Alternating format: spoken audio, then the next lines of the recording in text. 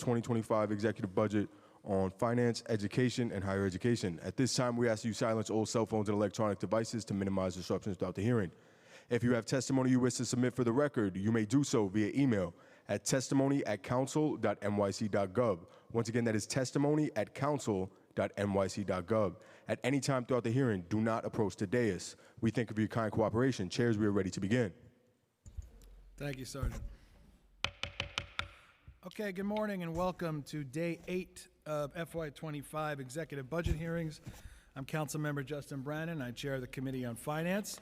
Today's hearing will begin with the Department of Education, followed by the City University of New York.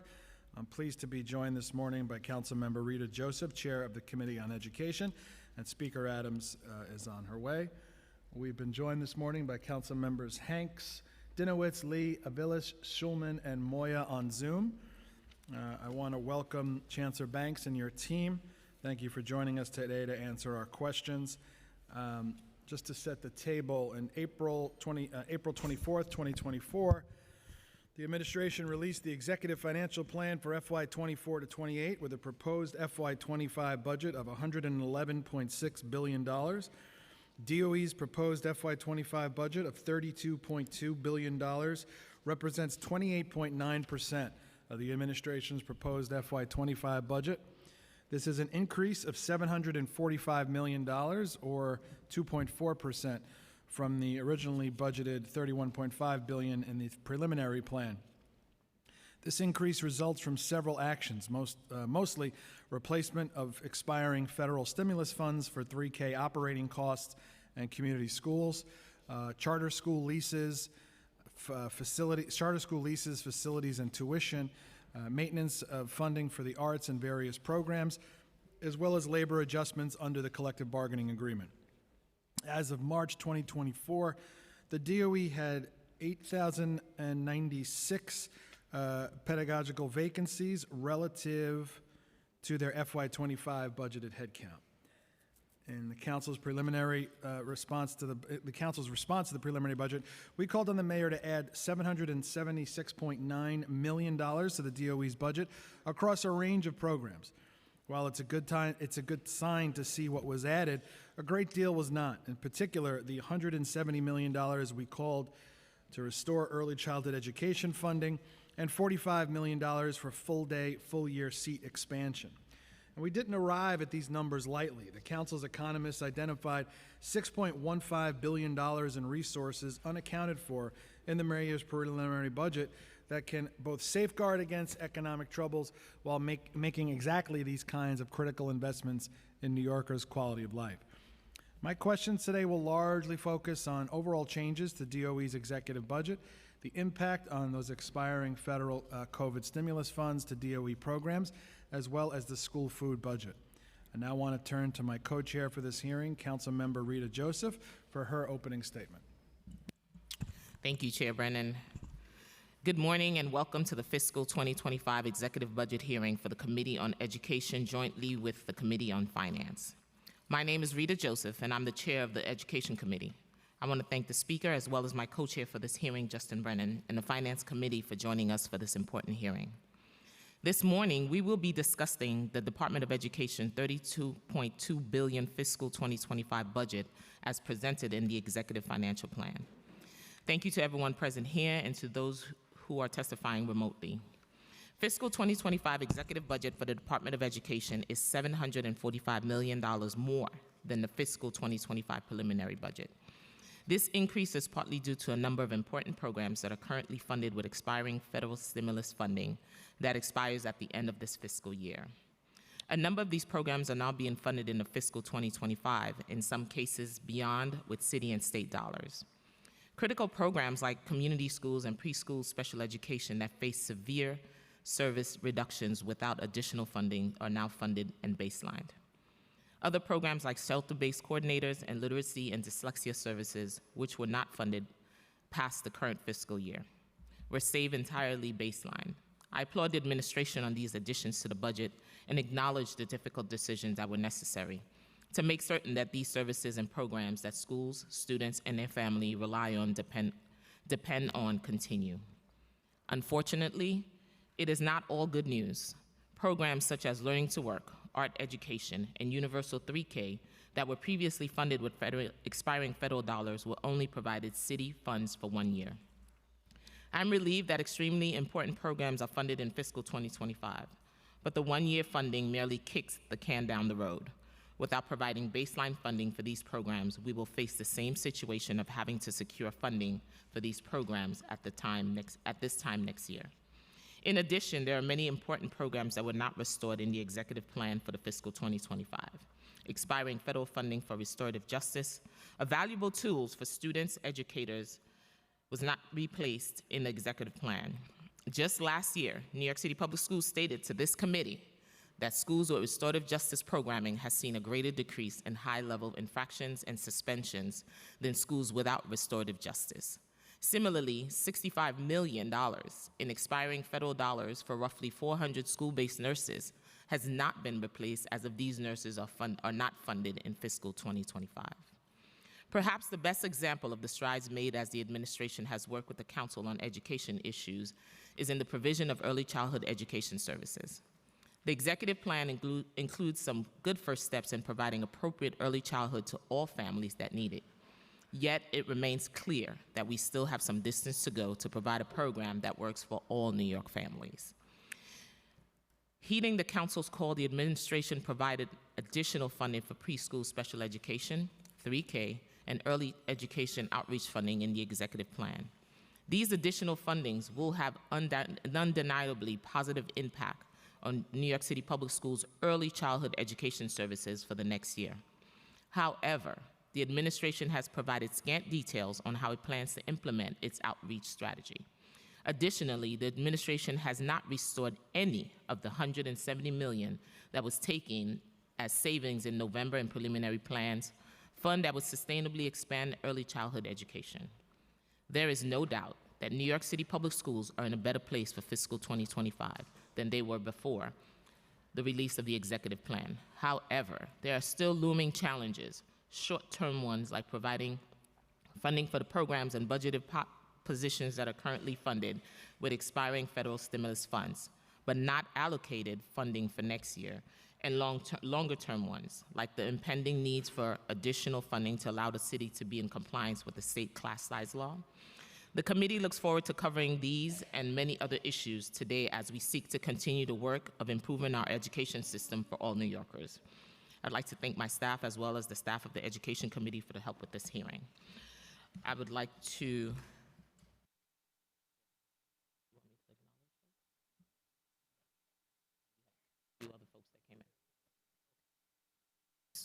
So now I'd like to turn to Public Advocate Jumaane Williams to make his opening statement. Thank you so much, Madam Chair. Mr. Chair, first of all, I have to say let's go Knicks. Just got to get that out there. As mentioned, my name is Jumaane Williams, and I'm the Public Advocate for the City of New York. I want to thank Chairs Joseph and Brandon and the members of the Committee on Education and Finance for holding this hearing. Thank you, Chancellor and team, for being here.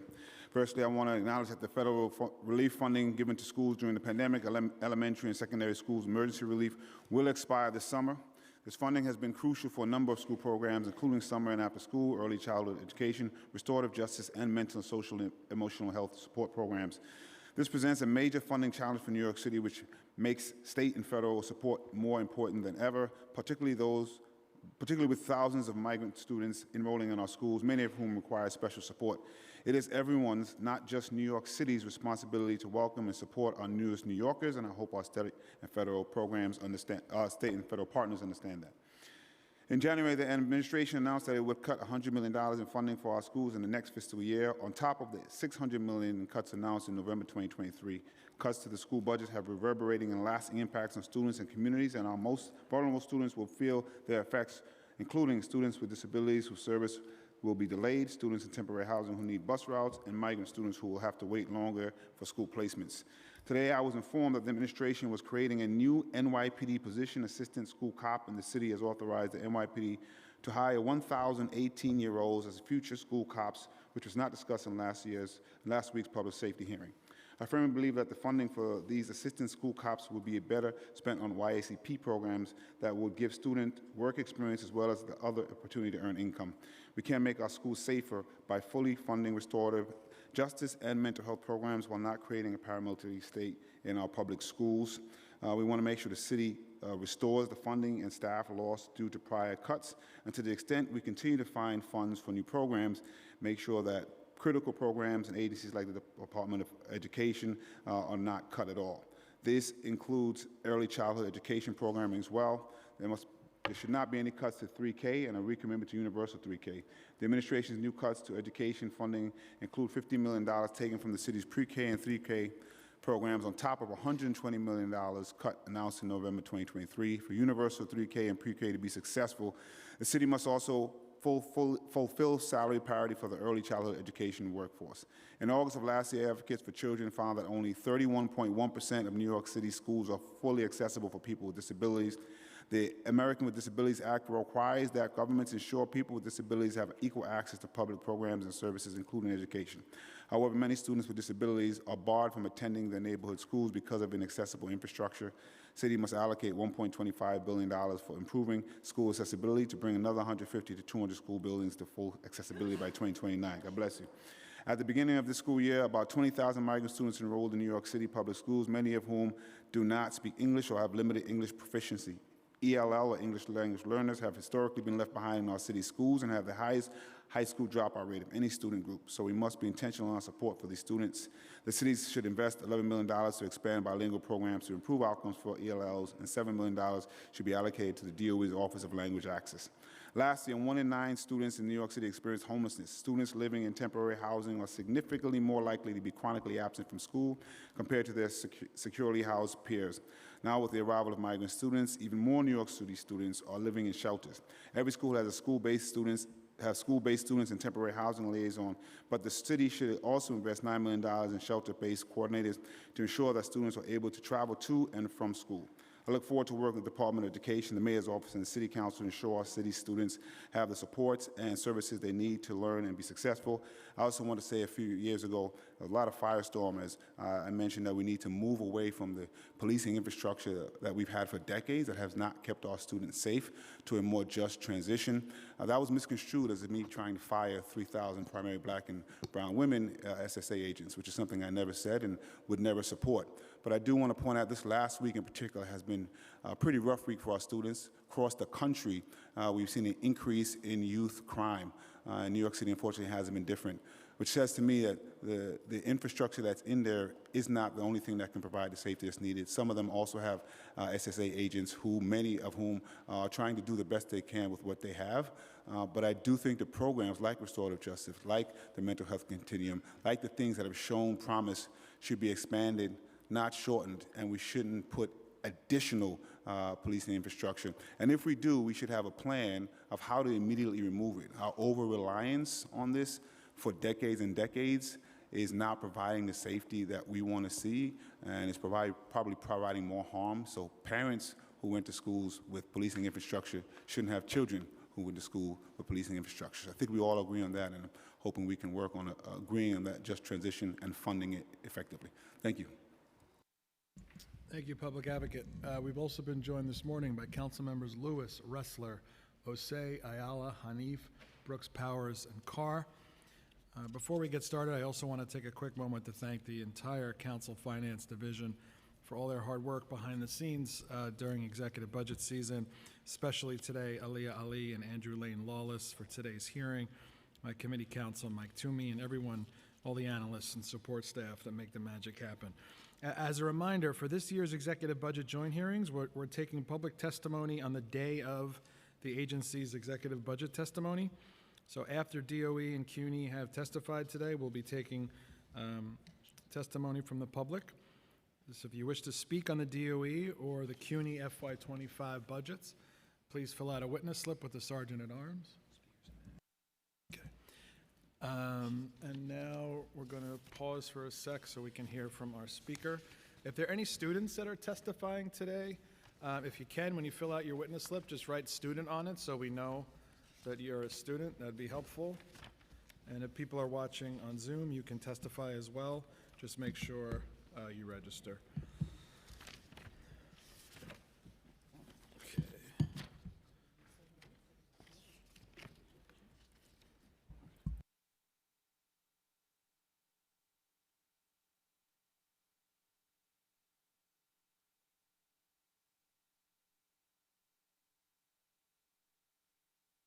Okay, our committee counsel, Mike Toomey, is going to swear in our witnesses, and we could start. Good morning. Raise your right hands, please. Do you affirm to tell the truth, the whole truth, and nothing but the truth before this committee and to respond honestly to council member questions? David Banks, I do. Dan Weisberg, I do. Emma Vadira, Sarita Scott. Thank you. You may begin. You could begin. Okay, so, good morning, Speaker Adams. Good to see you. Chair Brannan, Chair Joseph, and members of the Council Committees on Finance and Education. Thank you for inviting me to testify today on the Mayor's fiscal year 2025 executive budget. I'm joined by members of my leadership team. But before discussing our FY25 budget, I'd like to touch on last Wednesday's congressional hearing on anti-Semitism. This was an important moment for New York City Public Schools, our students, families, educators, and community leaders. That's who I was there to represent, to ensure that we were clear and honest about the very real challenges that have faced our school system, but also to ensure that there was no DC politician who was going to smear our city or our schools as being a hotbed of hate. I testified about what we're doing to meet the moment with the 3 priorities that we have set forth: safety, engagement, and education. There will be progressive discipline for students and staff who engage in anti-Semitism, Islamophobia, transphobia, or any other forms of hate. But we know that the real solution to eliminating hate is to teach, to raise the consciousness of our young people and ensure that they don't treat any group of people as the other. And as you know, we already have a Hidden Voices curricula on the AAPI and LGBTQIA+ communities and on the global African diaspora. Now we're excited to begin the process of creating 2 new Hidden Voices curricula, highlighting individuals from both the Muslim and Jewish communities who have left an impact on our city, our country, and the world. And based on the reactions that I received, the vision I laid out before Congress resonated with people in Washington and all over the country. While we still have a lot of work to do, I'm proud to be leading the New York City Public Schools, and I look forward to continuing to partner with you on this important topic. Now, turning to our budget.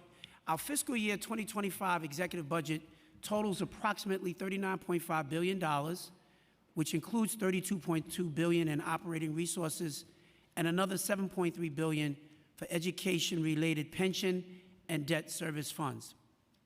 The Mayor continues to make significant and historic investments in education, which reflects this administration's deeply held belief that children are the top priority.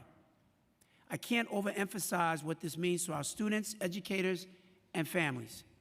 Under the Mayor's leadership and with your partnership, we are maintaining key programs, including funding for signature initiatives under our Bright Starts Bold Futures agenda, including literacy work, career pathways programs, wellness resources, and critical initiatives in early childhood education. So funding in the budget will enable us to continue our transformative literacy initiative, NYC Reads. Grounded in the science of reading, NYC Reads ensures that our educators use high-quality curricula based in the science of reading with robust professional development and coaching on the curriculum that they're using. This coming school year, we will begin phase 2 of NYC Reads. This second phase will expand to all remaining early childhood and K-5 classrooms and will extend our work in 9th grade algebra across the city. We will build on gains that we made in phase 1 and position our students for success in school, work, and life. Our pathways work. We are also committed to ensuring that each of our students graduates not just with a diploma, but with a real plan for a rewarding career and economic security, backed by paid, career-connected learning experiences, early college credit, financial literacy, and career guidance. Next year, over 100 future-ready high schools will offer all these components and career pathways in healthcare, technology, business, and education, with more industry-focused areas on the way. We also recently announced the opening of 9 new schools for this fall, including Bard High School Early College, which will open in East New York, Brooklyn, offering students in Central Brooklyn the opportunity to earn an associate's degree for free while in high school, without having to travel far from home. This builds on the successful opening of the Bard High School Early College in the Bronx, which was received tremendously well by the community. We will also be opening a Bronx STEAM Center in 2025. Additionally, in partnership with Northwell Health and Bloomberg Philanthropies, and Bloomberg, by the way, donated $25 million to this initiative, we're creating a first-of-its-kind healthcare-focused high school in Queens, which will open in the fall of 2025. And finally, as Councilmember Carr recently shared, we're preparing to open a dedicated K-8 gifted and talented school on Staten Island in the coming years. Thank you, Councilman Carr. Our administration on early childhood, our administration is committed to ensuring that our youngest learners have access to a high-quality early childhood education that is academically rigorous and also socially engaging, preparing children for success as they enter elementary school and beyond. Now funded directly by tax levy dollars, due to the $92 million that was included in the executive budget that addressed the federal stimulus cliff, our budget reflects for the first time a sustainable fiscal model for 3K. As part of the executive budget, we will also launch a $5 million outreach effort to increase awareness of 3K and pre-K seats for families and help them enroll in those seats. And I'd particularly like to thank this council for continuing to advocate for our youngest learners and for being partners in this work.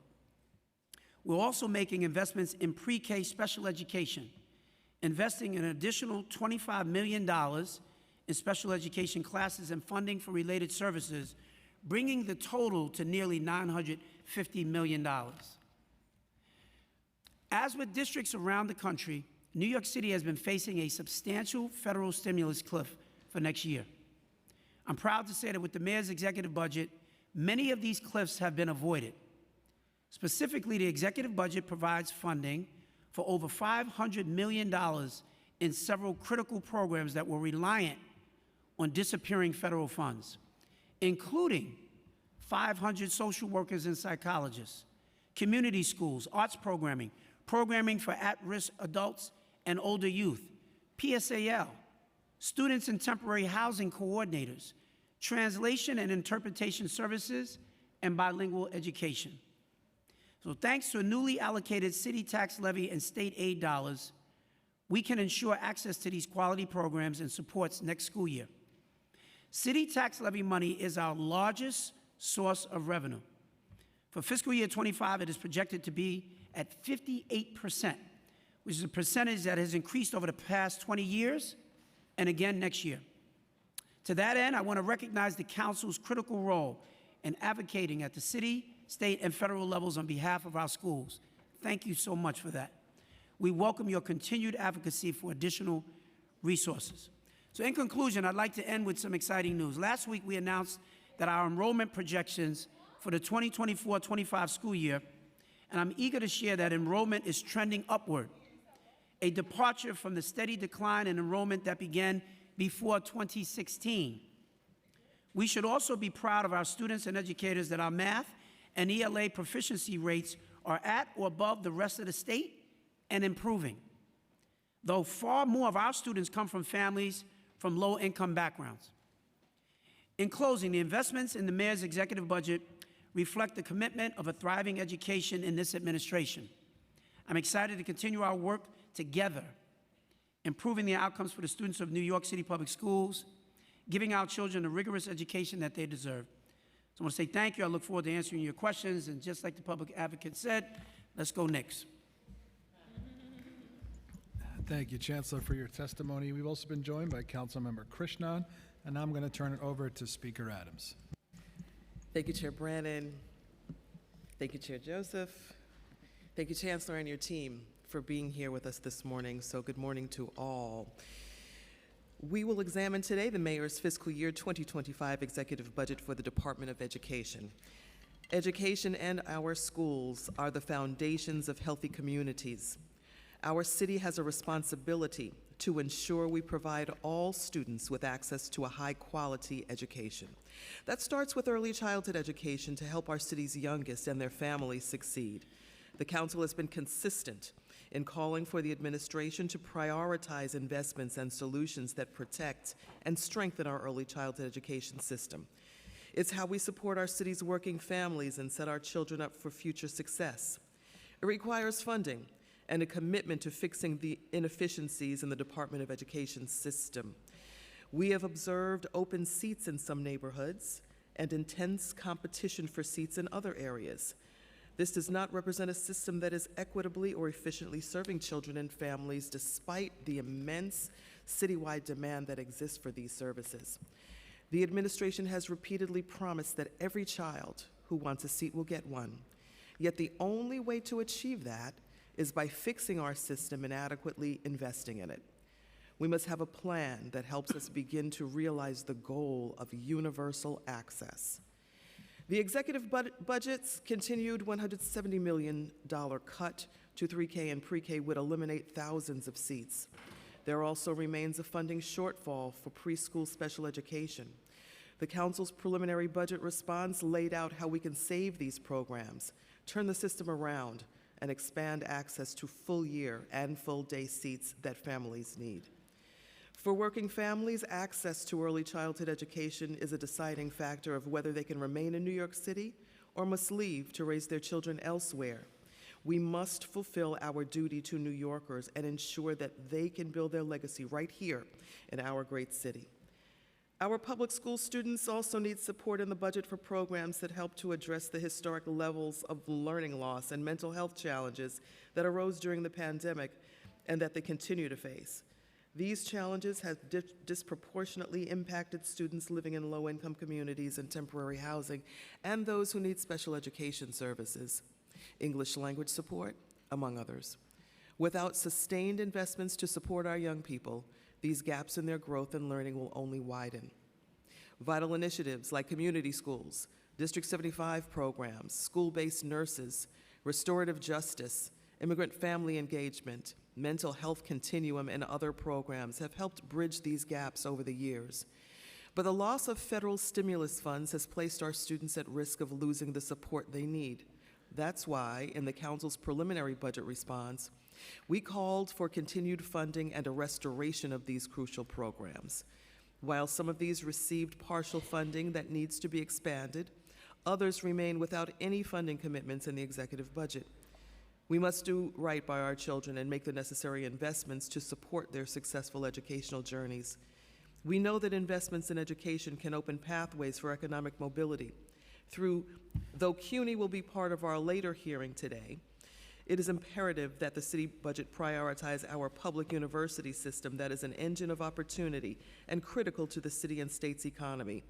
In just 2 years, we've seen what programs like CUNY Reconnect can do if we simply provide the support in our budget, and I must give CUNY Reconnect, that's my baby, a big round of applause. The program has re-enrolled more than 33,000 working-age students, continuing to soar past enrollment targets to help New Yorkers advance. The overwhelming success of CUNY Reconnect is evidence of what can flourish when we choose to invest in programs like this, CUNY ASAP and others, that support New Yorkers' pursuit of higher education. To ensure that students now and in the future can benefit from the economic and social mobility that CUNY enables, we need to protect and increase our investments, not pull them back. We cannot afford to shortchange our students and our city. Chancellor, we look forward to hearing from you and your team today on your budget, your plans to address the outstanding needs of our scholars, and I thank you very much once again for being here. I turn it back over to Chair Brannan and Chair Joseph. Thank you, Speaker Adams. I want to just dive right into changes to the DOE and the executive budget overall. So the FY24 budget includes a large number of programs funded with federal stimulus dollars. And the biggest challenge, the council's been steady on this, that our biggest challenge has not been the cost related to the migrant influx, but to grappling with the expiration of temporary dollars that were used to prop up permanent programs. In the executive plan, some of these programs were baseline with state funding, others were funded with the one-year, one-shot city funds. So could you tell us what considerations were made for deciding which programs were baselined and which would be funded just for 1 year? Yes, thanks for the question. So we are very glad that a large portion of the stimulus cliffs were addressed between the various city budget cycles, including most recently over $500 million in both state and city funds that were added for a number of those programs.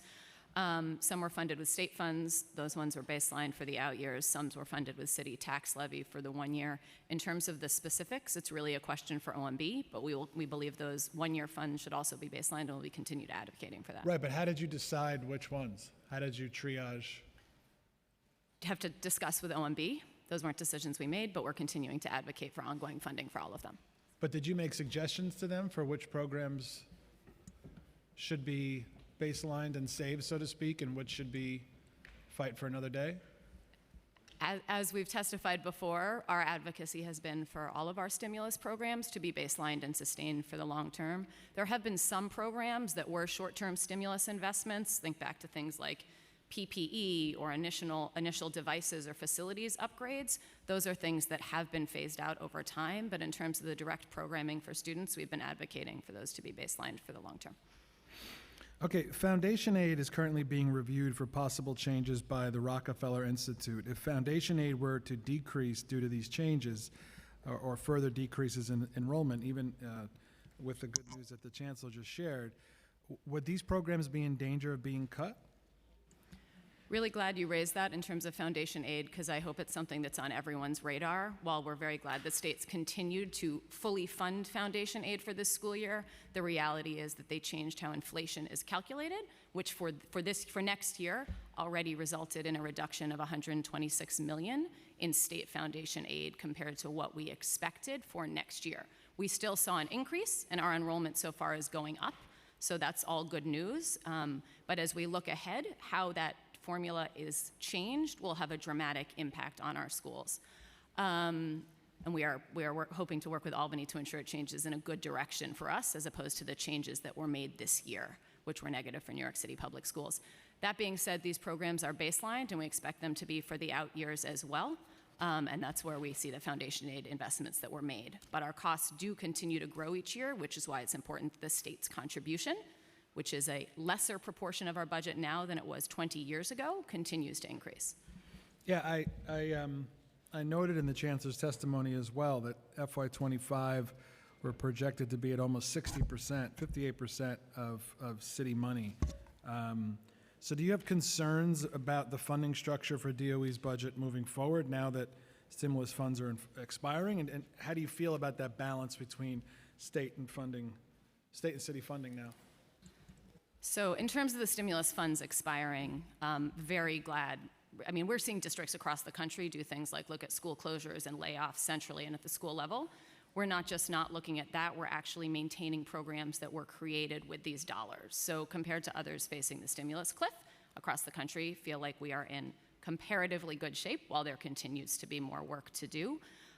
We are glad to have those city and state funds in the budget. I will say, to the larger question you asked, I think it is concerning for us as a city, and to all of us it should be concerning, that when you looked roughly 20 years ago, the city and the state were basically equal contributors to our budget, 45-45 with the feds coming in for the rest. If you look at that now, it's closer to 58% is on the city's books going into next year, and closer to 37% is coming from the state. And that's as we look towards not just the stimulus cliffs, but of course the class size law, which applies only to New York City public schools. We're working on implementing that, but it will have additional costs to hire teachers. Okay, I'm going to turn it over to Speaker Adams for her questions, and then I'll continue. Thank you so much. Thank you, Chair Brennan. Today, we'd like to hear about the current status of New York City's early childhood education system. The Council is concerned about the management and operation of the city's early childhood education system, and especially with the issues that have plagued the DOE in recent years, such as providers not receiving payments on time. a lack of outreach to connect families to empty seats, and a lack of marketing to inform families that the program exists, leading to issues with misallocated seats. These issues have destabilized the early childhood education system. We have providers who've had to close down due to late payments from the DOE. Some neighborhoods are without seats, while in other neighborhoods there are widespread vacancies because families don't know the program even exists. The council can't stand by and watch as the systems are derailed and progress is derailed in the city, in spite of the creation of a robust early childhood program. We fought hard to restore funding and to get new funding added, and the council is grateful for the funding that was added in the budget, the executive budget for 3K, preschool, special education, and early childhood outreach. We are your partners in this work, and we have to work together to help stabilize and strengthen the state of early childhood education in the city. How would the DOE characterize the state and status of early childhood education in the city at this time? Madam Speaker, first of all, I would say I can't overemphasize enough the state, the challenged state that we assumed when we came into office as relates to early childhood. And I think since we have been here, we have worked very hard, and we've worked very closely with many of the members of the council as well to work to improve the overall status of the of that division. Our Deputy Chancellor Kara Ahmed can answer any specific questions, but I think since we've gotten here, we have seen a marked improvement, even as it relates to providers who are complaining that they had not gotten paid. We're not all the way there yet, but we have made very, very significant progress given what we inherited when we got here. But if I would like Deputy Chancellor, if you'd like to lean in and answer anything very specifically. Deputy Chancellor, we just have to swear you in. Do you affirm to tell the truth, the whole truth, and nothing but the truth before this committee, and to respond honestly to councilmember questions? I do. Thank you. Thank you, Speaker Adams, and I appreciate your, not just your interest, but your advocacy and support for early childhood education, and couldn't agree more. It is the foundation for our children to set them up for success for the rest of their lives, educationally, professionally, and personally. The Chancellor is correct. When we assumed our positions here in this administration, we did walk into a number of outstanding challenges. One includes, so I just want to go through some of the challenges you named, an incredible and enormous amount of back invoices that A, had never been submitted or never had been paid. We worked rigorously to catch up on a previous fiscal year that we weren't even present for, to be able to support providers so that they could become fiscally stable. By December of 2022, we had thousands of invoices and millions of dollars paid out to providers, and at the same time, in parallel, we had to create an infrastructure that did not exist. Training and support for staff who were processing invoices, training and support for our providers so that they can feel empowered to support their own fiscal operations. Those things just weren't in place. I am thrilled and proud to say that we are in a space that providers can submit invoices and they are paid in less than 2 weeks on average across our program and across the 5 boroughs. Just some data points here. Vendor invoice submission from July to December from last fiscal year to this fiscal year increased by 130%. That's extraordinary. Vendor invoice payment from July to December from last fiscal year to this year, 244% during that same time period. So we're seeing that we are supporting providers in getting submissions in much quicker and much more timely, and that payments are going right out the door. That is going to support our providers to serve children and to serve their families.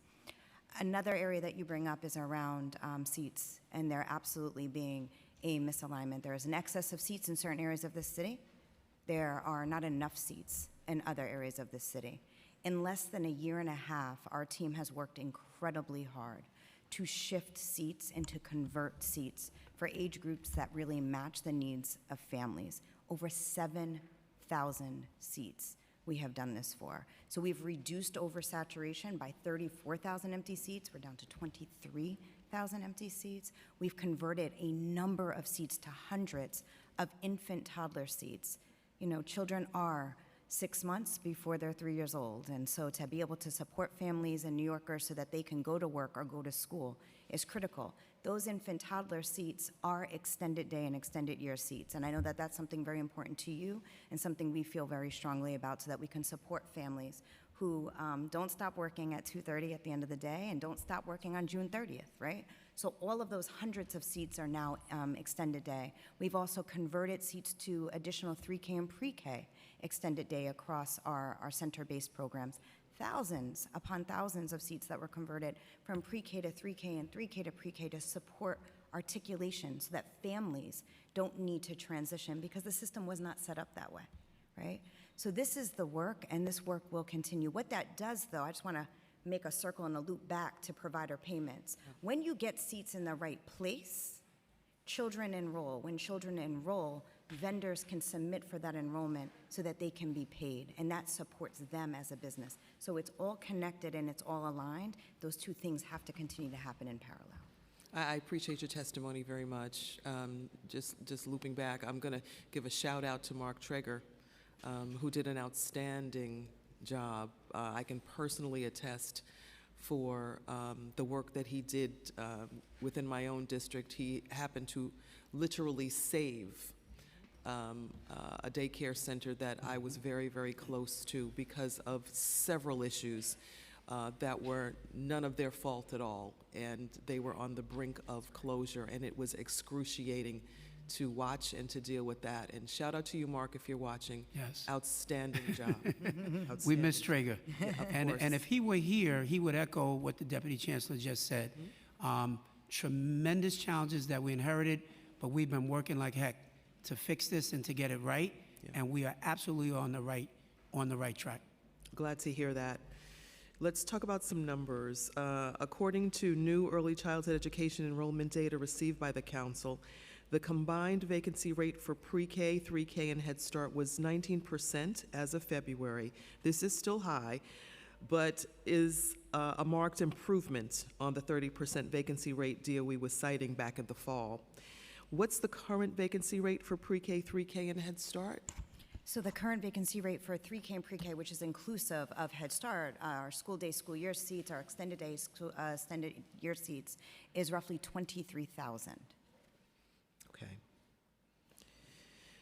What are the top 5 neighborhoods or districts with the highest vacancy rates currently for both 3K and pre-K? And what are those rates? I think that's something that we can certainly get back to you. I don't know if we have those rates right now, and because we're in the middle of offer letters going out and children still enrolling, it's in flux. So we can absolutely provide that information, the top 5. Do we know the top 2? I don't have the top 2. Do you have the top 2? At least? We don't have Not the yet, top 2 okay. with us, yeah. But we can certainly provide that. And I would say that we're at 23,000, and to your point, that is a drop from 34,000 where we were in June. So again, that work is paying off of where those shifts are happening, and a 38% increase in infant toddler enrollment alone. That is something, when I heard you speak around the goals for early childhood and ensuring that it's for all children, and I'm sure we'll talk about children with special needs and disabilities, but infant toddlers were not included in the outreach and the supports and really in thinking through what the early childhood system looks like in New York City. And that is a huge piece of this work. So to see a 38% increase in enrollment, because again, providing that birth to 5 continuum in areas, communities, and zip codes has really supported families. Do we know what districts are at capacity? We can get you a full list of, and I want to make sure it's updated. I know we provided that to the council, I think, back in February. So we can certainly get a new updated list to you as well, by district. Okay. Going back to the early childhood education vendors, do we have a figure on how many early childhood education vendors currently have outstanding payments owed to them? There aren't outstanding payments owed to any of our vendors. Vendors are submitting invoices on a daily basis. They're expected to submit invoices by the 5th of each month. That is an ongoing process, and right now there's an average review and payment time of roughly 11 days, which is a dramatic decrease from where we started at the onset of this administration. Okay, that's really good news. We're aware that the DOE has taken steps to right-size contracts with early childhood providers. Can you walk us through the process and what the goal was? Right-size contracts. I'm not sure specifically if we've been right-sizing contracts. We've certainly been right-sizing seats. That will affect or impact a provider's contract. That's also a restraint on right-sizing seats. Providers have certain contracts with certain seats, seat types, ages, based on an RFP that they applied to many years ago, predating this administration, and that sets their contract, but it also limits what we're able to do. But whatever we've been able to do within the contractual terms to support them in their community and support families in the immediate, we've absolutely done. That would then change or shift their contract respectively. Do we know if any seats were moved? Thousands, over 7,000 seats were moved. Okay. Yeah. Were seats moved to other neighborhoods? Seats were moved and shifted to other neighborhoods where there were needs. Seats stayed in the same neighborhood, in the same zip code, but were converted. In the Bronx, for example, let me just say, provider had empty 3K and pre-K seats. Repeatedly said, there's an elementary school down the street, and children are choosing to go there, families are choosing to go there. But I know that there's an infant toddler need here. We converted her seats that otherwise would have just stayed empty. She now has a waiting list for toddlers in that neighborhood. So I think we were hearing a lot of those stories Yep. as well. Yeah. Were contract values reduced for providers as a result of right-sizing? contract values were not reduced overall. And again, the shifts may change. It's not a one-to-one swap. The cost per child, the cost per seats, all vary. Okay, great. The council was happy to see $5 million added in the executive budget, $1.5 million in the current year and $3.5 million in fiscal year 2025 for early childhood education outreach, although it does fall short of the $10 million we asked for in our preliminary budget response. The council wants to be partners in the city's efforts to advertise seats and reach the families that can utilize them. We're confident that there is demand for these seats, as we've said, and the council wants to work with the administration to ensure that the city conducts productive outreach to providers in the communities that can most benefit.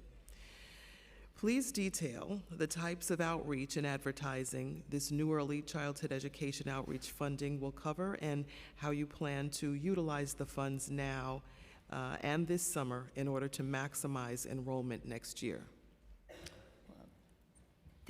Are you waiting? I was going to say, first we want to thank you for your advocacy and support, and it means so much around outreach.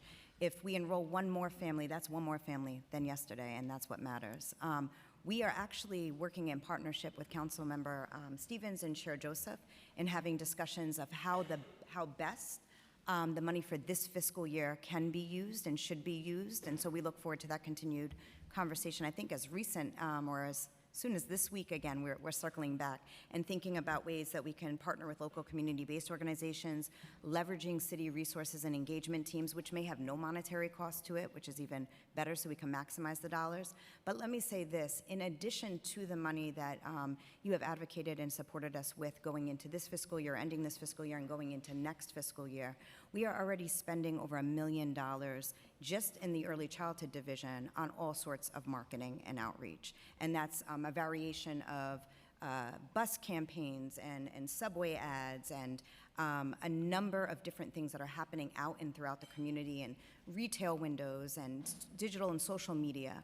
In addition to that, we have invested direct funding to our providers in Head Start in particular as part of a national enrollment initiative to support our Head Start providers with what we're going to call PR kits, so that they don't need to use their budget, their funding, to have all the kind of stuff that you'd support at a tabling event or to give out to families to recruit and do outreach. It's going to equip and empower our providers so that they can feel independent in that work and support their own program. So that's one piece. We've also got outreach and marketing happening across New York City Public Schools and our other divisions that my colleague can speak to, Deputy Chancellor Lloyd, because this is in addition to the over $1 million in early childhood. It'll be added to the $1.5 million for this fiscal year, and there's more. But I would also say before you go, we welcome any input and partnership with any city council member here who seeks to engage with us in this outreach effort. You know your communities best, and you can help us in this process. So we're just letting you know that we are open. I know that the Deputy Chancellor works very closely with Chair Joseph, and as well as other members on the council. And any council member who is looking to work with us to help us with this outreach, we are here for it. I'm only going to add. DC Lloyd, we just have to swear you in. Sure. Do you affirm to tell the truth, the whole truth, and nothing but the truth before this committee, and to respond honestly to councilmember questions? I do. Thank you. I'm only going to add 2 finer points onto what Deputy Chancellor Ahmed said. As part of the paid advertising we are doing, we target that specifically to areas that have low engagement with the early childhood program, as well as those with low enrollment. Those advertisements appear in the 9 languages and are specifically targeted to those communities. When we're not using paid advertising, we always leverage and activate our principal toolkits, many of which we've shared with many of you. Those are able to be used by providers and are also available in the 9 languages, distributed at our family welcome centers, community-based organizations. And in addition to that, we also do paid digital ads that are also targeted by zip code to key communities.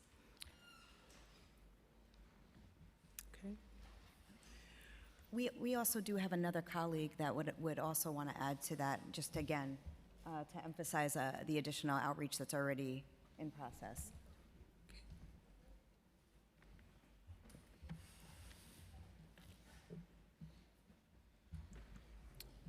Hello, let's just swear you in.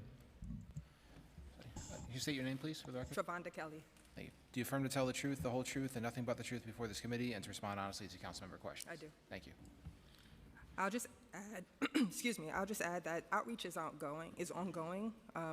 My office, what we focus on is the admissions process, and during the admissions process, we are constantly reaching out to families. We reach out to nearly over 200,000 families through email, robocalls, text messaging, reminding them of milestones, just letting them know that we need you to apply, trying to see exactly what help they need from us, if they need help with My Schools, if they need help with the application system itself. We invite them to info sessions just to make sure that we can address their concerns, and we remind them of the deadline as it approaches. What we have seen is that there's been an increase in the number of applicants for 3K as a result of this outreach, but this is ongoing work that we will continue to do. We want to make sure that we're continuing to figure out ways to reach out to these communities and to families to ensure that they are fully aware of how to apply for 3K. Some of that is working also with programs to make sure that they're recruiting families, and they're constantly putting open house invitations and information in My Schools so that families know that they can visit these programs and learn more about them. And in addition to that, we plan to work ongoing after the application process to families who are interested in seats that are available now and that they are eligible for. And in My Schools, we have a may have seat filter where they can actually go into the system and see what programs are available, what seats are available, and they can go directly to the program to apply. So that's ongoing outreach that we have, and we'll continue to do, and we'll continue to get better at that.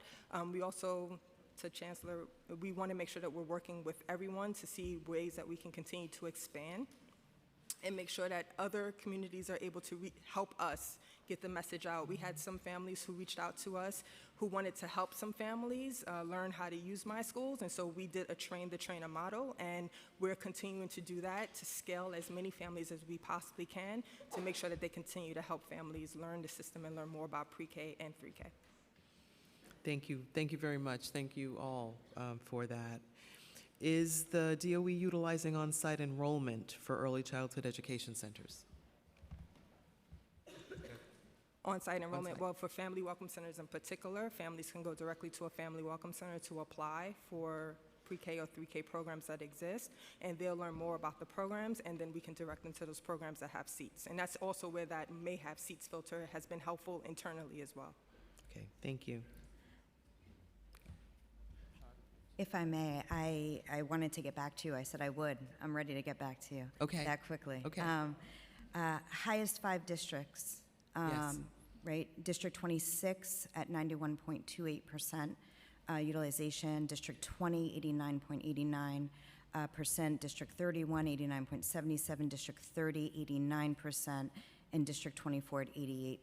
And then the lowest 5, and happy to give this to you as well following this hearing, District 23 at 55%, District 16 at 66%, District 9, 69%, District 1 at 70%, District 19 at 72%. With that variation, we should note, though, that in the current moment, we are probably at the highest level of enrollment that we've seen across the early childhood system, over an 82% utilization rate across all the different all the different age levels, all the different seat types. And again, I will emphasize 38% increase in infant toddler enrollment from last year to this year. That is huge, especially when we walked into this work with thousands of empty seats around infants and toddlers. Yeah, thank you for getting those numbers to us. I'm sure my colleagues were very interested to hear those numbers and act accordingly. Yeah, and we will continue to use this in our conversations with Chair Joseph and Councilmember Stevens as we think about the outreach plan to be very targeted and very intentional. Okay, perfect. Thank you very much. The council added $15 million at adoption last year to provide 1,000 extended day and year early childhood education seats. Working families need the flexibility of having these types of options available to them. It is our goal to continue to offer these seats and expand the number of extended day and year seats. Can you provide an update on the pilot? How many seats have been filled in the current year? And if you can provide the breakdown by location, including council district as well. Absolutely, and thank you again for that advocacy. We've talked about this a lot. I know ourselves and Chair Joseph, Councilmember Gutierrez, around what extended day actually means for families and to be able to support working families and those that are going to school, and to be able to do it in a way that there are no restrictions through an application process. Right, and so our current extended day, extended year seats are all income eligible seats, but they're tied to different restrictions, citizenship status for one, and just an application process. What this pilot has done is it's actually been able to provide an opportunity for families who we are seeing that really could benefit from this service the most across a number of different zip codes to be able to easily, accessibly access those seats in a way that's really supporting them. And we have absolute anecdotes from families already to talk about what it's meant to them. As we know, the pilot took place in collaboration with the City Council's feedback. The pilot is taking place in over 31 different programs across 11 different zip codes, which were deemed the areas with the highest economic need indexed and did not already have extended day, extended year seats or Head Start seats available to families in those areas. Were eligible to participate in this pilot. In the current moment, we have about 17 out of those 31 programs that are participating, and they're serving roughly 440 children. But we should put that in perspective to think about that's about over 800, nearly 900 individuals, because when you think about it, we're serving the child and we're benefiting that family member, in some cases 2 parents, 1 parent that can continue to go to work. This is the difference of taking on a job where they don't have to pay additional funding for an extended day, early morning drop-off, or a late afternoon, or go to school. So the impact is truly profound. So it's going really well. We've gotten so much feedback from our providers who have been using this funding in ways to really support families directly and just free of any burdensome. So it's just, thank you. I'm sure the DOE would support expanding the pilot to support even more extended day, extended year seats as well. That's a given. I appreciate, in talking about the federal stimulus, Cliff, I appreciate the administration's efforts to replace expiring federal stimulus funding in the executive plan. $514 million was added in the executive plan to support an array of vitally important programs, including preschool special education, funding for operational costs for 3K, community schools, and shelter-based community coordinators. However, funding for a number of important programs for fiscal year 2025 is still uncertain, and the city has not yet fully scaled the fiscal cliff. What is the total gap that remains in fiscal 2025 for programs that were funded in fiscal 2024 by federal stimulus funds and that have not yet been replaced and supplanted? with state or city funding? The total gap is a bit over $200 million all in. That's significant. Does the DOE plan to add funding to cover the full amount of this gap at adoption? So we don't set our own budget, so we look forward. We know the process is very live right now, and we look forward to working within the budget we're given. Understand those conversations are very much ongoing between you all, City Hall, and OMB. Okay, that's a good answer. My final line of questioning has to do with something that I'm very proud of as well, and that's the Education Equity Action Plan Initiative and Black Studies curriculum. One of the council's priorities this year was the funding of the Education Equity Action Plan. The funding would help in the creation, development, and implementation of a Black Studies curriculum in New York City public schools. I understand that the Columbia's Teachers College Black Education Research Center has commenced a pilot curriculum and has engaged in training, outreach, and events, and is currently revising the curriculum based on the results and feedback from the pilot. Does the DOE have an update for us on the pilot and the response to the new proposed curriculum? We're joined also from our team, Huete Moore, if they would swear her in. Good morning. State your name, please. Huete Moore. Thank you. Do you affirm to tell the truth, the whole truth, and nothing but the truth before this committee and respond honestly to councilmember questions? I do. Thank you. Hello, good morning, everyone. Yes, this has been such a proud moment for New York City Public Schools.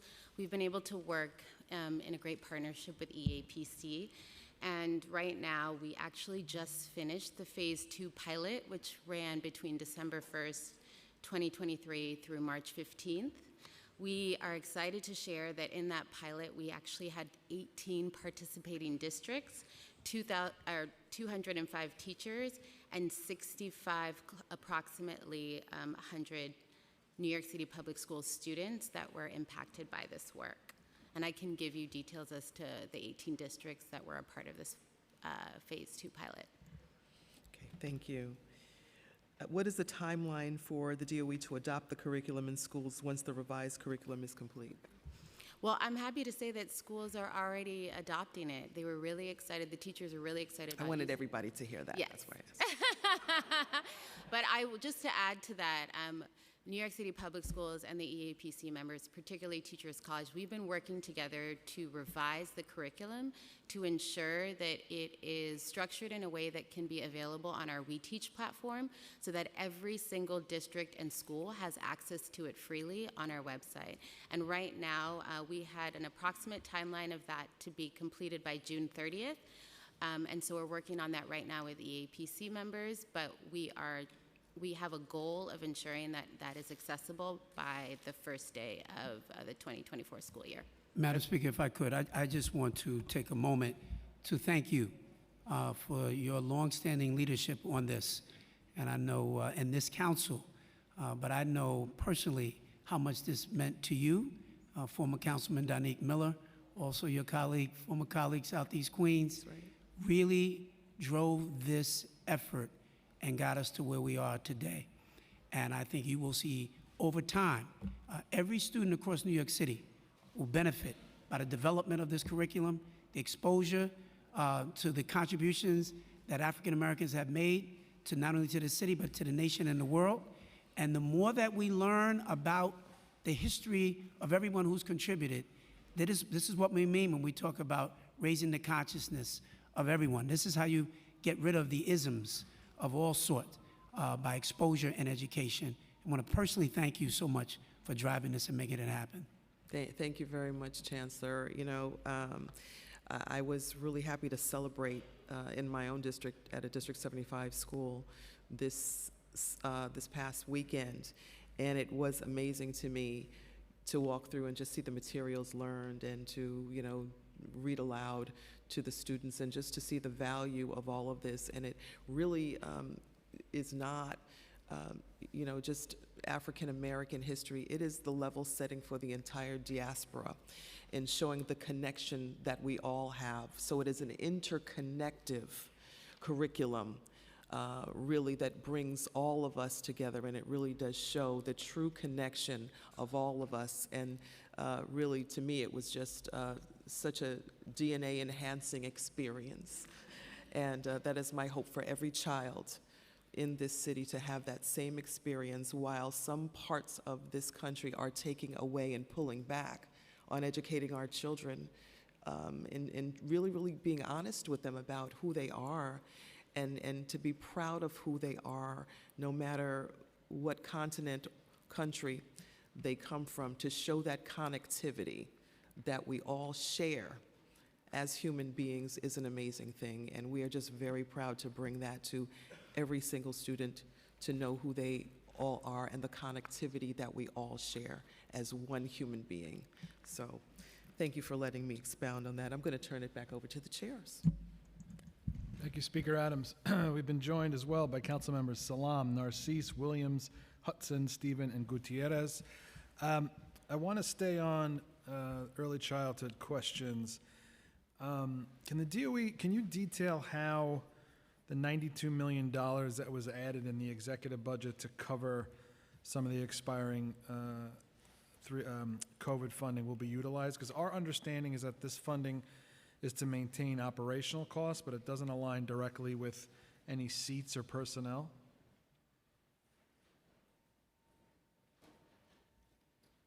It is to replace the stimulus dollars that are expiring, that were used, DC Ahmed should jump in if this is wrong, but that were used for operational costs, but also to provide seats across the system. So it is connected to seats? Yes, it's supporting our existing programming. Okay, and is the current federal funding for this fiscal year that's expiring in June $96 million?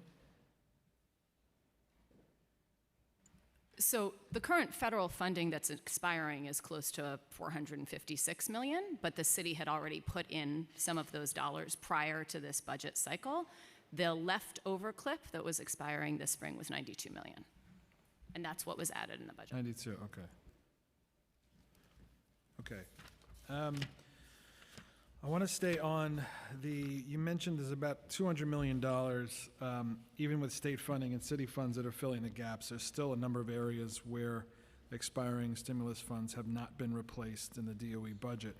So we understand that there is $65 million in expiring federal funding for 400 in-school nurses. Is that correct? That is correct, yes. And how many schools would be without a full-time nurse if that funding is not maintained? So that funding is currently funding 400 nurses, and we have a nurse in every building, so it could be up to 400 schools impacted. Some of our schools do have more than one nurse, so I can double-check the precise part. Okay, and can you confirm that there is a $12 million shortfall in funding for restorative justice in FY25? I think the number we have is $8 million in terms of the current funding that is federal funding that is expiring for next year. And there's a $3.3 million shortfall in funding for student success centers? There is a shortfall in funding for student success centers. We believe it is $3.3 million. We are working with our program team to sort that, as they are actually also making some programmatic changes they are working on, so we can get back to you there. Okay. There are 3,255 budgeted positions currently funded with federal stimulus funding. That includes about 2,700 teacher positions and 547 civilian positions. We know that some of this headcount is accounted for in the programs that were newly funded in the executive plan, but how many of the 3,255 positions do not have funding attached to them? So we're actively working with OMB to align our headcount to match the funding that was actually put up in the executive budget. And could you tell us how many of those positions have been filled? How many of the total we can get back to you on that. Okay, the school food budget. $25 million of federal funds for school food was added in the executive plan, but for FY24 only. OMB has stated that this additional funding is to cover recent increase in meal participation, the number of students who are seeking school food. What was the reason for this uptick in meal participation? We have delicious food. That was for you, Chris. Our meal participation has been up this year. To be fair, our enrollment has grown this year as well, and we know we have a particular influx of students in temporary housing, but our meal participation is up beyond that. We do think and hope it is in part because of the investments we've been making in school food, our cafeteria enhancement experience, where we tend to see participation tick up after that when we redo our cafeterias for the student experience. But we are continuing to see an increase this year over last. Okay, so here's a trick question. If the chicken nuggets are so delicious, then why was there no funding added in FY25? So as you know, we have put most of those items back on the menu starting in March. We started to put all those items, chicken nuggets, French toast sticks, back on our menu. As we are, I mean, I think what I'd say is we are monitoring this very closely. We are very invested in making sure all of these food options stay on the menu for students next year. We also know that for food, the city's revenue does depend on meal participation, and we don't know our meal participation for next year. We expect if participation goes up, the city will continue to see increases in federal revenue, and we would work with OMB to make sure those are realized in our budget as we go into next year, but we're not there yet. So what effect did the $60 million peg of city funds in the November plan have on the DOE school food program? So we had a series of rising costs in our school food program over the course of this year. Some of that is because of increased meal participation, as we discussed, and took some time for the federal revenue, which has lagged a bit, to actually catch up with that. Some of that is due to increases in a third meal for summer rising programming, which is a new item the city's taken on. Some is due to increased collective bargaining costs. So we had a series of new costs. And over the course of ensuring we are staying within our budget after the November plan, we did need to make some reductions, which hit in February, but that have now, looking ahead, been put back on our menu. Because I think this was originally pitched as a funding swap, right? And the funding swap was not supposed to have any impact on school food services. It was a funding swap in that the revenue was replaced, the dollars were replaced, but as our costs increased and our meal participation rates went up, our costs were going up. Okay. So given that the budget for school food is about $50 million lower in FY25 than 24, and that's partly due to the expiring federal funds that you mentioned, can DOE maintain the current menu items and have enough food for all students if they want it next year? Are there other service or staffing or purchase changes or any programmatic reductions that were going to be reversed? So just to be clear, we are always providing enough food for all of our students as well as multiple options for all of our students every day, right? The question is how many options we're providing and some of those particular items that were on the menu. Our menu changes a bit every month. Our director, Chris Chicarico, can walk us through that in more detail. So we don't know precisely what will be on the menu this fall, but yes, our expectation is that all those items will be back on the menu, and we'll continue that. And we'll work with OMB over the course of the year to ensure we have additional revenue as needed, as our participation hopefully stays up. Okay, let's leave the cafeteria now. Can you give us an assessment of the funding for DOE overall in the state's enacted budget? What areas did DOE gain funding? Yes, so as discussed, the biggest pot of money we get from the state is state foundation aid, which is used as one of our major core supports for our schools. We did see an increase in state foundation aid for this year. That increase all in will come to roughly $460 million. As I said earlier, because I'm not going to let it drop, that was still $120 million less than we would have expected had the state just left the formula alone, but we did see that increase in our budget from the state. And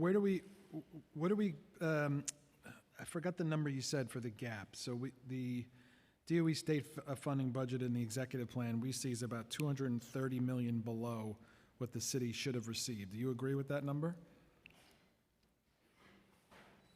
Some of the state funding is not yet in the executive plan because of the timing of the budget cycle. What we expect to see is the 460 in total once the cycle's over. Which is the gap I mentioned that you might be talking about is we would have expected to see 126 million over that 460 had the state not changed how the formula works for next year. Okay. And that was the change. Does DOE believe that enough state funding is coming to help enact the class size law?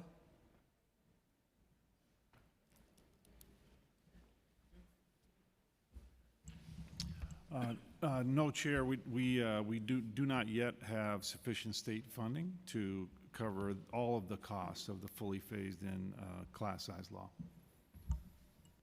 Oh, can I add one thing? Yeah. That being said, some of the increase that we are seeing for this year, we are proposing to put into implementation of the class size law specifically for next year. Right, so can any of the overall funding and the state funding be used to go towards that mission?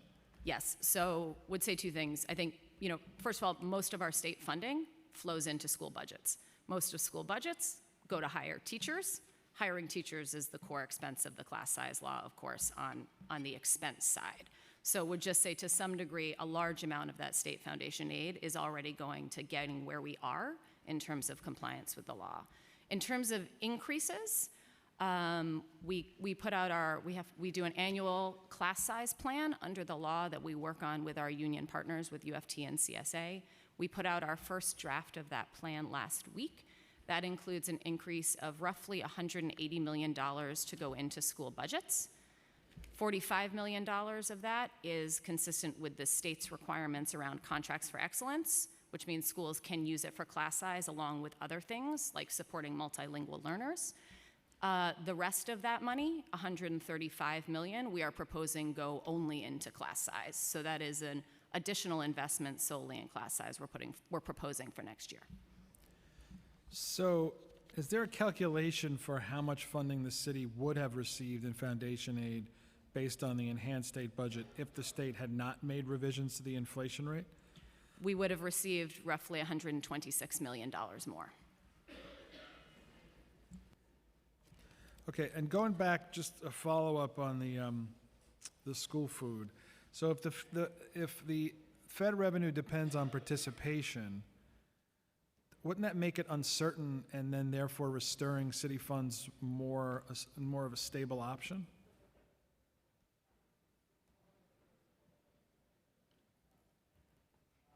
So we do have city funding in our budget for school food and always have, but like all districts, we do rely a lot on federal funding for our school food.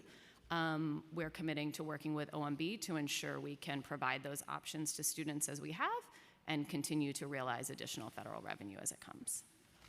That's what the federal revenue is for, right? To help localities feed their students. Okay, just a couple more. I want to talk about D75 transparency. At the preliminary budget hearing, DOE testified that they were working on improving D75 transparency with the hope of rolling out the new transparency measures soon. So could you provide us with an update on how that's going? Yes, you mean the budget transparency measures? Yes, I can. So based on the recommendations of the Fair Student Funding Working Group, one of the things we've been looking at is improving transparency across the board in terms of our budgets. So there's more information on our website in terms of our central budget now than there used to be. And then we also committed to improving transparency around school budgets. We said in that previous hearing we were starting with districts 1 through 32 and then moving to D75. We're planning on rolling out the new format for D1 through 32 in the next couple of weeks, and we can make sure you all get an update after that, and D75 should be soon after this summer.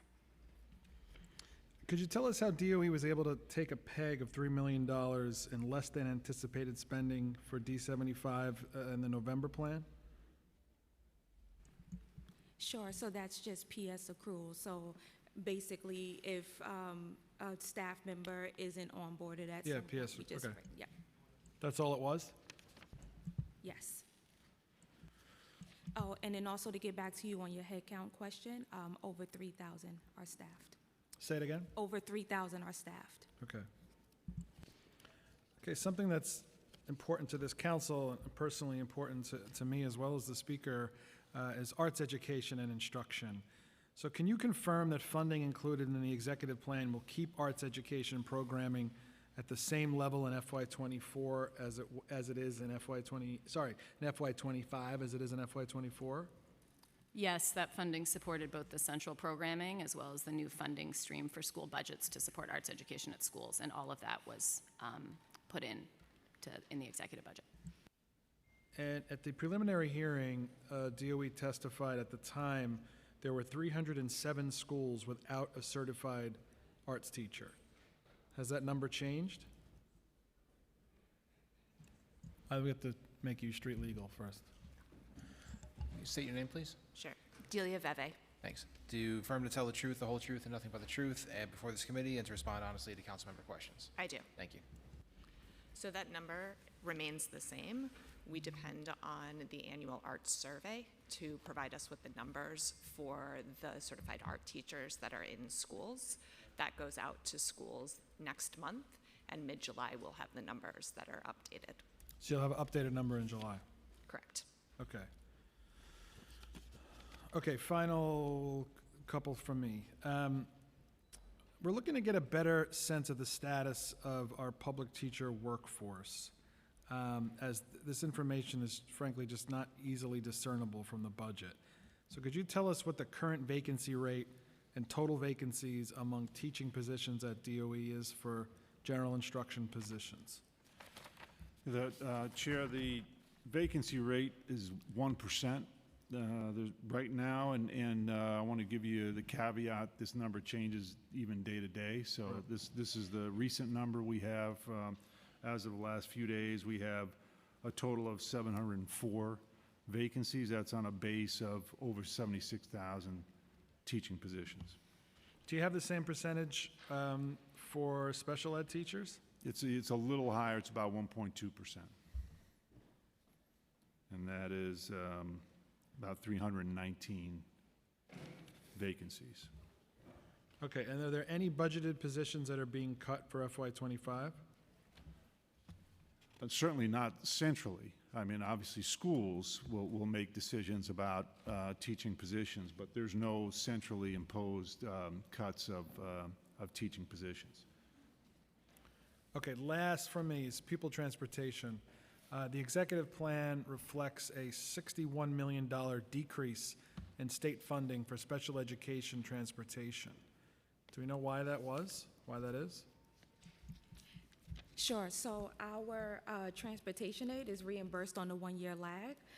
So for the 2024 state aid is based on 2023 actual expenses. So the 61.3 was just an adjustment that accounts for less than expected transportation aid reimbursements from the state, and which the city actually backfilled 50 million of it.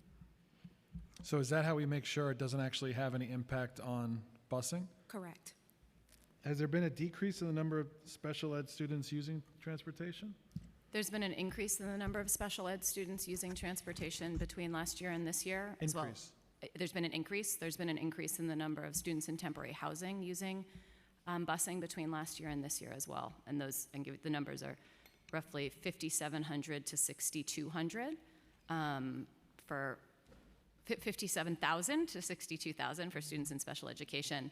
I'll pull out the students in temporary housing number in a minute, but it's a roughly 2/3 increase in the number of students in temporary housing who are riding our buses this year.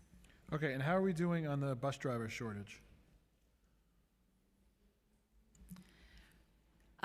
We continue to have a bit of a shortage, but I would say, the bus driver shortage is a national problem, and as far as we can tell, New York City is quite far ahead of other districts as we tackle it. We've seen districts do things like cancel general education busing over the course of the last year as they've struggled to find bus drivers and frankly struggle with the stimulus cliff. It continues to be an issue we work with our vendors on every day. We think it is helpful that our vendors and their union reached agreements last year that provided increase in our driver salaries and our attendant salaries, so that's been good, but certainly more work to continue to do. Got it. Okay, thank you very much. I'm gonna hand it over to Chair Joseph. Thank you, Chair Brennan. I want to go back to the $170 million PEG in early childhood in the November plan. We noticed that it was not restored in the executive budget, right? But now we're seeing there's more, the amount of vacancy seats have also lowered. What's the plan to restore that? The last time you were here, you said we would restore it. What's the plan for that? And have you put in a new need with OMB around the 170 PEG?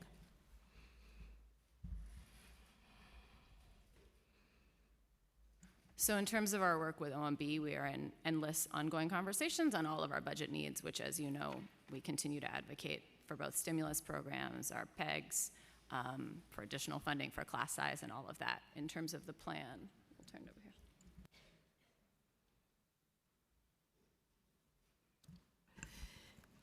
So, in the most recent data, the additional funding on the executive plan for the outreach advertising for early childhood, right, would help bolster enrollment. Does the assumption and the condition that led to this cut, is it still true? Dan never hears me. Let me start over.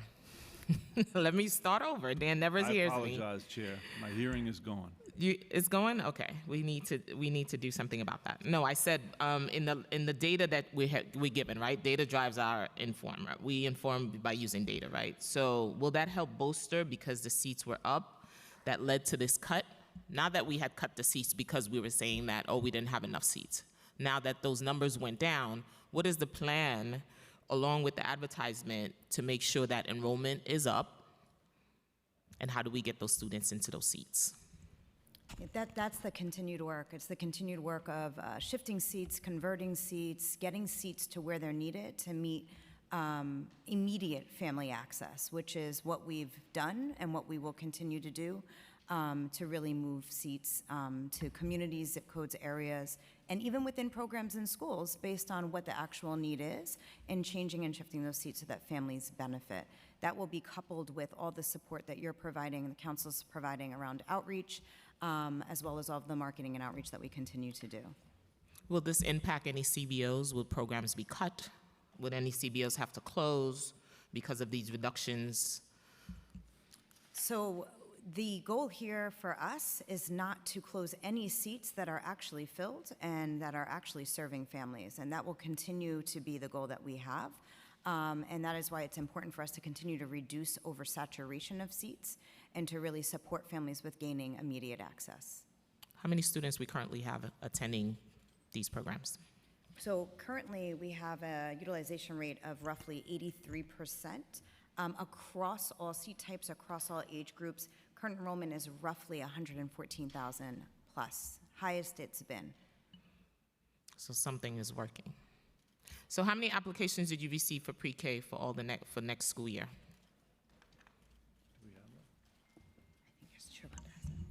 Yeah, we just put offers out, Chair, and Travonda Kelly, our Chief Enrollment Officer, may have those figures hot off the presses.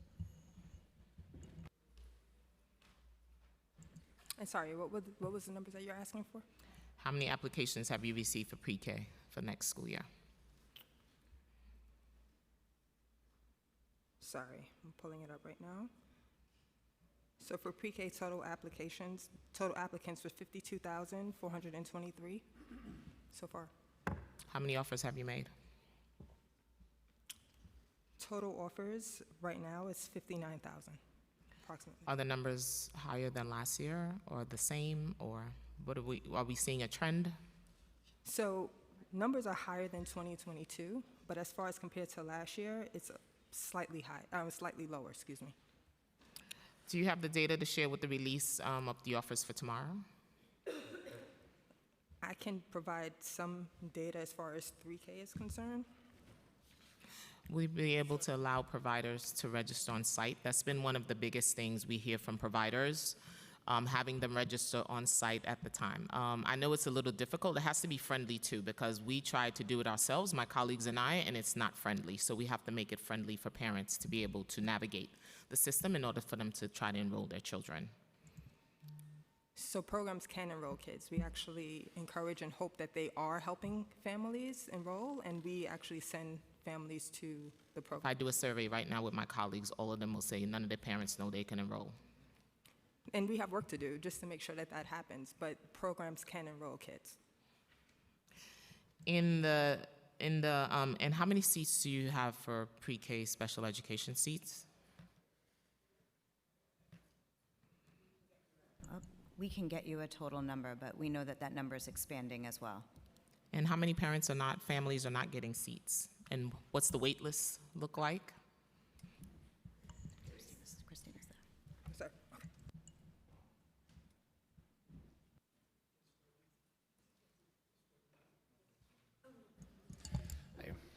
Say Oh, your name. I swear you would. Do you affirm to tell the truth, the whole truth, and nothing but the truth before this committee, and to respond honestly to council member questions? I do. State your name, please. Christina Foti. Thank you.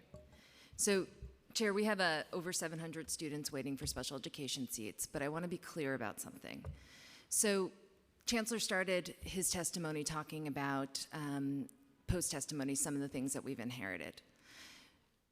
When Pre-K for All was developed, the funding infrastructure for special education was never systemically developed. We are always playing catch-up on the special education side to make up for what was not developed as a funding infrastructure for Pre-K for All as it relates to special education. Now, we are making the most of what we have, and I'm going to be clear, we can't ask our folks to work harder than they are currently working. You heard from DC Ahmed how with our current resources, we are improving so much. People are getting paid faster. That is also true in terms of our provision of service. So post-pandemic, we've had a surge, as you all know and expected, of pre-K students in need of services. Even with that surge, through working smarter, our compliance rates are staying steady.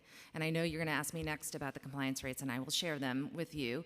But to be clear, in order to fix pre-K special education, we need all levels of government working to make sure that the funding is flowing in a way that we have an infrastructure that serves pre-K for truly all, that includes special education students. We talked about a lot of priorities today. We've talked about busing, we've talked about arts, we've talked about chicken nuggets and French toast sticks. toast. And they're very popular. There's nobody who loves the chicken nuggets more than my son, so I hear about this and I thank Emma for getting those back. Thank you, Emma. But there are a lot of priorities and a finite amount of money. Every hearing we talk about pre-K special education.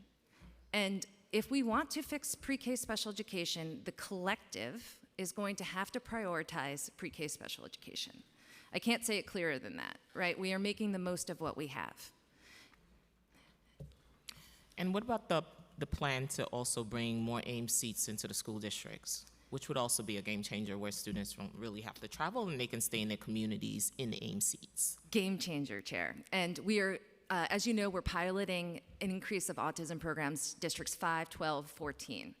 I am following that data incredibly closely. We've already seen a decrease in District 75 referrals by 50% in those districts, and we are ensuring that those kids are a mile from home at most. So we are working with our district's superintendents to place every child who wants a specialized program in a specialized program, including the Ames programs in those districts. We are delighted with how the process is going in terms of support for families thus far, and are over the moon at the prospect of keeping our kids closer to home.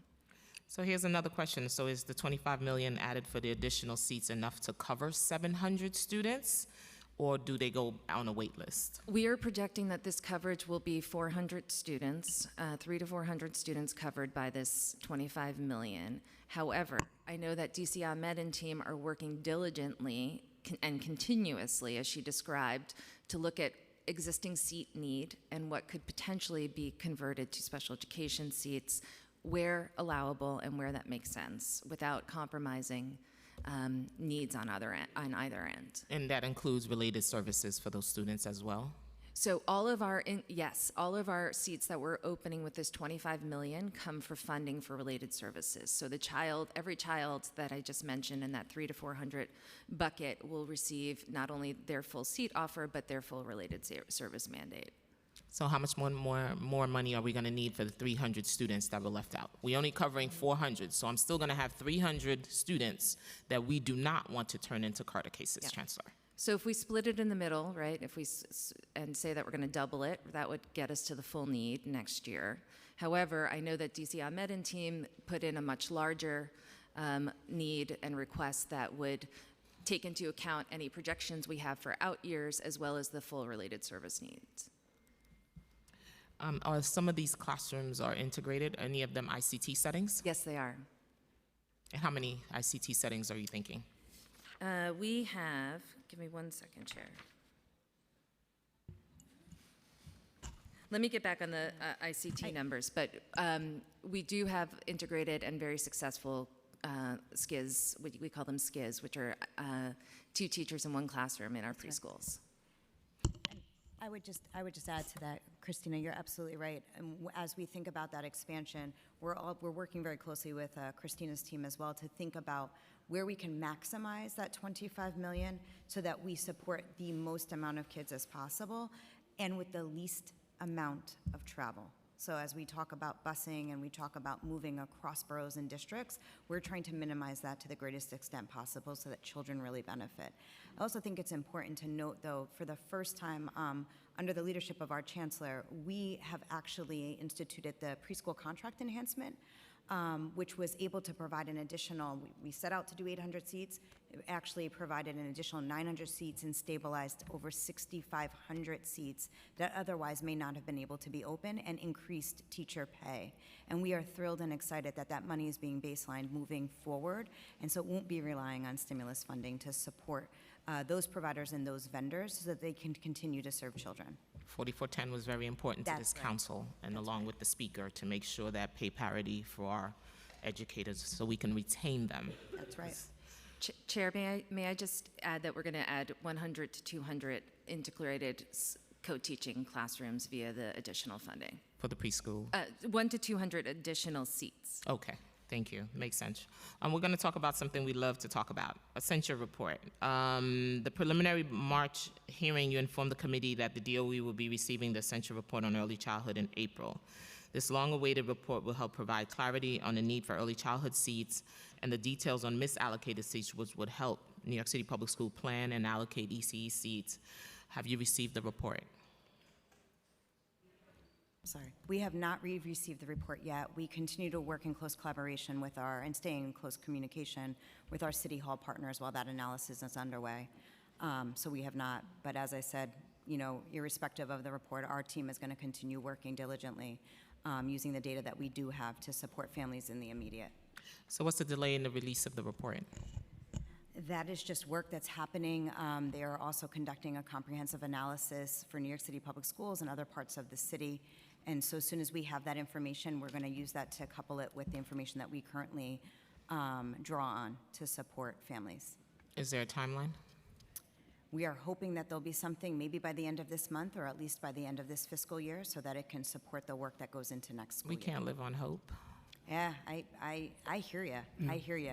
It's something we thought we were going to have sooner than this. Yep, that was the hope, and you know that was absolutely what our goal was. But again, as I said, we've not waited for over a year for anyone else's report. We've used, in particular, the data that we gather from our school and program leaders because they have boots on the ground. They are working with families and communities directly, and so we are drawing on their feedback and their insight to know best what their communities need and to support them so that families benefit in the moment. But the chancellor can relate to this as educators. Data drive our instruction, right? So data also drives our policy. So we needed data to make decisions, but here we are again, $170 million in early child seats cut with no data. So that's just like going into the room blindly making decisions for New York City youngest learners without having the data to drive that decision. No, you're right. It is a challenge, and what we're doing is trying to do the best we can with what we've got. So we wish we had all of that data. It would inform what we're trying to do with more clarity right now. But we're not sitting around on our hands until it shows up. We're doing the best we can with other forms of data that we're working with. Thank you, Chair Brennan. I just had one follow-up on the early childhood, the special ed seats. Wasn't there a promise made in earlier in this administration that by June 2023, every pre-K special ed kid would have a seat? So the contract enhancement has certainly helped us, but I want to remind everybody that you all asked us many times about what we were going to do about the surge in special education needs post-COVID. The contract enhancement was intended to help us mitigate that surge. That surge, however, continues, and we've seen an explosion in terms of needs. So the contracts were intended to keep up with the need that was present in that moment, However, that need continues, which is also why in the special education world, we're continuing so many of our investments and seeking additional funding, which we've successfully gotten from the state to continue our recovery initiatives. And you know, our sensory gyms are an example of those recovery initiatives that we're continuing, recognizing the increase in need. Thank you. Okay, Speaker Adams. Yeah, just a couple more before we hand it over to our colleagues. How do the preliminary 2024-2025 school year budgets compare to the 2023-2024 school year budgets? Does it look like more schools will be gaining or losing funding based on enrollment figures? So it's too early to know for sure at the school level. We're in the process of working on putting together our school budgets now. What we know is that all the funds across the system that flowed to schools last year, including additional dollars for the Fair Student Funding Weight, including additional contracts for excellence money, those will continue to flow for next year. And in addition, we're putting in this $180 million for class size and contracts for excellence as well. But how that, and overall, as the Chancellor mentioned, we are seeing a slight increase across the system. But how that plays out at the individual school level will depend on when we put all those things together, which will be near the end of this month, and we'll provide it. Maybe I should have posed it a different way. Do you feel more hopeful this go around than last go around with the budget? So going into this school year, we actually were able to not just put in those increases, but hold all schools harmless at the initial allocation for the 23-24 school year. That was because we had federal stimulus dollars. Those hold harmless dollars are gone. We're putting in more money than that through new contracts for excellence and class size. So that's good overall across the system. But in terms of how that plays out at the school level is TBD, but we are investing the money we have in school budgets and continuing to increase that as a piece of our budget. Chair Joseph said we can't live on hope, but nonetheless, we do try to remain hopeful. And I do think that the notion that our numbers are trending in the right direction will continue to give us hope. We have lots of needs across the schools. One of the earlier questions were, Chair Brennan, about our overarching priorities. It is very challenging as Chancellor to have a list given to you of all of these wonderful and amazing programs and to be told, which ones do you prioritize? How do you prioritize arts over community schools? Right? I mean, it's like asking you which one is your favorite child. These are all like wonderfully amazing programs. We don't want to lose any of them. And we know that you all are still very much engaged in the negotiation process with your partners at City Hall. And so what we are working with today will not be the final product. There are other things that may not be part of what we're discussing today that you're going to continue to fight for. And you will ultimately drive and make some additional things happen that may not be on our program here today. So we know that this is a process that we're in, but we do remain hopeful that we are getting more students who are coming back to our schools, and I think that portends positive experiences for us across the board. Okay, thank you very much. Chair. Okay, now we have questions. We've been joined by Councilmember Nurse, and now we have questions from Hanks, followed by Carr. Thank you, chairs. Thank you, Madam Speaker. Thank you so much for your testimony today. I just have one question. The public advocate, when he read his testimony, included information on a new NYPD position that seeks to hire 1,000 18-year-olds. Do you have any further information on this? I had not heard that.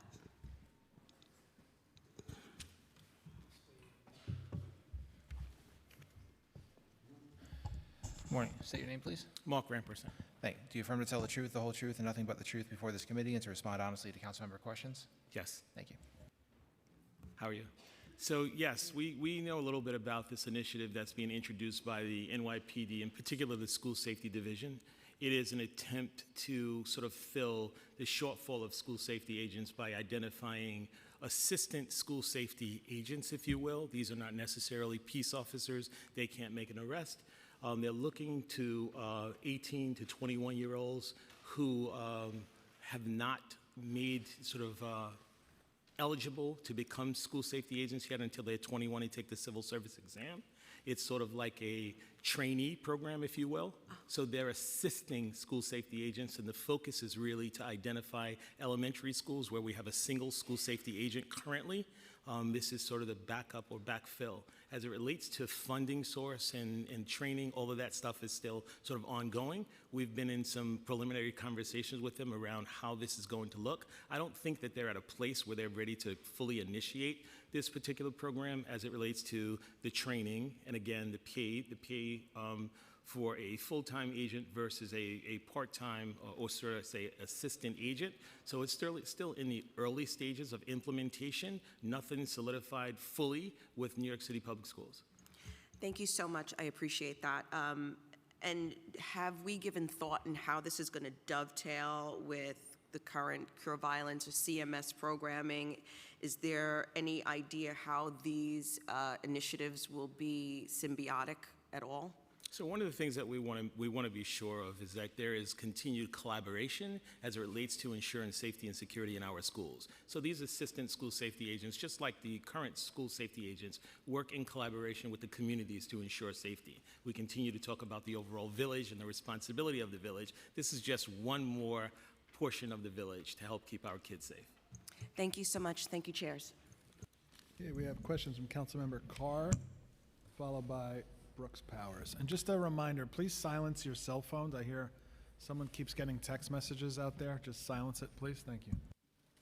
Thank you, Chair. Chancellor, it's always great to see you, and I just want to start off by thanking you so much for your commitment to GNT K-8 at the Villa campus.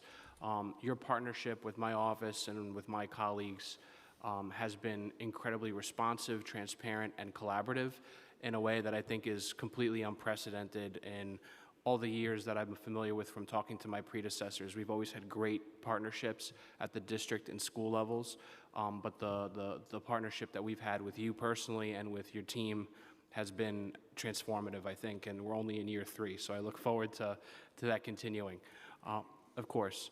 And so I wanted to talk a little bit about just 3 things, and I'll put the questions out there, and then I look forward to the answers. The first is I had the opportunity to visit a school-based health center at Newdorp High School, which is serviced by Northwell, as well as Port Richmond High School's health center. And I know collectively the health centers are asking for an additional $25 million in the budget, for additional $100,000 per health center on average. When the Newdorp Center started, its budget covered 45% of the costs in 1990. Now it's substantially less. And so these health centers are critical for maintaining a quality learning environment for our students, many of whom don't necessarily have health insurance that covers all the things we'd like them to have in terms of health services. Second, so I'd like to know where we are with that. Secondly, I want to talk a little bit about what's been going on with respect to some of the demonstrations that have been happening on our campuses. I know you alluded to this in your testimony. Some of the students are engaging in rhetoric which is perceived by other students in the building as threatening. And I know that these international debates are difficult, and I think being teenagers is a vulnerable time at any given point in current events, but I think that there needs to be more education done to kind of make people understand there's a way to project your point without making others feel vulnerable. So we'll just start with those 2, and I appreciate your answers. Yes, so we're really proud of the hundreds of school-based health centers and school-based mental health clinics that we have in our schools. We'd welcome more funding for them, of course. In the meantime, we do work really closely with the state to make sure, using state funds, we are opening as many of those as possible, and we'll continue to do that going forward. We work with H&H, of course, and our local partners as well, and we'll continue to do that. It is very important, the work of these school-based health centers, and so we're absolutely going to make sure we're leaning in there. As it relates to the demonstrations, we've been fortunate. Most of these demonstrations that we've seen play out on college campuses in very visceral kinds of ways. What we've had are some student walkouts, and we've had some difficult moments with our kids, and sometimes including our staff in our schools. This is a learning opportunity for all of us, and it is a real challenge. And it is a place that we could use your help as well as elected leaders and elected officials and community leaders. What has happened in the Middle East is, and what is playing out every single day, is so deeply emotionally charged. And we are finding students who are fraught with emotion, who are showing up at school and don't know how to unpack this stuff. And we also have adults in our schools, many of whom are afraid to address these issues. They don't want to be accused of being anti-Semitic or Islamophobic by saying one wrong word. So I hear it from all of them. We've engaged a number of partners to try to help us in this space. And it's interesting, even as I've engaged the partners, I hear from different folks who say, well, that's the wrong partner. We don't approve of this partner. We don't approve of that partner. These divisions are so deep. And then they're turning and saying, well, what are you going to do, Chancellor? I don't have all the answers, but we are trying to lean in and train our teachers, our principals, to try to get them as ready as possible. We invite all of you, and we mean this earnestly, to work with us in your districts to help us meet this moment. We cannot do this alone. This is very serious stuff, and we've laid out a number of things that we're trying to do, but we could use all the help that we could get, and we would welcome every one of you participating. That was part of the reason why I responded in the way that I did when I went to Washington. It was a very different tone and tenor than here at the City Council. To me, that was all about gotcha and playing for a viral moment and yes and no questions. These are not yes and no issues that we're dealing with. These are gray areas that have to be addressed by serious leaders. And we look at all of you as serious leaders. And we open ourselves up to saying, please work with us, because we're also struggling to figure it out. But to the degree that we can, work together on this, and it may be messy, but we think that we can ultimately help all of our young people get where they need to get. But we've got to help our adults as well. Yes. Thank you, Chancellor. I'm out of time, so just want to say I would love to continue to talk to you and your team offline about this and about the athletic trainer conversation. We've been having fruitful conversations with you and Mark about in the past. Thank you, Chair. Thank you. We have questions from Councilmember Brooks Powers, followed by Ayala.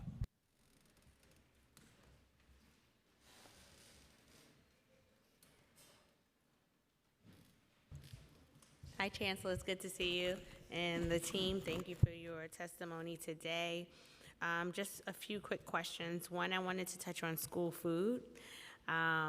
We'd like to follow up on some of the school budget questions that were asked earlier in terms of what is the current number of vacancies and vacancy rate for school food staff?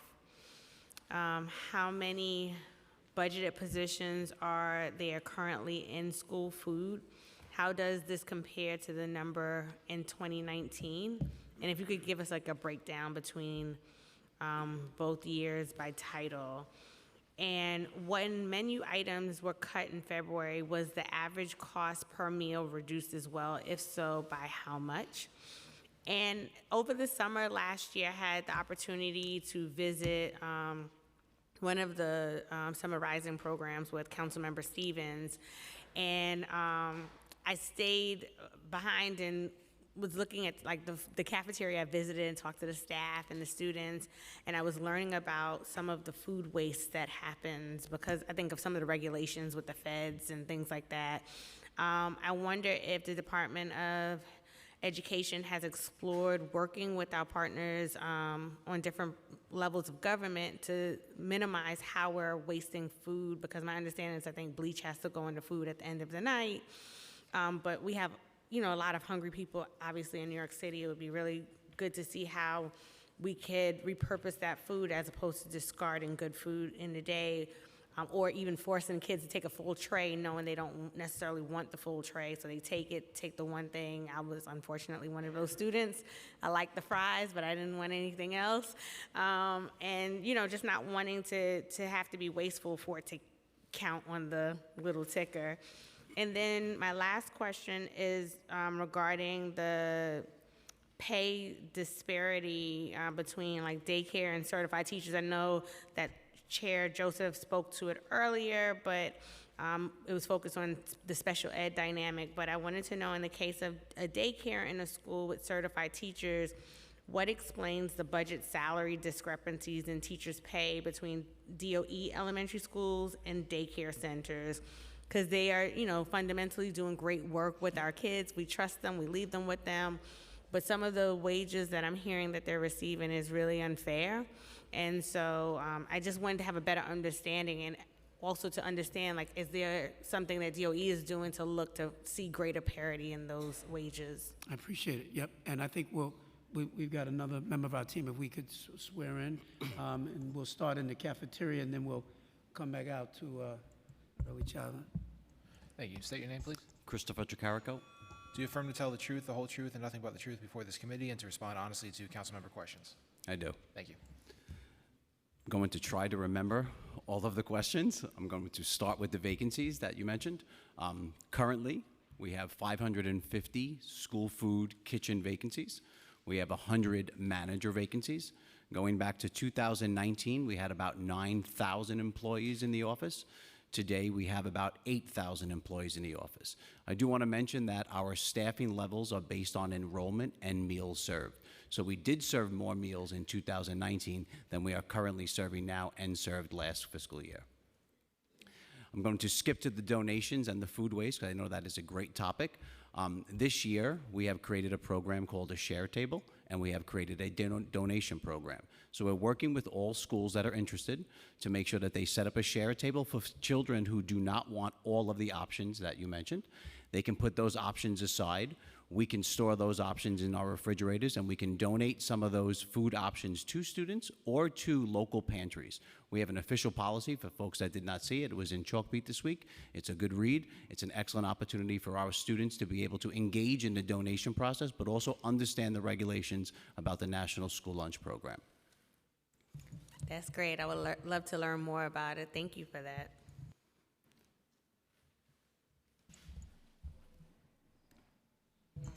Hi, good morning, Councilmember Brooks Powers.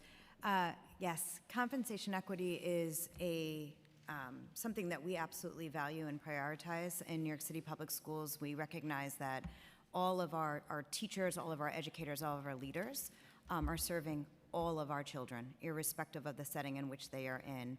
But those decisions are made between the employer and the union groups in a collective bargaining process that's outside of New York City Public Schools.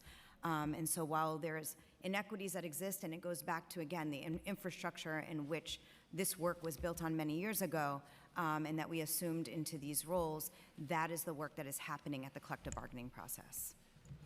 And I'm sorry, Chair, if I can, I did inadvertently leave off two questions in school food. One was, is there a shortage of food service workers in New York City schools? And the other one is, what was the average cost per meal in September? But really quickly, going back to the statement you made in terms of the disparity in the wages, has DOE engaged in conversations, to your point, with the unions in terms of how we can rectify the discrepancy in the pay? So again, these are not city employers or employees, and so the collective bargaining process does happen between the employment groups and the union groups. And any way that we can help to facilitate those conversations, provide information, support with data, we absolutely do. But again, that does happen at the collective bargaining process that we are not leading and we are not part of. And again, this is how the system was built with a two-tiered process. Circling back to the vacancy question, so currently we have 550 school food vacancies in all of our schools across the city. We most recently had a hiring haul on May 17th. I believe we had 17 hiring hauls this year, and we'll continue to do so. The school food meal rate, particularly for lunch, in September was $1.74. That's cost for food only. Thank you. But those are vacancies, those are jobs that are still there to be filled. Yes, sir, and we continue to have hiring halls to fill them. Any council members, if you got folks in your district that are looking for positions, we got them. Okay, Councilmember Ayala, followed by Schulman. Thank you. I just wanted to ask one final question that Councilmember Brooks Powers, I think, asked initially, when the menu items were cut in February, was the average cost per meal also reduced? And if so, by how much? I'm sorry, I was in transition. Can you say that again? When the menu items were cut in February, was the average cost per meal reduced as well? And if so, by how much? Yes, so as mentioned, the original cost in September of 2023, cost per meal just for food was $1.74. When the PEG was initiated, we reduced the cost to $1.20 for food cost. Jesus. I don't know what you could buy with that. And you know what, this is I've seen this in government a lot when we implement like the food, the different options and food choices in schools that were, better choices than in previous years, and it was such a successful model, but it was expensive. It's expensive to eat well in New York City, and I think that, we have to figure out how to prioritize those choices in the budget because we want to make sure that our children are eating the healthiest meal options available, and we cannot allow cost to continuously get in the way. There's a lot of waste in our, in every agency, city budget, and I am sure that we could identify the funds to help, offset the cost. I have two questions. Has the DOE funded the collective bargaining agreement for food workers, and what are the OF&S cuts based on?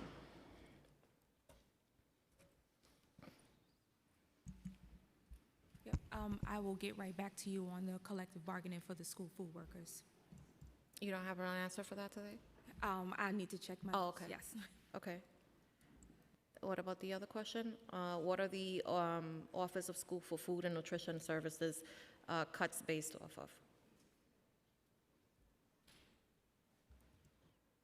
What are the cuts based off of?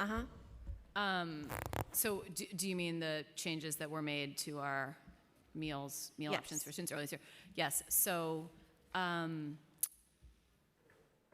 as I noted a bit before, our costs have been going up. As you said, some of that is the cost of food, some of that is the cost of increased meal participation, some of that is the cost of our collective bargaining agreements with our school food workers, some of that is the costs of offering an additional third meal for Summer Rising, some of that is to do with cafeteria enhancements. So there's a series of things we've done to enhance the food experience for our students over the course of the past few years. Those drove costs up, so in February, when the swap took place, we needed to make sure we stayed within the budget we were given, and that's when the reductions happened.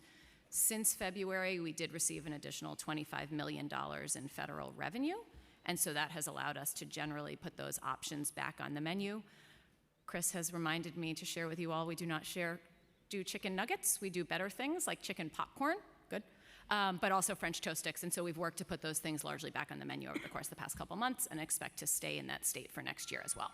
And the chicken dumplings, right? Yes, and the chicken dumplings, thank you. Yeah, my favorite Multiple version. My favorite was the fish that had the little cheese slice in the inside. It was.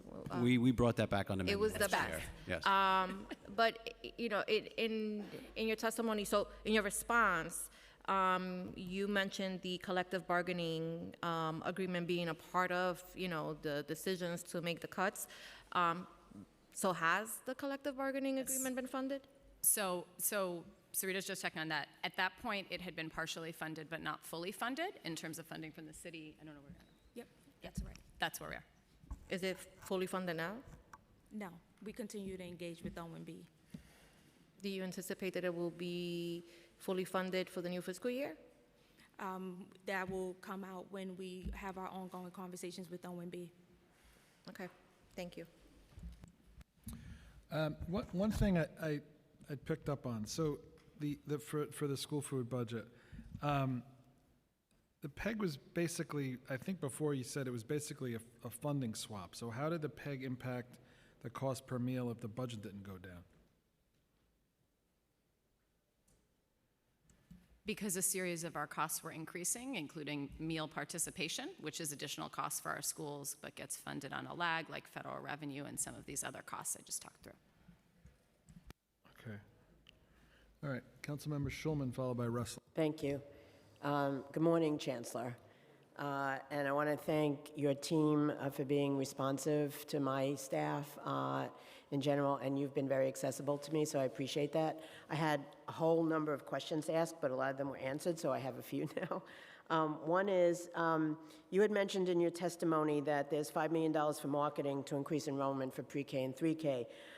My understanding is that's split up for $1.5 million in FY 2024 and the rest of it in FY 2025. So since FY 2024 is coming to a close soon, what's the timeline for spending that marketing budget?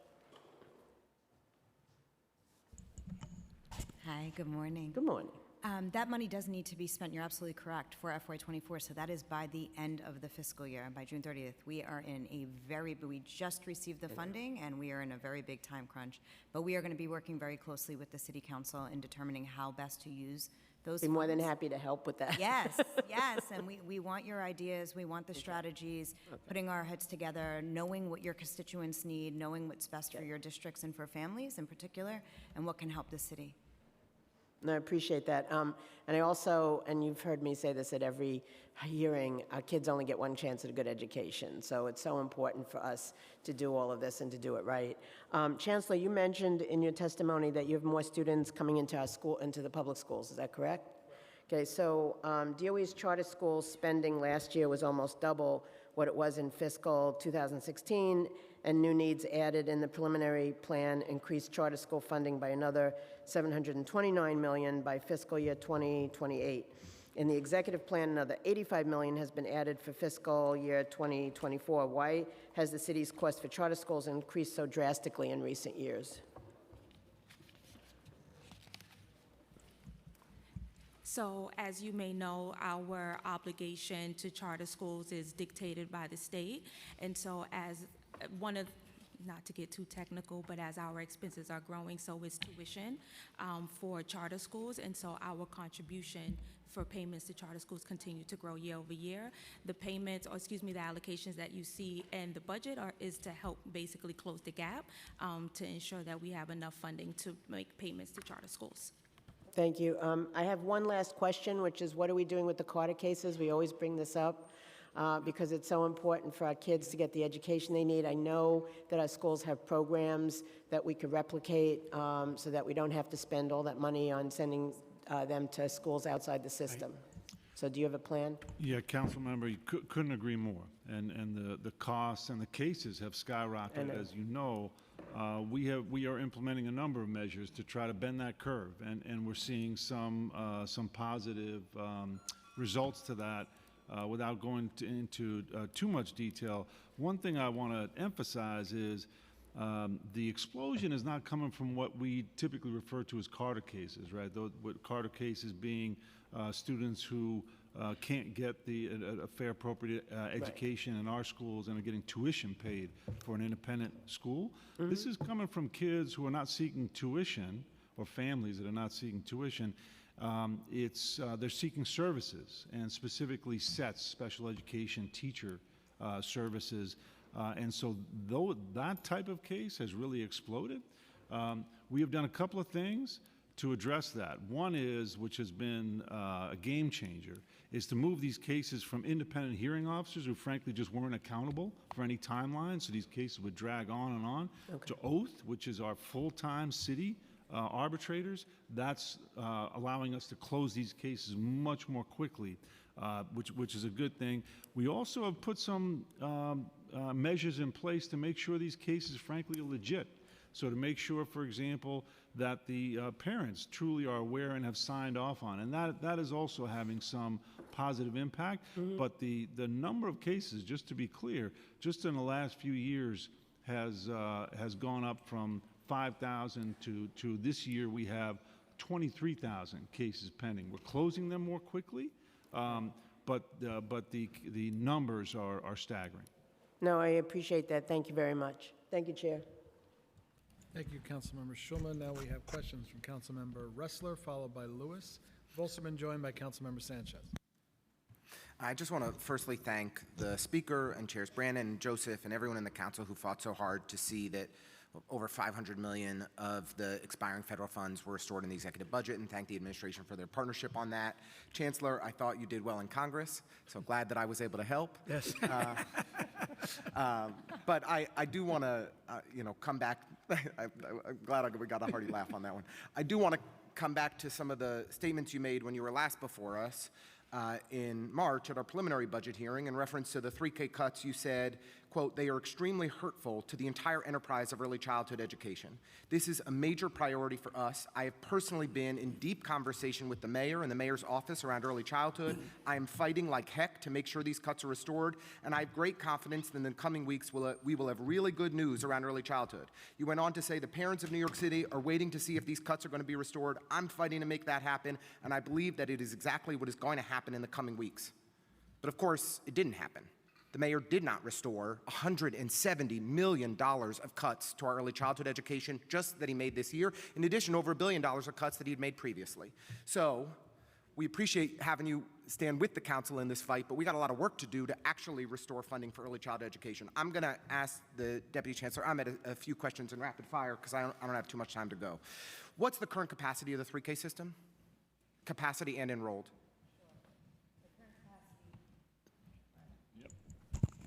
Current capacity for 3K is roughly 53,000 seats.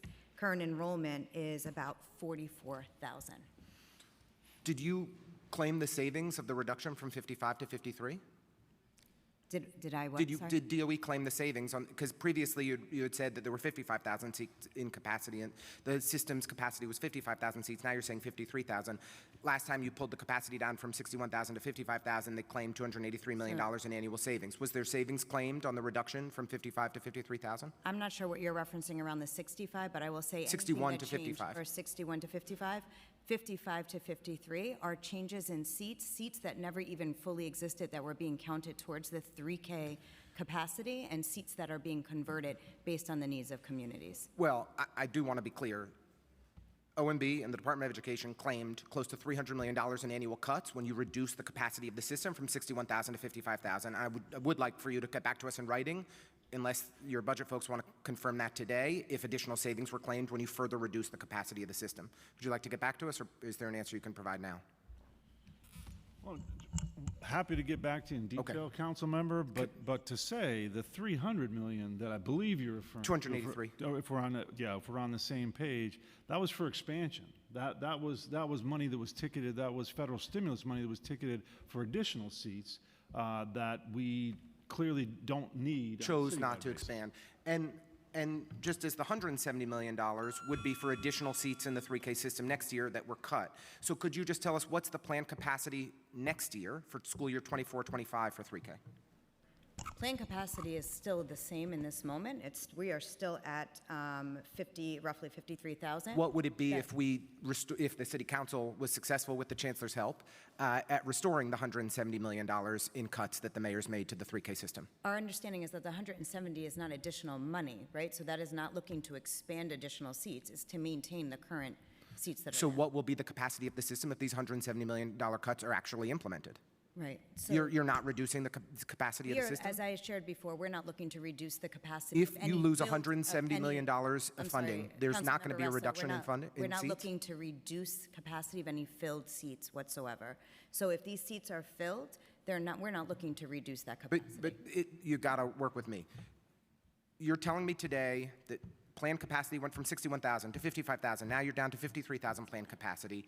If you take $170 million of funding away next year, as the mayor has said he wants to do after multiple rounds of cuts to early childhood education, what would be the new capacity of the system? That is not, we don't have a planned number for that. That is something that we have to continue We're to at the work. executive budget hearing. You can't testify under oath to your budget. These are the cuts that the mayor has proposed that he wants to implement to your agency. What would be the impact of them? How many fewer seats would you have? This is like the most plain, simple, obvious question that we were going to get all day. I'm a little disappointed that we're not getting a straight answer. Yeah, we don't have a specific plan. Seats are not all alike. They have different costs associated with them. But as we are implementing the PEG and doing plans, obviously we're looking at different seats that are not utilized. So are you going to get back to us with a number? If the mayor's cuts were implemented, shouldn't we understand what the impact of them would be? The chancellor said he's fighting to restore these cuts. What would happen to our system? I just want to say, a majority of school districts in New York City had more applicants for 3K this past year than actually seats that were filled.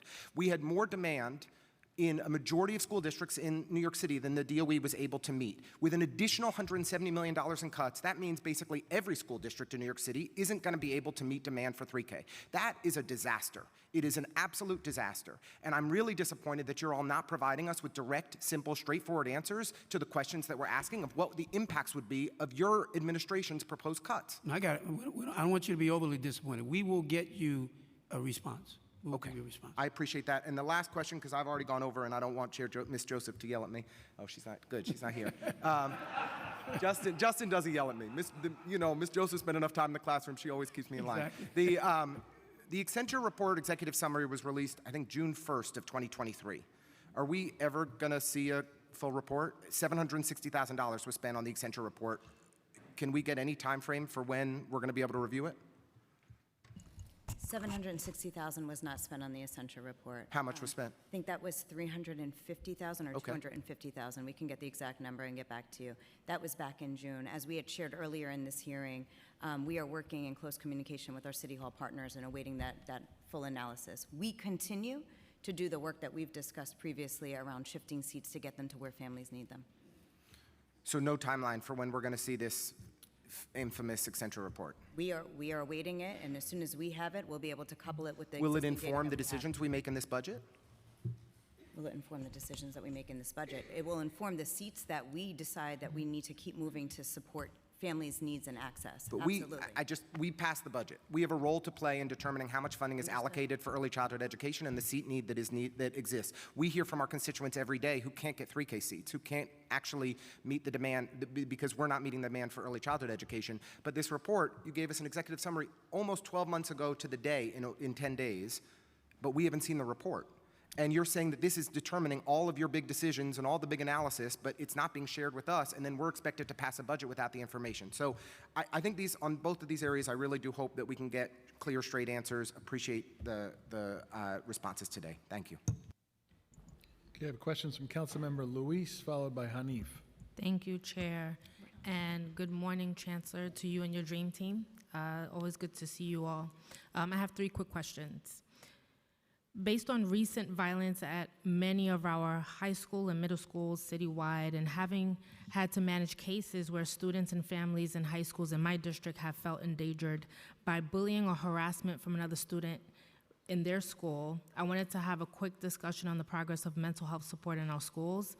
How many therapists or providers are our schools currently receiving, and are the resources being distributed equitably across all schools in all boroughs? And I wanted to quickly ask, the administration recently announced that $3.6 million of mental health continuum funding is being used to open 16 school-based mental health clinics at schools in Bronx and Brooklyn over the next 6 months. Can you confirm the 16 schools? In addition to that, can you also confirm that this announcement is related to the fiscal 24 funding for mental health continuum? And are the costs of these clinics, including staff, covered currently under the fiscal year 25? Yes, I will start with the first question about mental health. So we have a series of different ways we're providing mental health services in our schools. We have social workers and guidance counselors. We have school-based mental health clinics. We have school-based clinics that provide some mental health services. And then we have CBO providers who provides mental health services directly to our students as well. All of our students in all of our schools have access to at least one of those. And in many cases, they, of course, have access to more than one of those as well. Thanks to the executive budget, we came here previously and we said about 500 of those positions were at risk, 440 social workers included in there. The executive budget did fund those positions, so those positions have been protected. But as we look across the system, every student in every school has access to at least one and often more of those social workers, guidance counselors, clinics, CBO providers, or health clinics. That covers all schools citywide. all schools citywide, the kids have access to at least one of those, yes. So why is it And- that Midwood High School that has a continuing bullying issue within the school that now involves gangs and weapons, there wasn't one social worker or guidance counselor or provider able to support particular students that were engaged in particular activities at the school that caused a major issue? And then if you could please answer the question on the 3.6 million mental health continuum. I need to be sworn in. Flavia Puello Perdomo. Thank you. Do you affirm to tell the truth, the whole truth, and nothing but the truth before this committee, and to respond honestly to council member questions? I do. Thank you. So I will speak specifically about the mental health continue, Councilmember Lewis. So I think you asked about the total number of schools or what the 16 schools are. So the 16 clinics are not necessarily clinics within a school, they're clinics within the community. So the mental health continuum actually supports 50 schools, and I'm happy to share the full list with you. And they're mostly concentrated in areas of Central Brooklyn, Brownsville, and the South Bronx as well. So we can share the list with all 50 of them. Okay. And when you ask about the 16 clinics and where they budgeted for this current fiscal year, that is correct. The mental health continuum for the last 2 years has been fully funded by City Council. This is really an initiative that came through City Council and advocates that DOE, New York City Public Schools, has been very happy to partner. I think it's important to know as well that the budget is divided in 3 buckets. So New York City actually gets a smaller portion of the budget. Right. And the clinics, which you're specifically asking, is a total of $3,638,000 that are funded through health and hospitals. So that funding doesn't touch DOE. Then there's also an additional $472 million that are funded through the Department of Health and Mental Services and Hygiene. So that supports the hotline and supports some of the training and supports. And then the remaining of that funding, which is actually around $889,000, is actually the only funding that comes to DOE, and the majority is provided directly to schools, specifically for problem-solving collaborative training, which was the recommended training by the advocates, which is focused on de-escalations and support. So let me know if you have any other questions. That 800,000 is given to vendors and contractors to come into the schools. Correct. So we keep a very small amount centrally just for some of the like program support across the schools. So for example, right now in the month of June, we're about to do a program with children where we're funding, we part of that funding centrally, but the vast majority of the $800,000 goes directly into school budgets via a SAM memorandum allocation. And what we do is that we coordinate the training. So we work with providers that are vetted to provide this training that was recommended by the advocate, and we create sessions, but the schools select their dates and do the payment. All right, you mentioned 16 clinics and then a 50. Can you send that to the folks, the council members who represent those areas in Central Brooklyn and the Bronx? Absolutely, I can send you both of those, right? But like an example of that, in like the South Bronx area, we partner with a clinic, with the local clinics the same way, but we can send both lists to you with the details from Health and Hospital about their clinics, as well as the 50 schools that are part of the continuum. Thank you, and if you guys can please follow up with my staff or myself about the bullying happening at Midwood High School. There has not been any representation from DOE to support us with Yeah, that is definitely concerning, and I appreciate you enlightening that for us. First and foremost, I was sworn in. Yeah, you might want to do it. Sorry. Brandon wants me to get sworn in again.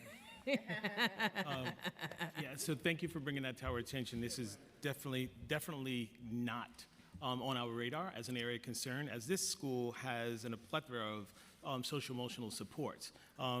We believe the number is 17 guidance counselors and 3 social workers currently at that school, a Respect for All liaison, and they have a leader in safety and climate and culture who is sort of a no-nonsense. So it's surprising to hear that from you. Nevertheless, we're going to follow up on this school immediately.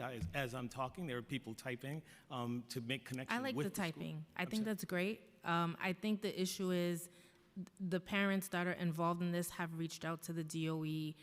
It appears even leaders at the school fear this gang in the school.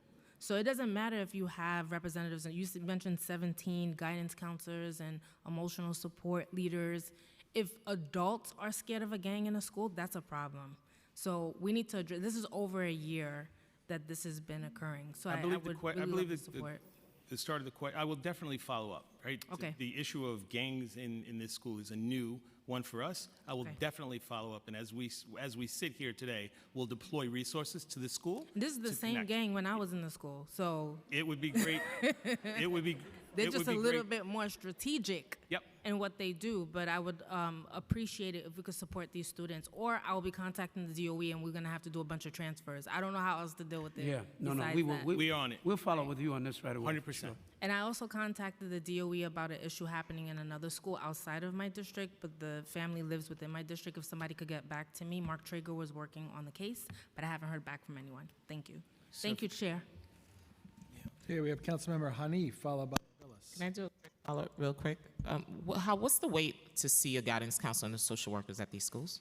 What's the wait and what's the ratio? I don't have the weight, I have the ratio, if you just give me 1 second to pull it up.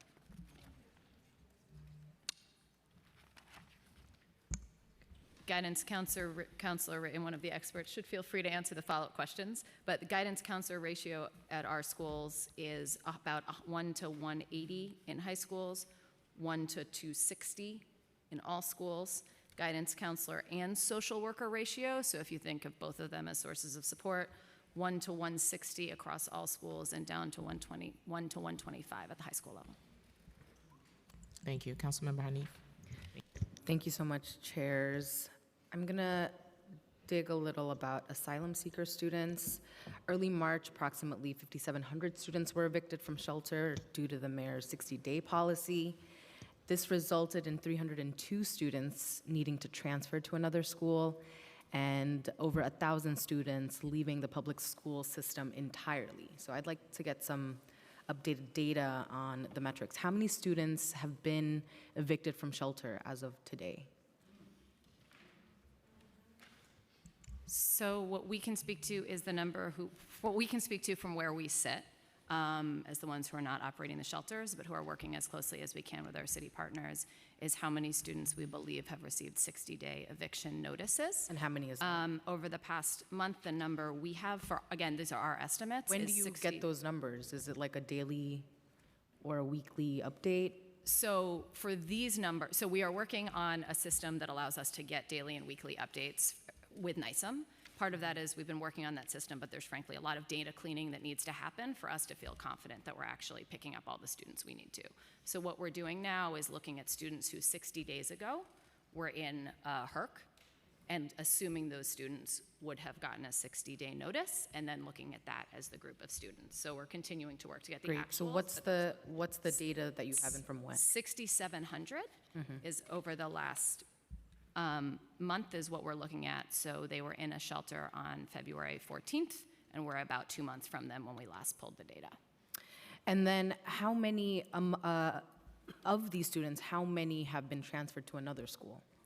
Yes, so if you look at that set of students overall, again, This which is the our estimate- 6,700. Yes, exactly, yes. When you look overall at those, about 40% are still in the same school and in the same housing location as we have it. Actually about 44%. What do you mean in the same housing location? They're in the, so this is what I'm saying. These are students who we predict would have received the notice, but we don't know that they did. Or Got it. Exactly. But So could you also describe the relationship that DOE leadership and NISM has in terms of making sure that this is a coordinated situation where harm is mitigated and reduced?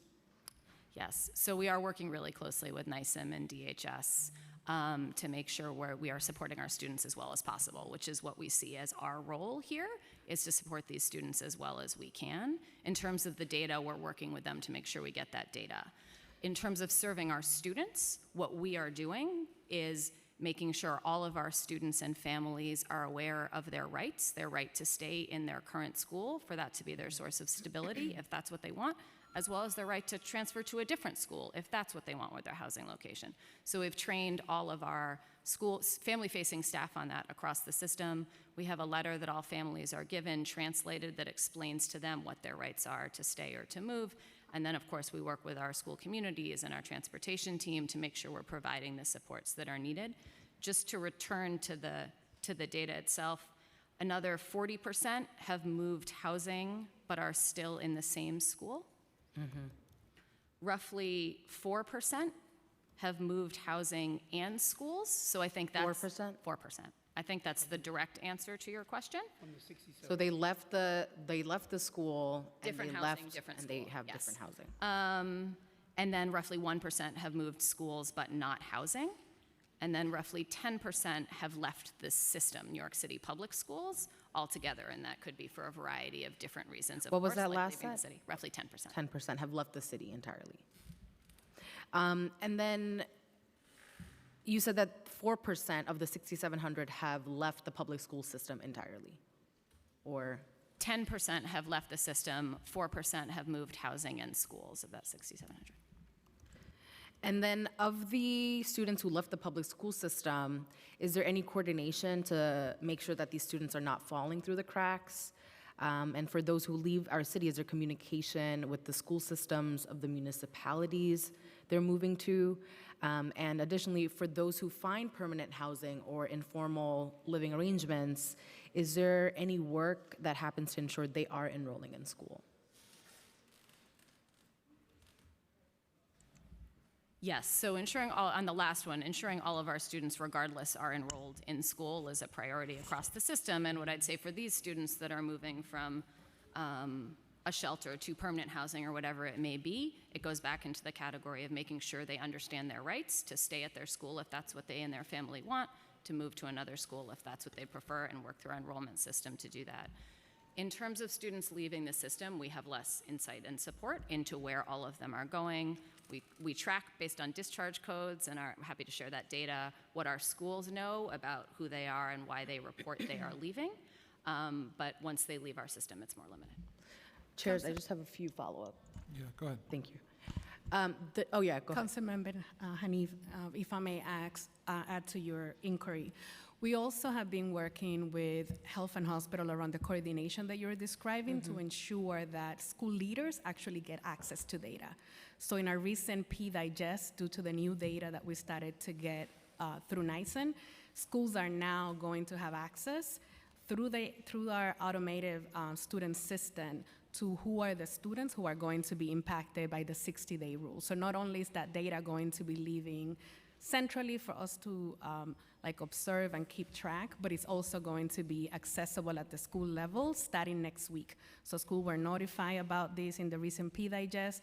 They should be able to begin to see that data. This has been ongoing work with our partners, as our Deputy Chancellor described. I also want to add to your question regarding do we know or do we have any contact with the schools where these young people and children are going, that the way that we have to conduct even student discharges in our system, there's protocols that schools have to follow.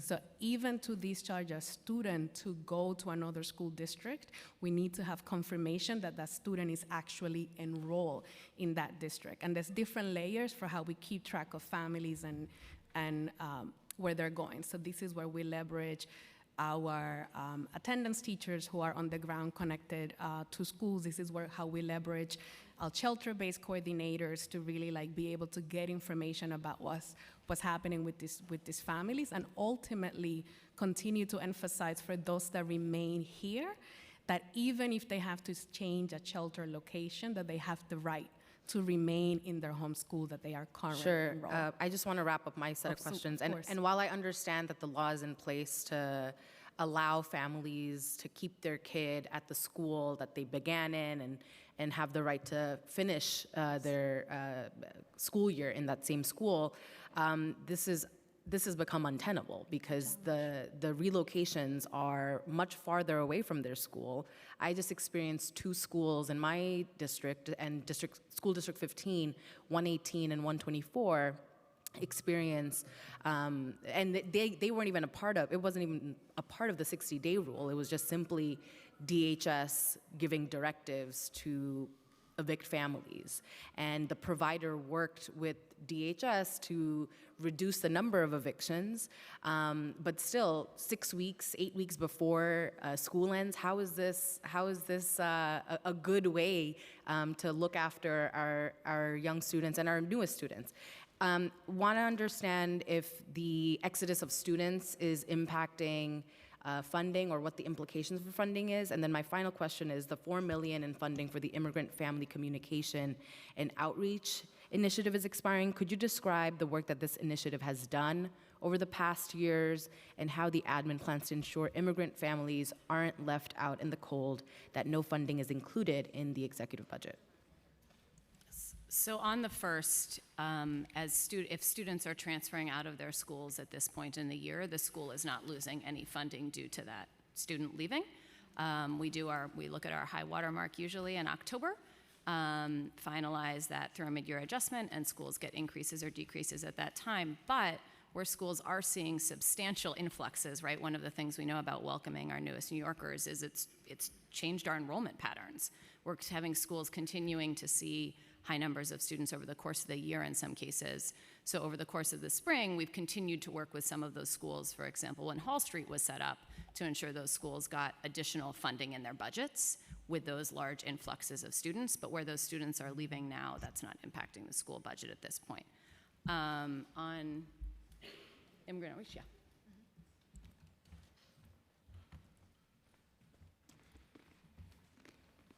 I would also, before you share your response, I want to urge the DOE to do what it can as one of the coordinating partners to really push back against the 60-day rule. This is impacting families. It's impacting our youth in ways that are adding onto the trauma and the chaos of constant moving around. It's also impacting young people who are not understanding why their peers, their newest friends, are needing to leave the school or experiencing this turmoil. Councilmember Hanif, you can be assured that we do know that school stability is pretty much the more important and consistent factor that we can have for these students and families.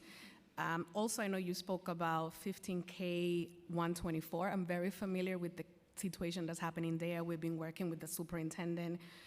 That's one of the shelters that's expected to close, and it's a DHS shelter, not an emergency shelter, but I'm happy to further discuss the matter with you if you need additional information. And in some instances, we have also been able to work with the emergency shelters to ensure that students who are going through initial IEP process or have other circumstances can actually remain in their current shelter. They have a process in place where you can pretty much appeal. So we understand, we agree, and then I know that there's limitations of housing that are a little bit of the New York City. I just don't think students should get pulled out of their school just days before they're graduating or days before school ends. Councilmember, yes, we continue to benefit from the $4 million investment through increased language access initiatives.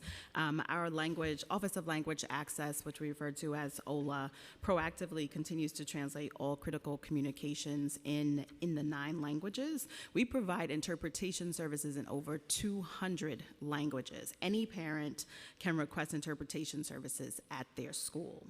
We have seen an increase in the request for service provisions, particularly in over-the-phone interpretations, and we continue to meet that demand. But is that a part of this Immigrant Family Communication Outreach Initiative, which is expiring? This funding was part of what was restored in the announcement several weeks ago. Okay. Well, I have more questions, but I will pass it back to my chairs. Thank you. Councilmember Aviles? Thank you, Chair. I was like, wow, I hit the lotto. Good afternoon, DOE team. I guess first I'd like to commend the commissioner for how he managed the congressional theater that was occurring. You did us proud, and several of my constituents were actually texting me around how you held firm. And particularly noted how we actually take anti-Semitism and hate very seriously in this city. and it's not theater for us. So I just want to thank you particularly for that. And also, you mentioned that in fact you look to some of us for how we could have some of those courageous conversations, and I would redirect that to Principal Kapitanakis of PS 69. She has the leadership around how to have these real conversations, courageous conversations. When you were last in PS 69, she is an amazing leader, and in fact, I was like, you need to come to the council to talk to us about how you do this work. But on a serious note, I wanna talk about two things in particular. I wanna talk about our ELL students, the dropout rates, the graduation rates. I was truly alarmed to find out that the ELL dropout rate is at 17% compared to 5.4% for a general, and has increased 2% over the last 2 years. And on the flip side, that the graduation rate is at 62% compared to 86% on the general, with a 5% decrease over the last couple of years. This is deeply, deeply alarming. The administration has supported a transfer school expansion, which we clearly need to serve immigrant students, but was only expanded and given one-time funding of $300,000. All that we know, all the increased needs that we have, and the fact that we are failing these students so deeply has me deeply concerned, and I want to know the administration is going to meet this need. Advocates have been calling for a mere $800,000 to expand these programs, and also to offer the pedagogy and expertise that they've developed over the years in dealing with transfer students and families, to expand it to 10 high schools. This is a teeny tiny bit in this larger pile, in this larger pool of needs. So I'd love to hear more about how you're addressing this real failure, and what are your commitments for increased funding to meet this need?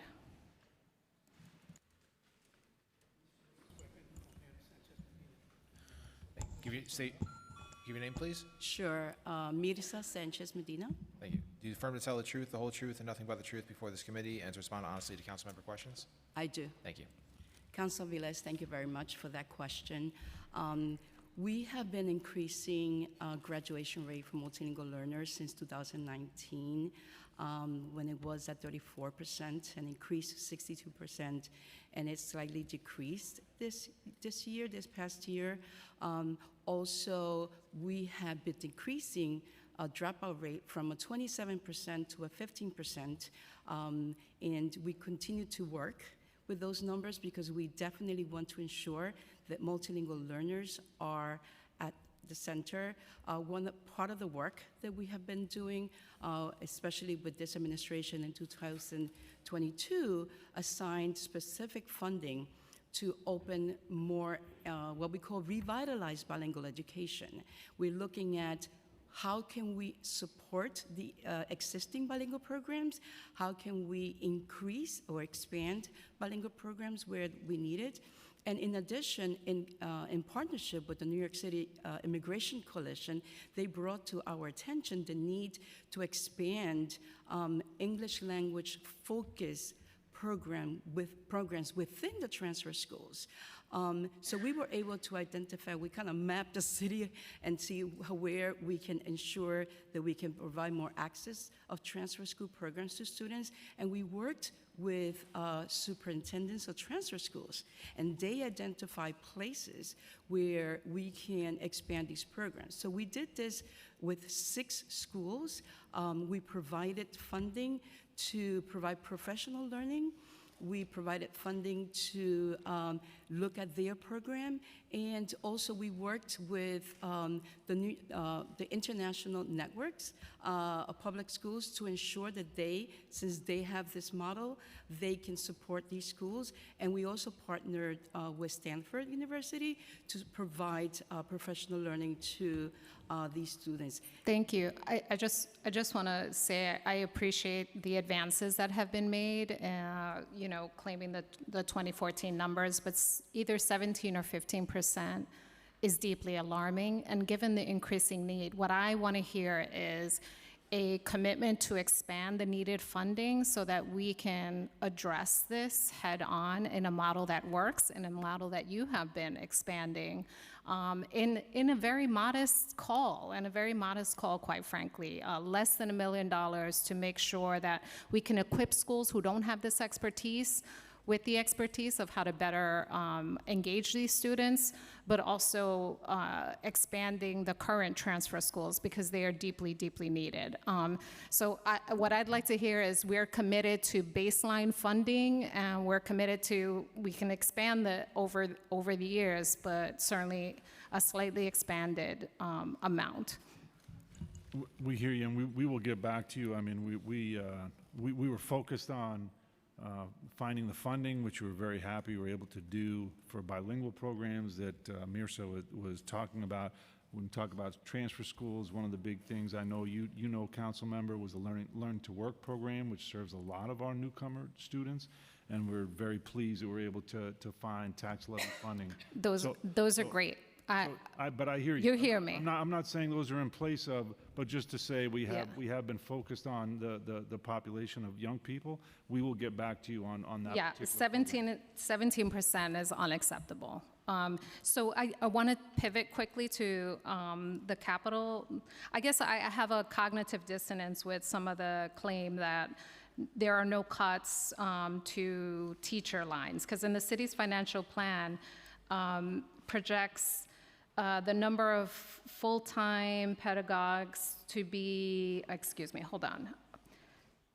It projects a loss of nearly 1,000 teachers alone in the next 2 years. I understand we're saying there's vacancies, we're saying these are unfilled.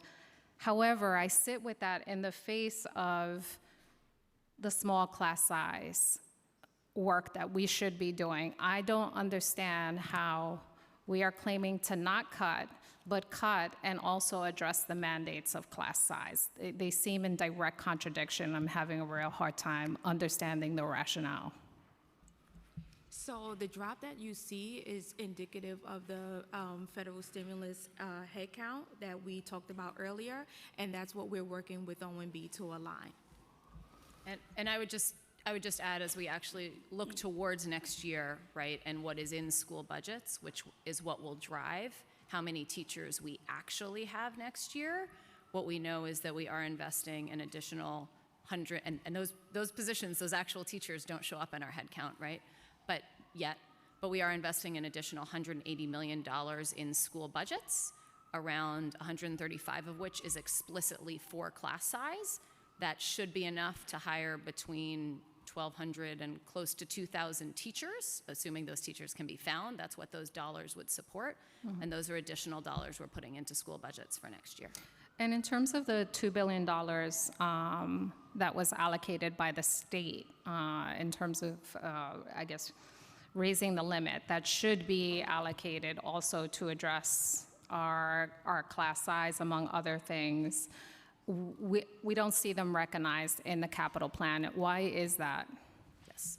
So you said this, but just so we're all clear, the additional dollars from the state are for capital the additional dollars that will be realized are for capital in particular. The state has dedicated no dollars explicitly to implementation of the class size law. Right, but for the capital, for the school capital budget, right, so needs to expand in order to meet this mandate. And given the state's allocation of $2 billion in capital dollars, what I'm asking directly is that $2 billion currently reflected in the capital plan moving forward? The $2 billion will be reflected in the School Construction Authority's capital plan as required by the state. It's not yet because of the timing issue of the state law and when the executive budget came through, but the state has required that. Great, so we'll be hawking that capital budget. Thank you.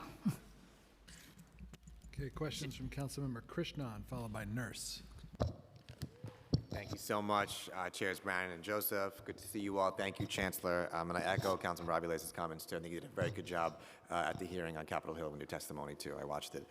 I just had a few follow-up questions. I mean, most of the topics have been covered, but just wanted to hit a couple of them. So one is going back to school foods. My two spies in the DOE system report that bean burritos are also back, and they're very happy about that too. So we're all talking about meat here, Thank but you. there's good vegetarian food here too. But I just wanted to, just understand at a more simpler level, what exactly is the status? So there's a 60 million PEG that was restored, 25 million, I think, if I understood it correctly, from the federal government. So does that fully restore school funding? Are there any other programmatic cuts to school funding? I mean, I guess fundamentally what I'm asking is there going to be any change or cuts to the school lunch menu, or has everything been restored at this point? So that 25 million that we received for this year has basically put burritos, all the chicken, and the French toast sticks back on the menu. So that's what our children are being served right now. As we look towards next year, we're still closing out our budget for this year, and we know as we look towards next year, over the course of the year, we will get additional federal revenue, just like we did this year. And so we can't say for certain where our budget will end up at the end of next year. What we can say now is we'll be starting the year making sure those options are on the menu for students.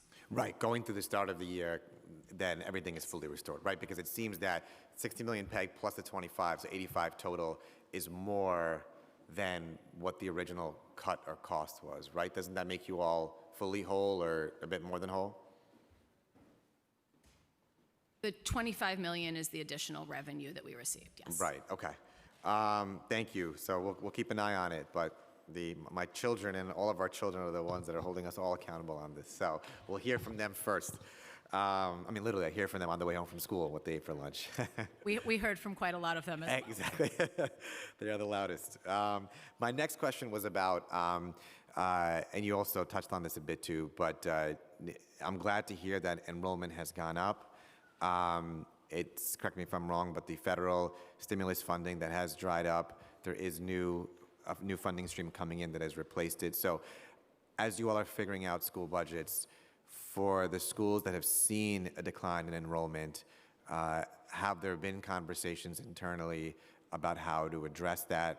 Where are you all on that, understanding that there's more to come? Yes.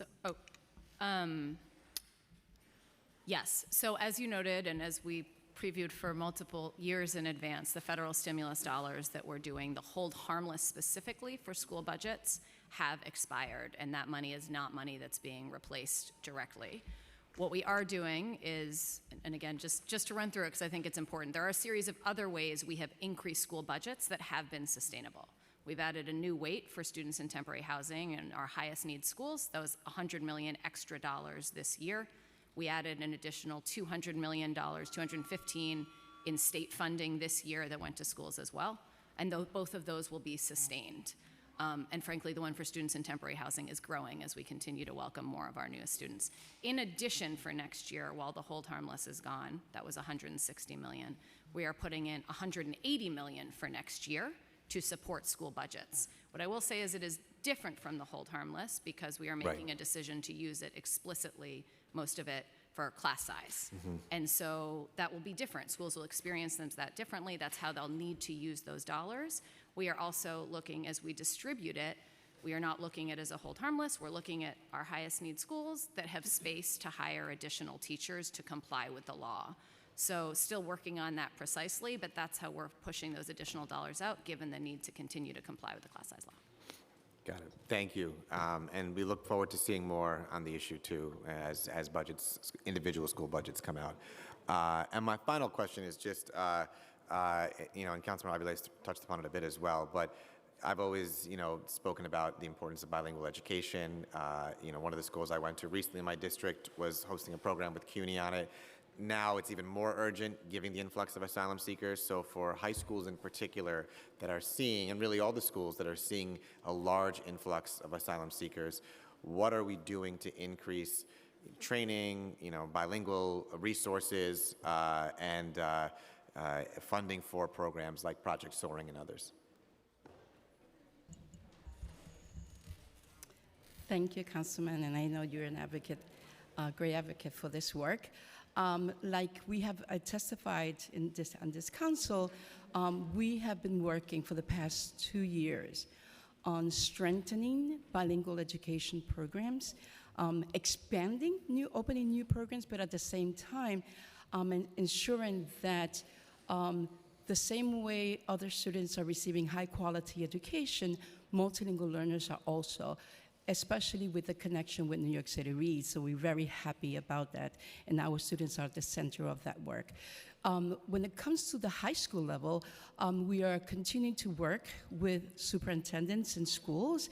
We have a number of new bilingual programs opening in the middle and high school. We're very happy about that. And we're also looking to ensure that not only ENL teachers, English as a new language teachers, or bilingual education teachers know how to work with multilingual learners, but that all teachers, because all teachers are teachers of ELs, right? So that's the work that we're doing, and we're ensuring that we are working with now superintendents and districts to increase their capacity to work with multilingual learners.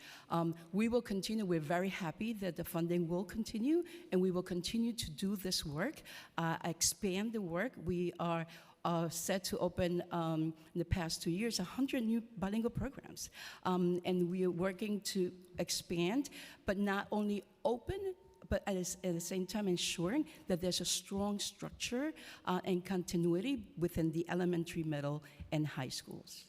Great, thank you. Real quick question on the transfer schools. When transfer schools are over-enrolled, what recommendation does New York City Public Schools make for older New Yorker, older students that are transitioning into transfer schools? So we also have District 79, that offers a plethora of opportunities for students. Lately, they're increasing the instruction of ENL for those students who are older and want to take the equivalency exam, and we're working with that district as well and other opportunities. How do you support that district in terms of, is there a wait list program? How do you support D79 in meeting the needs of older adults? I know there's a need for new transfer schools. We don't have enough. You don't have enough staffing for it. So walk us through this process for me, please. So I am not the one who works directly with District 79, but we have met numerous times with Superintendent Esperance and working and developing. She has an amazing plan and a great passion to do this work. And we have worked with her in terms of what curricula she can use to support older students and the programs that she has. She also works with Superintendent Sullivan, who leads the transfer schools, most of the transfer schools, and they are working in partnership to ensure that they can talk to each other and even have programs within the same building. Are you encouraging transfer students to go to D79 versus going to regular New York City Public Schools to get the high school diploma? So we offer opportunities for students, right, choice, and they get to make that choice. I think my colleague will answer more on that. I need to be sworn in. Okay. Just to give you an She volunteered, I like that. Donica Rux. Do you affirm to tell the truth, the whole truth, and nothing but the truth before this committee, and to respond honestly to council member questions? I do. Thank you.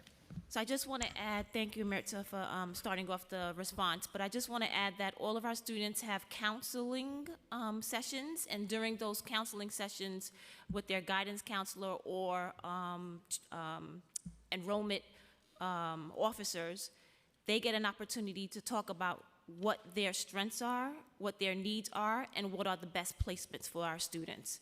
So it's individualized and it's personalized to meet the students' needs. So there isn't one cookie cutter program or school community for students, but through those conversations, we're able to make the right match for them and their needs. Thank you. And the cuts on the educators, the pedagogy, what titles are being cut? Maybe you can get that back to me on that. Thank you. Councilmember Nurse. Thank you, chairs. Good afternoon. I had just 3 questions. One, earlier this year, we had a early childhood education center close. And through that process, one, you all were excellent in responding to us and trying to help us understand what happened. But we didn't really have any early warnings that were communicated to us about how we could support. And it turned out that a lot of it was related to underutilization and under-enrollment. And we found out we have about 300 underutilized early childhood education seats in some of the zip codes around Bushwick, the Bushwick-Williamsburg area. And so I was wondering, since then, what are some of the strategies that have gone into place to fill those seats? Because, you know, our team has done the best we can. You know, our 4-person district team, you know, we have flyers all the time. I mean, we're doing everything we can to let people know about it, but obviously we need help to fill these seats.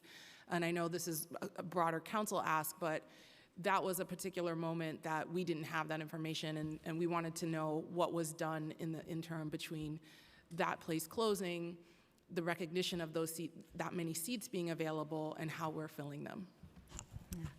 Hi, Councilmember Nurse. I know you and I have been in contact about this site in particular, and their reason for closure was not due to lack of enrollment, right? That was a voluntary choice that they made to withdraw their contract from New York City Public Schools, and as you know, it was very But abrupt. the broader issue of the amount Yeah, of seats. sure. So each case would be different. In that case, we do everything that we possibly can to make sure that we shift those seats and get them to where families need them, right? So we've reallocated those, and we supported families that absolutely need it.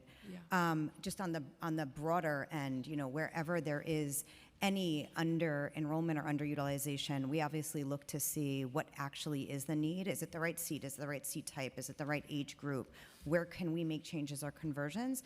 And then to all of the discussions that we've had around outreach and marketing, if that continues to be a need, that will be the support that's provided to specific I guess I'm asking neighborhoods. specifically, the recognition of that many seats open was very eye-shocking. It was very shocking to me to hear that many seats, and we were told about 300. I don't know if that's fully accurate. That's what we were told. So what since then has transpired to try to fill those seats? Like, is there any on-the-ground work? I mean, what have you all done to try to fill those seats specifically? I'm sorry, Councilmember Nurse, can you just clarify, are you talking about in the specific site, how many seats? No, they give not up, or that in site. That's how we the impetus began of this conversation. Got it. So but the through that seats- conversation, you said, hey, this site closing is not actually a big problem because we have so much underutilization. That's right. So with that problem being identified, what has happened since then to try to change those numbers? Thank you for clarifying. That speaks to the larger issue, right? So that there is an excess of seats, even in the district where we've discussed, you know, about that underutilization and where there actually is need. And so the question really becomes, and that's the analysis that we have done, to determine whether or not those seats are actually needed there or could be used in other areas, or if they're the right age group. So I know that there have been some conversions in that district in particular. I think we shared those data pieces. I'm happy to review that again, and we can pull that back up. I don't have the We'd specifics love to with me. we never got any full follow-up from that conversation about what the plan was or what that assessment yielded. We So I would can love to certainly have it. follow up. I know there's Yeah. been lots of different discussions, and along with some of our City Hall partners, so we can certainly provide that data, and between both agencies, we can follow up. That would be great. My next question was around the cafeteria enhancement experience. I'm sorry if this was asked earlier, but some of our schools have had it, and a lot more of our schools want it.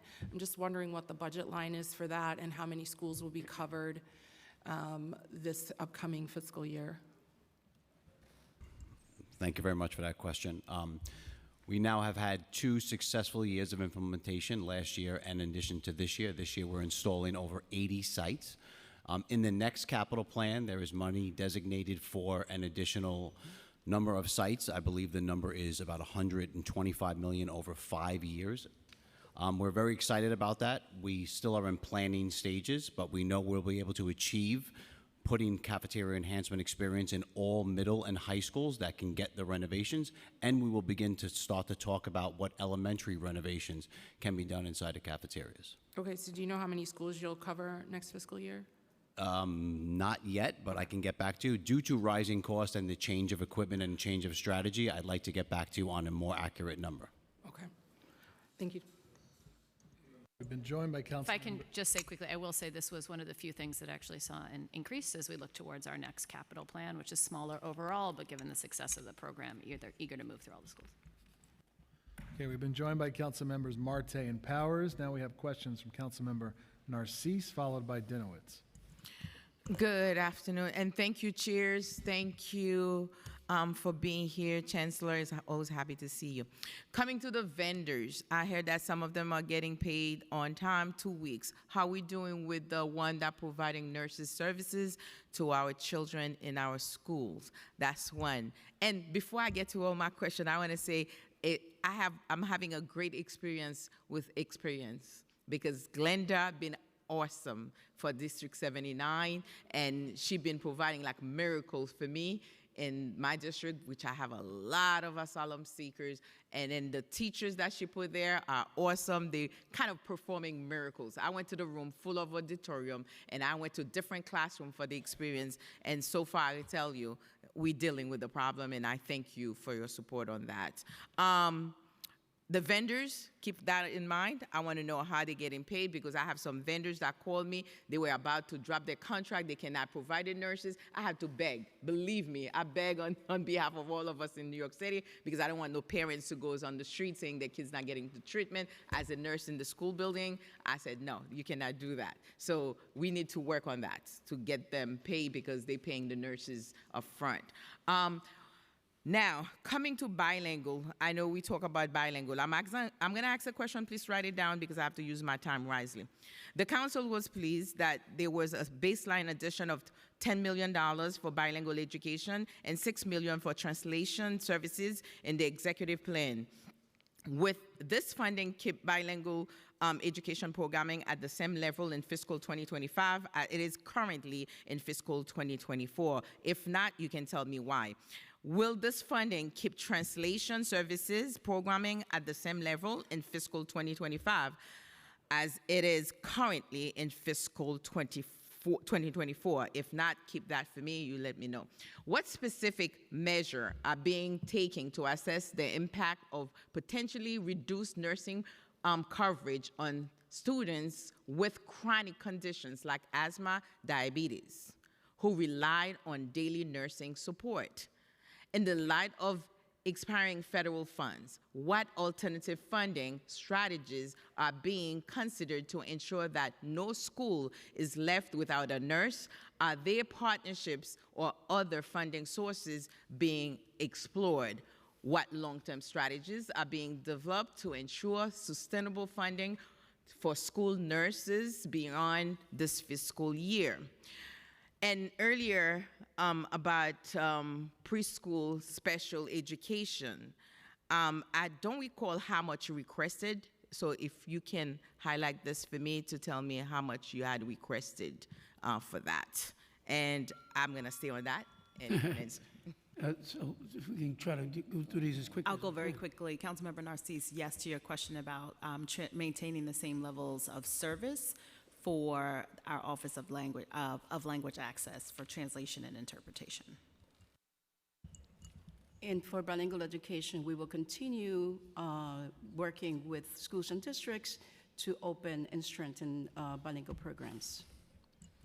On school nursing, as I said earlier, this is not the end of the budget process. We are hopeful to receive additional dollars for that. Those stimulus dollars are supporting roughly 400 nurses, and we are committed to continuing to provide a nurse in all our school buildings, and where students have specific needs. We've increased nurse staffing line for students with disabilities in particular, so with diabetes in particular, and are committed to continuing to work with OMB to ensure we can keep a nurse in every building.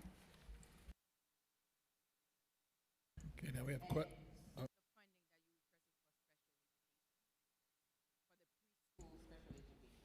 sorry, the preschool special education, how much that you requested that you did not get? Did you get less? I didn't get the number.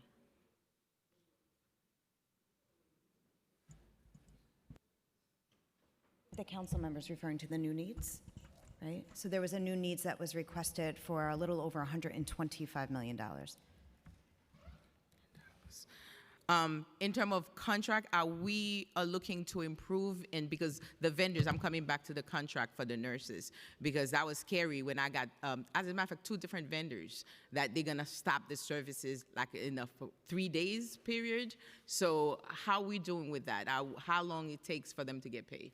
We are working on improving that. Some of those escalations came to me as well, and those are obviously, while we start with staff nurses, those contract nurses are critical to ensure we're serving all our schools. So we'll continue to work to improve, and when you have escalations, please just let me know directly, and we'll go sort through it quickly. Last one, Chair. On the mental health continuum, the $5 million that we were expecting to get back on, if we don't have that $5 million back on our budget, would that make any difference in the services of mental health in our school building?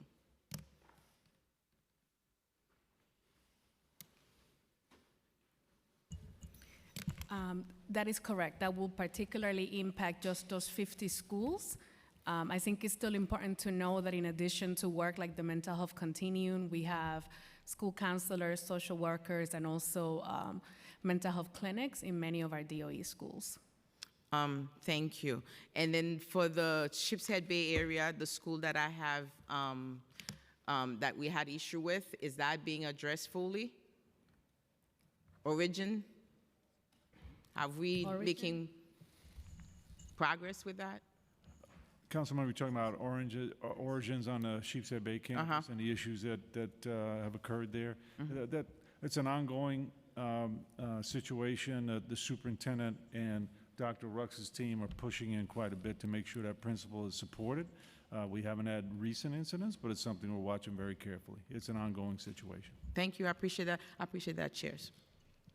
Can I ask something, a follow-up question? We know that very well that mental health continuum provides a unique service to these 50 schools. So my question will be, will we see baseline in the budget at $5 million? We know it's a 3-agency prong that provides unique services. It's not the same at the school-based clinics. Let's make that clear on the record, right? So the question is that something that should be in the adopted budget baseline? So next year, we're not here having the same dance around mental health continuum, and we can have another dance on something else, right? So anyone from the admin want to answer? I mean, I think I'd say for a number of these programs, of course, from our perspective, it's helpful to have things baselined going forward, and that's true for some of the stimulus programs we talked through earlier. Yeah, we have to distinguish the both $65 million with federal dollars for 400 nurses. Is that also going to look to be baseline? We know we need nurses in every single school. I can't speak to what will be in the adopted budget. Obviously, those are ongoing conversations. We do need additional dollars to ensure that those nurses are in every school next year, which we are committed to continuing that policy. And earlier we spoke about early childhood. How many we covered on how many we need for seats? How much is the funding for the students in the seats? That's what I believe that's what my colleague was asking. Ms. Fody, I'm waiting. Thank you. How many seats will be created, and how much more money do you need to serve every preschool with disability, and how much money did you request? So what DC Ahmed quoted in terms of the new need for a $125 million, that would cover the seats that are needed as well as related service providers. So it would cover the need of the 800 students that we spoke about earlier, as well as the projected need that we're seeing in light of the growth. In the new needs, was that made clear to OMB that you'll need this amount of money to cover these students? Yes. Thank you. Okay, we have questions from Councilmember Dinowitz, followed by Gutierrez. Thank you, chairs. Hello, chancellors, deputy chancellors, and half the DOE. It's good to see all of you. I got a question about 2 titles and some reading. I'm not going to ask about lunch per se, but it's very special that we in New York City have free lunch for everyone. But as a result, a lot of students aren't filling out their lunch forms, and I've had concerns from some of my schools that as it relates to students filling out those forms, they're losing out on some Title I funding. So I just want you to talk a little bit about that. I have a few questions. One is, if you could just share the threshold for a number of students who qualify for free lunch a school needs in order for them to get Title I funding. What mechanisms are in place if they are just below that threshold, as is the case in a number of my schools, and what efforts DOE centrally is making to ensure not only that the forms are filled out as a matter of how it functions, but also that students and families feel comfortable giving that information over to a government agency, and I'm talking about support beyond providing reports to the school. Sure, so the threshold is 60%, and in terms for a school that may fall below that threshold, we have sort of a grandfathering process, so they will be held harmless for the next year in hopes to get the number back up, and then after that, we reevaluate, and if the school is eligible for Title I, then they will continue to get. So they need 60% of their students to qualify for their school to qualify.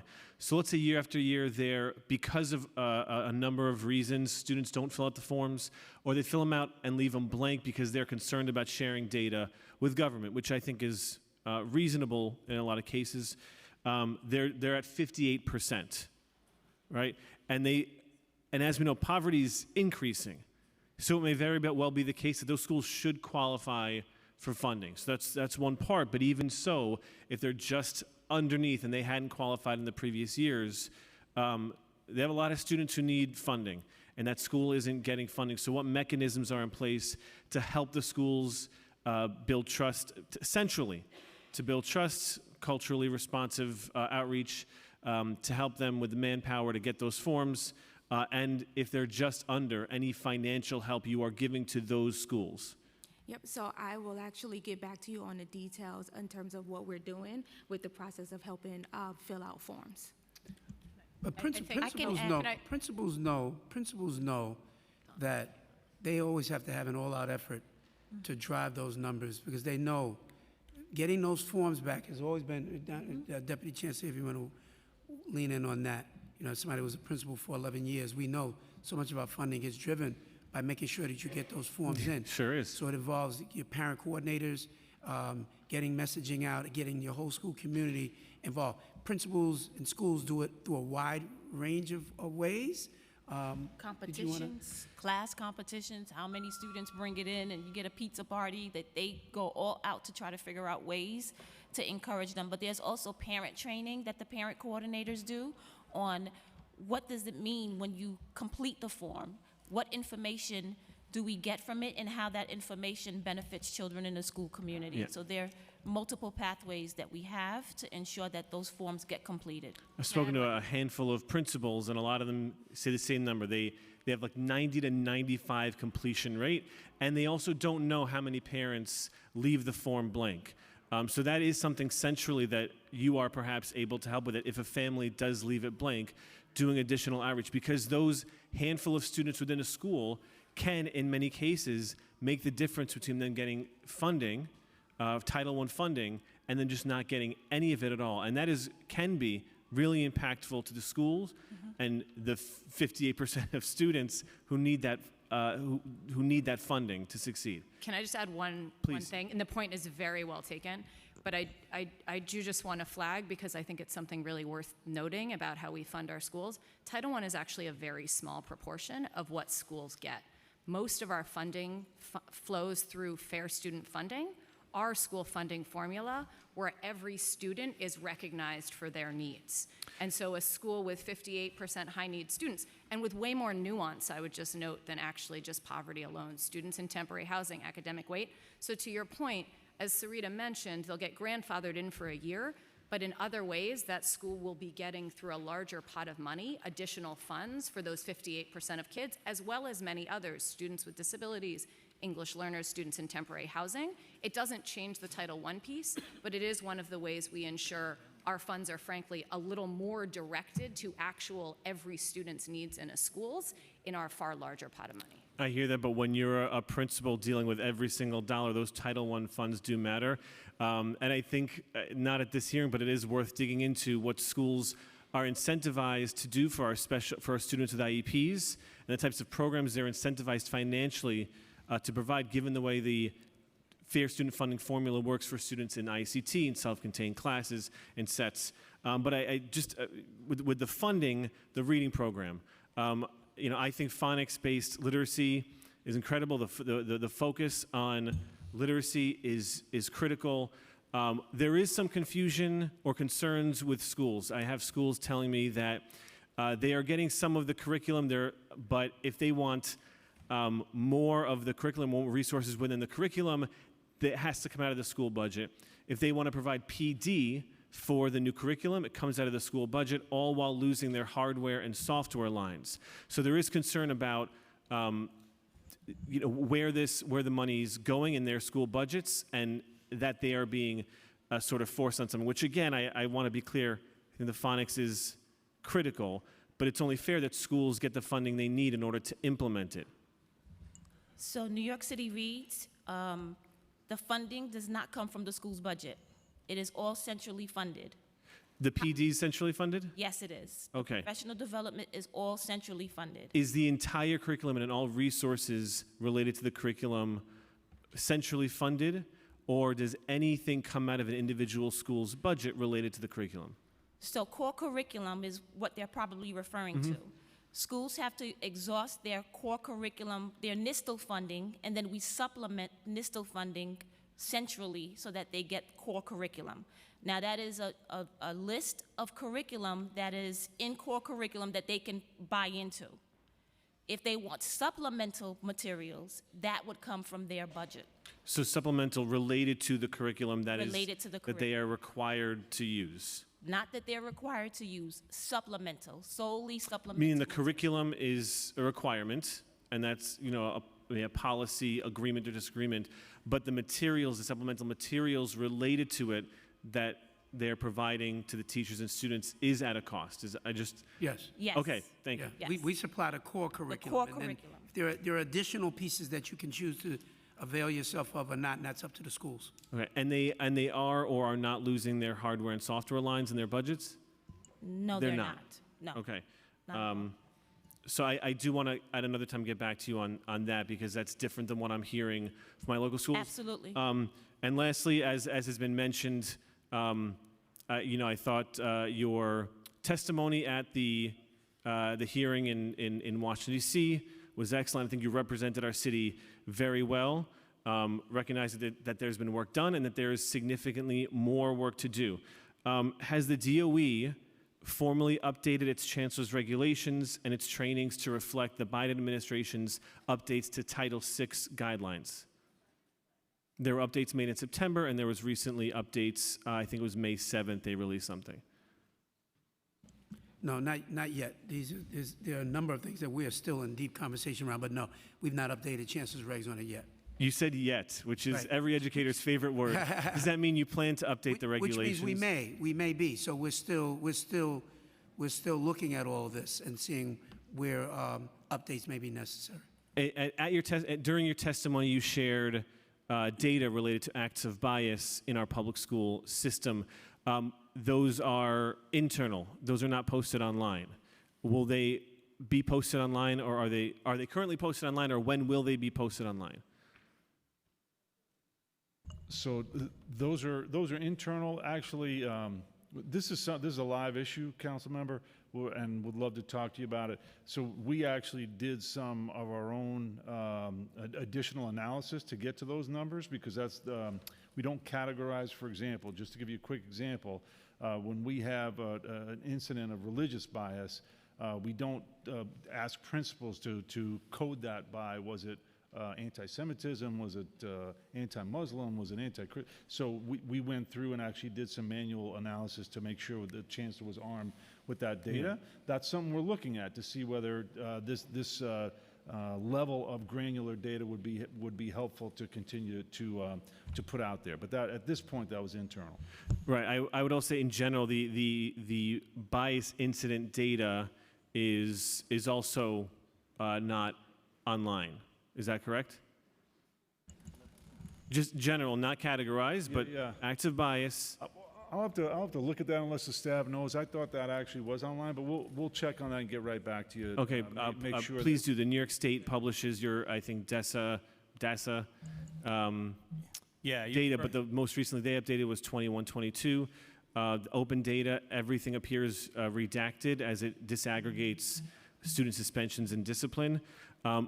And I'll end by saying the New York City Council, in our preliminary budget response, called for the implementation of a Title VI coordinator.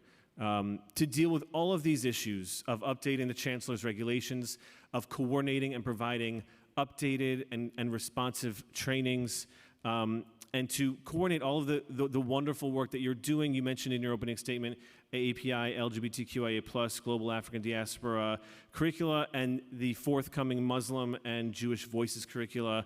And a Title VI coordinator can help coordinate, manage, and be the point person for all of these critical issues that we see are bubbling up and we see really need to be addressed with a single point person. Yep. You shared, go ahead, Chancellor. Were you gonna say something?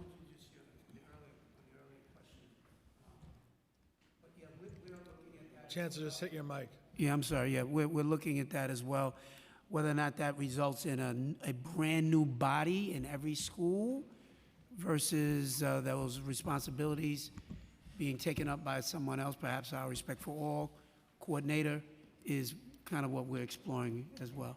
Ultimately, the call wasn't for a Title VI coordinator in every school. It was, centrally people to deal with all this work. And there's a lot of work you're doing in a lot of areas. As I mentioned, the Title I, the reading curriculum, Title VI, and the Title VI coordinator could take care of all of the work related to dignity, inclusion, all the different curricula, and that is, and among other things, the regulations update. And that is something that we in this council have called for in the upcoming budget. Yeah, just to, now that, thanks for clarifying that, council member. We do have a central Title VI coordinator. That's Laura Brantley, who's our EEO office head. So she is the Title VI coordinator. But I think you're talking more about maybe even at a district level, if not at every school level, but certainly across districts, which would. Yeah, there's a lot of work in this area to be done, and chairs, I thank you, Chancellor, thank you, and everyone from the Department of Education for all your hard work for our students here in New York City. Thank you. Okay, questions from Councilmember Gutierrez, followed by Williams.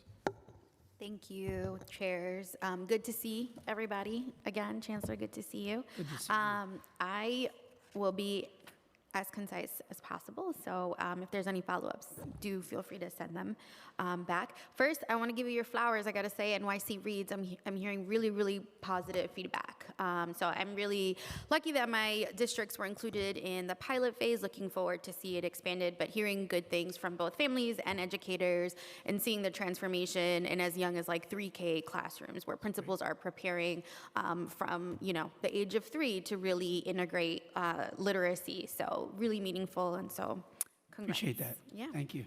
I wanted to ask on, very quickly on the 3K. I'm looking forward to my response on 3K. My daughter is applying we applied for the first time, as are all New York City 3K families. Do you all have a sense of the percentage of families that applied, or will you have that information? How many of them will be placed in their top 3 or top 5 priorities? I don't know if you have that now, obviously, but will you have that, and can you share that with us? Thank you for your question. Yes, we do. 64% of families or applicants will get their top choice. 78%. And I'm so sorry, that's for this application cycle, Yes, for 24 correct. to 25? Okay. That is correct. 78% top 3 choices. And then families who receive any choice from their application will be 84%. And then lastly, all families who receive an offer will be 94%. 94, okay. Just one thing, if I could build on Travanda's data, council member. So we got the most applicants, I believe, for 3K we've ever gotten. So it's over 43,000. That's basically twice what it was pre-pandemic. But we're really happy, and I think this is something for all of us to celebrate. Those numbers that Travando just gave are much higher than they were pre-pandemic. So in other words, we are able to receive more applications, but for example, pre-pandemic, only 46% of applicants got their top choice. Only 59% got one of their top 3 choices. Those numbers are now 64 and 78. So we'd like it to be 100. But we're moving in the right direction. I just think that's through a lot of hard work by a lot of people. So that's the thing. The other thing I just wanted, because you can be helpful to us in getting this information out there. When you don't get your top choice, what happens? We hope you do get your top choice. But if you don't get your top choice, let's say you get your number 3 choice, you are automatically put on a wait list for your number 1 and number 2. So there's a lot of people on a wait list who actually may say, number 3 is great, I'm happy, but I'm still on a wait list. So that's just good to know. You don't need to do anything in order to be put on a wait list. And even for those, as Travana said, 94% got an offer, the other 6%, they're automatically put on the wait list for all of the locations that they put down. And they can, if they choose, look to see, as Travana was talking about earlier, where is there a seat, and just sign up for that location. Maybe it's a little farther than they wanted to go. So we're really hopeful that over the next few weeks, everybody, every family that's looking for a seat will get one. Thank you. The only thing, I'm sorry, just one more thing to add is, we know the results come out tomorrow. I just want to make sure that this is preliminary data that we're providing, so. No, that's totally fine. On the same 3K piece, and just to kind of share the space with the class size piece. I know at the last hearing, there was remarks from the administration that, the future of achieving reduced class size could have an impact on 3Ks in our school buildings, which is obviously a concern for me and so many of my colleagues. That was maybe a couple months ago. I know a lot of things were in the air. Is there any more clarity on that? And where is the DOE on maintaining their commitment to, yes, wanting to ensure that 3K is available outside of DOE buildings, but just as important in our DOE buildings?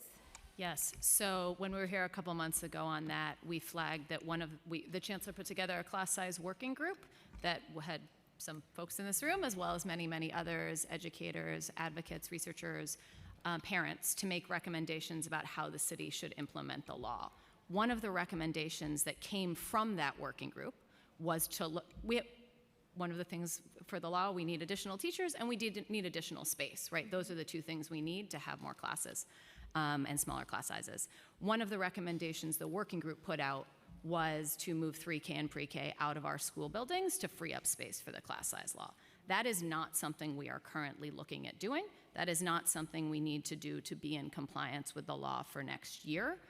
What we do know is that after next year, starting next year, but after next year, we are going to need to find additional space, both in our buildings and beyond our buildings, to comply with the law.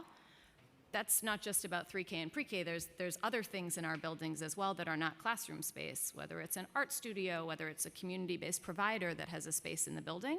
One of the things we are doing right at this moment is we've surveyed all our principals about the spaces they have, and we're going school by school to make sure we understand their needs and can work those into the future. So for now, that is not happening. It's certainly not something we are eager to do at all. We agree with you. We want these programs in our schools as well. But in the out years of the law, we do need a lot of space. Thank you. I just have 2 more quick questions. Okay, thanks. My next question is regarding our fave community schools. We know they work. We know they're so effective. I saw in the executive plan that there's been some state funding that has allowed for the baseline. I know it's not for the total amount that was budgeted. In my district, my council district, I still don't have a single community school in the Queen side of my district, which I am very, very emphatic about trying to get. All my schools are really eager, and I guess with this baseline, which I think is just sustaining existing programs, what is the future of the expansion for community schools for the city? And, be brief if you can. I have one more question.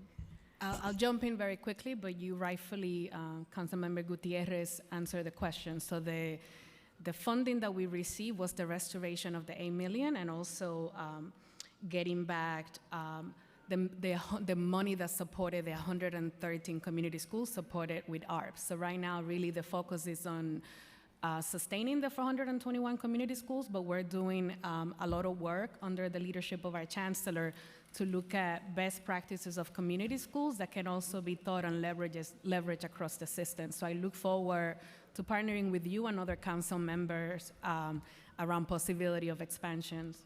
Yeah, and we're happy to help. I think what works about the community school model is the entire model, the comprehensiveness of it, the outreach, the social service provider, the attention to engagement and community level engagement is really crucial, especially in communities that are still very much hurting from the pandemic.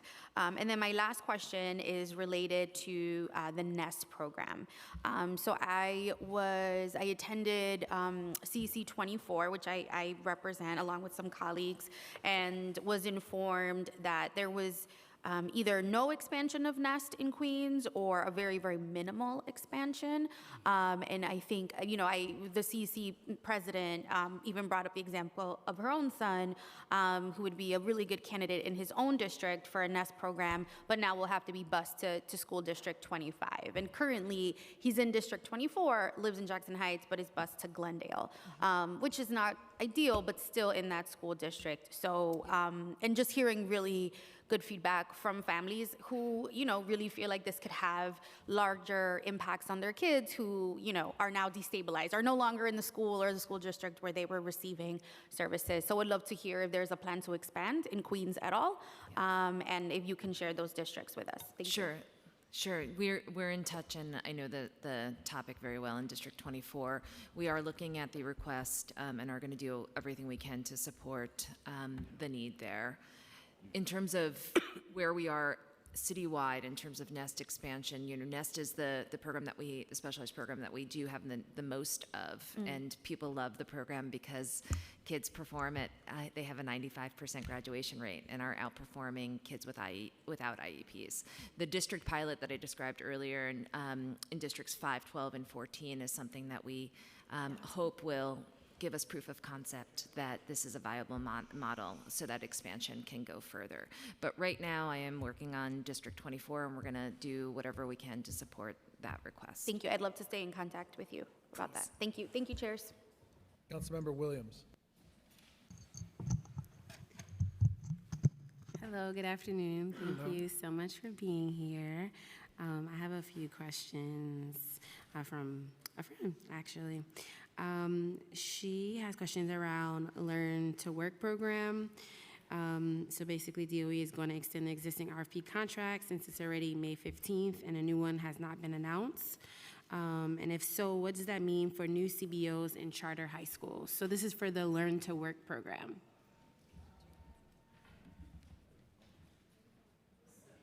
So this is one of the programs where additional funding was added to cover the stimulus cliff. Yes, for next year. My understanding is the current contracts will be extended given where we are in the year. Ditto for community schools and some of those other programs. Okay. Goes on to say the Learn to Work program has been in the budget since 2004, but yet the program is working off a peg. The program was funded for $33 million, but now it is operating at a $2 million loss. Why hasn't this funding been prioritized to be baselined? And do we have to keep fighting annually to ensure the funding is not cut from the program? So in terms of the small difference, we are going to continue to work with OMB to ensure the current contracts and programs are supported for next year. We will continue to look at spend over the course of the year, and that's what that is about. In terms of the larger question, yes, this is one of the programs that was cut and replaced with stimulus dollars under the old administration. The city has now funded it with tax levy dollars for next year, but beyond that, that decision has not yet been made. And do you have plans to create a new RFP, or will you just continue to extend the existing ones? Yeah, until with 1 year of funding, we're not really in a position to put out another RFP, but we'll continue to advocate for longer term funding, which would allow us to open up the program, which we would love to do. Okay, so there's no real way for new CBOs and transfer charter schools to participate in the program in lieu of the contract? Not currently. It was a big victory from our perspective that we at least got funding for next year, because that was at risk, and obviously this is crucial programming, as you know, for some of our most vulnerable students. But the next step would be to get sustainable funding that will allow us to open up the program, issue a new RFP. And that goes for a lot of these programs. You know, when we were here last, a lot of this stuff was, we weren't sure where we were going to be. And really, is the advocacy of this body together in negotiating with the mayor, got us to where we are today. To even be able to stabilize some of these programs. We were hearing from folks from the arts community, the community schools, learn to work. So we do consider it a huge victory, the hundreds of millions of dollars that went in to keep everybody where they are. Now, when you start talking about we want more expansion, that's a whole nother story. It's going to require more dollars. Okay, thank you so much. Thank you, Chancellor, for your leadership. Thank you. And I look forward to working with you all on the STEAM Center in Queens. Thank you. I just have two questions. I'm going to hand it back to Chair Joseph. Just going back to the arts education, the council in our budget response called for every school to have an art teacher. Earlier, we talked about how there's 307 schools currently without a certified art teacher. Does DOE have a projected cost of what it would take to make sure that every school had an art teacher? I don't think we have that cost in front of us. We could certainly come up with it. I would say a few things, and Delia, if you want to join, feel free. But just as a reminder, some of this is about the decisions schools make at their level with their flexible budgets, right? Most of the dollars we give to schools, principals have some flexibility over how they're using that. We do have a dedicated funding stream for art that we have created that goes out on top of that was created with stimulus dollars that is now being sustained for next year. But a lot of the decisions at individual schools within their budgets are made by principals and making different trade-offs on where they are. All right, yeah, you've got a number of principals I've spoken with who have not hired an art teacher, but they have art partnerships with community-based organizations who do a wide range of programming within their schools that, and some of them are even more expansive than if you just had one art teacher teaching a set group of. So it might look like a deficit. You don't have an art teacher, but what we could do is look and see which schools don't have an art program or a teacher at all. That would be helpful. That's an analysis that we can do. We'll look into doing that. And then I have another question here from a member who had to leave with regard to fair student funding. In the past, collective bargaining changes have not been reflected in the FSF, which means that the amount of FSF and changes to it at mid-year has been different from what the simple math should indicate. So is there a plan to, with the new labor contracts, how much will collective bargaining be on top of the FSF formula? Is there a plan to fold those changes into it? Yes, that's an excellent question. So It wasn't mine. You asked it very well. So those additional dollars do flow into school budgets and already have flown into school budgets this year. So I just want to say that from a starting perspective, when we reached new agreements with the UFT, we were funded for those additional dollars, and those dollars basically tracked the teachers into their schools and showed up in school budgets this year and will continue to show up next year. And that is in the big pot of money we call fair student funding. It's not reflected in the student per capita because it sort of goes on top of that. That's in part because it's the least disruptive way to put that money out to schools and make sure there aren't big gainers or losers based on that, and make sure they can keep their current teachers and staff in the building. So it is something we have looked at, but for this time it's in FSF, but it is flowing out on top of the formula again. Okay, Chair Joseph.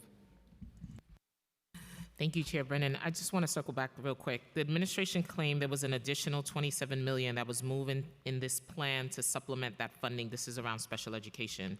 Can you provide the unit of appropriation in the budget code that the money moved, and from where is it now located? Sure. So the money resides in U of A 470, and it will continue to reside in U of A 470. OMB created a new budget code to track the dollars, and so I will get you the budget code. Okay, so this shift is a net zero transfer, right? Correct. Okay, thank you. Wasn't this funding already earmarked for preschool special education? It's in the budget, but it's surplus funding. And what was the $27 million previously used for? So the funding in that U of A supports the special education contracts and enhancement contracts, and it'll continue to. Okay.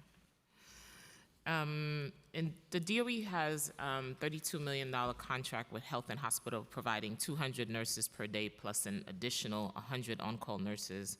How are these nurses deployed at the schools? So I'd have to check on that particular step, but as you know, we have both staff nurses at DOE and DOHMH, and those are our priority, and we have some vacancies there we're looking to fill. And then we send out contract nurses on top of those to ensure every school has a nurse, and if a nurse calls in sick as well. Are these instances where students who are in need of a nurse would have to wait for one to be sent to their school? No, when we have a nurse call out or we have a vacancy on the staff positions, we work with our contractors to send another nurse in. Have you made a decision to prioritize contract nurse over full-time nurse hired directly by schools? No, we actually really prioritize our staff nurses, both at New York City Public Schools and DOHMH. We have staff nurses, and that is our preference to ensure as many of our schools as possible are filled by those nurses, are staffed and supported by those nurses. We do have vacancies there that we continue to try and fill, but they are not filled, and so we use contract nurses for those and for the others. How many vacancies do you have? Give me 1 second. I have that number here. Currently, it looks like we have about 500 vacancies between us and DOHMH. Why is that? Do you know?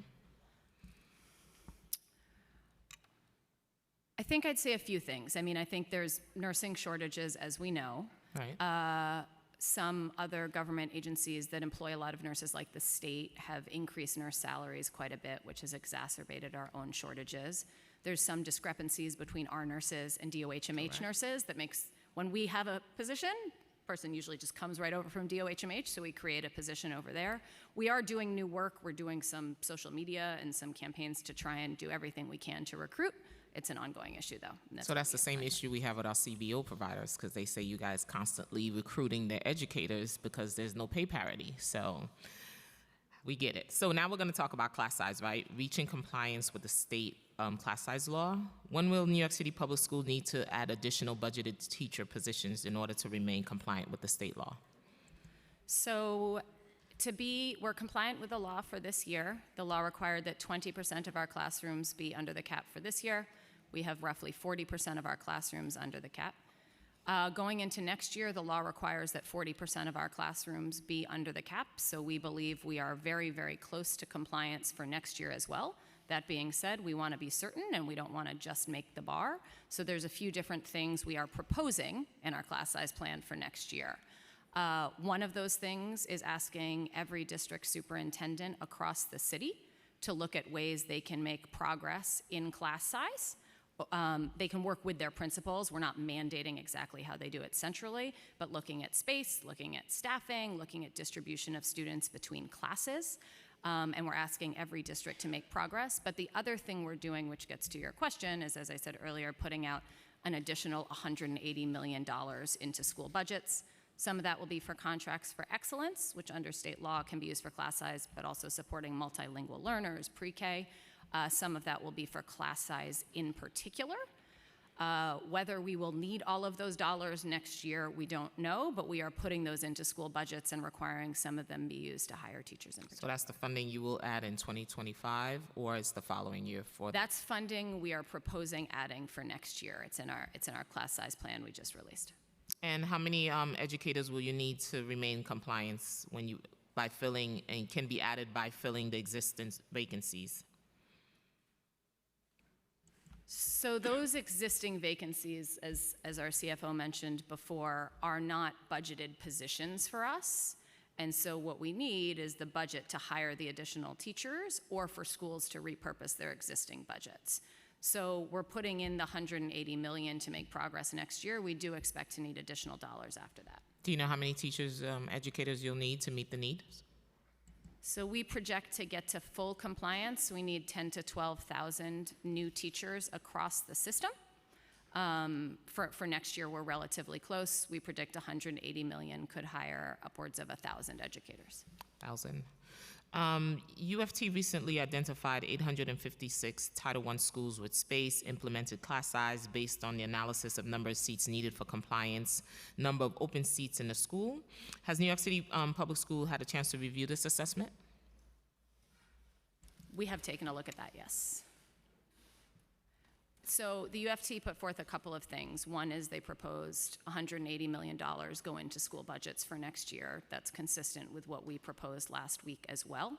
In terms of where those dollars flow and what they can support, would say a few different things. We are proposing that those dollars flow based on need and space, as UFT is doing. There's different ways of looking at need and space, but our class size plan prioritizes need and space, frankly, as the law requires as well. In terms of how many teachers those dollars can hire, we have some dispute over the numbers they've put out. As I said, we think it's over 1,000, but not the 3,000 that they are saying. Have you done your own assessments? Yes, so we've looked at, yes, very much so. So we've looked at space across all our schools. We've surveyed every school leader about their space, and we've looked at need. In terms of our assessments of dollars, it's, the math is that $180 million, we believe, hires well over 1,000, or is enough to support well over 1,000, but not up to 3,000. Earlier you testified that over 3,000 positions that are currently funded by stimulus dollars. How many of these positions have secure funding source for fiscal 2025? I'll get back to you on that. Okay. So my young people had sent me a text. They say at the time when mental health challenges for students are overwhelming and suspensions are rising to pre-pandemic levels, why are we prioritizing Project Pivot and hiring teenagers to become school cops while divesting in restorative justice?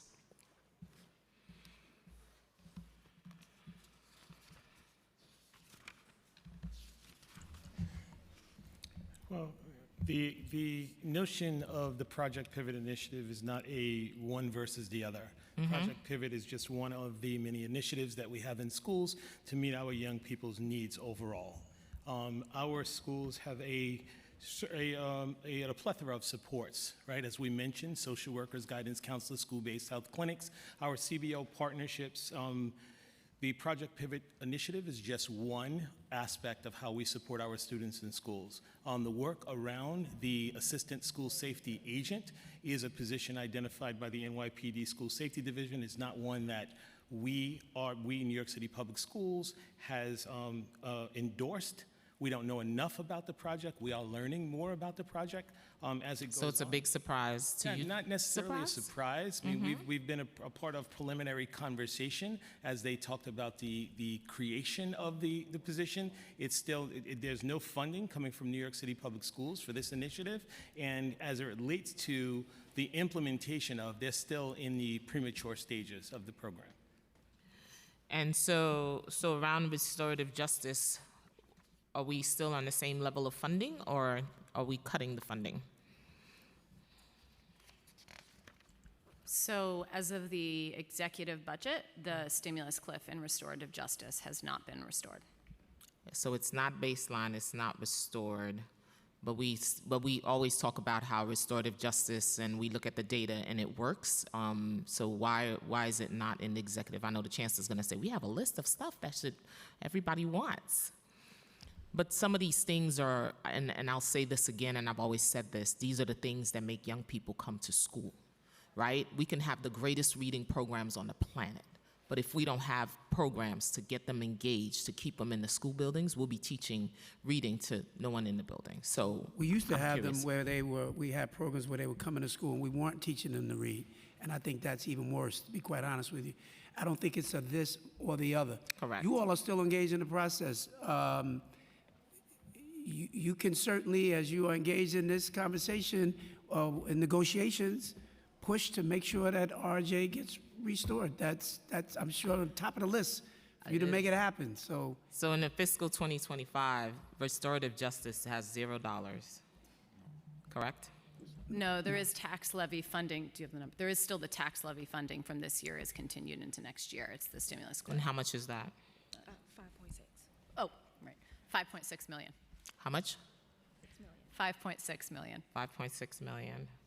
And how much did you put in for Project Pivot? 15. According to the report,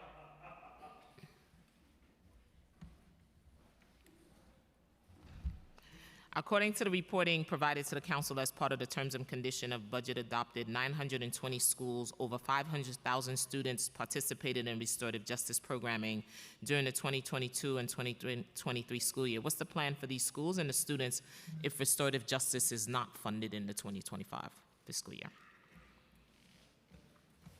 So as I shared, all of the schools that we've identified have a plethora of supports. We have not yet, sort of ventured around what that would mean if restorative is not a part of those school communities. There are other programs that exist in those schools that will continue to exist, that will continue to support students in the same manner. As my colleague just shared, we're not at the place yet where we're saying that it's completely. Oh, because I was beginning to think Project Pivot was a successor of RJ. No, and I don't think we should, I certainly don't want to be a part of creating this, I'm asking have the them question. competing. There's a lot of questions seen about, Project Pivot as though, Project Pivot involves about 257 community-based organizations, mostly people of color from around the city, and I stand up for those organizations very, very strongly. And so I don't think it should be about one versus the other. We can absolutely be talking about how do we lift up Project Pivot as well as lifting up RJ. And as I said, we are still in the middle of a negotiation season, and we should still continue to advocate for all of it. Absolutely. So I think they both have great merit. Thank you, Chancellor. You got it. Mayor Botcher. Good afternoon. First, Chancellor, I want to thank you for your testimony in Washington and making New York City proud with how you represented us in Washington during those hearings. Thank you very much. I want to follow up about the issue of social workers in the schools. A 2022 audit by Comptroller Thomas DiNapoli found that 80% of New York City schools failed to meet the recommended ratio of one social worker to 250 students. Could you explain just clearly why are we failing to meet that ratio? Is it an issue of not being funded for one social worker for 250 students? Is it an issue of difficulty recruiting those social workers? What are the factors involved in that failure? Yeah, good afternoon, Council Member. Thanks for the question. One piece of context on this, listen, let's all stipulate. We would love to have even more support for our kids in the form of social workers, by the way, and guidance counselors and nurses and so forth. But the context I want to provide is, in the last 10 years, while the Chancellor's talked a lot about this, our enrollment over the last 10 years has probably dropped by about 150,000 students.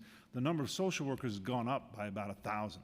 So we are making headway, even if we're not at the recommended ratio in a lot of places, and we want to continue to do that. Some of this, as the Chancellor said, is also, and we think this is really important, principals are closest to their students. They do have some real discretion over how their budget dollars are spent, particularly as Deputy Chancellor Videra is talking about, for fair student funding, which is the bulk of school money. It is fairly flexible. And so, some principals decide to invest more heavily in mental health support. Some principals may decide to put that money elsewhere. We don't want to totally take away that discretion because, again, the principals and the teachers and the educators and staff members know their kids best. But just want to say, we are making progress in that area. And Mark, I don't know if you want to add on to that. Yeah, I just wanted to add on, just as a point of clarity. I know it was shared earlier. The social worker guidance counselor ratio for all schools is 1 to 162, and for high schools is 1 to 125. One of the other things that I really wanted to uplift is the relationship that we have at New York City Public Schools with 20 higher education institutions, where we're working to get social work interns in some of our most high priority schools. Currently, those relationships has yielded almost 200 social work interns for our schools. Are there any unfilled social work positions at the Department of Education? Yeah, go ahead. I don't have that number, Councilmember. We'll get it for you. I'm sure there are some. It's not a huge number, but I'm sure we have some vacancies as we sit here. Thank you.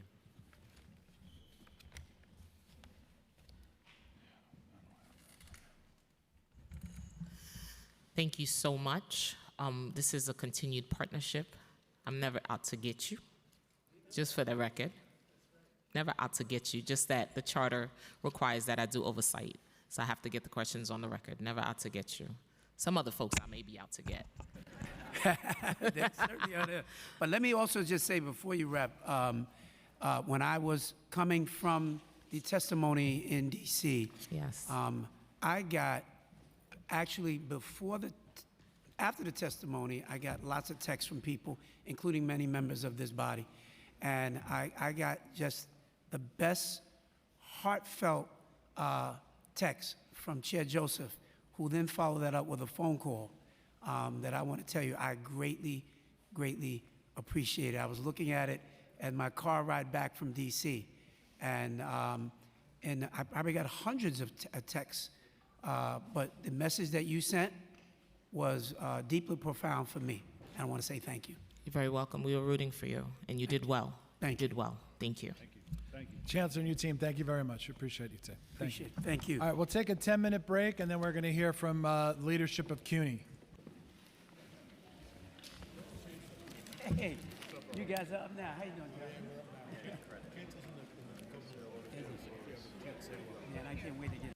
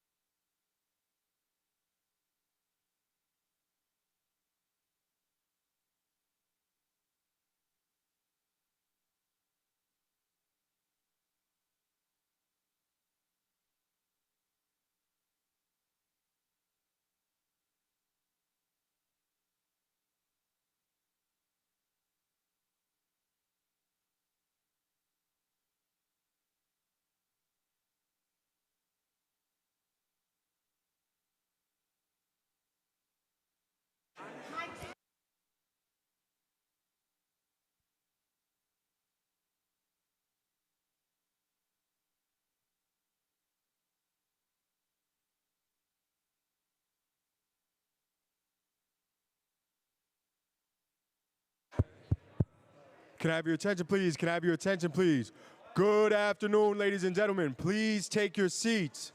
Once again, please take your seats. Please ensure that all cell phones and electronic devices are placed to silent. Once again, please make sure all cell phones and electronic devices are placed to silent. Thank you for your cooperation. We shall resume momentarily.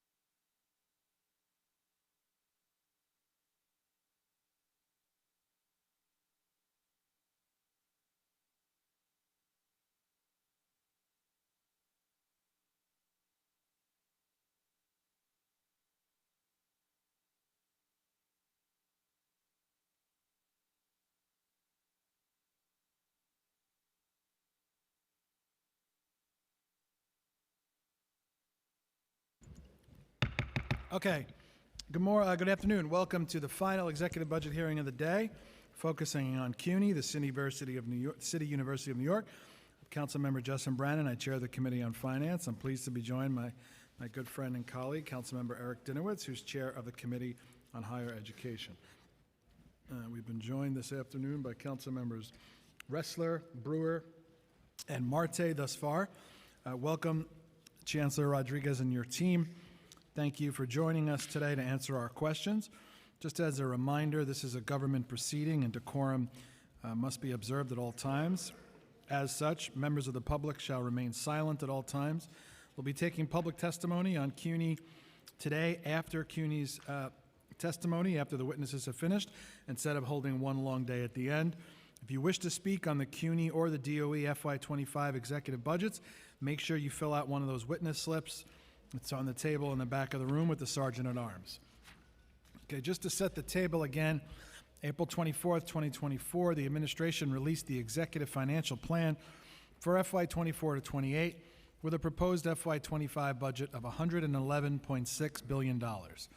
CUNY's FY25 proposed budget of $1.29 billion represents 1.16% of the administration's proposed budget in the executive plan.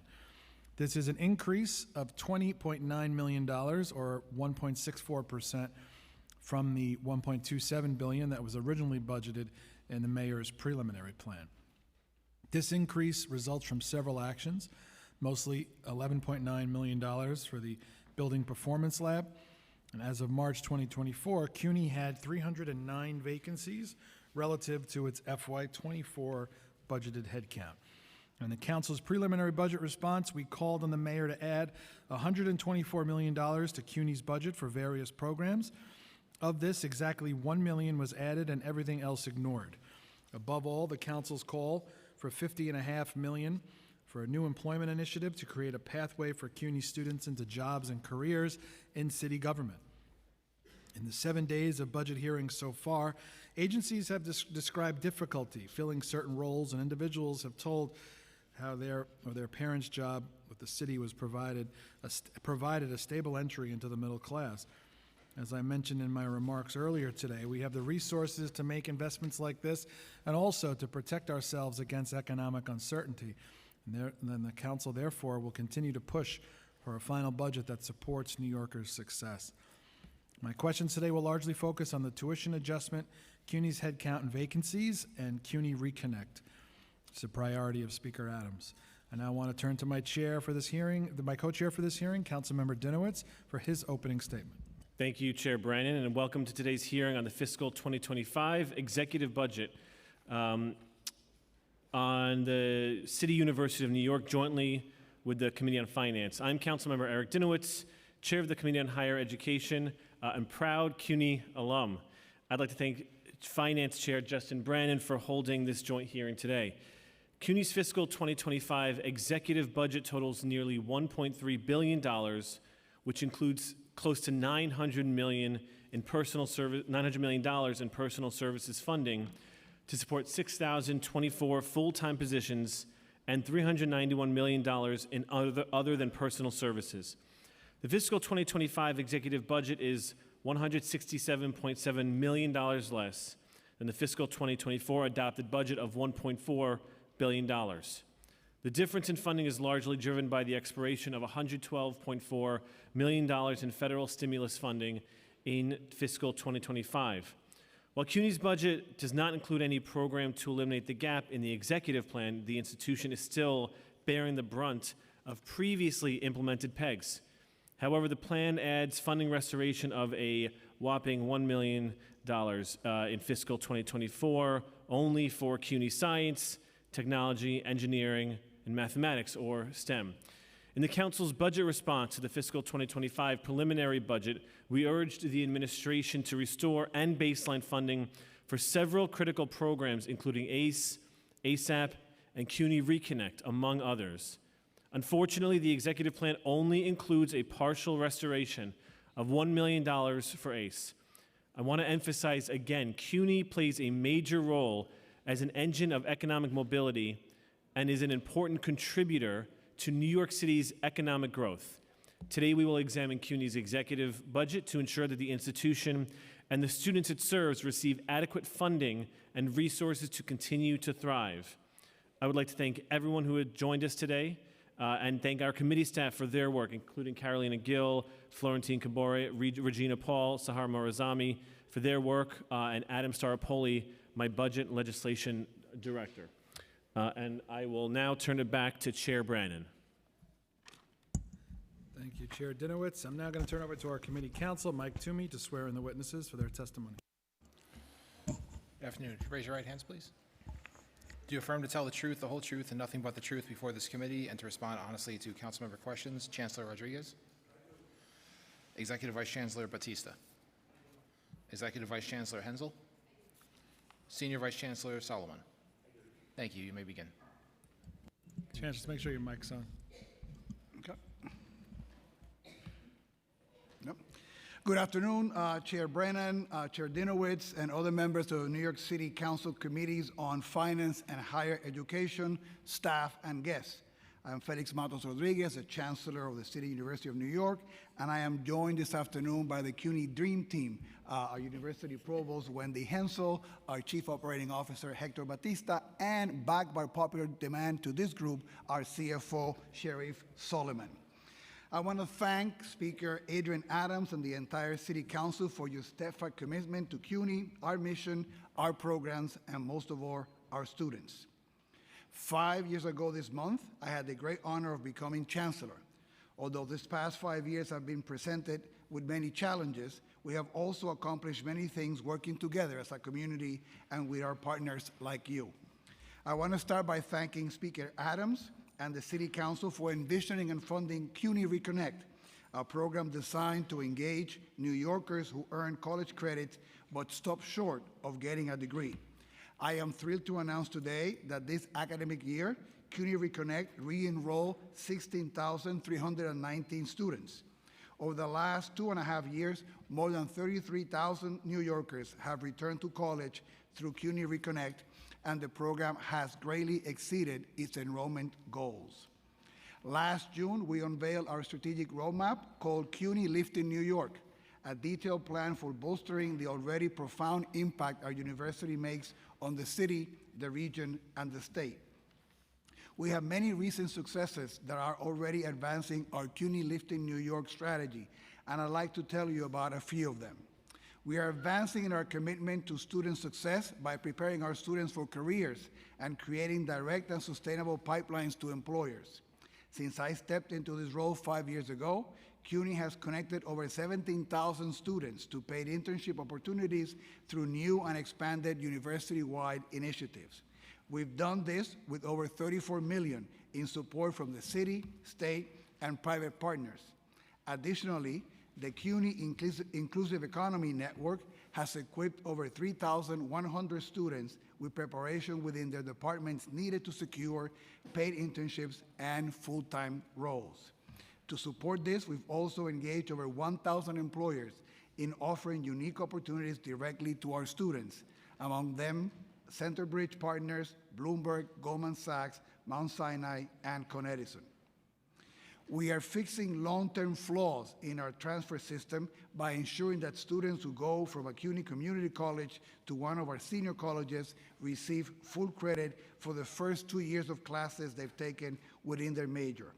This saves them significant time towards graduation and an average of about $1,220 in tuition. And that's money they can use for food, housing, childcare, and other living expenses. We continue to draw increasing support for our mission from the philanthropic community. This year alone, CUNY received its 2 largest gifts ever. In January, a $75 million gift from the Simons Foundation to establish CUNY as a hub for computational science and to support our participation in the state's Empire AI project.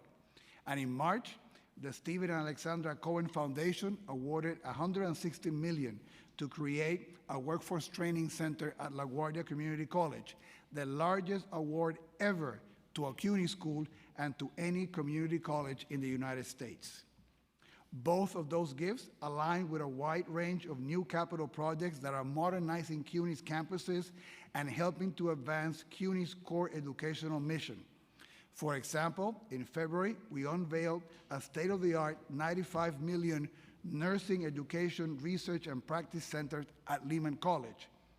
Lehman Center is the latest example of state and city-sponsored and CUNY-led investments in New York's public education and public health infrastructure. CUNY graduates an average of 1,800 nurses annually, representing about half of the nurses entering New York City's workforce each year. And we have been taking action to confront hate and be proactive in creating campus communities built on trust, understanding, and inclusion.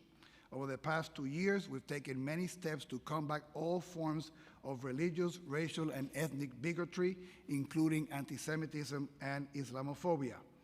Among this, CUNY partnered with Hilel International and initiated a campaign to promote that students and employees have a right to request religious accommodations for any scheduled academic or employment activities that might conflict with their religious observances. I could expand on our recent successes and efforts, but it's important that I turn now to the challenges that jeopardize our continued progress in lifting New York. The effects of several rounds of baseline pegs have had a harmful impact on our community colleges, for our students, our programs, and college operations. It was welcome news to hear of the cancellation of additional pegs in the executive budget but the Thank you. baseline pegs for Chancellor, Chancellor, hang on. Please have him removed. Please have him removed. Thank you.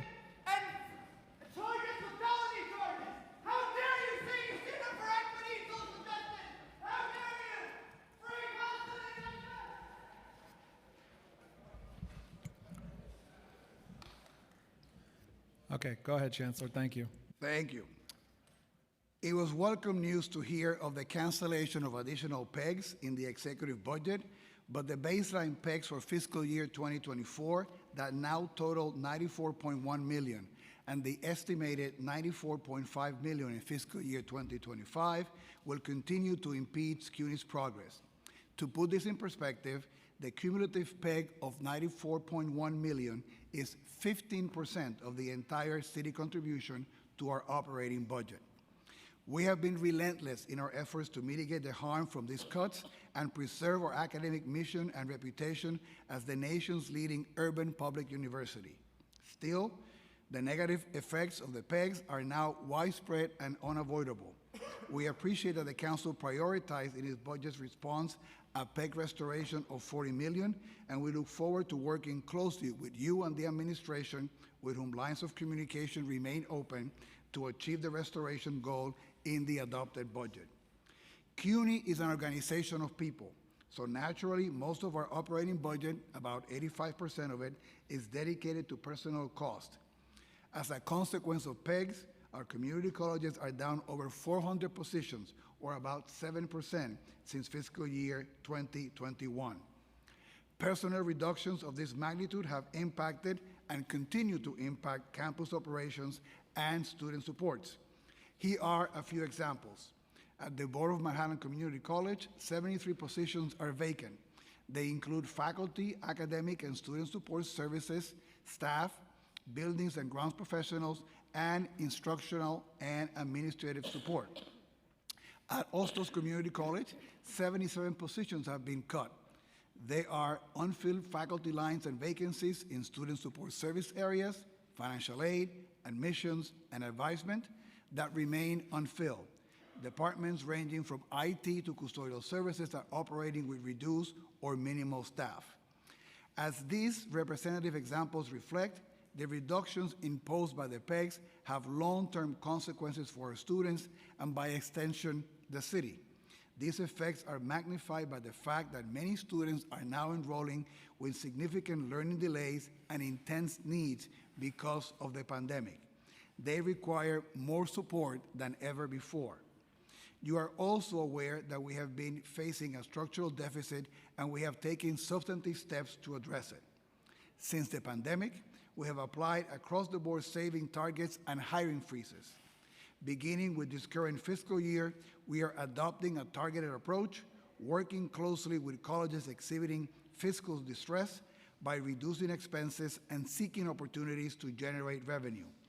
Our actions, combined with additional state aid, have led to the structural deficit being reduced by more than half of what it was 2 years ago, from $234 million in fiscal year 2022 to a projected $107 million at the end of fiscal year 2024, according to our latest mid-year projections.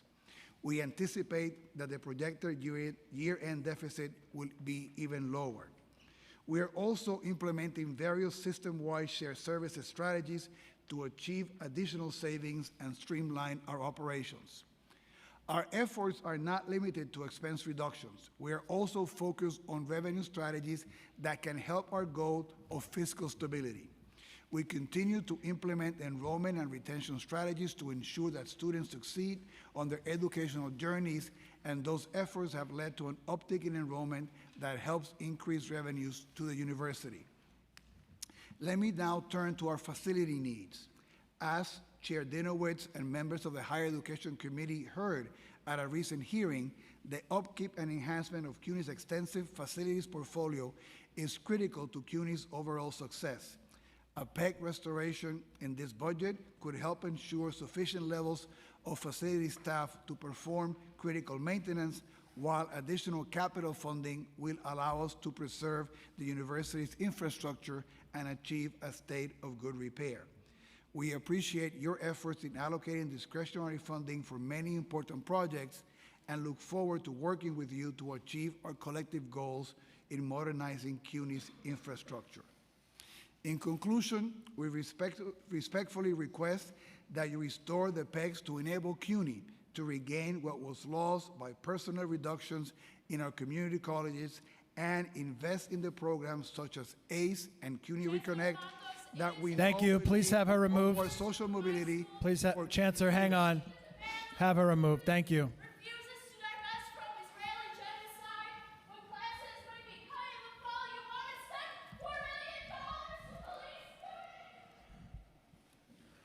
Go ahead, conclude. Thank you. Less investment in CUNY leads to a cumulative negative impact on the city's economy. Fewer college graduates, a lesser credentialed workforce, lesser ability to attract businesses to the city, lower personal income and business tax bases, longer-term potential for more individuals requiring city services. Real investment in CUNY will do just the opposite. We know that this is a broader goal that we collectively share, and we look forward to working together with you to deliver a better future for CUNY and for New York. Thank you again for the opportunity to testify, and we look forward to your questions. Thank you, Chancellor. Just a reminder, we have public testimony after CUNY is done testifying. If you want to make your voice heard, the way to do it is to sign up to testify. If you jump up and... Okay, be removed. Thank you. Bye-bye now. Thank you. This is a city council hearing. It's not a Yankees game. So if you want to testify, you have to sign up to testify. If you jump up and scream, you'll be removed. I don't care what you're saying. Okay, let's start. Chancellor, I want to talk about headcount and vacancies. You mentioned a little bit about it in your testimony. Can you provide the total number of non-reappointments for the spring 2024 semester? So let me, Terry, if you want to answer those more technical questions. Well, I think what we've been saying is over the course of the past few years, community college headcount is down about 419 positions, or 17%. And that's, largely the result of the reductions that needed to be taken because of the PEGs, et cetera. Now, that's classified staff, faculty. It's a mixture of both. Have you identified colleges that are in greater need of additional personnel, or is it pretty equitable across the board? Are the vacancies spread across, or? I think, it's mostly, there's some of the schools that have been also affected by larger enrollment losses. Think about Board of Manhattan Community College, for example, right? So in our revenue model, it's money that comes from the city and the state in addition to the money coming from enrollment. With enrollment being down, we've also lost support there. So some of the schools that have had more enrollment lost might be affected a bit more in terms of staffing positions. And in that 419 number, do you have a breakdown of the vacancies for pedagogical versus non-pedagogical? We can get you a breakdown, but I think, as the Chancellor said, it really runs the gamut in terms of the areas that have been impacted, from counseling services to financial aid counselors to academic advisors to facilities and maintenance staff that are so important to our campus operations. So we can certainly get you the breakdown of pedagogical and non-pedagogical, but it really runs the gamut. And the current vacancies impacting class offerings? Certainly they do in terms of having less faculty available to teach the classes. The decline in enrollment also means there's less sessions that are needed, but certainly lack of faculty limits our flexibility to provide the courses that the students need.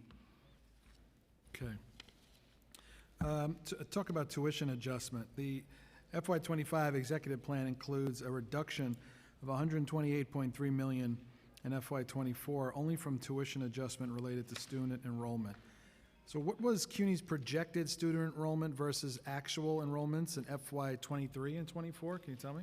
Yeah, so both of those numbers, you see the expense budget and the revenue budget coming down to account for if you will, a right sizing of where our enrollment levels are. Essentially, since the pandemic, we have being carried in the budget the baseline of what our enrollment was at that particular point in time. So what that reflects is a year-by-year adjustment based on enrollment levels and where they are now. And what is the anticipated impact of this decrease in tuition to operations? Well, I mean, we mentioned some of the things in the testimony, right? In terms of it ranges from having being able to hire less faculty, being able to hire less advisors, being able to have less hours for some of the basic services, tutoring, library hours, cuts also on the operational side, less staff on the maintenance team, for example, which has an effect on the infrastructure of our facilities. So it runs the gamut. And we have worked with each college for them to do differently how they want to manage the different cuts that they faced.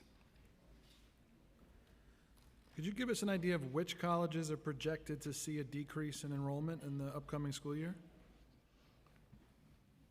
I mean, that is, a challenging proposition, to be very frank with you, and I'm sure that in the previous hearing, you probably heard a thing or two about the fiasco with FAFSA and the potential effect that might have on enrollment.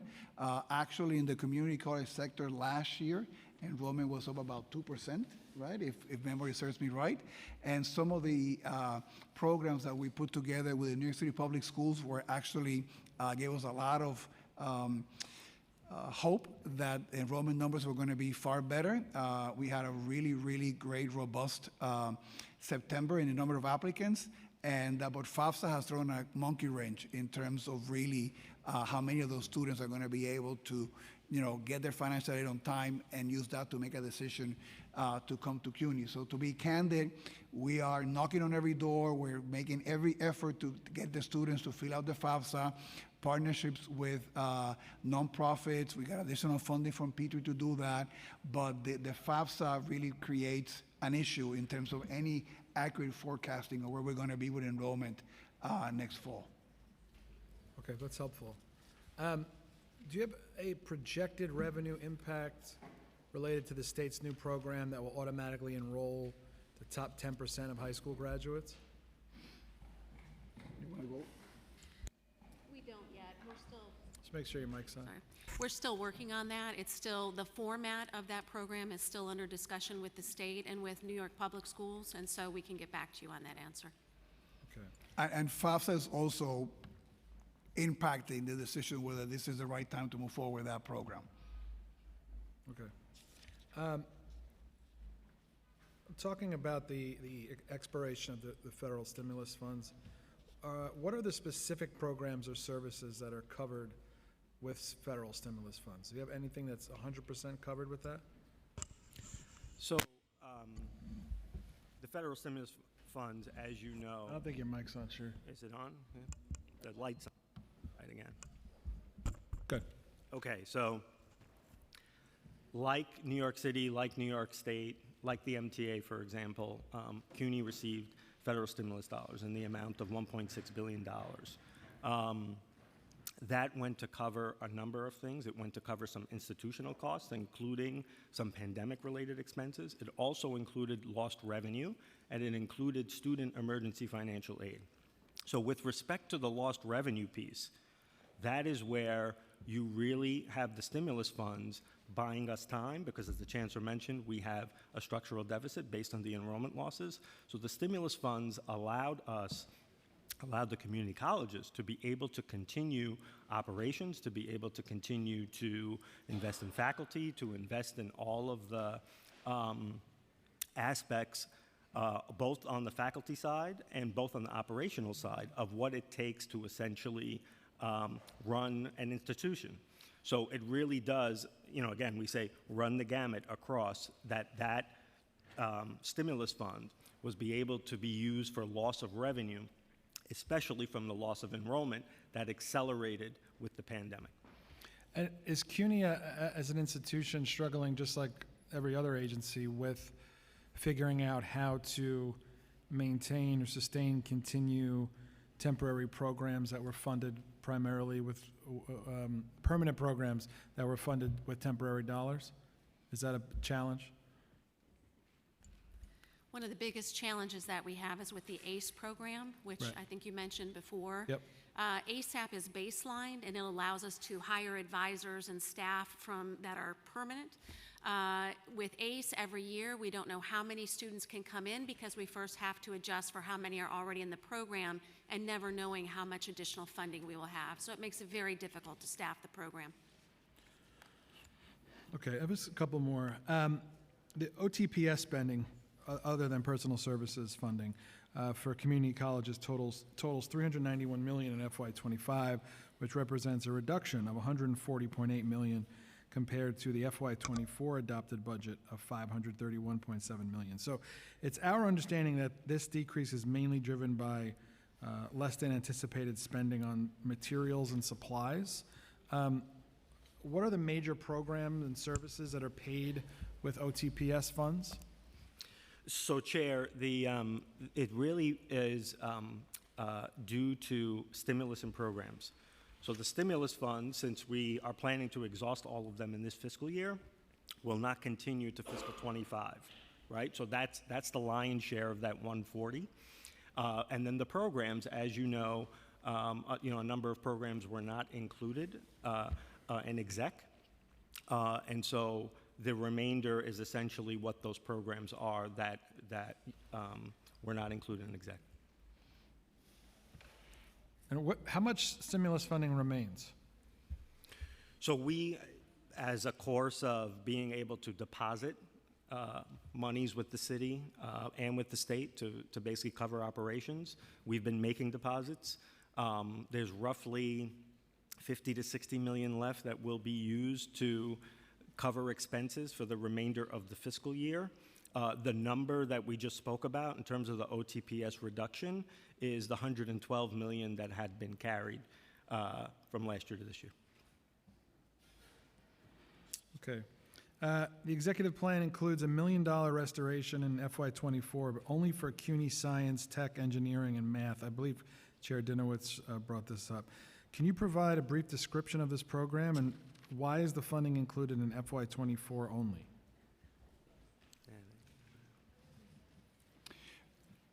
We'll have to get back to you with that information. Okay. All right, I have a couple of things on that, so I'll just send you everything. Okay. CUNY Reconnect, this big priority for the council and personally for the speaker.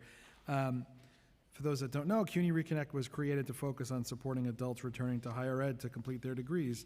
CUNY Reconnect has been touted as a great success, helping over 17,000 students return to higher ed since its inception.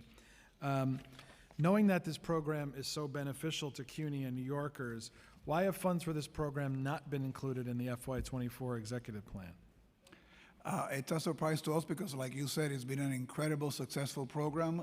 It has brought down, I shared the numbers with you in the testimony. It also, I want to point out, has the additional value that we have learned a lot about how to engage those adult learners that have left and have helped us to incorporate better practices, better advising all across our campuses. So it is not just the total number of students that have come in, which has been impressive and superseded all the goals that we had initially, but also has been a great internal educational tool about how to do a much better job at getting to the barriers that led to some of those students for them to leave, right? So we don't have that situation happening again, and it helps that retention, but also the kind of flexibility and the things that we need to do to be able to attract many more New Yorkers, which we know there are thousands that have some college but did not complete. So again, we think that every dollar spent in Reconnect has incredible value and coincide with the council on the need to even expand the funding. If the money was there, is there plans to expand Reconnect? Yes. Okay. Does everyone that qualifies and applies for CUNY Reconnect get a spot in the program?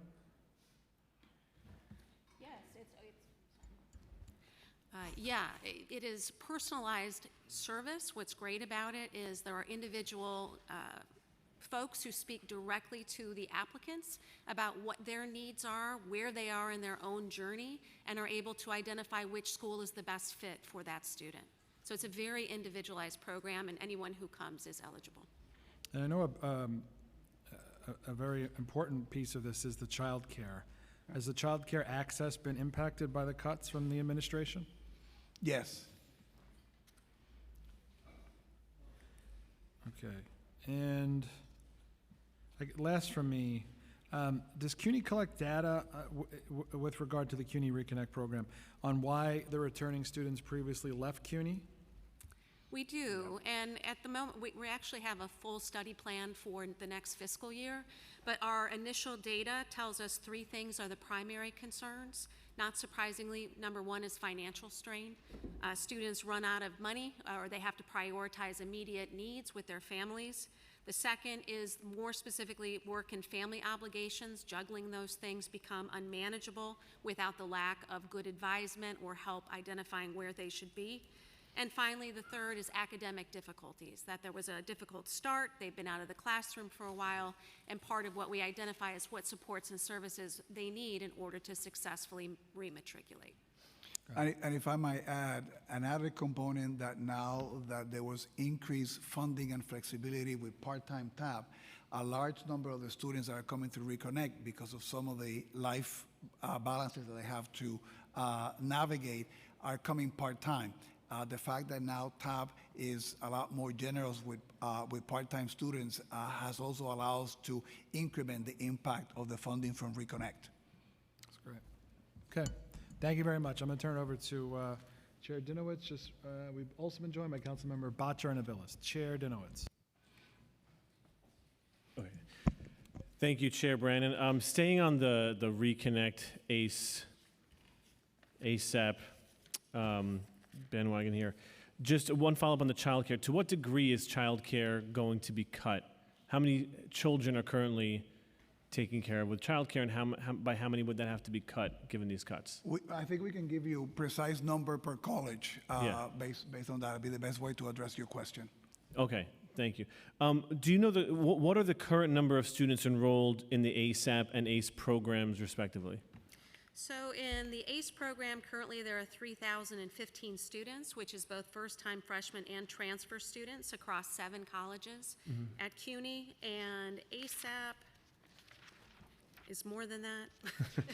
Much more than that. I'll have to find that number for you here in a minute. Okay, greater than 3,015. Yes. It is Total for fall 13 was 15,000. 15,385 to be But you should have said precise. significantly greater. Okay, 15,000, what is it? 15,385. 385. And you had said in your testimony that ASAP is baselined? Correct. Okay, because we're seeing cuts, I know, to the ASAP program on our end. Is that, can we talk more about the cuts that are being felt by the ASAP program? Sure. I think the $5 million that the council added in last year's budget is not continued in exec, but the lion's share of the program, funds for the program is baseline. Thank you. And ACE. ACE is being significantly cut. Do you have a wait list of students to enroll in these programs due to the limited funding or reductions in funding? We're extremely careful as we admit students in, because once we admit them, we commit to providing those services, whether the funding is continued or not. We'll find a way to continue it, but it certainly keeps us from accepting new students and recruiting new students, yes. So is there a wait list, or is? I mean, I think no, because we're very cautious. I think that if you remember the comment that the provost made about that the uncertainty in the funding makes us be very cautious about how many new students we take. So normally, if you knew how many students you could serve, you'd be out there trying to get a sense of that. So we're very cautious not to overly advertise in case the funding doesn't materialize. So there's never a situation where more students say, hey, I really want to enroll in or partake in the ASAP or ACE program, and they're turned away. Oh, I mean, with ACE, we have no doubt that if we have more capacity, more students will be willing to take it. I'm just saying that we're very cautious in the recruitment because that funding stream has been uncertain. I guess that gets to my question. All students who are in ACE are specifically recruited. They get a phone call or email saying, we want you in this program. There's no one going to you and saying, I'd really like to partake in this program, and you're not turning anyone away because no one comes to you? They certainly come directly to us at times, but we are very careful in managing those numbers across the colleges that are participating. So there's a sense from the beginning of what numbers can be supported with the funding that we have. And as all student programs, often we have to go to them to make sure that they're aware of the programs and get them enrolled. So I'm not aware of people saying, I want to be in this program, and they can't be admitted. We just very carefully control how we admit students into the program. And are there students, I mean, do you believe that these ACE, ASAP, the ACE and ASAP programs attract prospective students and help retain the existing students? Absolutely. There's absolutely no question. It is almost more than double the graduation rate, which speaks for itself as to the retention rates. And as you know, we've talked about this before, the return on investment is very significant. For ACE, for every dollar that we invest, $21 comes back, with 16 going to the program graduate in terms of future earnings and 5 going to taxpayers in the form of additional tax revenue. So it is a huge win-win for everybody. Yeah, it just sounds like a good financial investment, not to mention an investment in future students, in the students in their future. According to the Mayor's Office of Community Mental Health, 1 in 5 New Yorkers experiences mental health illness each year, and hundreds of thousands of these New Yorkers are not connected to care. Can you speak to the mental health services available for CUNY's students? Well, so, I mean, all our campuses have mental health support for our students. Clearly, the demand for those services is higher than what we can provide. We've used, for example, stimulus dollars at one point to put additional support for our students in the campuses, and we've got an additional state aid to do that. But, I mean, that's an area where really additional investment is really, really needed. We have piloted, and you're familiar with it because of your district, CUNY Cares, which is a pilot in the 3 CUNY Bronx schools, Lehman, Ostos, and Bronx Community, which is a way to leverage how we can get more mental health support to the students. And we're hoping that what we learned there, we can use all across the system. What is, speaking of CUNY Cares, what is the total budget allocated for CUNY Cares? We can get that to you. I don't know that it's a blend of philanthropic support and state dollars, and it's the intent of CUNY Cares is, for example, to leverage many of our students who would qualify for SNAP benefits, and they don't want to navigate the paperwork, or they think they're not going to be eligible. So we're really trying to maximize resources that the federal government or the city and the state already provide for our students, which we know will have an impact on their food insecurity, on their housing insecurity, and in this case, going back to mental health. But we can give you a breakdown of the CUNY Cares budget. And please. I was just going to give you the one area where we really have felt the lack of stimulus funds, as the Chancellor mentioned, is mental health. And just to give you a sense of that, the recommended ratio of clinicians to students is 1 to 1,500. And as a result of the loss of stimulus funds, we're up to 1 to 2,390.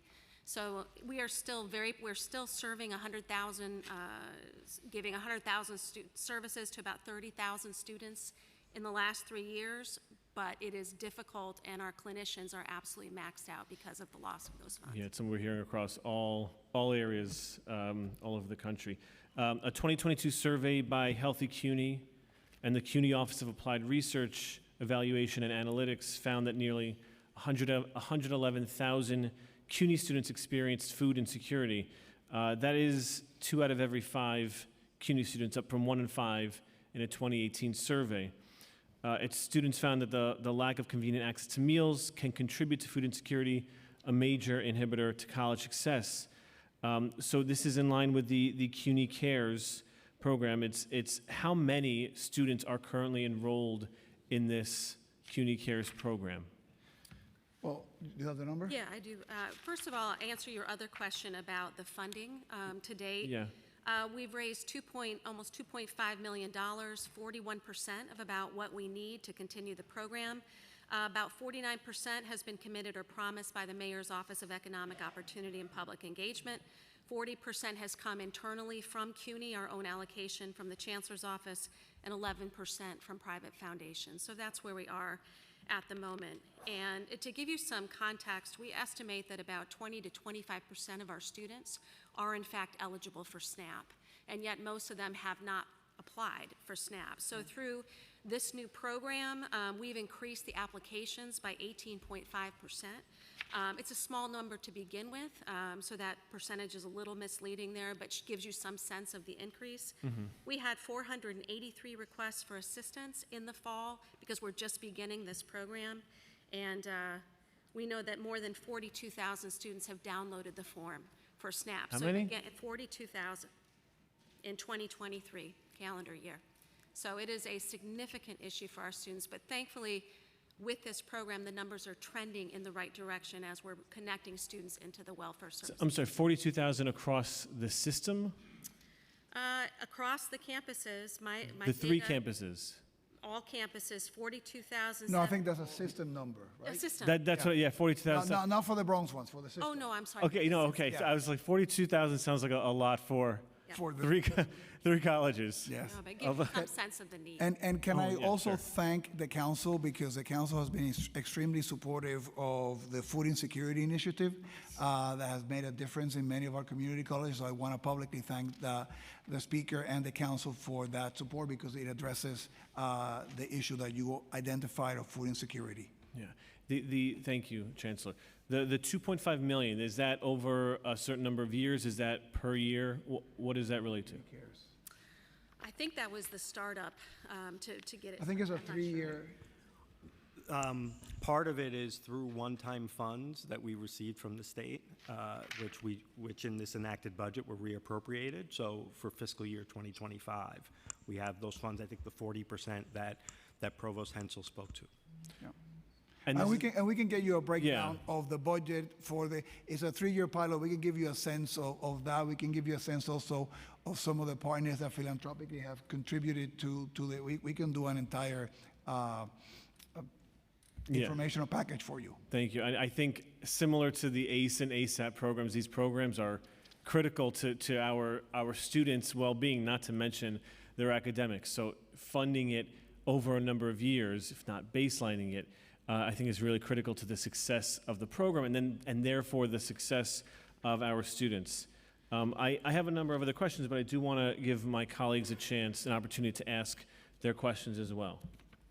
We have questions from Councilmember Ressler, followed by Brewer.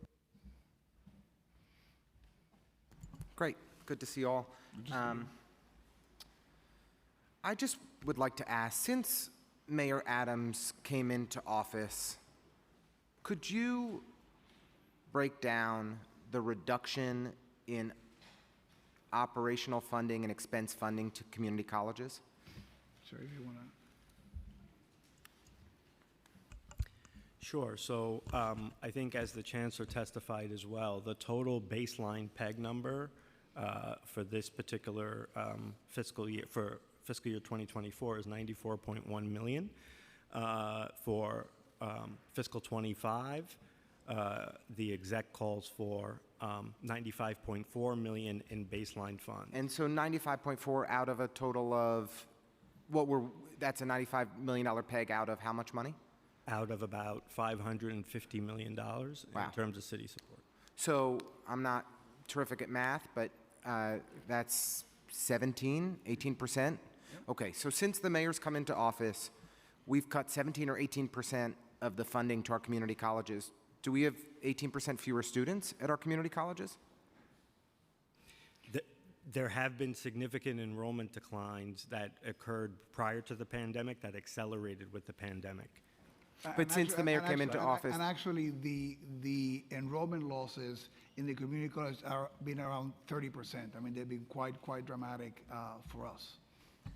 And considering we've seen such a significant decline in funding at the community colleges, and historically city administrations have always taken responsibility for operating expenses at community colleges. Are you concerned about our ability to continue to provide kind of the economic opportunity that New Yorkers have depended on over generations with such an extreme level of budget cuts at the community colleges? As I mentioned in the testimony, the concern gets compounded. I mean, the PEGs are difficult enough by themselves, but remember that in our case, part of the way that we're funding is through the revenue that you generate from tuition. So we get the PEG as if we were a city agency, but the loss of revenue also because of the enrollment loss adds to the issues that we face. So that is why the support of the community colleges is so important and fundamental. It's also worth mentioning we get a double cut when our programs are cut by our partners who have received PEGs on their own. So what you're hearing is the straight cut, but doesn't take into account the additional cut in funding and programs that we do jointly with other city agencies. Understood. I'm always impressed whenever we look at the lists of the higher educational institutions that are able to transform people's lives, move people out of poverty. Nobody is as successful as the CUNY system. And I really worry that we are going to end that cycle of transformation, all of the opportunity that CUNY creates, if we fail to continue to invest in public higher education in New York City. And the community colleges in particular, that's the tipping point, is securing that community college degree is the tipping point between somebody being able to have a job that supports a family, to live a comfortable life in our ever, more and more expensive city, or not. And I am greatly appreciative of the speaker's leadership to invest in CUNY, and this has to be the budget where we restore all of the multiple rounds of budget cuts that the mayor has imposed on our public higher educational system, and I will do everything I can to be helpful. So thank you. We have a question, Councilmember Brewer, followed by Aviles. Thank you very much. I think that Ken Adams has been very successful, not just with the Cohen allocation, but trying to figure out how to have the individuals who need plumbing, electrical, tech in order to get into their job, and at the same time, as I understand, getting 6 credits for hopefully in the future. So since I think he walks on water, I'll be honest with you, is it working? Are there more students enrolling? Is that a role that community colleges can perform? Why is that not more prevalent in some of the other community colleges if it's working? Well, I think that you will find many of our community colleges also being a lot more proactive in that sphere of different kinds of skills trades and also giving credit for them so that not only do you get what you learn from the plumbing and the skill, but it's a way also to connect you to more higher education should you need it and want it. Other things that we're doing, Councilwoman, is through our continuing education programs that have always tended to be sort of separate from the academic programs, bringing a lot more students there and then getting the courses they take there to get credit so they then can come and accelerate their take as a pipeline for the colleges. So I think that you will find that, and Ken Adams does a great job, but we have a great group of community college presidents who are trying to be as creative as he has in terms of... None of us can be as creative as Ken Adams. Okay, but... We can all try. Exactly. We can all try. Next question, though, is the topic of, what are you going to do to figure out how to have more faculty? Now, other places in the country, as I understand it, and you know better than I because you go to the conferences, the community colleges are not as low in enrollment and are trying to do what I just described. Do you have some sense around the country? Is it the same problem? Are the mayors and the governors cutting like we find our mayor? What's going on around the country? Because, we have a first lady who, I don't know how much money she's actually given to you, but she talks about community colleges. And then in general, other states, perhaps, have done a job where they really, really focus on community colleges. Is that true, that they are those are success stories? So the community college enrollment with the pandemic nationally went down, right? There might be a pocket here and there of a college or two where the enrollment numbers went up, but that has been a national issue. And the numbers actually for SUNY partners upstate for the community colleges that tend to be smaller and therefore more economically vulnerable are more complicated. But to your point, one of the things in CUNY, we have done a very good job, and we want to keep doing it, of having the community colleges be the pipeline to transfers. We don't want to touch that. But that whole arena that you described on workforce is something that we could do a lot more and learn more from other community colleges in the country, and you will find that Ken Adams and the rest of the many other great community college presidents are But trying why to do aren't we that. doing more? Why isn't the business community? I know you reach out to them all the time, to Kathy Wild and everybody else, but if they want a workforce, they have to work with the community colleges in the city of New York, if they want a workforce. So do we have a dollar figure as to what, in addition to the Cohen and the other grants, that the business community in the city of New York has given to the community colleges for the kinds of programs I just described? So that to me would be, if I was in charge, I would make that my center, and I would be pounding the streets and the city to say, business community, you owe it to us. So we've been pounding, and what I would love to do is be able to send you a list of those programs by community college to get a sense of what they're doing, and obviously always happy to take your feedback on how to do better. But it's not helping in terms of hiring the faculty, which is, in other words, if you want to develop more community college programs, you want people to come to the community college, you got to have the faculty. So I'm trying to figure out the chicken and egg that seems to not be working. But that would also be different kind of faculty for those programs too. So. I know, but they would help. In other words, you need You need them to be able to do the instruction, yes. Okay, because it seems to me that you're not going to have the community colleges with that 417, whatever it is, number cut. It's a big cut, and it seems to me that that could also be something that the business community participates in. They could do both. Yeah. I would like to see that list, but I don't hear a lot of talk about it, right? I don't hear you screaming to the rafters, business community, Kathy Wild, we need to be more aggressive. I don't hear that. Well, so I'll give you, we have over 1,000 businesses that have come because I mean, Amazon came through. I saw Amazon in there. They gave you a room or something. And they've partnered, so I can give you a list of some of them. We've been using the CEO Jobs Council, so we've been expanding that network to be able to do that. There's been a number of Has new it helped programs. enrollment at all? Has it helped enrollment? Slowly, yes, and we have a number of programs also with industry that bring apprenticeships that have to be done with them, so we have more applied learning. So we've been pounding. Sometimes it takes a little bit of time to do that, but it hasn't been because of lack of trying. Thank you, Mr. Chair. Councilmember Aviles. Thank you. Thank you, Chair. Thank you, Chancellor. I am one of many products of CUNY and very proud of it. And I stand with the council's demands for a full restoration on all the line items and then some. But what I want to really talk about is how horrified I was to see and witness, like many New Yorkers, the harm and the violence that was inflicted upon CUNY students when CUNY decided to call NYPD, and specifically its notoriously violent Strategic Response Group, onto students.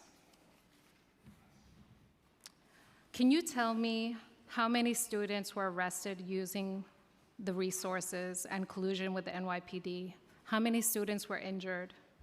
Can you delineate for us the resources that CUNY utilized?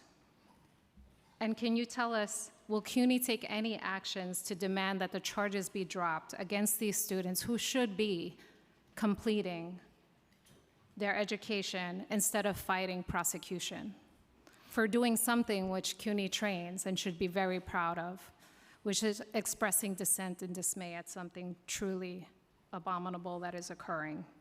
And can you clarify whether CUNY has approved the $4 million contract with the Strategic Security Services? If so, can you confirm what led to the approval of this contract while CUNY continues to need funding for so many programs? So let me answer, because there are many questions there in your comment. Let me begin with the contract, right? Because the contract, first is a contract to get security service up to $4 million, right? So we're not hoping to spend $4 million.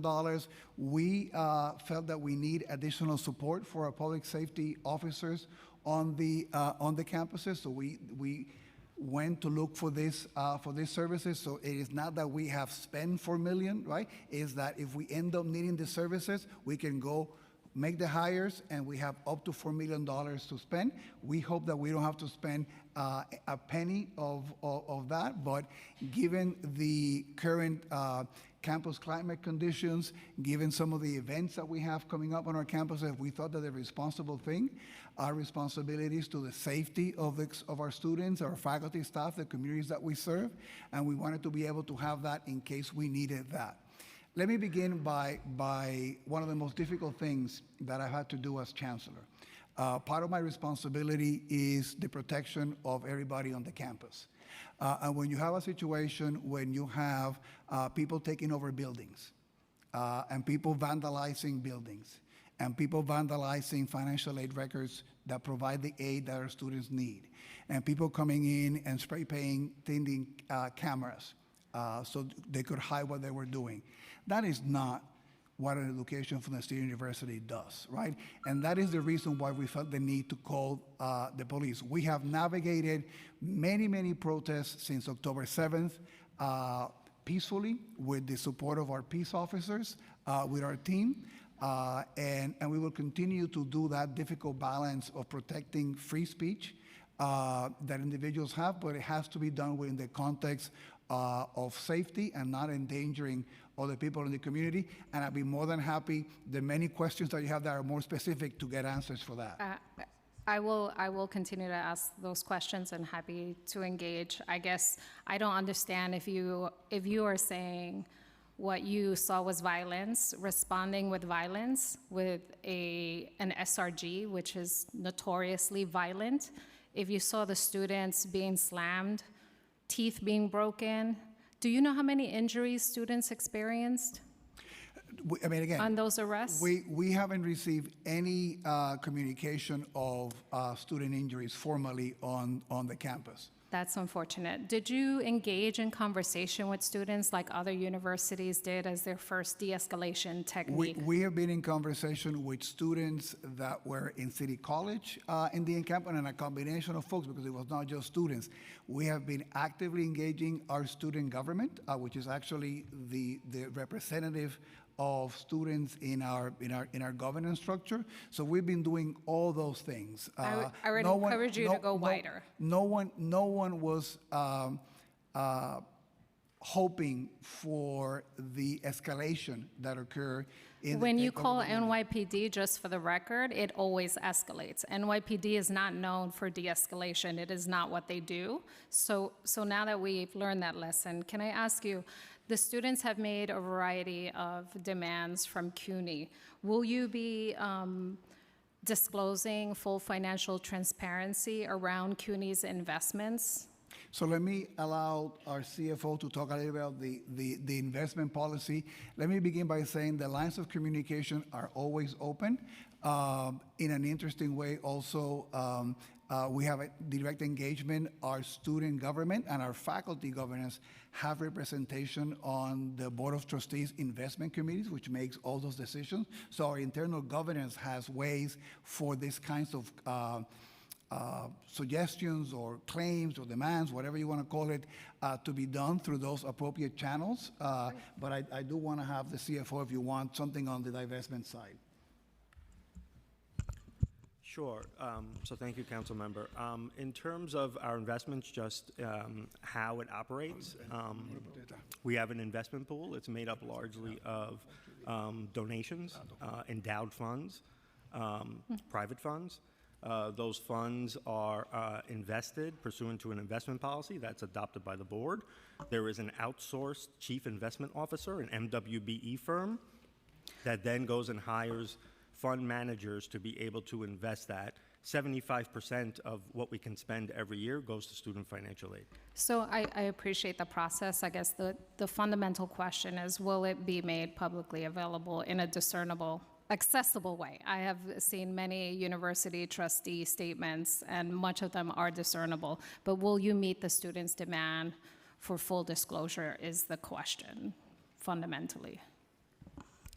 So we disclose in our consolidated financial statements the assets that we have by asset category. You can see how much in Okay. equities and fixed income, et cetera. As the chancellor noted, there's constant dialogue that goes on at the committees, and we'll continue to hear from our student government and others, whoever. I appreciate that, and I'm sure that the students are persistent and will continue to demand, and consolidated statements don't say much of anything.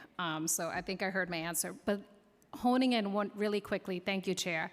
From Brooklyn, my beloved campuses are Brooklyn College and Kingsborough College. We know there have been enormous amount of destabilization in Kingsborough Community College's leadership. I'd like to know your commitment to making sure that both of these colleges, in particular Kingsborough, is supported in all their leadership transitions and making sure that they have the resources they need to be healthy. I don't know exactly what you mean that they're being destabilized. I mean, we had a phenomenal president there in President Schrader for many years at Kingsborough, who's now at York. The interim president, Suri Dash, is a long-time, like you, CUNY graduate of several campuses and a member of the central office, so we're delighted with her interim leadership. There'll be a search for that process, so I feel that that college is in very, very good hands, and clearly Brooklyn College, under the leadership of President Anderson, is another of our stellar presidents. Oh, fantastic. And what I mean is we have an interim, we have an interim president, an interim VP. Do we have a provost?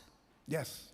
Okay, so we have a provost, excuse me. And the interim VP for administration went to work with President Schrader at York.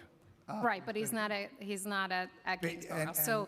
So what you hear me saying is, well, we have interims, we want to land the plane and make sure there's stable leadership to make sure that this beloved institution is getting the support and guidance that it needs. So thank you so much. We're on the same page. Thank you. Chair Dinowitz.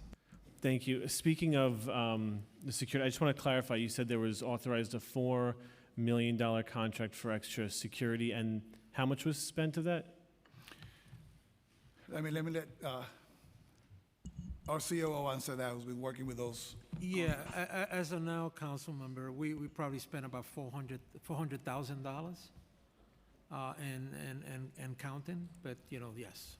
Okay, and can you just talk a little bit more about some of the incidents, things that were going on campus that you noticed that required this contract and required, some of the property damage you were talking about before? You said cameras spray painted. What were some of the other things? Well, I think he can provide a sense of some of the cost of the takeover of the administration building at City College. Mm-hmm. The one thing that I like to put in context here too is that our campuses are not built to have 300 additional people in a quad, right? So that requires, for the protection of the people there and other people, additional support. So these contracts are there precisely, so should we need additional support to be able to have it. But the COO can mention some of the cost of the encampment and some of the other incidents.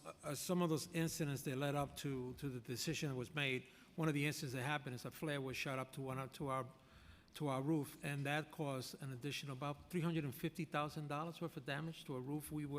We had gotten capital funding from the city council and the state to be able to put a new roof on that facility. We also experienced an additional almost $250,000 damage to the administration building and broken windows, chairs, devices, cabinets, all kinds of things. And then including, like the chancellor said, we also had all the cameras were damaged. And you have a cost estimate for the cameras? In total, I think we a little bit, right now in Compton, we're about $600,000 worth of damage. 600,000 total for the roof and the That's an estimate. and the damage to the building, plus the $400,000 needed to spend on those, not calling the cops and just safety agents to manage the crowd. So it sounds like at least $1 million spent just on the city college campus. Is that accurate? But there's a little bit more than that. There's in more. Order, in order for us to be able to secure the campus, because we had to get additional fencing and additional, so that, in total, I would say right now, we're up to about $3 million worth of spending. Okay, so I just want to make sure it's right. Between the cost to the buildings, the cost for things like fencing, and the security, you're at roughly $3 million spent by CUNY. That's right. That's actually really, as we're sitting here talking about $1 million for STEM, a few $1 million for childcare, for ASAP, that's something that we're actually losing out on those, not only because of a mayor who has proposed drastic cuts, but because of damage to to the property and the requirement to hire more security. That's a real shame, and I think flies in the face of what CUNY is about and the purpose of CUNY, which is to uplift people, not tear institutions down that have been an economic engine for so many, including myself and including my father. Have there been conversations between CUNY and the NYPD regarding enforcing campus safety? We know Columbia has NYPD on site. I think they said through graduation. Are there similar conversations happening with CUNY? Well, I mean, we have an agreement with NYPD, and as you know, they come to the campus only when we request their presence. There's a good relationship normally between the campus and the local precinct in terms of the different events that occur, and we share a lot of communication in that perspective. In the particular case of City College, there has been a number of officers that have stayed since the campus opened. A minimal presence is my understanding right now, and so that's so far what we have worked out with them. I don't know if you want to add a couple of So things. I just want to add one thing. Since all this happened, we've had 175 peaceful demonstrations on our campuses. Since October 7th. Since October 7th. We only have one time when we had to call the police. So the chancellor has really charged the public safety with allowing peaceful demonstration, which is what we believe in. Freedom of speech, freedom of expression, all those things. And 178, we have one incident. So it just goes to show how much attention we pay to ensure that people do the demonstration in a peaceful manner. Yeah. In this particular case, we had to make certain decisions because of what was happening at that moment in time. Yeah, it is a real shame that it not only came to that, to a dangerous situation, but also as we're at a budget hearing, to point out that it's costing over $3 million of money that really should be going to our academic institution and uplifting students. Just on not the emergency contract, the fiscal 2025 executive budget for security services is $463,000 less than the fiscal 2024 adopted. Is there a reason for the change in spending? We'll have to get back to you. We'll on have to that. get back to it. Okay. think- And according to what was sent to us, there's no funding for Bronx Community College. Are we reading it wrong? No funding for, Bronx Community College. The security contract. Well, these contracts are only used if they need them. So I assume that there's been no spending at Bronx Community because they haven't needed the use of that contract. Okay, that was the numbers that were sent to us, and I would. Yeah, we'll be happy Okay. to get. Okay, please. give you clarity, yes. I'm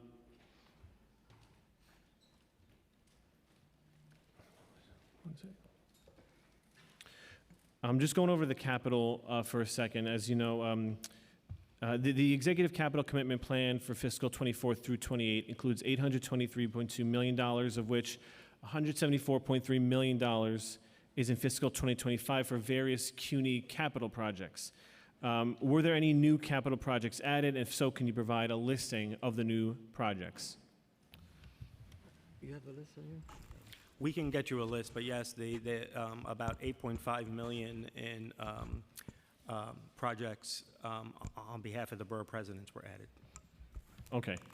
And how much of the $174.3 million in fiscal 2025 is for improving structural deficiencies in CUNY campuses?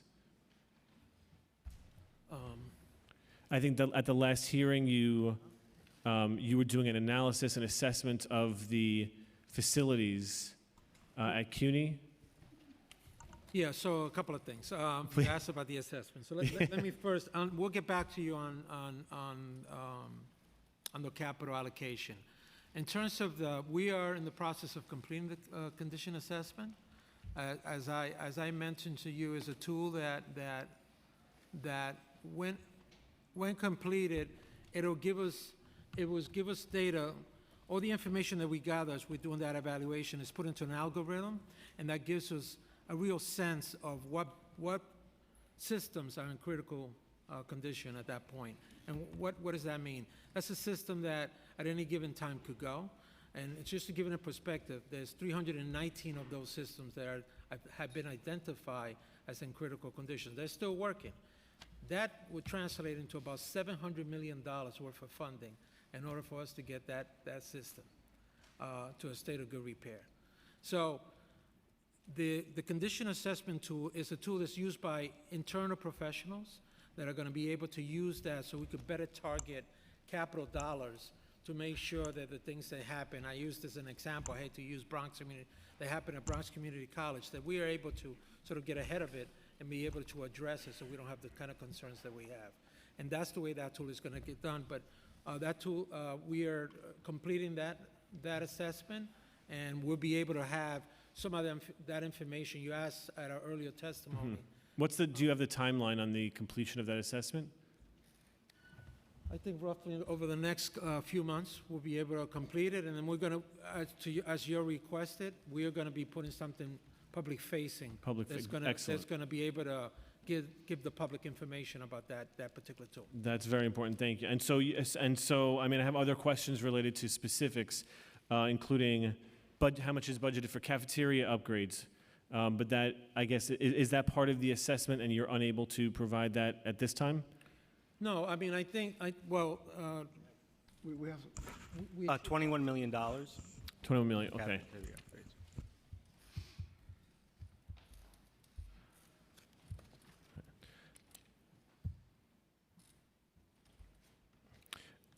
How do we ensure that our colleges are complying with the Americans with Disabilities Law? Will the $11 million in CUNY's health, safety, and ADA requests fully fund any deficiencies? I think he means facilities. oh, facilities. Are you asking for facilities? Facilities. Yeah, I mean, the answer to that is yes. Our Vice Chair for Facility Management has been working on making sure that all our facilities are accessible to and address that particular law. And I'd be happy to give you some information on that. Yes, I would be thrilled to have that information. Thank you very much. Unless the CUNY's executive plan includes intra-city funding, which I think you started to speak about earlier, of $66.9 million in fiscal 2025. The intra-city funding provides for services purchased and sold among city agencies. Can you provide details on programs and services that would be funded with intra-city funding in 2025? Do we have a list of that, right? I'm not sure. We can provide you with a list, but it's really a lot of the programs that you have mentioned in terms of whether there was a cut here of $1 million. In some cases, there were additions, but it's everything from STEM, as you noted, to the BPL program, which is an energy program that we have with DCAS, to other programs with other agencies, including DOE and Cultural Affairs, et cetera. And that's the city, I mean, just lay it out. The city's paying you for a service? There is funding that flows through many city agencies that then we partner with through an MOU to provide a particular program at CUNY. I think the number that we have of total in terms of programs, I think was around $90 million. And so a lot of it we see typically comes together at Adopted, where a lot of those programs are funded. But certainly, as Provost Hensel had mentioned before, which is that, the PEGs are one thing, but then certainly the intracity funding, which provides important services and programs, also has an impact to the extent that those were part of agency PEGs, right? We would say, though, overall, I think lines of communication with OMB are always open and continue to be open, and we're hoping that, together at Adopted, we can be able to see those programs get in the Adopted.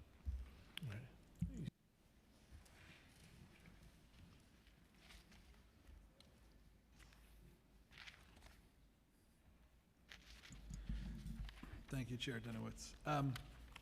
Yeah, I think this is part of why the council fights so hard and supports CUNY the way that we do, because every dollar that's invested into CUNY gives back $15, I think the stat was, to the city economy, and the same is true in reverse. If the cuts to CUNY then have a radial negative impact, and this is why, it's obviously very disappointing in our the ask that we saw asked about $130 million and saw only $1 million of that come back. So we've got a long way to go. For CUNY to be able to serve more students at a lower cost can only happen with greater government investment. So I think the council believes that now's the time to double down on our public higher education system, not to zero it out. So, Chair Dinowitz? Yeah, it is very clear that CUNY is the economic and social engine of our city. It's true for me, it's true for my family, and so many others here in New York City throughout the history of New York City. You're facing budget crises that the council is fighting hard against to make sure that we are investing in our students in the future of the city, all the while you are managing, I think, a lot of crises on your campuses, dealing with, as you mentioned, protests related to that are causing a lot of funding challenges for you. And you are managing that all the while dealing with issues that existed before October 7th that we have pushed back and forth on for a few years now. And so all of the challenges remain, they're being compounded, and taking money away at this critical point only serves to exacerbate all of the problems that we're seeing on our CUNY campuses. So we are going to continue to fight for funding for our CUNY system and to make sure that CUNY is doing the right thing and doing right by our students here in New York City. Thank you. So thank you to the co-chairs, Brannan and Dinowitz. I'll be remiss if I didn't thank, on behalf of the 1,101 CUNY students who are in Councilwoman Brewer's district, the 4,922 that are in your district, Councilman Brennan, and the 3,882 who are in your district, Councilman Dinowitz. On behalf of them and us, thank you for your support. Thank you, Chancellor. Thank you. Thank you all very much. Okay, we're going to take a 10-minute break, and then we'll start up public testimony.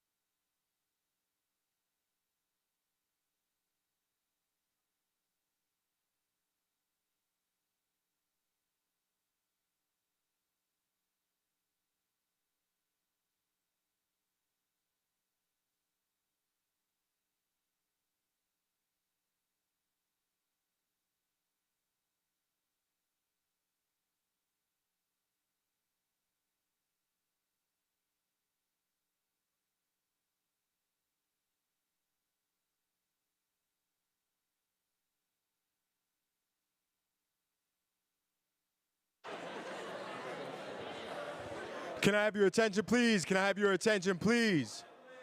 Excuse me, ladies and gentlemen, at this time, please find your seats. Ensure that all cell phones and electronic devices are placed to silent. Once again, please find your seats. Ensure that all cell phones and electronic devices are placed to silent. We thank you for your kind cooperation. We shall resume momentarily. Thank you.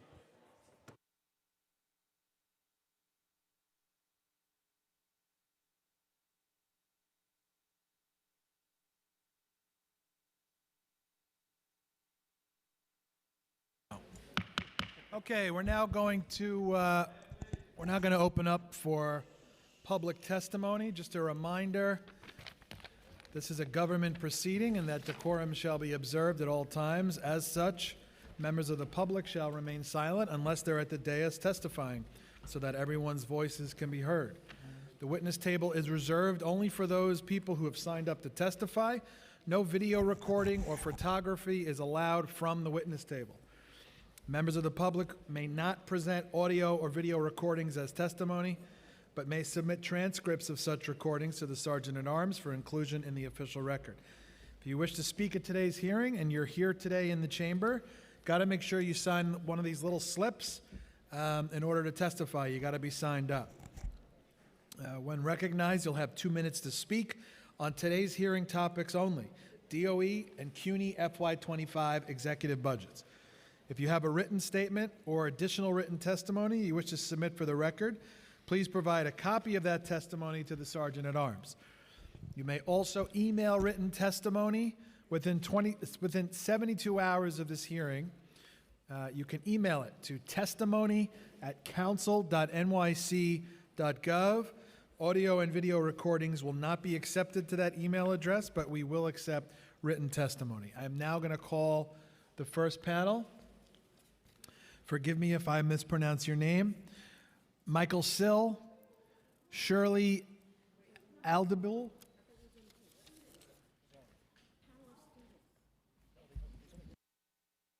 Stand by.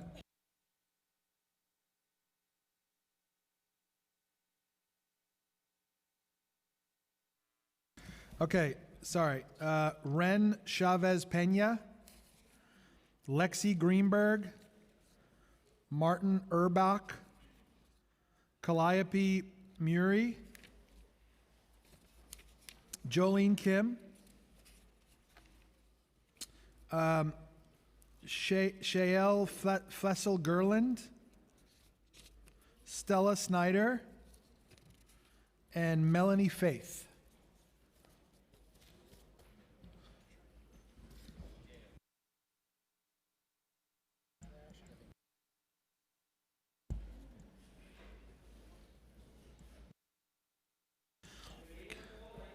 Okay, so it's Melanie Faith, Stella Snyder, Shael Faisal-Gerban, I'm sorry if I said it wrong, Jolene Kim, Calliope Muri, Martin Urbach, Lexi Greenberg, and Ben Chavez Pena.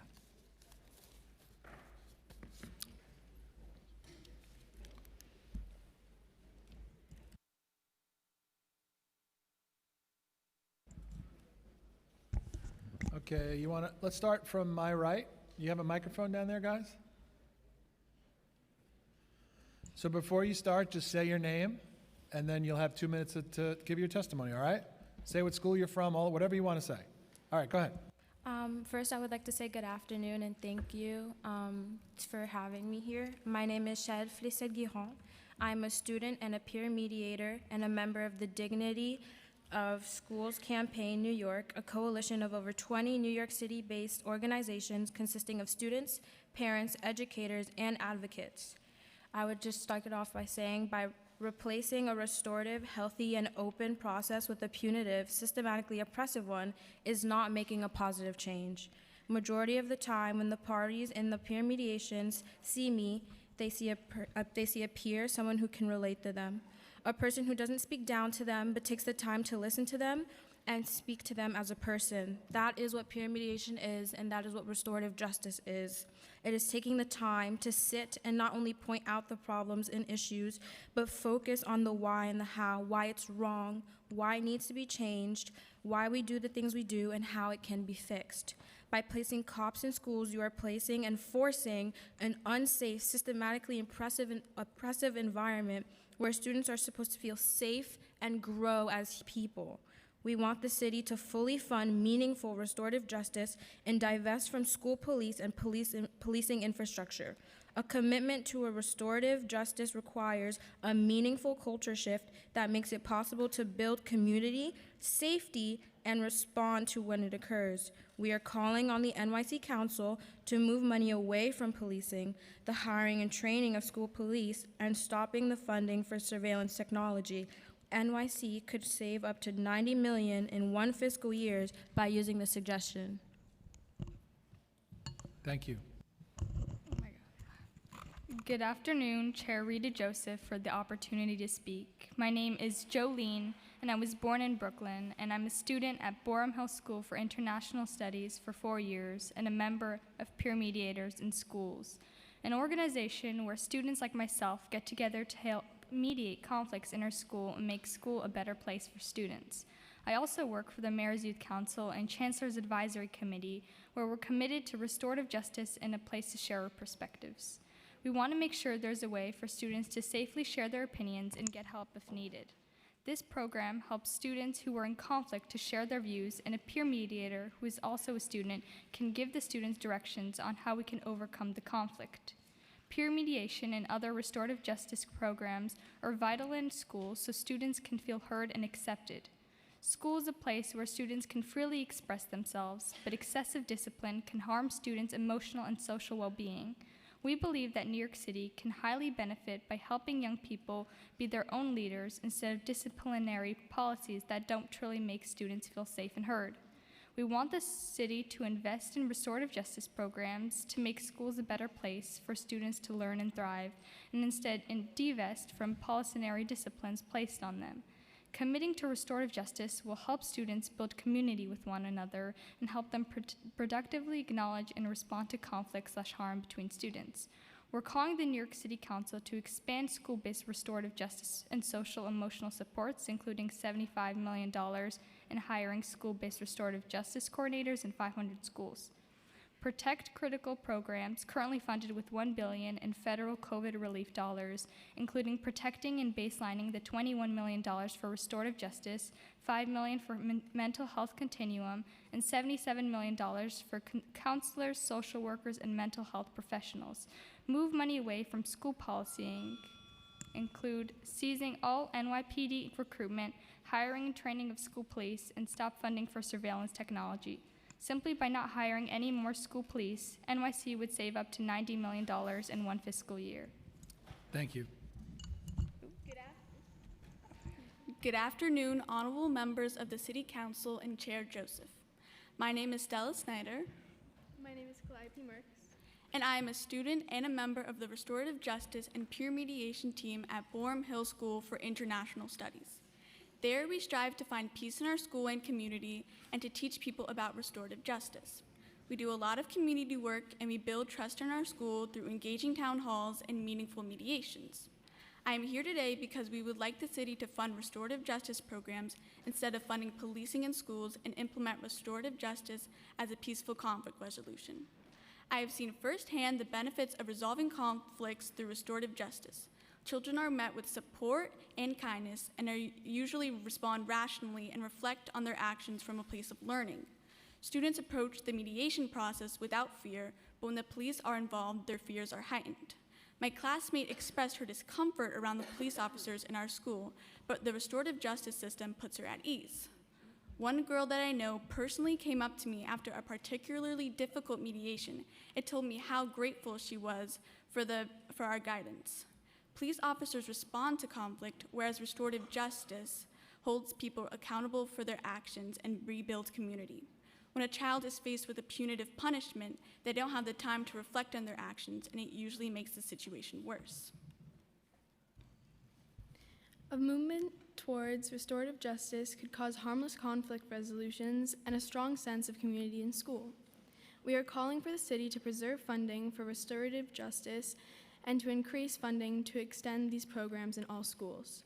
We're asking for $21 million for restorative justice programs, $5 million for mental health continuum, $77 million for counselors and social workers and mental health professionals, and an additional $75 million to invest in school-based restorative justice programs. All funds should go directly to the schools to expand the restorative justice program. All schools should be able to hire kind staff members and coordinators to implement these programs. We would like full funding for mental health educators and counselors, restorative justice programs, and to suspend policing in schools. We are calling for the protection of our students and peers to help our classmates with their best interests in mind. Thank you. Thank you.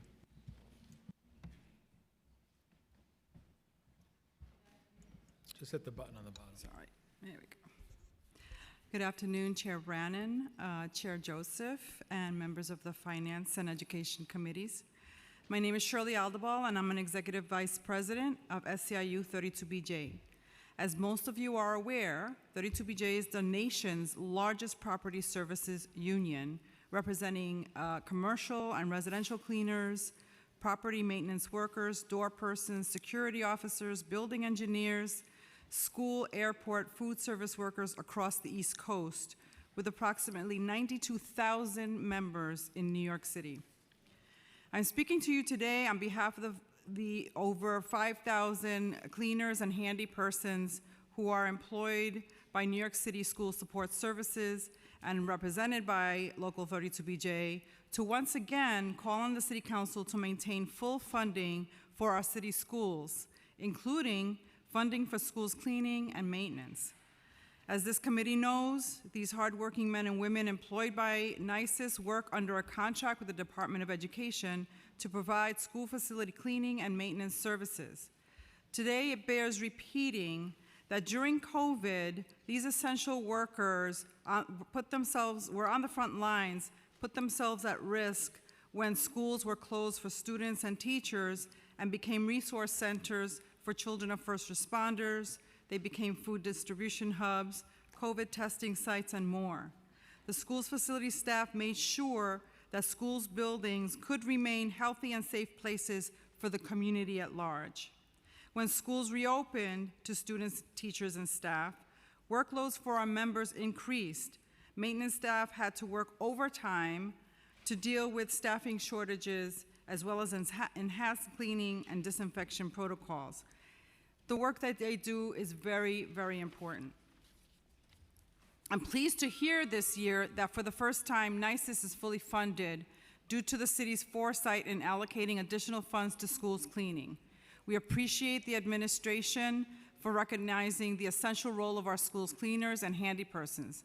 NYSIS has been structurally underfunded year after year, so today I'm here to thank the council as well as to stress how important it is to keep the custodial staff fully funded moving forward.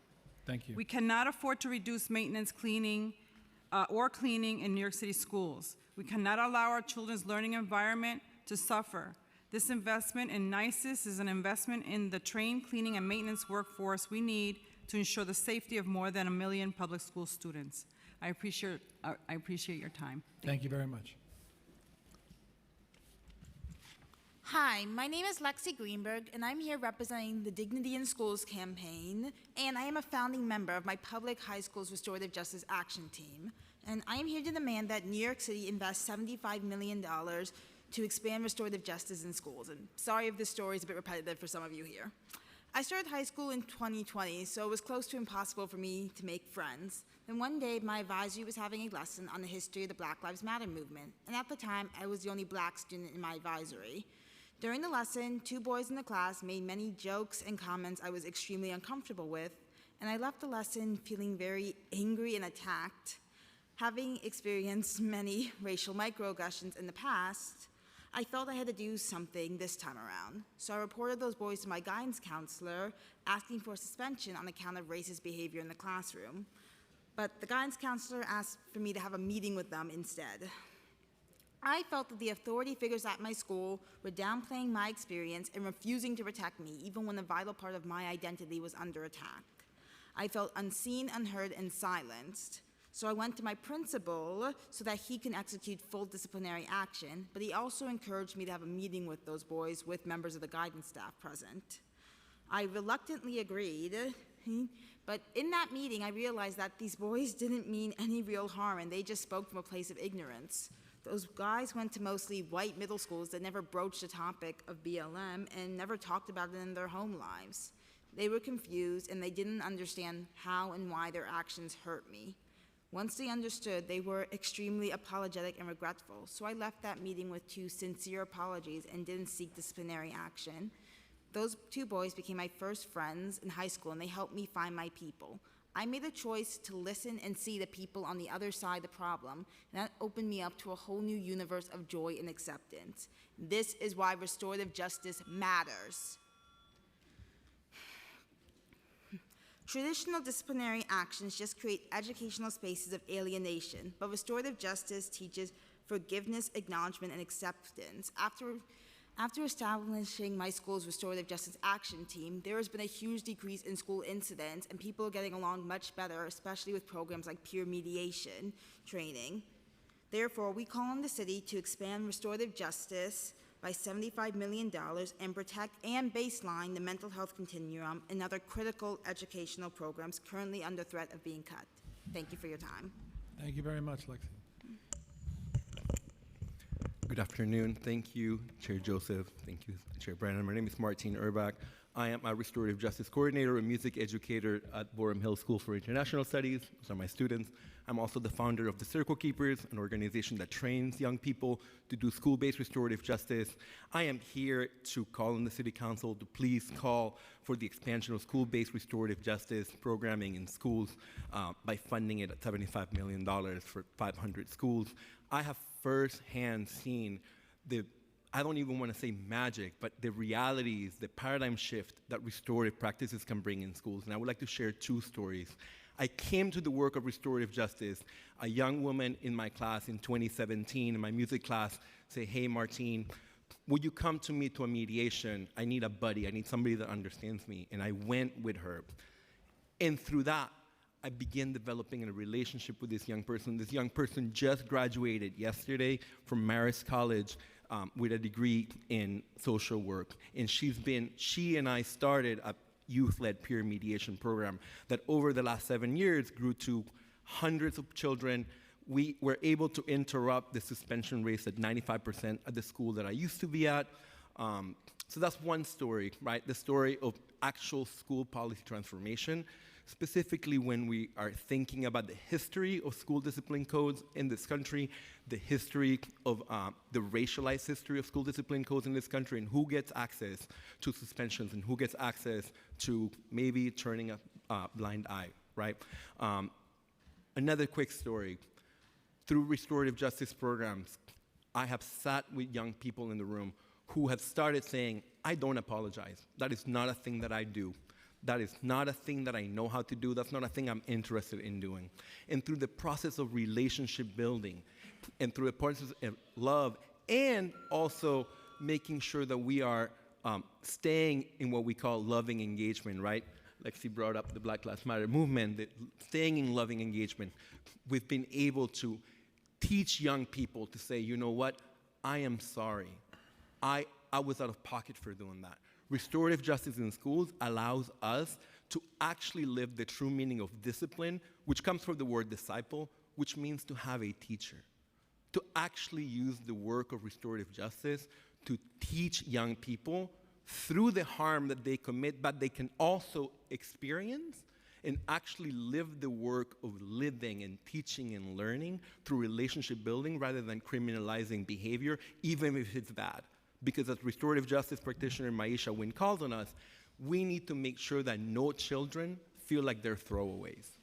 That's why we're calling for the expansion of restorative justice in our city, and really it should be everywhere children go to school, because children deserve to go to schools where they feel loved, cared, safe, and where they feel like they can go to school to learn from their mistakes as well as from the things that they do well, and have the opportunity to make things right. And the same thing for adults, because restorative justice is not only for children. We adults, we teachers, are harm doers as well. Restorative justice is for everybody. It must be for everybody. Thank you so much. Thank you all very much. Thank you all very much for your testimony.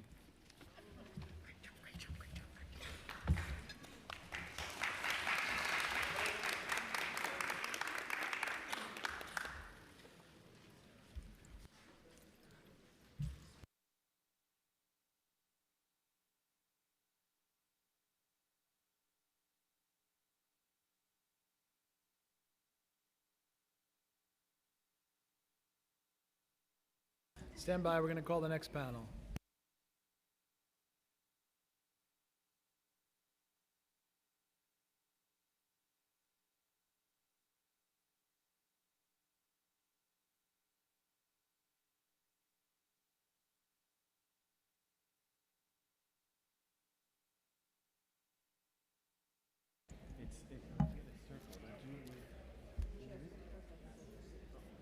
Okay, next panel.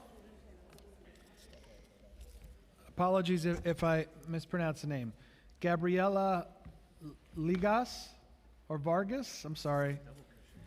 Fadi Nadaf, Imani Devaya, Adonis Favorite, Saeed Ali Ahmed, Lisa D. Castillo, Daniela Gallardo.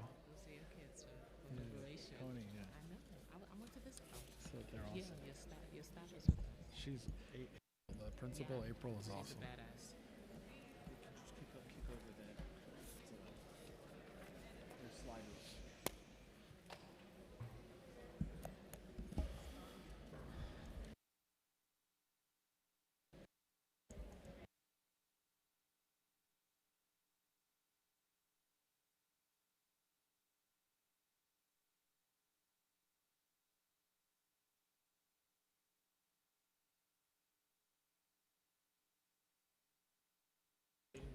And Jaden Worthy.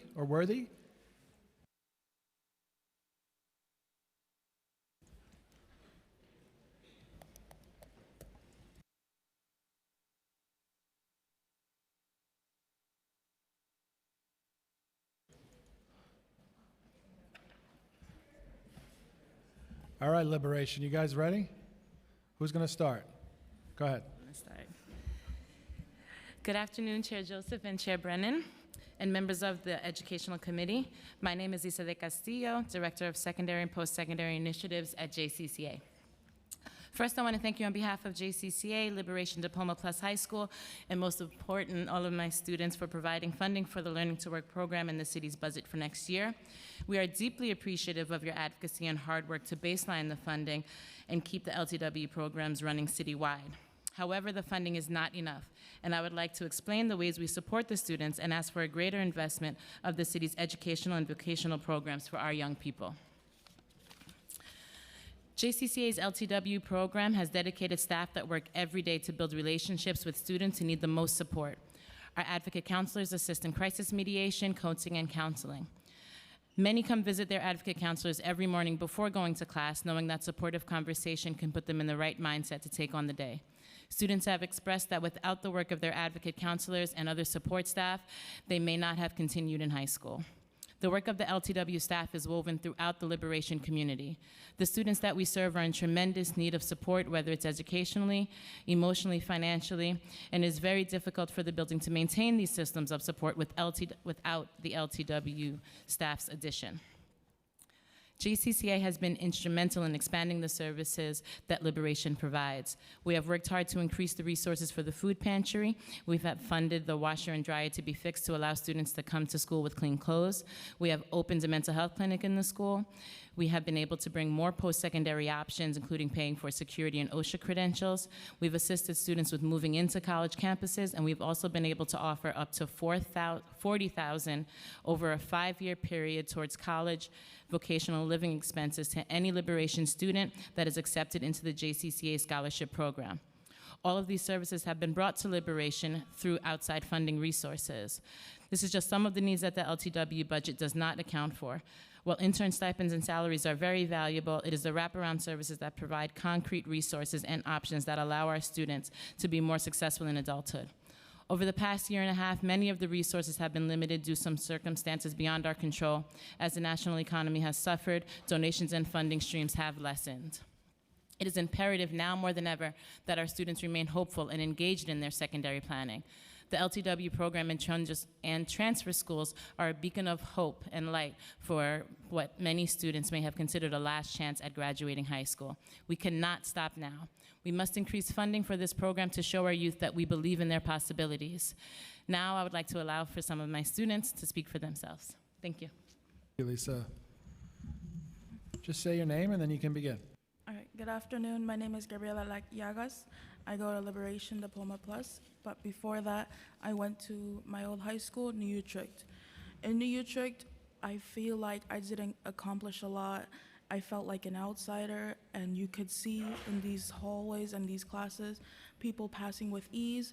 But when it came to me, I didn't feel like that. I felt ignored by my teachers. I didn't feel accepted.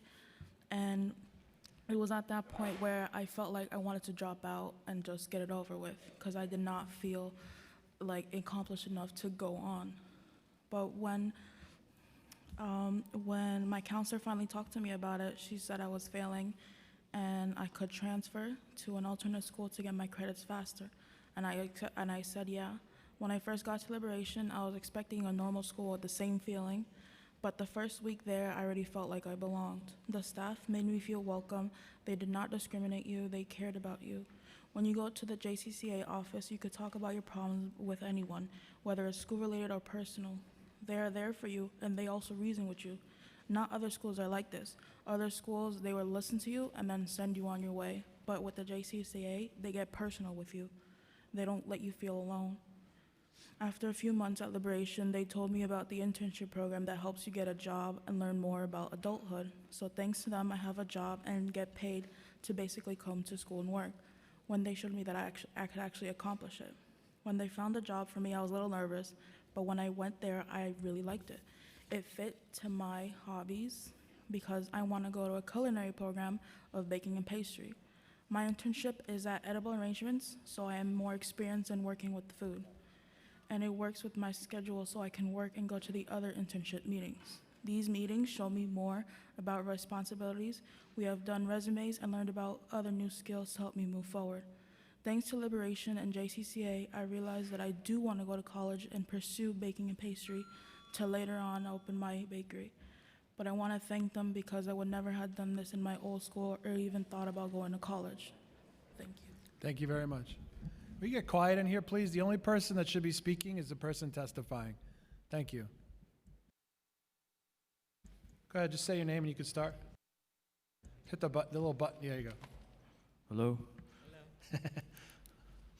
My name is Fadi Nadaf. I'm a student at Liberation Diploma Plus High School. Liberation Diploma Plus places a strong emphasis on personalized education. This approach ensures that each student receives the attention and support they need, which is particularly beneficial for those who have struggled in traditional school settings. By focusing on individual learning styles and needs, Liberation Diploma Plus students to thrive academically and personally. The school fosters a supportive and nurturing environment that encourages students to engage and participate actively in their education. This supportive atmosphere helps build students' confidence and motivates them to achieve their goals. The staff at Liberation Diploma Plus are typically highly dedicated and committed to their students' success. They often go above and beyond to ensure that students receive the guidance and support they need, both academically and personally. Liberation Diploma Plus has a strong focus on helping students not only to graduate, but also to prepare for life after high school. This can include college preparation, career counseling, and other support services that ensure students are ready for the next step in their journey. Many students at this school achieve positive outcomes, including higher graduation rates and successful transitions to college or careers.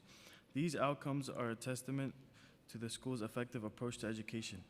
Overall, Liberation Diploma Plus stands out because of its comprehensive, student-centered approach that addresses the diverse needs of its student, preparing them not just academically, but for all aspects of life. Thank you. Good afternoon. My name is Imani, and I go to Liberation. So, the student you are all sat in front of today isn't the same student you would have met if we were doing this 6 months ago. I genuinely thought I was just bad at high school till I started going to Liberation. I've met so many different people with all the same goal that makes students feel accounted for and feel important. Sooner or later, Yeah, if you have a cell phone, you got to turn it off, please.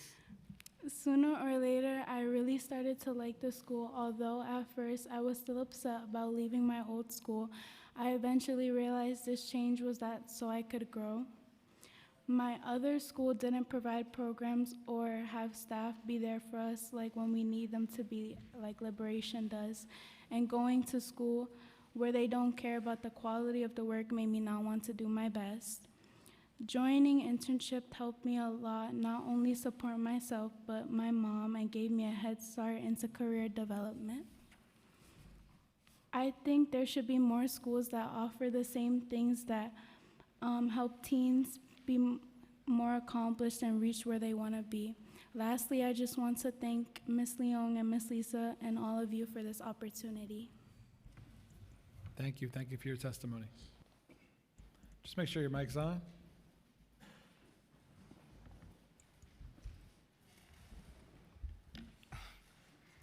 You ready? Yeah. Okay. Good evening, everybody. I'm Adonis Favorite, and I come from Liberation Diploma Plus High School. I remember when I didn't have the motivation to do anything school-related anymore. Kept messing up, not choosing the choices I made wisely, just not having the drive to do anything productive anymore. One day, I was just tired of the way I was living. Every day went past, I was doing nothing at all. I moved to Coney Island, and right across the street was Liberation Diploma Plus High School. Walking into the school every day after being registered, it felt like home. The work is not as hard as you make it. If you call for assistance, guidance, whatever you need. Any situation that I'm in, personal or school-wise, I know that I'm in good care when I'm with Liberation. The Liberation staff has taken its time to get to know me, and I feel well respected. This has helped me mature to be able to go on with life and not let certain things get the best of me. My LTW advocate counselor, Mr. Chris, was very impactful when I first came to Liberation. He motivated me every day to get all of the credits that I missed in my other school. I started off last year with 0 credits, and I'm halfway through with graduation now. The other counselors, Mr. Manny and Mr. Mike, are also role models for me, and I handle my feelings differently when it comes to certain situations now. The LTW internship has played a huge part in my consistency in coming to school every day and helped me professionally for when I leave high school. I've never seen a school that can do what Liberation has done. Liberation is known as a place for students to gain another chance, especially when other schools wouldn't. We have potential, and Ms. Leon seen something in us that we haven't seen in ourselves. And with more of your support and the staff doing what they have to for us, we can be better than before. That's it. Thank you very much. Hi, good evening, everyone. My name is Saad Ali, and I am a senior at Liberation Diploma Plus High School. I'll be graduating in June, and I will explain all of the things that the school has helped me and they have gave me. When I came from my country, Pakistan, a year ago, I was really nervous that what I would do there. The school really helped me. I wanted to get my first job. The school helped me to get my first job, and my parents were very happy to see that I started working.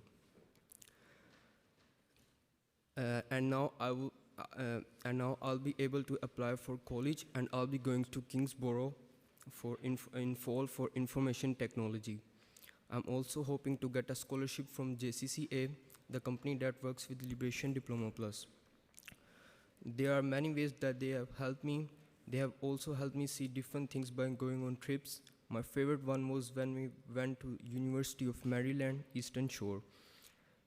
They had a carnival for the students and visitors. We stayed at a hotel and had different activities like bowling, which was my favorite one. The staff is very nice to all of us.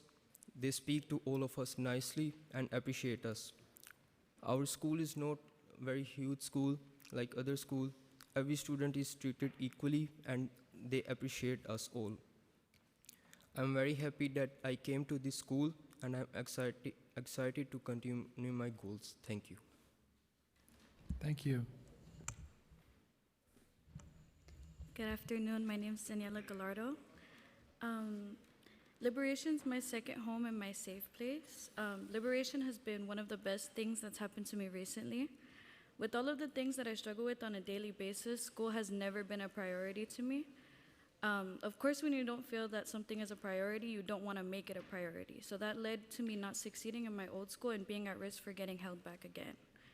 That entire situation led me here, and now that I've been in Liberation for a couple months, I see how much the environment at the school has impacted my learning as well as my mental health.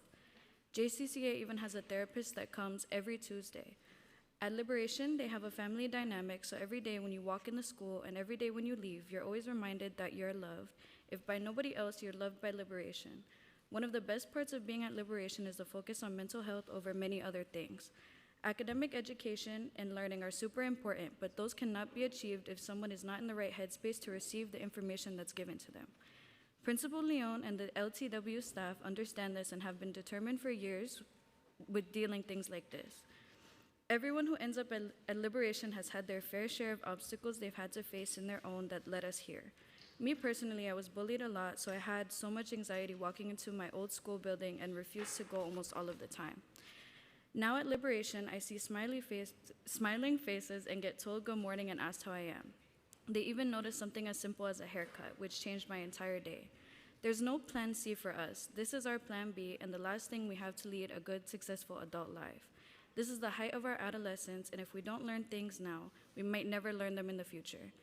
It's so important that you've taken the time to listen to us because we're the people that are affected by these cuts, and you guys are the ones that make the decisions. Thank you. Thank you.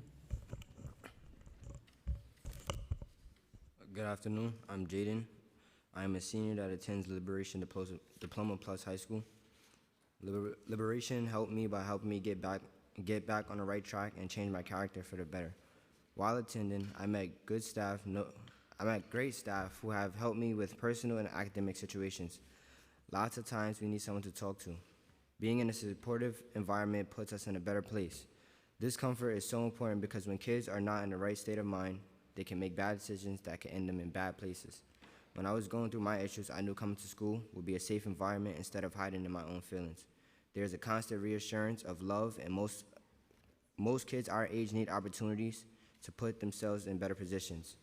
The staff spoils us in ways that they can.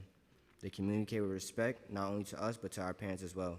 They see the potential that students don't see in themselves. The LTW program at Liberation are more than staff. We are all a family.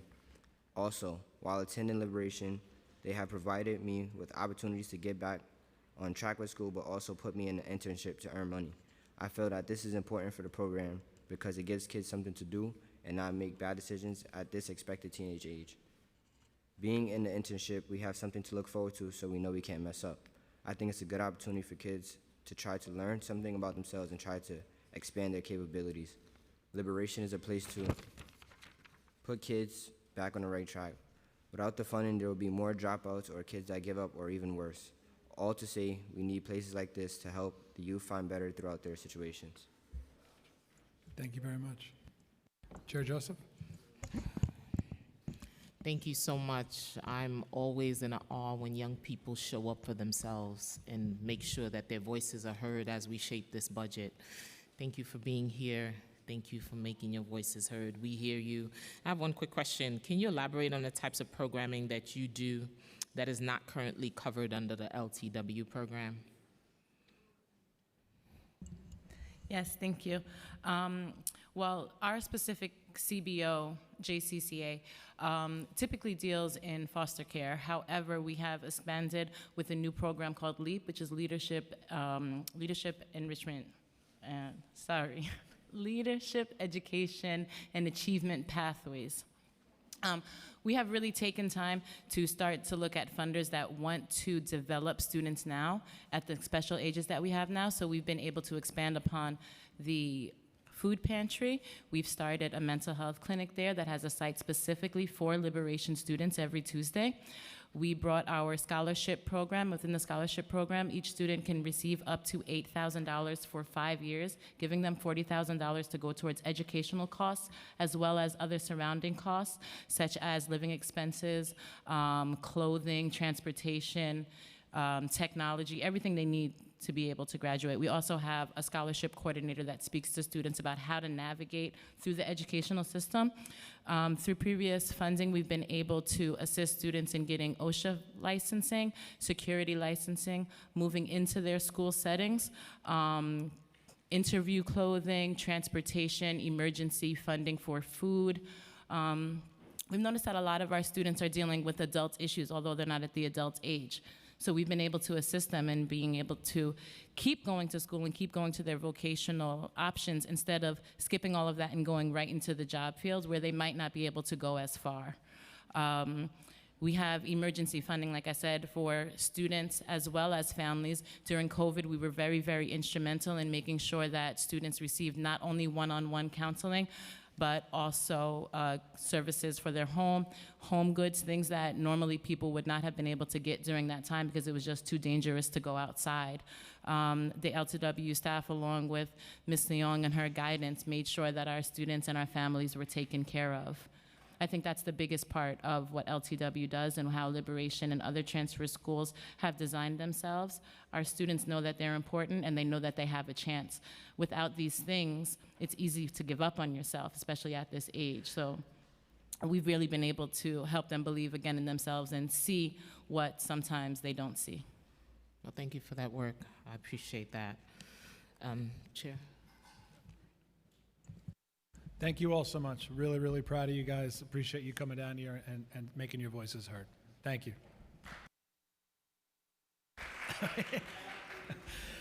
So in the council, we have a thing where we don't clap. We do this jazz hand thing.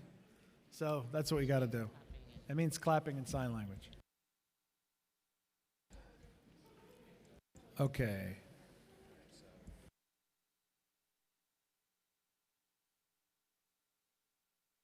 We've also been joined by council members Feliz and Schulman.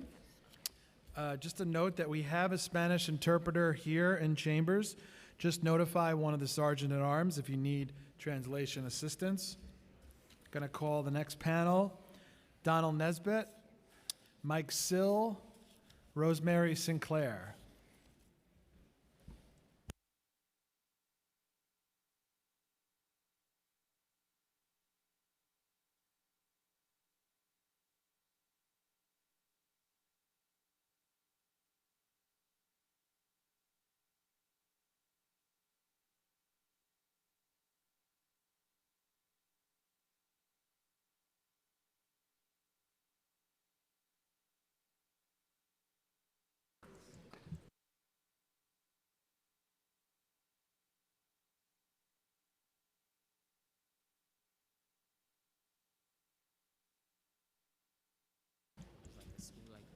Good afternoon, Chair Joseph.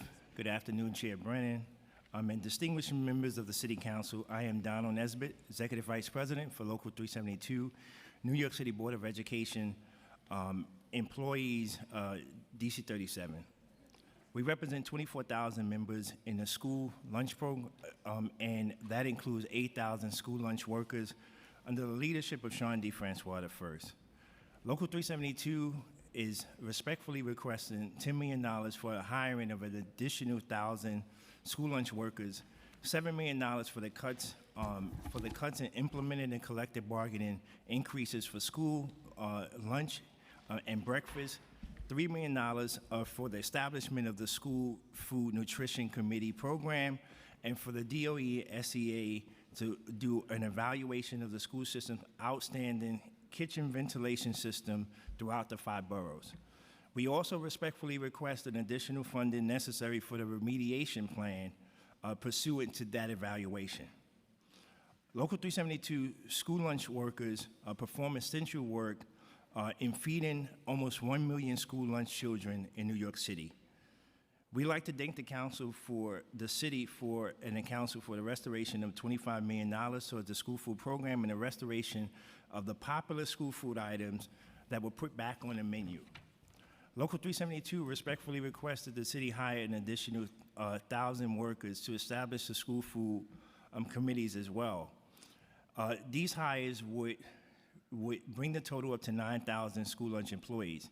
This will help reduce the strain on the current workforce while still continuing to fulfill the needs of the breakfast and lunch initiatives that are set forth by the New York City Department of Education. During the pandemic, as we all know, school lunch workers were praised as heroes when they served millions of meals to students, to their families, and members of the community in need, risking their lives and health. According to the Mayor's Executive Director on Food Policy, school feeding has increased by 66,000 meals a day at a rate of 9%. School lunch workers must also accommodate for dietary restrictions, medical and religious restrictions, with several enhanced school lunch food feeding programs. They also accommodate for these restrictions, but they must follow several guidelines in making sure that school children are eating safely. In the past, there was a federal program that coincided with New York City schools, which helped create the school lunch nutrition program. The committees provided nutrition-based education to school food staff, students, parents, and the school administration. It also provided a safe space where students were able to voice their opinions on the food they were consuming and provide recommendations on menu items to be added. Local 372 requests for a full restoration of this program. Another struggle faced by school lunch employees is inadequate air conditioning and ventilation. Most of the buildings that are in existence are anywhere from 80 to 100 years old, and may lack the necessary electrical capabilities to install cool units in kitchen spaces. There was a report in 2017, Too Hot to Learn, that detailed the significant lack of air conditioning in schools. We want to thank the council members at the time, Traeger, Kalos, and some current members for pushing this. Local 372 requests for an evaluation of these ventilation programs in school kitchens and a remedial plan. In closing, Local 372 extends its gratitude to the City Council for the support of our members. We hope your support will extend and make for the request of $20 million to support school food staff and revamping the school nutrition program and additional other resources. And thank you all for your time. Thank you, Donald. Go ahead. Good afternoon. My name is Michael Sill, and I'm the Assistant Secretary of the United Federation of Teachers. On behalf of our President, Michael Mulgrew, and the union's more than 190,000 members, I'd like to thank Finance Committee Chair Brannon, Education Committee Chair Joseph, and all the members of the City Council for holding today's public hearing on the New York City Executive Budget for fiscal year 2025. I'd also like just to take a moment to applaud the two student panels that preceded us. It's not hard to imagine them coming back to this chamber, but sitting in a different seat one day. So I'd like to thank you for your advocacy on behalf of the city's students, educators, and for your determination to fund our public schools and protect them from any unnecessary and disruptive budget cuts. The executive budget obviously needs a lot of work. We've delved into all of that in our full testimony. I don't have the time to go into that here today. And we know the work continues after today, right? And we're here to say that you can count on the UFT, as always, to be partners to make sure that we have an education budget that supports our students in school communities. We have the money, and we think that we help get the council through the state budget process some new tools to help make the necessary changes. So what do we need to do? This is an abridged list, obviously. We need to fully fund the class size law. We estimate that there are over 800 schools, Title I schools, right now that have this space, and we could start there. We estimate it would take 3,000 teachers to bring these schools into 100% compliance next year. With salaries and benefits, that cost for that would be around $300 million. But we also need to ensure that schools that currently have high levels of compliance are made whole for the sacrifices that they have made by prioritizing class size reduction before the administration decided to spend a penny on that initiative. We need to restore the $2 billion in the DOE capital budget to build new classroom seats where needed to meet class size laws for schools that currently lack the space. And by the way, we need to return to the type of transparency that we think is necessary in the capital planning process. We need to restore the cuts that, despite all the City Hall press releases, are still in place, particularly 3K, pre-K, community schools, social emotional services, and special education supports. Before there was COVID funding, the city paid for those programs, so we don't accept that once COVID funds are gone, the programs need to be cut. Our UFT programs, which you support and are very familiar with, Teacher Center, Pros, and so on, those get services straight to students, straight into classrooms, and that's not something that all programs can say. And just real quick on the new tools. The state budget, which is now signed into law, carries specific language requiring New York City to provide city funds in the budget sufficient to ensure individual schools can meet the class size compliance targets. The city's obligation to fund class size reduction is not contingent on the availability of aid from other sources, and the administration's choice to not fund the class size project for 2 years should not become a loophole to evade other obligations to our students and school communities. The same budget and law requires New York City, requires New York City to restore capital funds, $2 billion for new seat construction to meet the class size law for schools and neighborhoods that don't have the space. We need to have that planning started yesterday. And finally, we have a ton of work to do. The executive budget needs major work to be fair to our students, our educators, and our communities. And we're here to say that we are here to partner with you on that. Thank you. Thank you. Go ahead. Good afternoon, Chair Brennan, Chair Joseph, and the distinguished members of the City Council. I am Rosemary Sinclair, the Executive Vice President of CSA. On behalf of our 17,000 members, we appreciate the opportunity to provide input on the fiscal year 25 budget. We thank Mayor Adams for securing $500 million to help sustain vital student services and programs, a result of the city's persistent efforts. We appreciate this council advocacy for $77 million for community school and $3 million for District 75 special education program. Time does not permit us to give you our heartfelt thanks for all that you do, and we continually need your assistance. It is imperative that the DOE secure adequate funds to effectively support schools during the budget appeal process. The city's continued funding for purchase and repair of student devices is essential. Our reliance on these tools escalated during the pandemic and now includes their use for testing and more. We urge the Council to ensure that the $35.9 billion in school aid funding from state budget goes directly to school budgets. The Fair Student, formula needs revision, as we all know, to align with the new class size limits. Otherwise, too many schools may have an inability to provide quality programming. The current formula assumes class size of 30 students, not 23, not 20, not 25. Full investment in early childhood education programs, including pay parity for CBO EC directors, is crucial. The CBO directors have been without a contract from 2020, and their DOE counterparts' salaries twice theirs. Our Executive Leadership Institute has not received an increase in funding from the city for 5 years, so we humbly request an increase to expand professional development in subjects like science of reading, mental health, AI technology, restorative practices, chronic absenteeism, to name a few. Lastly, the Council's support is needed to ensure that all school safety agent positions are filled and no hiring reduction occur. Additionally, we must consider better protection for our CBO EC centers by providing them with school safety officers. Thank you. Chair Joseph. Thank you, Chair Brennan. For Local 372, the $2 million for the additional workers, is this a makeup for the decrease from 9,000 to 8,000 school food workers that DOE testified to earlier? Yes, that's correct. Okay, thank you. Can you elaborate on the partial funding for your collective bargain? This was a cut. What have your conversation been with New York City Public Schools? Those negotiations have been going on both with the local and DC 37.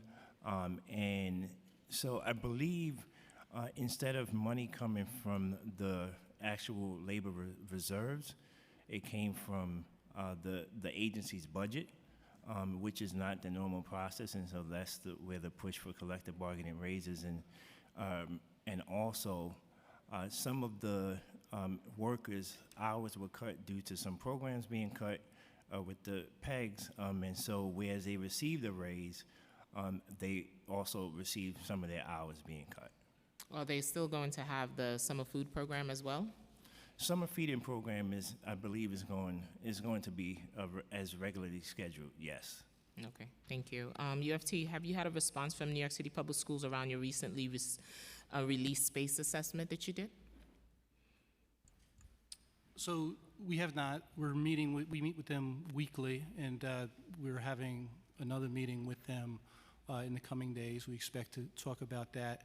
We know that in their plan, which is not in the budget yet, but in their class size plan that was released last week, there's the $137 million, and there have been no decisions made, as I understand it, and they haven't spoken to us about. We'd have to sign off on it about which schools that money would go to. It is our position that money should go to schools that have the space and have high levels of economic need. And how many schools that means in this round? I know they testified earlier about the fact that they're at 39.6% compliance with the class size law right now, and the law only requires 40% compliance for next year. Obviously, every student in the system could benefit from smaller class sizes, even if the law has a slower implementation. But certainly, we think that setting aside the difficulties that exist in neighborhoods that don't have space or schools don't have space, we could make great strides toward greater compliance with the law right now. Thank you. What do you think is the most pressing concern for implementing and meeting the class size mandate? The question is for CSA and UFT at this time. Yeah, I think it's the will of the administration to provide the necessary funding, right? We have heard since the beginning, since the law was passed, even before the law was passed, a lot from the DOE's administration about how funding the class size law would require trade-offs in the school building. And so they've always assumed when making those comments that we're talking about a zero-sum game, right? And what happened with the state budget, where the city contribution now has to be sufficient to ensure that each school can meet the class size targets, that means they can't claim the zero-sum game anymore. They need to put the money into the schools to make this law a reality. And it's that will that we have to overcome. Obviously, there are other challenges. That's the most pressing one, I would say, right now. Make sure your mic's on. Turn on your mic. Thank you. For CSA, we're looking at various situations. One, yes, you're right, we do need funding. Two, space. As we notice that there are many schools that are now like campuses. It is very hard for a school, say for instance you have a third grade class, and one class is 30 students. With the law, you would have to have 20 students. That means 2 classes, right? Therefore, you may not have the space to accommodate all these children, so therefore you will have a reduction in enrollment, therefore displacing children. And if, as you know, parents move to certain areas to be at certain school, have their children go to certain schools, who's going to tell these parents that you cannot come to this particular school? There's so many things to think about when you think about class size. It is an unfunded mandate. By who? Unfunded mandate by who? You know who. Oh. Just asking. Thank you both. Thank you all. Thank you. Thank you. Okay, our next panel, Andrea Ortiz, Tina Zhang, Narilyn Bueno, Caitlin Zhu, Emily Flores, Ava Baranowick, Brianna Abad, Shiv Soin, Frantri Eunice,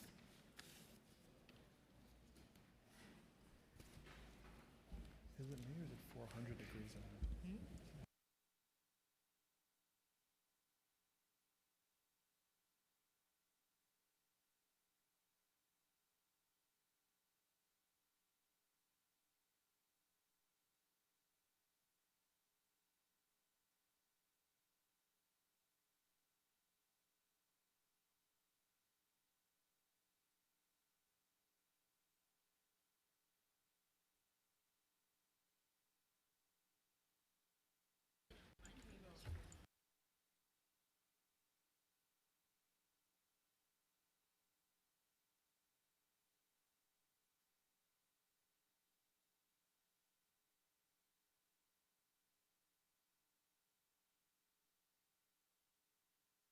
Ready? Okay, you can start from the right. That's on. Okay. Thank you, Councilmember Brannon, Councilmember Joseph, and members of the Education and Finance Committee. My name is Shiv Soen, and I serve as the co-executive director of Triage. We're a New York City-based student-led organization focused on climate justice with over 1,000 members of high school and college students across the 5 boroughs of New York City. We're here, and we're proud to stand in support with students, teachers, and school administrators for green, healthy schools. Thank you for providing this opportunity to provide comment on the fiscal year 25 budget and what we can do to make sure that our students have a more resilient future. Each and every day, over 1 million New York City school students attend one of New York City's DOE's 1,800 schools and 1,300 school buildings. Rather than a day full of learning and development, many also face a far more sinister situation: harmful air quality and health conditions. From elevated air pollutants to lackluster classroom ventilation, our students are being set up to fail. The climate crisis has exacerbated these issues, bringing heat waves, flooding, and emergency conditions into our neighborhoods. Schools serve as community centers and shelters, and when they're underfunded, they let down not only just our students, but our entire communities. This unacceptable situation demands better, and we urge the Committee on Education, the Committee on Finance, and the City Council to allocate at least $600 million in additional funding to electrify and upgrade 500 New York City schools by 2030. Under Mayor Adams' current plan, only 5% of New York City schools will be green by his standards by 2030, and all New York City schools will not be upgraded until 2175. We're seeing real issues that are happening at the moment, and once again, we want to reiterate our ask for $600 million in funding allocated towards electrifying 500 schools.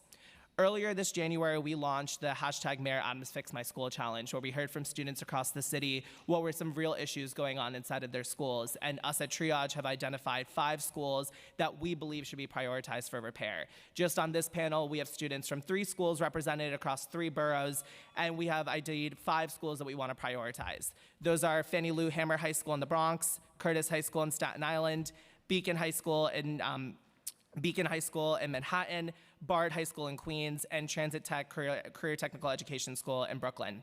Thank you so much for your consideration. I'm going to let our students actually explain, and we have 15 students who will be testifying from all 5 schools over the course of here and virtually, but I'll let them share their experiences. And thank you for giving us the time and the opportunity to share. Thank you. Good afternoon, everyone. My name is Ava Baranowski, and I want to start by thanking all of you for the opportunity to testify this afternoon. I'm a 16-year-old student at Beacon High School in Hell's Kitchen, and I live in Brooklyn. I've been volunteering at the Teen Climate Justice Program at 6th Street, and I've gotten so many amazing opportunities to connect with organizations like Triage. But I'm here today because I'm enraged by the dangerous conditions in which students are experiencing every day. I'm only a sophomore at Beacon, and already I've inhaled toxic chemicals and drunk from lead-filled water almost every day. Our school shares a vent with a taxi auto repair shop, so the fumes and toxic chemicals produced there end up in our school's basement, which is an incredible space where students can gather to play music, attend classes, and perform. It is one of the spaces in Beacon where I value so much because it gives me an opportunity to socialize and play piano in one of the many uprights we have access to. This issue has become so dire that the basement has had to be evacuated at least 18 times last year, disrupting classes and putting students' health at risk. What is so incredibly shocking is that our sensors picked up a chemical that was present in the air, and it was 50 times the legal safety limit. We cannot let our students and teachers suffer in place of learning. I am asking the city to fund $600 million in the city's capital budget to electrify and upgrade Beacon, as well as prioritize Curtis and Staten Island, Transit Tech and Brooklyn, Bard in Queens, and Fannie Lou in the Bronx. My hope is that before I graduate Beacon, students can freely exist in their own schools without being afraid for their health and safety. Climate change is becoming an ever more pressing issue for our generation, especially the slow rate that we are improving. So we need our schools to foster the learning of healthy activists to continue the fight for a planet that is green, not ablaze. So support the Green Healthy Schools campaign and the future of our planet. Thank you.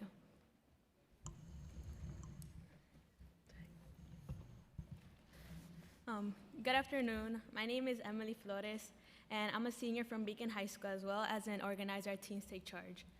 We are a youth-led organization working toward a more equitable and welcoming community in NYC schools for all students of color. I'm here today to advocate for the city to fully fund meaningful student success programs to further advance the progress of inclusion and diversity in all schools, rather than focusing on the improvement of police infrastructure. This not only creates an intimidating environment for students of color, but also diverts resources from school wellness and counselors, which are required to provide a supportive environment, in particular for first-gen seniors during the college application process. School is a place where students of color should feel supported by their teachers and counselors. Imposter syndrome is a prominent issue seen in many first-gen students of color when applying to elite colleges, where they feel not capable enough to even apply, and most importantly, to fit in and be accepted. To add on, this issue of not being able to afford or understand the college process is one many students like me were presented with during senior year. That's not to say that my parents do not support me, but with the language and educational barrier, they could not offer me the help I needed when filling out CSS or FAFSA profiles on my own. I should not have felt like I was alone. I did not receive the support I needed, not because I did not reach out, but because it was not an option offered at my school, which has a graduating class size of 380 students with only 3 college counselors on staff. Fortunately, because of student success centers like Option Center, I was able to access a free counselor outside of school to advise me on my path to success. Programs like these need the funding from the mayor to continue the support offered to low-income first-gen students. We are just expected to know how to navigate the process on our own, but why is it that we have to feel alone during this process? We should have the support freely offered to us without any cost. If a student does not feel supported by their high school, how will they be able to prosper as well as their other peers who are not first-gen and get that support from paid outside tutors and counselors? This is where racial disparities rise, when some students have resources while others don't. Perhaps funds will not be able to stop the issue of racial disparities. However, it will lead towards a positive change in many students' lives, including students like me, who at that time needed the extra support to even understand what I was doing.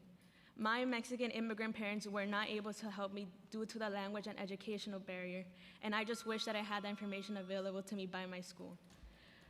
We need this funding from Mayor Adams to hire more staff of color, including social workers, counselors, and teachers.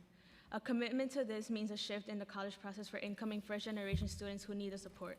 Simply by not hiring any more school police, NYC could save up to $90 million in one fiscal year that could be used to provide resources for first-gen students going through the application process. Thank you very much. Thank you. Good afternoon, and thank you for the opportunity to testify. My name is Brianna Bad, and I'm the Queensboro organizer at Triage. Triage is a student-led climate justice organization with over 1,000 high school students across all 5 boroughs fighting for a greener future in New York City and state. As an 11th grade student at Bard High School, Early College, Queens, I have seen climate change's growing impact on my daily life. Our school building serves 3 different high schools, including Academy of Finance and Enterprise, High School of Applied Communication, and my school, Bard High School, Early College, Queens. At the beginning of the school year, my classmates and I were forced to walk into school with soaking wet shoes due to the heavy flooding one day. Last year, classes were interrupted by water leaking on the 8th floor roof. And we have witnessed wildfire smoke exacerbating asthma and health problems for New Yorkers across the city. With summer approaching, I am even more concerned that the rising temperatures and harmful air quality will increasingly affect students' learning ability, especially in a growing industrial area. I am asking the city to fund $600 million in the city's capital budget to electrify and upgrade Bard High School Early College Queens and prioritize the other schools Triage has identified for fiscal year 2025, specifically Transit Tech High School in Brooklyn, Beacon High School in Manhattan, Curtis High School in Staten Island, and Fannie Lou High School in the Bronx. We are living in a time of a youth mental health crisis and a wave of newly arrived undocumented students, among other changes. They need our support. And now more than ever, it is important that we envision a stronger, sustainable future for all New Yorkers, including students, no matter their zip code. I have faith for Green Healthy Schools to become a reality because we all deserve a better future. Thank you for your time. Thank you. Good afternoon. My name is Francelli. I am a student from Fannie Lou Hamer Freedom Hammer High School. I am a 16-year-old girl living in the Bronx. I have experienced problems going to school because of flooding and having to take different routes to school, and sometimes the buses are not even available for me to make it to school, and I'm not going to be able to walk 30 minutes to my school. I also experience heavy breathing because of asthma because my school is right in front of the Cross Bronx Expressway. Leaving students to miss school because of having to go through asthma attacks at least 8 times a year. Fannie Lou Hamer High School is also a much older structure. It might need remodeling. When it rains, around the school, it seems to get flooded. Powerful windstorms leaving the school with water inside. The conditions that are exposed to it because of underfunding that happens to the school in these areas. I am asking the city to fund $600 million to upgrade our school and environment that we are exposed to.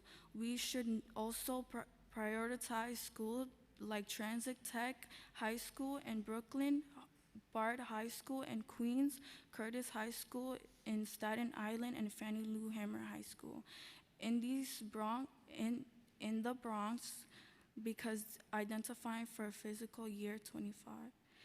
I still have a couple more years, but I think that we should still try to improve the situations of the school. These problems shouldn't be solved in 100 years. They should be worked on now. Schools like ours are raising the new generation, so we need to make the city better for them. Thank you for your time. Just going to make a quick announcement that we're going to cut off the sign-ups for public testimony at 5 o'clock. So if you want to testify and you're here, make sure you're signed up by 5 o'clock. Hi, council member. My name is Tina Zhang, and I'm a high school student from the Dignities in Schools Coalition and Yaya Network. You've heard from me a couple times at these hearings, so I'll keep my testimony brief, but still important to give my public comments, I believe. I just want to uplift the concerns around the recent suspensions of students as they respond to the Israel-Palestine conflict. According to Chancellor Banks, and suspending students doesn't help, but instead inflames the situations. These conversations and feelings are complex and nuanced, and students need the space to process what's going on in the world. If they are just punished by suspensions for acting on their convictions when they see the injustices in the world, it shuts down any room for having productive discussion and diplomacy. Anti-Semitism and Islamophobia and any isms or phobias are harmful, and it should be taken seriously for the impacts it has on other students' sense of safety and belonging. But suspension as the easy response misses the opportunity to educate. And what is the purpose of schools if not educating, as well as raising the next generation of conscious and engaged people, just as the previous speaker was saying. And because people are not inherently hateful, we should be treated with the expectation to grow from our current perspectives if it's flawed. And that's why restorative justice, which has been excluded from the mayor's executive budget, is so crucial to be dealing with the tensions within our schools. Having open conversations and mediations that is accountable and responsible while being sensitive to students' backgrounds is the only way we can continue our democracy. Restorative justice and its principles of loving engagement, as Martine, the previous panelist, said, must be the natural response to the crises of our time within the schools, the city, and the world. Council members, keep doing the work fighting for the people and by championing restorative justice. Invest in $75 million for restorative justice in schools, and I see and recognize Councilwoman Rita Joseph for keeping up the fight. Thank you. And because I still have this platform, I just want to make a PS. No, I'm not here to represent the CEC or the Civic Engagement Commission, but I just want to make the plug for the People's Money, which is a citywide participatory budgeting initiative from the Civic Engagement Commission. You can vote as a NYC resident age 11 and up at on.nyc.gov/pb. It's not just about coming to these hearings and getting our representatives to fight for our budget, but we should have direct democracy in how we determine public money. And come see me if you want to submit a paper ballot. Again, it's online. It's at on.nyc.gov/pp. Thank you. Thank you. Thank you.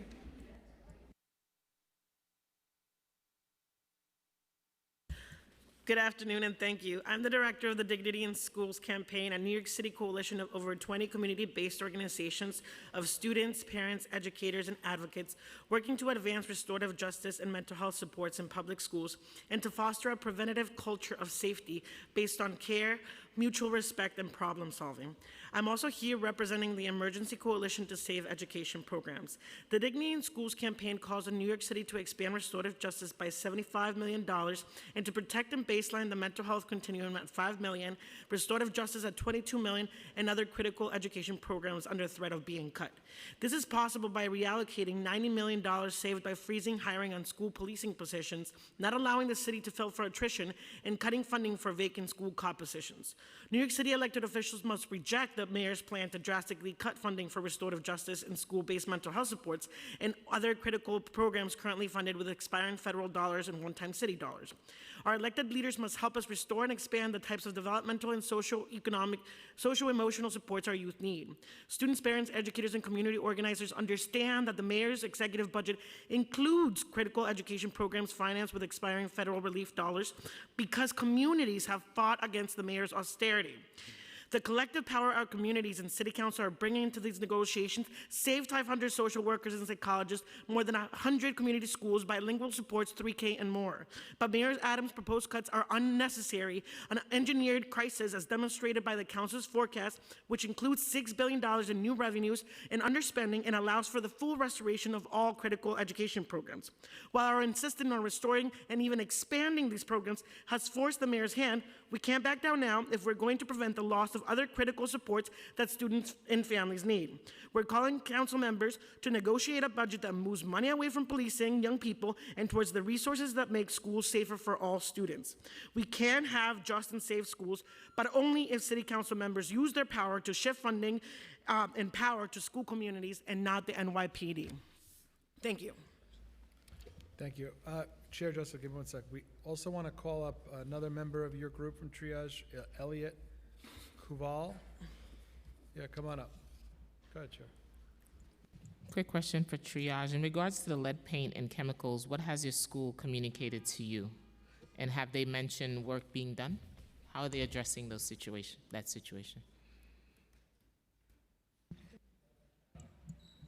As for Beacon, our school hasn't really done anything significant towards the lead problems in the water as far as students know, but. I can add.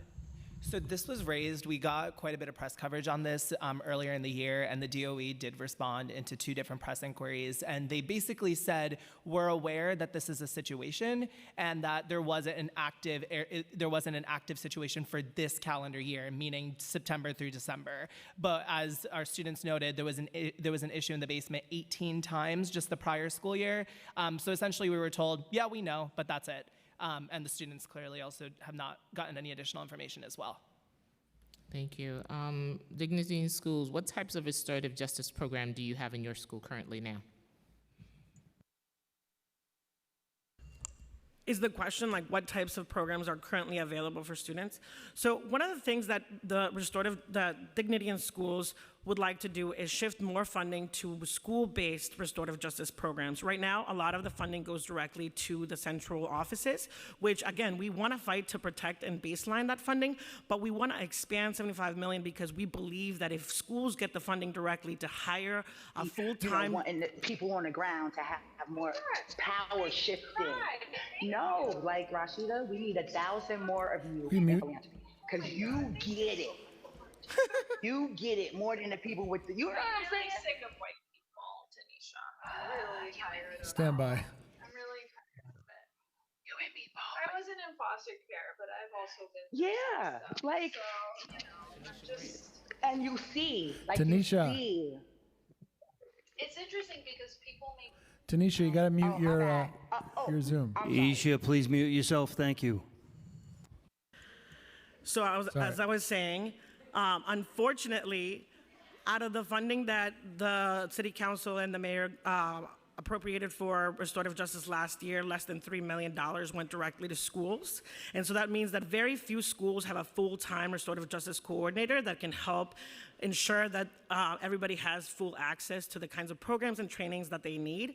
And so what we want is to make sure that more funding goes directly to the schools so that they can pay for young people like Tina and like others to be able to be part of restorative justice circles so that they can get full training and that they can have a full-time unionized person that can lead the charge. Got it. Thank you.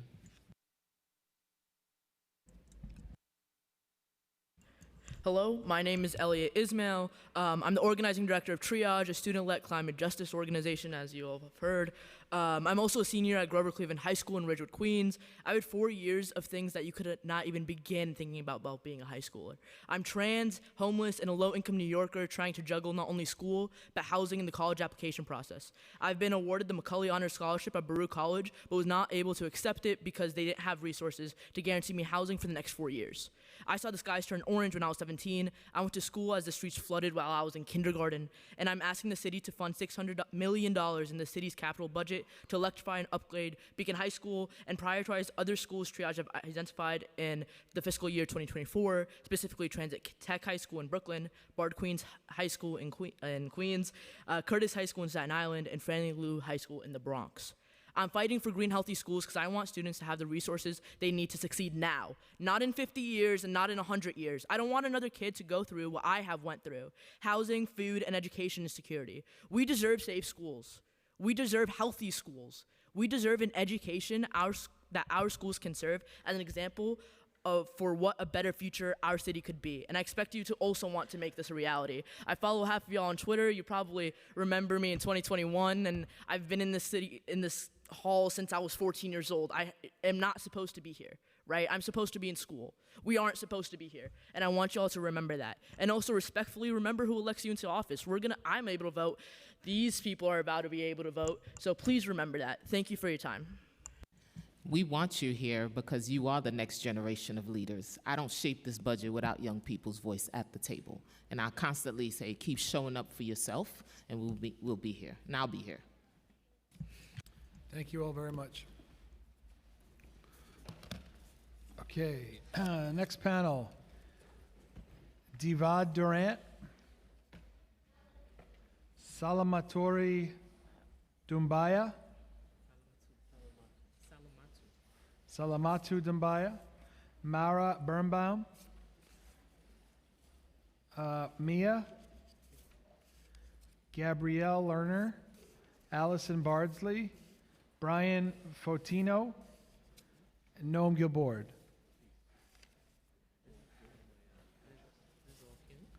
Yeah.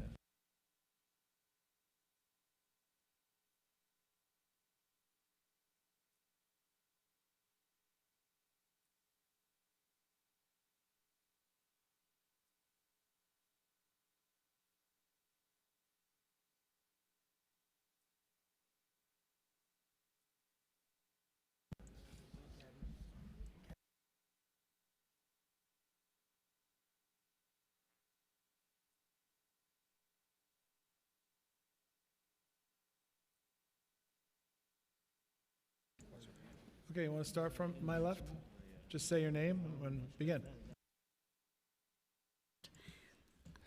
Hello, my name is Allison Bardsley. I'm an associate professor of English at the College of Staten Island and a member of the Professional Staff Congress of CUNY. I'm also a resident of the great Stapleton neighborhood in the borough of Staten Island.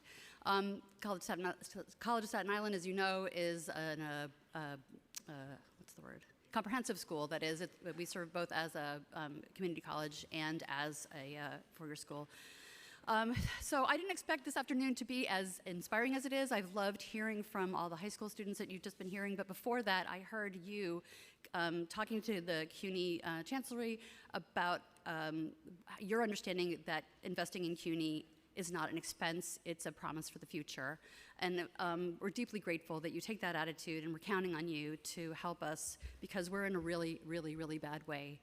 I don't have numbers for you, I just have anecdotes. You have the numbers before you, but every day that I go to school, the stairwell that I walk up has gaping holes in the ceiling and in the wall, and the safety mats are gone from the cement floor, but at least I can take the stairs. Where the elevator is unreliable, so the tutors in the Writing Center, if they have a student tutee who uses a wheelchair, come downstairs and tutor them in the hallway, lest they get stranded. And this is not, this is one building, but I spoke to the director of accessibility services this morning, and he says all of our elevators are unreliable. This is unacceptable. I don't like the term human capital, but our human capital at CUNY is being dilapidated too. That is, our professional staff, that is not the faculty, but the people who are staff, the bursar and the registrar, and everything behind the scenes are spread so thin. We're experiencing a brain drain. People are leaving if they can because the workload and the atmosphere, physical and psychological, is unbearable. When does neglect become sabotage? That's how we're feeling now. So, and we're counting on you to rescue us, honestly. So thank you. Thank you.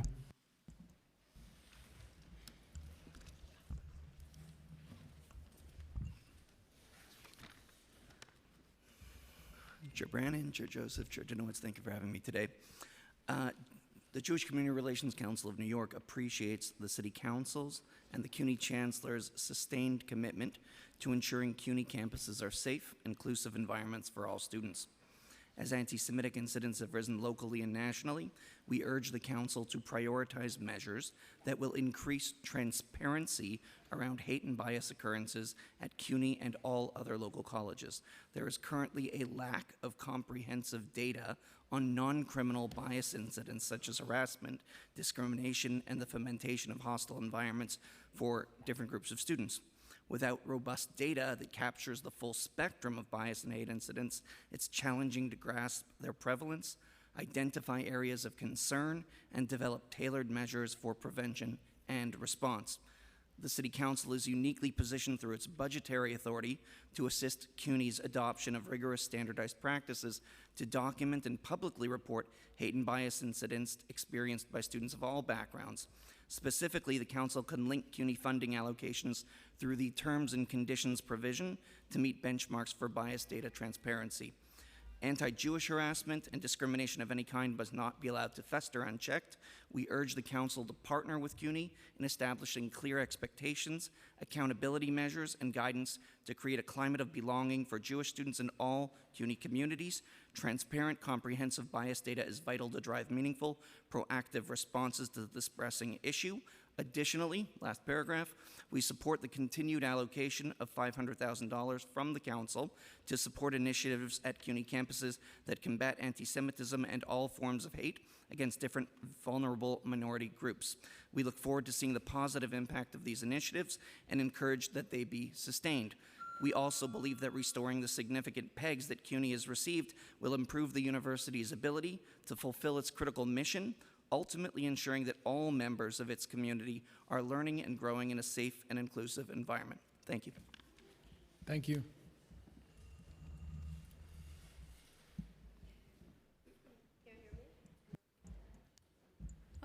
Okay.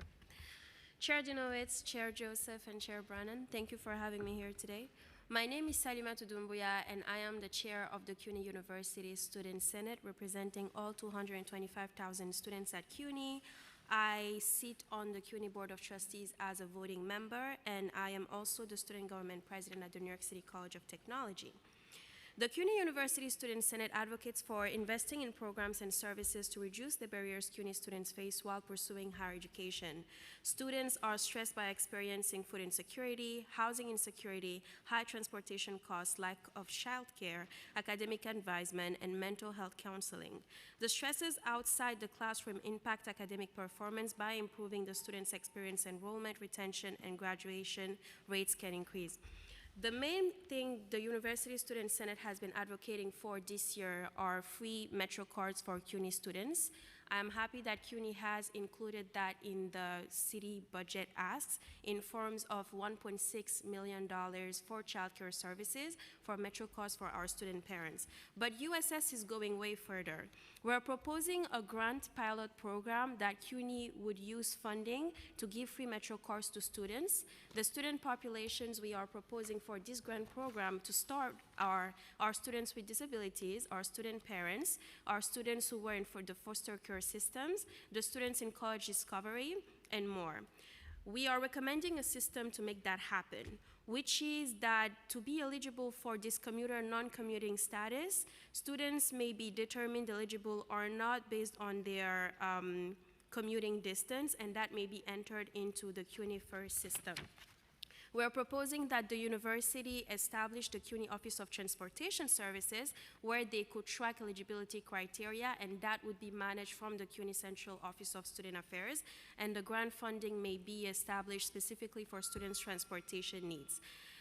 USS thinks that it is important to cover these costs in order for students to be alleviated for the challenges they face on a daily basis. On campus climate, I do support any initiative for anti-bias for our Jewish students, but also for our Muslim students. Being a very openly Muslim hijabi, I do see that some interactions are different now, and we can imagine why that is happening with certain people. I am against all forms of violence. I don't think that it is necessary to fight violence with violence, especially for the fact that we are a higher education institution. So any effort in that direction will be useful for us now, but also for the future. Our students are brilliant, and I would like to condemn any outside institutions or organizations that are using the burning passion of our students and their honest interest of what's happening around the world, no matter what their view is, to push agendas that have nothing to do with the cause at hand. That for students is something that is passionate. And again, no matter what their views are, because it is good for students to express their views, but I am not for manipulating their views, and I am not for exploiting their passion. That is honest, and that comes from a good place. Thank you. Thank you. Go ahead. Hi, my name is Brian Fotino, and I'm a visiting fellow at the City College of New York. I'd like to begin with a moment of silence for the over 35,000 Palestinians murdered by Israel since October 7th, and the millions more Palestinians murdered, injured, and displaced since 1917. I am disgusted by Chancellor Matos and the NYPD's response to nonviolent protests against genocide. Numerous injuries, including chemical burns, broken bones, concussions, bruises, and swelling, have been reported by protesters and individuals clearly identified as press.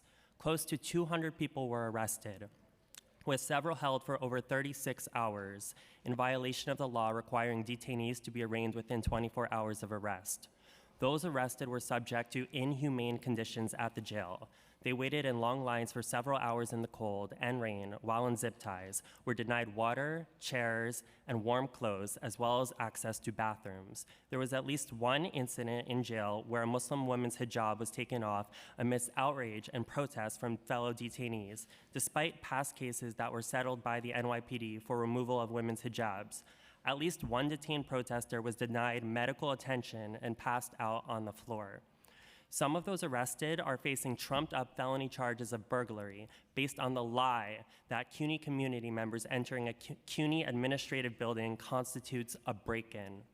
No amount of property damage justifies this violence against our community members.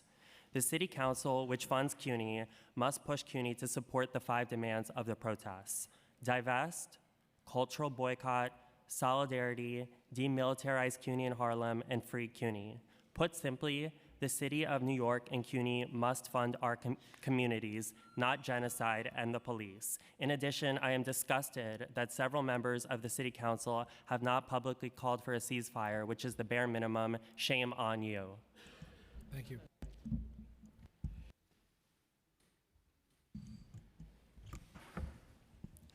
Hello, council members. Thanks for having us here today.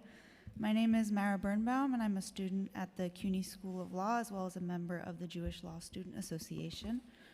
I call on the City Council to use your power to pressure CUNY administration on the following. First and foremost, to divest from Israeli companies that profit from the genocide and apartheid subjugation of Palestinians, to drop the charges against students violently arrested for their participation in the Gaza Solidarity Encampment, and to halt this disturbing up to $4 million contract for private security forces on CUNY campuses. Strategic Security Corp., the proposed contractor with CUNY, staffs guards at ICE detention jails throughout the United States, provides privately contracted border security officers, and specializes in disrupting labor civil unrest. That is their main specialty when it comes to security from their website. Instead of spending much needed funds on building repairs, administrative staff, and student support and counseling, the Board of Trustees and Chancellor Matos use our money to outsource their repression via this private security force to terrorize, spy on, and endanger CUNY students and faculty. I want to bring your attention further to how Strategic Security Corps advertises their invasive repression of labor organizers. SSC, quote, can assist by providing intelligence services as to what direction the movement is headed and whom is driving it, government and law enforcement relations, quick reaction teams, emergency response and armed and unarmed security guards, intelligence monitors on organizations and their activists, removal of negative Twitter postings, and procurement of or permit inquiries. These monitoring tactics include intimidation, repression of free speech, stalking, harassment, infiltration, and violation of people's privacy. This will be applied to CUNY labor and Palestine organizers alike, which are two groups that overlap by no coincidence. The CEO of Strategic Security Corp is an NYPD veteran of the SRG unit, the same force that brutalized our CUNY community. We call on you to use your leverage to leverage your power for charges against all students to be dropped, a halt to this dangerous contract, and CUNY's divestment from death.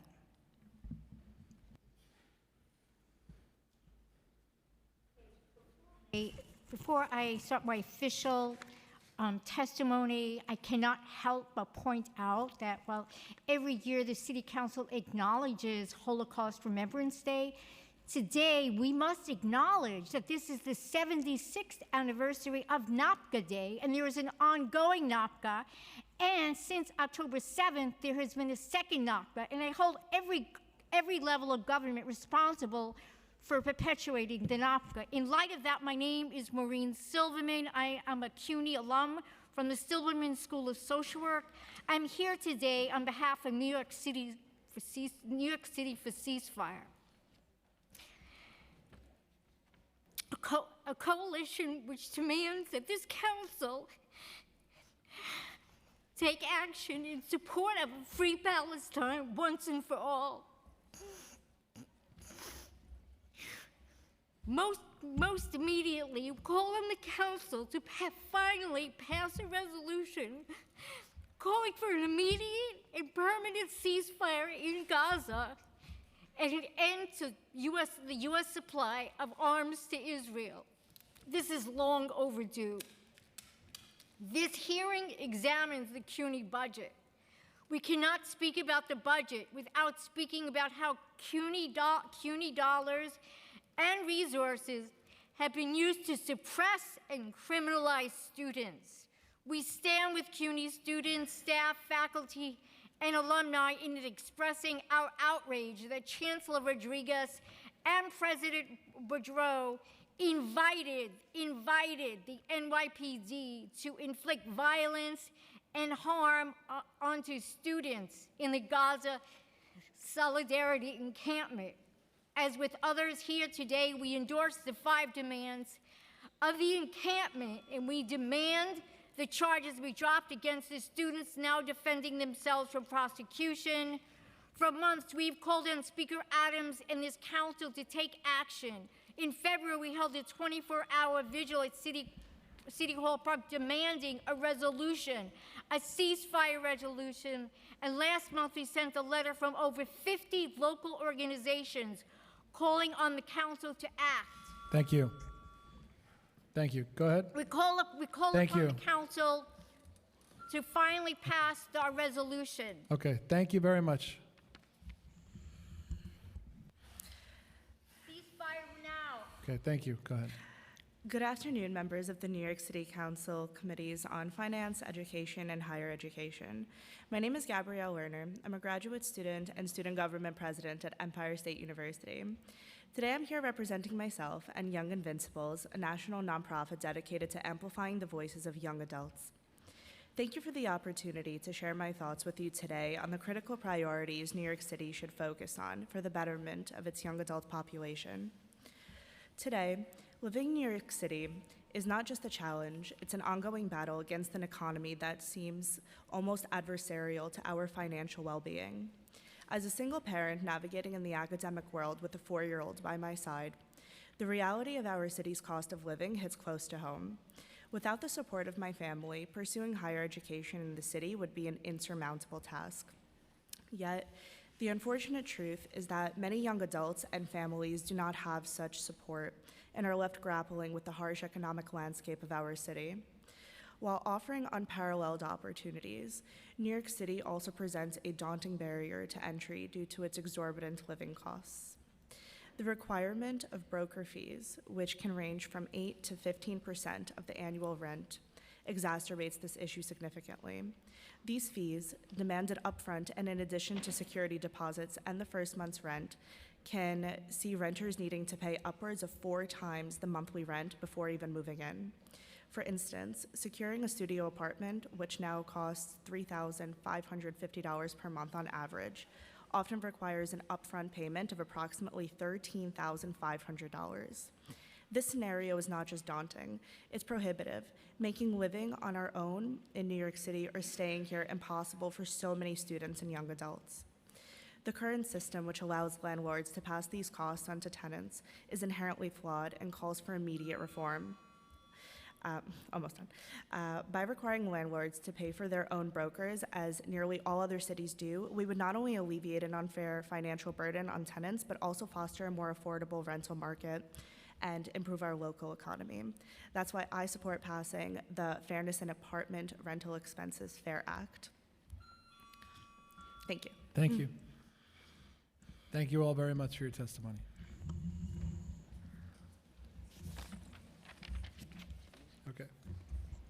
Okay, next we have Dulce Oliveira and Anderson Guaman.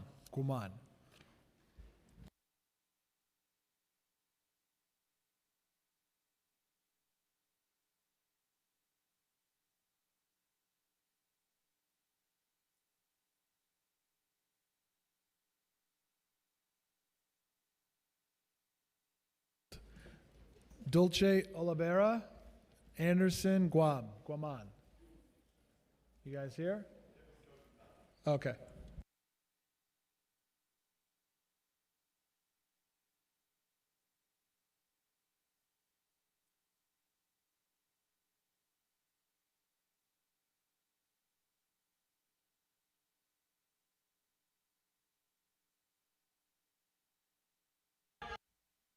Okay. Thank you. Have a great night.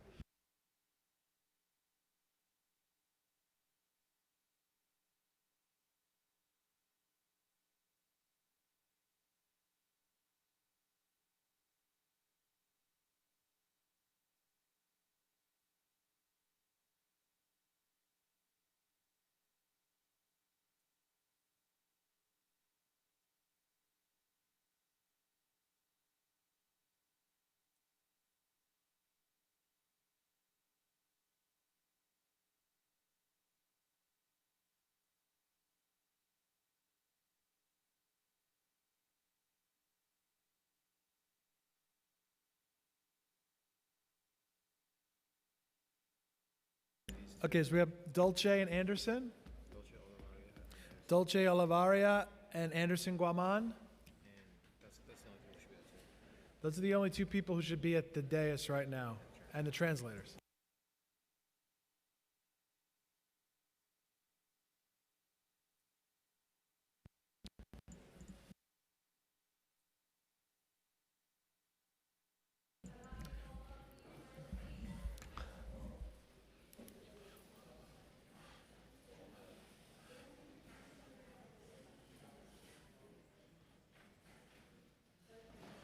Welcome everyone from the upper deck. Please find a seat.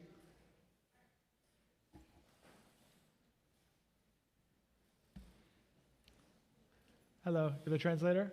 Okay. Just give us a sec so people could sit down.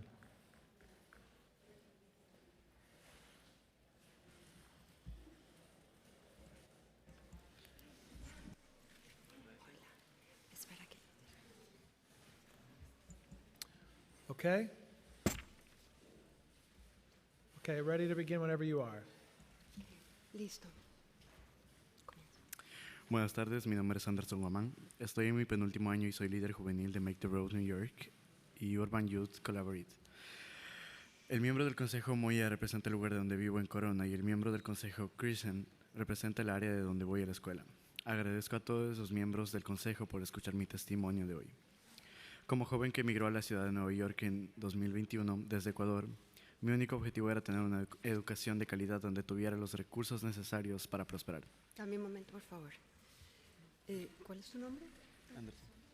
My name is Anderson Guaman, and I'm a member of Make the Road New York and Urban Youth Collaborative. Councilmember Moya represents where I live in Corona, and Councilmember Krishman represents the area where I go to school. I appreciate all the council for listening to my testimony today.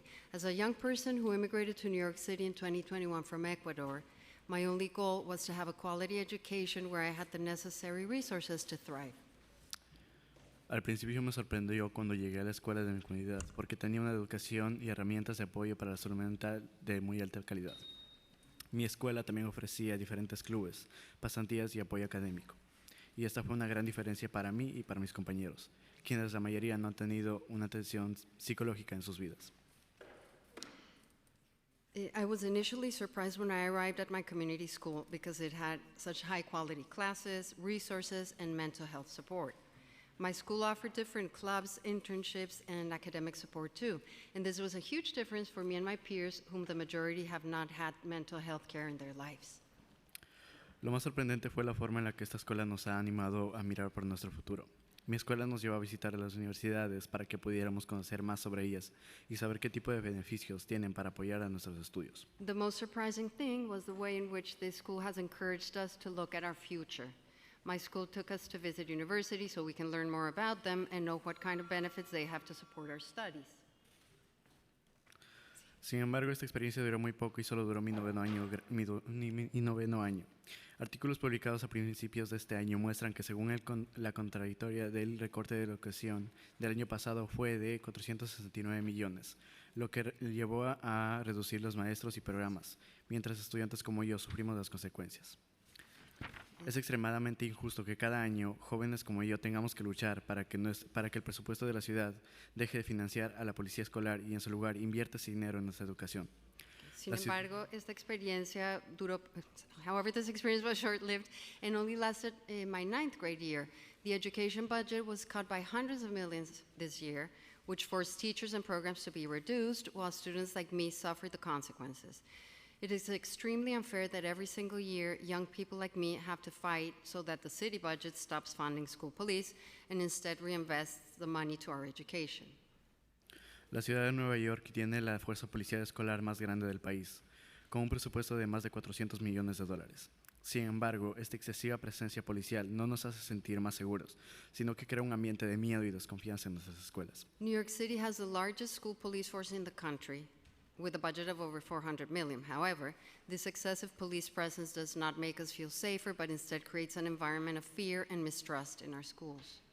La policía escolar nos castiga duramente a los estudiantes negros y latinos por conflictos menores, mientras que los mismos conflictos en escuelas mayoritariamente blancas, sin policía escolar, se tratan como lecciones que aprender.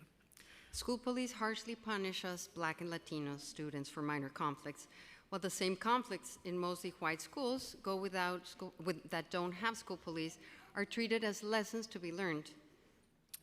La escuela es un lugar donde, donde todos los jóvenes deben tener la libertad de aprender, crecer a partir de errores, explorar nuevos intereses y estar seguros. No hay pruebas de que la policía escolar realmente impide los conflictos en nuestras escuelas. School is a place where all young people should be free to learn, grow from mistakes, explore new interests, and be safe. There is no proof that school police actually prevents conflict in our schools. La policía escolar en su mayoría intensifica cualquier conflicto que ocurra, empeorando las cosas. School police mostly escalates any conflict that does happen, making things worse. ¿Es realmente justo limitar los recursos y las oportunidades educativas de los estudiantes solo para financiar policías escolares que no cumplen con un propósito útil? Is it really fair to limit the resources and educational opportunities for students just to fund school cops who do not serve a useful purpose? La ciudad de Nueva York debería dejar de reclutar y contratar puestos de policía escolar de inmediato y también debería dejar de financiar los puestos vacantes de policía escolar. Solo esto permitirá obtener más de $90 millones que podrían invertirse en recursos y oportunidades académicas, como viajes a universidades, pasantías y eventos de clubes. New York City should immediately stop recruiting and hiring school cop positions, and they should also stop funding the vacant school cop positions. This alone would open up over $90 million that could be reinvested into the academic resources and opportunities such as college trips, internships, and club events. La ciudad debe financiar completamente escuelas comunitarias como la mía y brindar apoyo de salud mental de calidad al agregar más consejeros, trabajadores sociales, psicólogos y coordinadores de justicia restaurativa. The city must fully fund community schools like mine so we can have quality mental health support by adding more counselors, social workers, psychologists, and restorative justice coordinators. Okay, please conclude. Vamos a la escuela para poder tener un futuro mejor. Espero que puedan apoyar nuestra lucha para dejar de financiar a los policías escolares y en cambio invertir en ese dinero en nuestra educación. Gracias por su tiempo. We go to school so we can have a better future. I hope you can support our fight to stop funding school cops and instead invest that money in our education. Thank you for your time. Thank you. Gracias. I pass her the mic. Hola, buenas tardes. Mi nombre es Dulce, estoy en penúltimo año y soy líder juvenil de Make the Road New York y Urban Youth Collaborative. Mi miembro del consejo es Francisco Moya y el miembro del consejo Krishnan. Representa el vecindario de mi escuela. Gracias al concejal Joseph y a todos los miembros del consejo por escucharnos hoy mientras compartimos nuestras preocupaciones sobre la lucha para salvar servicios y programas importantes que se financian a través del dinero de ayuda federal COVID-19 que finaliza en junio. My name is Dulce. Good afternoon. I'm in the 11th grade and a leader with Make the Road New York. My council member is Francisco Moya and council member Krishnan, who represent my school neighborhood. Thank you to council member Joseph and all the council members for listening to us today as we all share concerns about the fight to save important services and programs that are being funded through the federal COVID-19 relief money that ends in June. Asisto a una pequeña escuela comunitaria en el campus educativo de Elmhurst y cada año escolar veo aumentar el número de policías escolares. Mi escuela está a una cuadra del precinto 110 y con todos los policías escolares presentes sé que en cualquier pequeña infracción tiene el potencial de escalar muy rápidamente. I attend a small community school in Elmhurst, and every school year I see the number of school cops increase. My school is 1 block away from the 110th precinct, and with every single school cop present, I know that any small infraction has the potential to escalate very quickly. Me siento muy incómoda y alienada con toda la policía escolar que nos rodea. Los policías escolares que están dentro de mi escuela se esfuerzan por detener a los estudiantes que parecen sospechosos, lo que honestamente se traduce en estudiantes negros y latinos. I honestly feel very uncomfortable and alienated with all the school police around us. The school cops who are placed inside my school make it a point to stop suspicious-looking students, which honestly translates to Black and brown students. Los datos de vigilancia escolar muestran consistentemente que casi el 90% de todos los incidentes de la vigilancia escolar de la ciudad de Nueva York tienen como objetivo a estudiantes negros y latinos, a pesar de que solo somos el 66% de la población.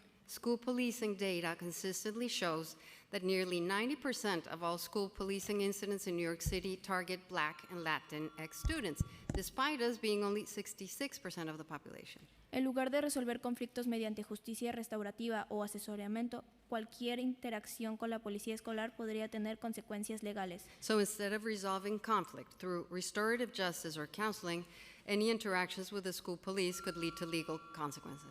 Esto no solo aumenta la conexión entre la escuela y la prisión, y entre la escuela y la deportación, sino que también destruye la confianza entre los jóvenes y los adultos en la escuela.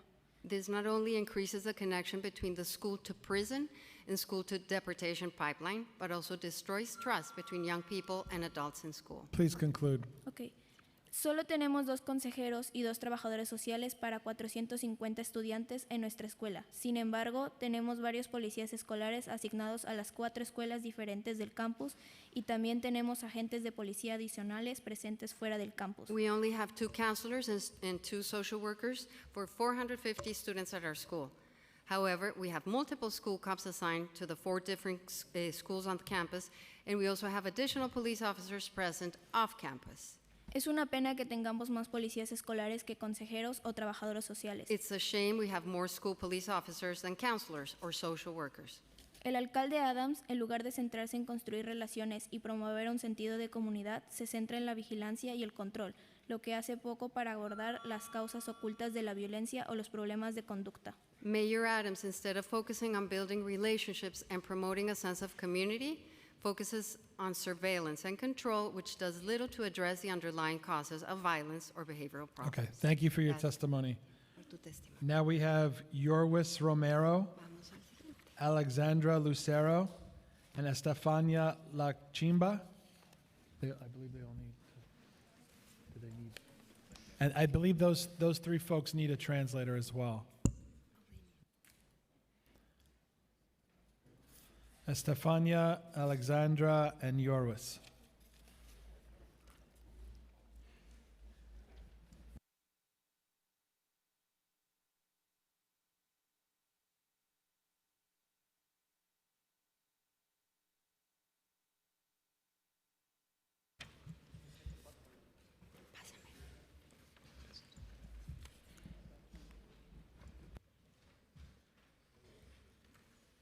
Whoever wants to begin. I'm going to give everyone 4 minutes since you have a translator, but we have to keep it tight. We have a very long night ahead.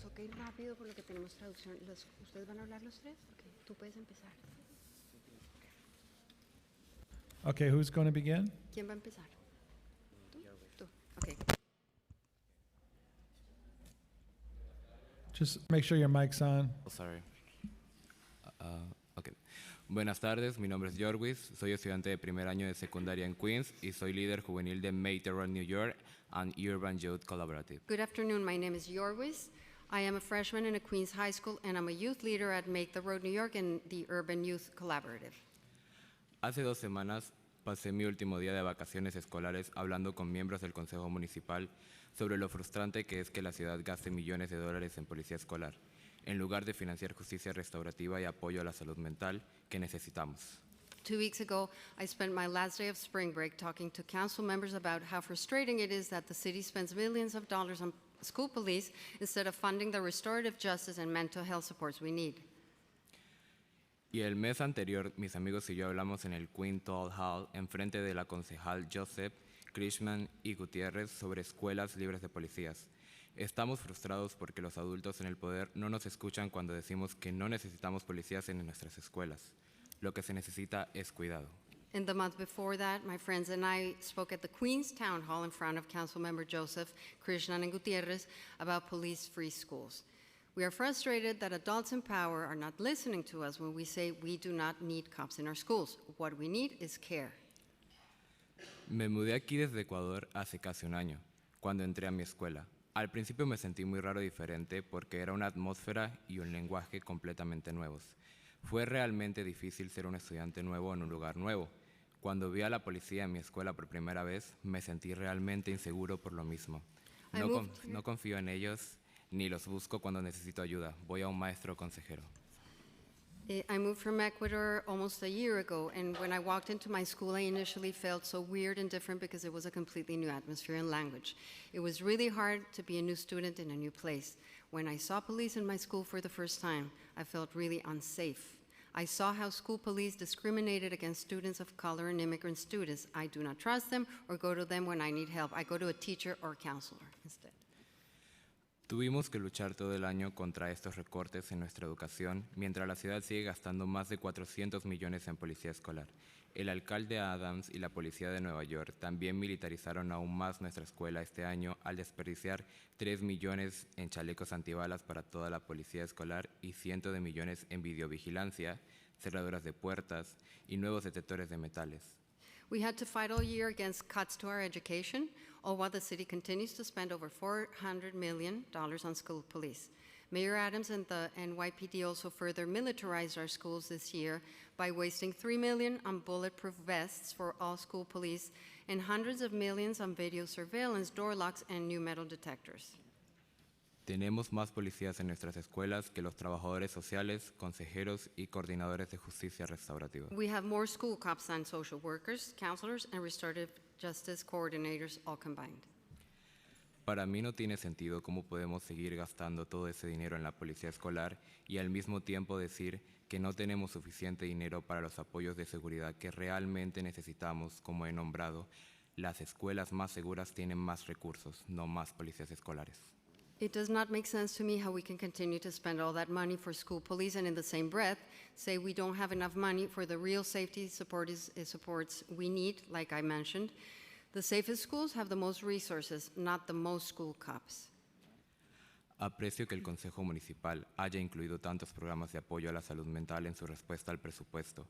Los jóvenes definitivamente necesitan más psicólogos escolares y trabajadores sociales en las escuelas. No basta con tener un trabajador social por cada 600 estudiantes.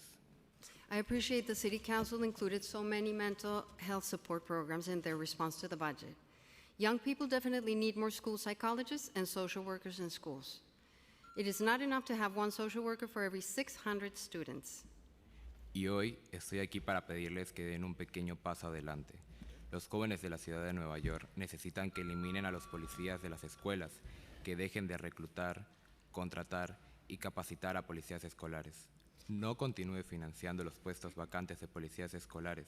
Si la ciudad de Nueva York hiciera esto, tendríamos más de $90 millones que podrían invertirse en recursos que necesitamos para prosperar. Thank you very much. Muchas gracias. It is not enough to have one social worker for every 600 students, and I'm here to call on or to ask you to take it a step forward, because young people in New York City need you to remove cops in the schools. Stop recruiting, stop hiring and training school cops. If New York City did this, we would have over $90 million that could be invested into resources we need to actually help us thrive. Thank you very much. Estoy aquí that's- hoy. Gracias. We're going to move on. Sorry. Okay, just pass her the mic, please. Hola, buenas tardes. Mi nombre es Alexandra. Estoy en mi último año de secundaria y soy líder de Make the Road New York y Urban Youth Collaborative.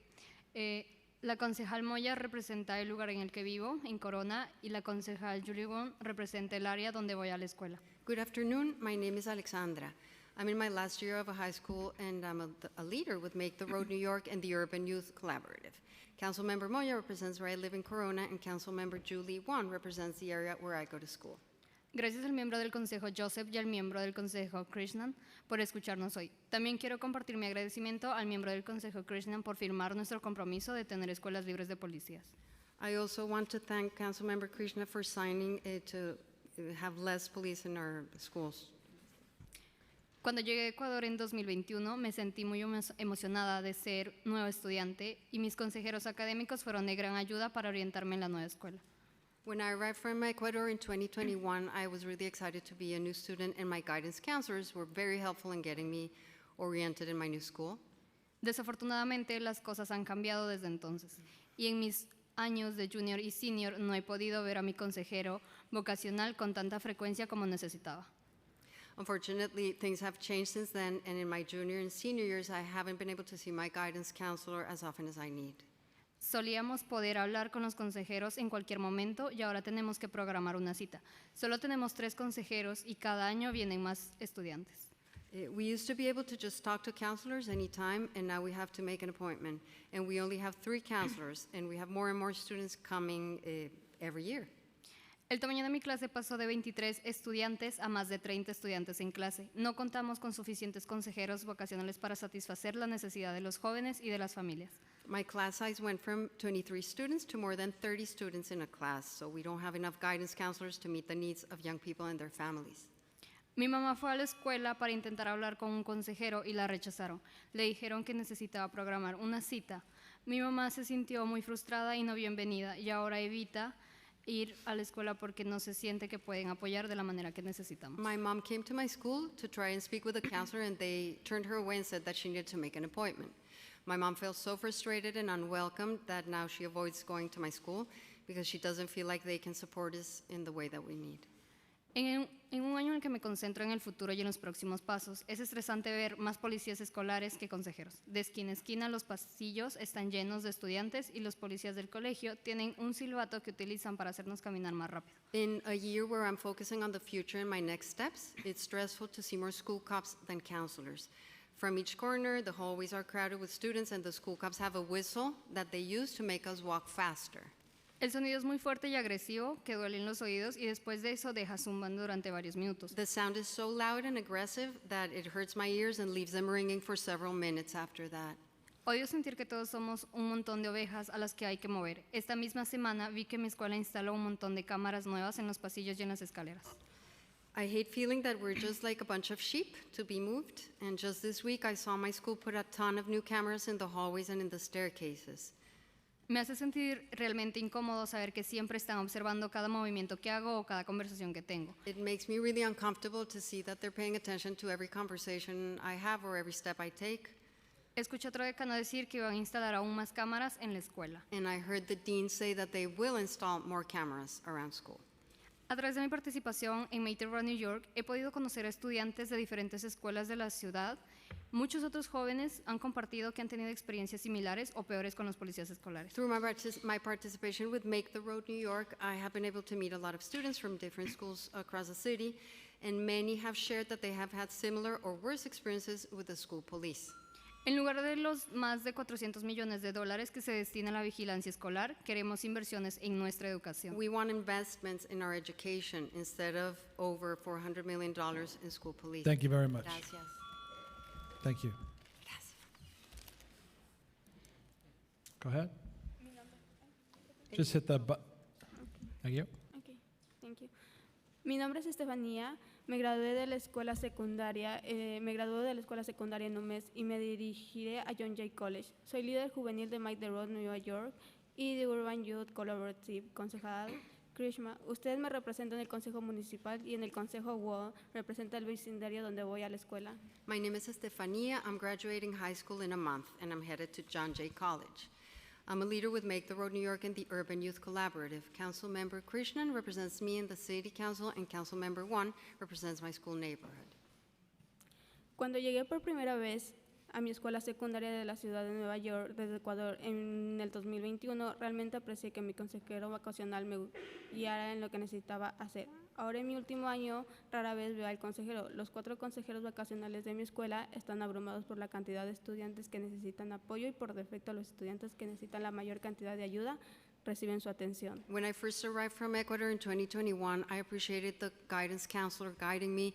Now as a senior, I rarely get to see my counselor, and the 4 guidance counselors at my school are overwhelmed by the number of students they need to support, and they can't get enough attention. Envío correo electrónico tras correo electrónicos, pero aún así es difícil conseguir una cita para ver a un consejero vacacional. I send email after email, but it's still a struggle to get an appointment to see a guidance counselor. Solíamos tener solo 2 tiempos de almuerzo, pero ahora tenemos hasta 4 tiempos de almuerzo diferentes y la escuela está muy llena. We used to have only 2 lunch periods, but now we're up to 4 different lunch periods, and the school is so crowded. Con el aumento de estudiantes, también he visto un aumento de policías escolares. Todos los días veo más policías escolares que consejeros vacacionales.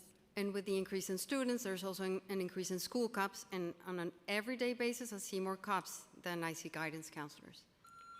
La ciudad de Nueva York tiene la fuerza policial escolar más grande del país, con 4,000 policías y un presupuesto de 400 millones de dólares. Tenemos la mayoría de proporción de los policías escolares por estudiante del país. New York City has the largest school police in the country with 4,000 cops and a budget of more than 400 million. We have the largest school cop to student ratio in the country. Aquí en la ciudad de Nueva York hay un policía escolar por cada 200 estudiantes. In New York City, we have one school cop for every 200 students. Sin embargo, en Los Ángeles, el segundo distrito escolar más grande del país, hay un policía escolar por cada 3,000 estudiantes. However, in LA, Los Angeles, the second largest school district in the country, there's one school cop for every 3,000 students. Esa es una gran diferencia y mucho dinero para gastar en policías escolares en lugar de recortar el presupuesto de servicios que realmente necesitamos como consejeros, apoyo de salud mental, justicia restaurativa, escuelas comunitarias y centros de éxito estudiantil. And that's a huge difference and a lot of money to spend on school cops. Instead of cutting the budget of services, we actually need like counselors, mental health supports, restorative justice, community schools, and student success centers. We should remove that money from the school police budget.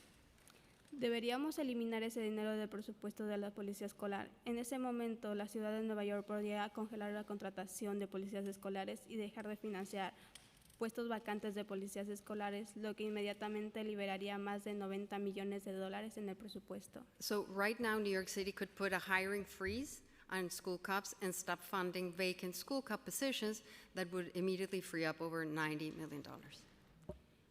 Quitar ese dinero a la policía escolar y reinvertirlo en nuestra educación nos ayudaría a mí y a todos mis compañeros a prosperar mucho más.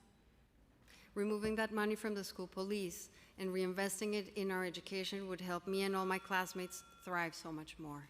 Thank you very much.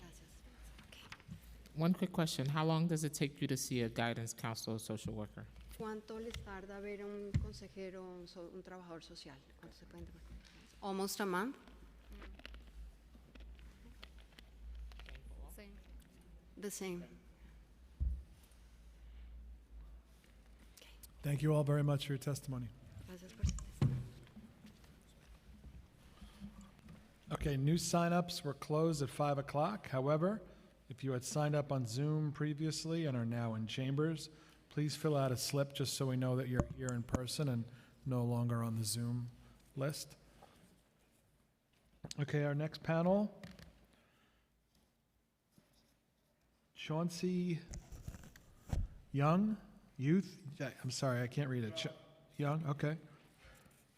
Sandra Mitchell, Kulsum Tapal, Jacob Chen, Julie Wu, Kyle Lin, and Akita Rama.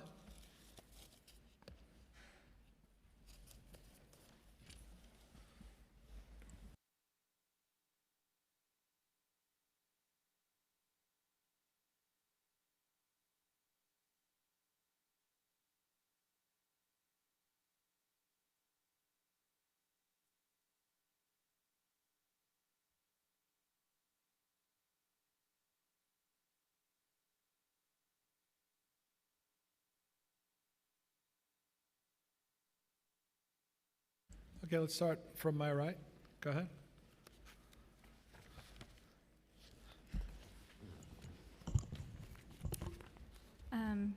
Good evening. My name is Kulsum. I am testifying on behalf of the Coalition for Asian American Children and Families. We're an advocacy organization fighting for equity for Asian American, Pacific Islander children and families. New York City students, regardless of their income or background, deserve well-resourced, safe, and accessible schools. What we're witnessing firsthand is the detrimental effects of continued budget cuts on essential educational programming. More than $700 million in COVID-19 funding has been used by the city to fund essential services for students in schools. As federal stimulus funding comes to an end, CACF has worked with the Emergency Coalition to save education programs to ensure New York schools continue to receive money they need to support our students.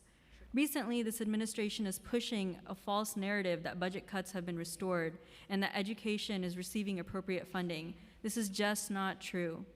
There is still several critical programs funded with temporary federal dollars that were not restored at all. Restorative justice, immigrant family communication and outreach programs, student success centers, and mental health continuum are all at risk of being completely cut on June 30th. Additionally, there are still several critical programs funded with temporary federal dollars that were not fully restored, including school social workers, translation and interpretation services, preschool special education, 3K, community schools, and libraries.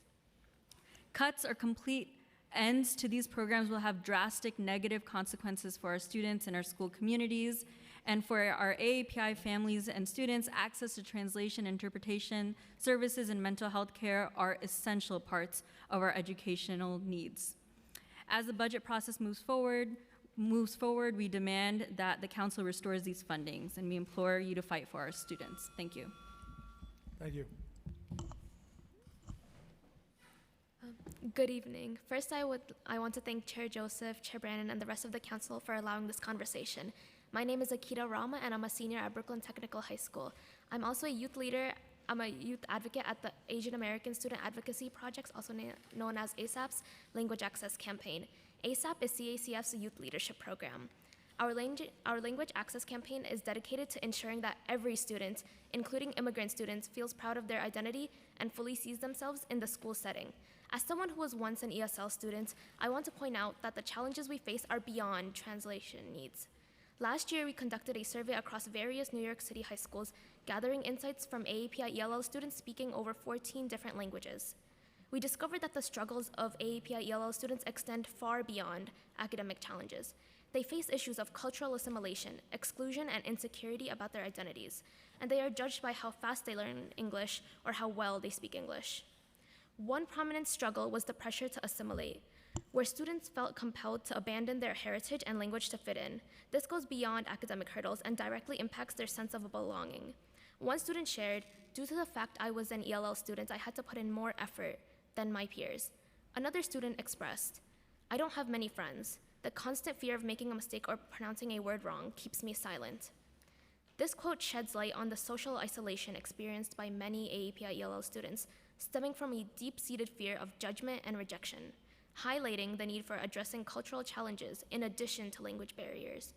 Students also shared that their teachers and counselors would often emphasize how important it is to pass the NYSA/SLAT test, as passing it is the most important thing for them.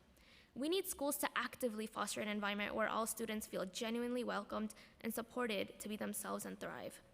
We firmly believe that simply providing translation resources is not enough. Similarly, translating the materials for immigrant families is not enough.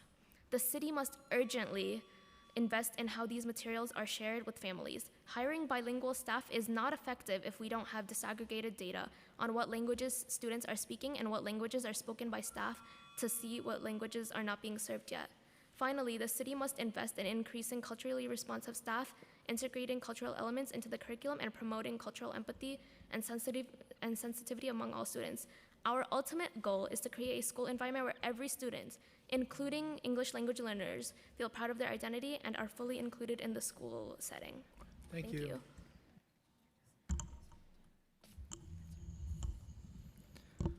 Good afternoon. My name is Kyle Lin, and I'm a senior at James Madison High School and a youth leader at the Asian American Student Advocacy Project. Thank you, Chair Joseph and the rest of the council for having this conversation. Chair Joseph, last year during the budget hearing, you asked me what makes me feel safe and supported in schools. I said it means everyone, including myself, should be comfortable being who they are, we should have someone to talk to when needed, and that no one is being devalued. While I'm grateful to be here a year later, but unfortunately, feeling safe and supported in schools still isn't a reality for many of us. Being a part of the mental health campaign team at ASAP, I've researched and delved into the critical needs of social workers, especially within the AAPI community. Oftentimes, we are perpetuated by stereotypes such as the model minority myth, which tend to not be seen as a group of individuals who don't need support. My ethnicity should not determine my needs for social support and my mental wellness. Social workers embody the progression of student wellness within our school systems. Not only do we want to feel academically well, but we want to feel mentally confident as well. The fiscal year 25 executive budget restores the funding for the 450 school social workers, but that just isn't enough. The ratio of school social workers to students is still way too high. My school has 2 social workers with 3,600 students. When I want to talk to them, I have to ask myself, do I deserve that time to talk? No one should be asking themselves this question. We need to stop undermining the importance of taking care of ourselves and our mental health. Lastly, I want to point out that the city must address our mental health needs holistically from different aspects. Bilingual programs, outreach for immigrant students and families, restorative justice programs, and many other educational programs are all essential in our school system. No issue is a single-layer issue. They're all interconnected. When immigrant students are being left out in the school communities, who are they going to turn to when there already is a lack of social workers, with students sometimes even having a language barrier? When AAPI students are being made fun of in schools, getting called names, or treated with negative stereotypes, and with no restorative programs or staff in our school, who is going to address the mental health state of the school community? We ask the city to fully and holistically invest in our school communities. We all deserve to feel welcomed, heard, supported, and valued in our school communities. And the city must invest to make that a reality for all students in New York City. Thank you. Thank you.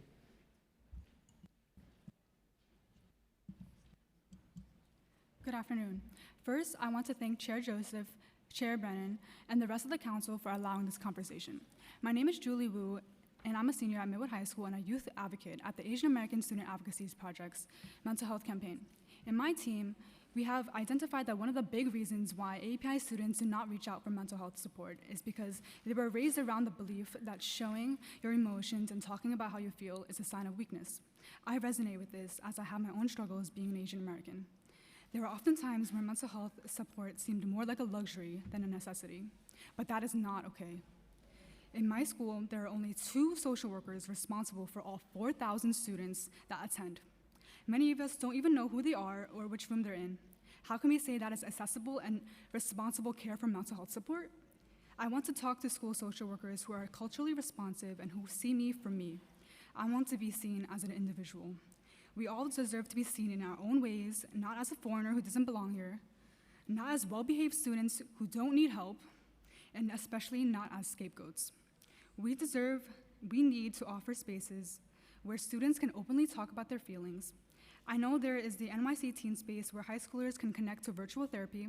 However, I am not using these services because I want to connect with a real person. I want to be able to have an actual conversation. I want to build relationships and connections with someone in my school, not someone I can't even see. Chair Joseph, I am grateful to be able to share another conversation with you since our last meeting at Staten Island's Town Hall, but this month was difficult for me. Deciding where to go for college was hard, and I needed someone to hear me out. Sometimes it just felt so loud when everyone was trying to tell me what to do and telling me what was best for me. I didn't need someone to help me make a decision. I just needed someone to listen. Along with making such a big decision in my life, it was also coupled with family expectations, pressure from others, and figuring out what I wanted to do, and my own expectations. I know I am not the only one who needs a space to be heard. The FY25 executive budget needs to maintain the current number of school social workers and can maybe even hire a little more. However, I think we can all agree that the current ratio of school social workers to students is too high and irrational. So why is it not reflected in the budget that the city needs to invest more? We believe that every student deserves to feel seen, heard, supported, and valued in our schools, but this budget does not allow us to thrive. We ask the council and the city to prioritize the needs of our students and families to ensure that we all have the adequate resources we need to be successful. Thank you. Thank you very much.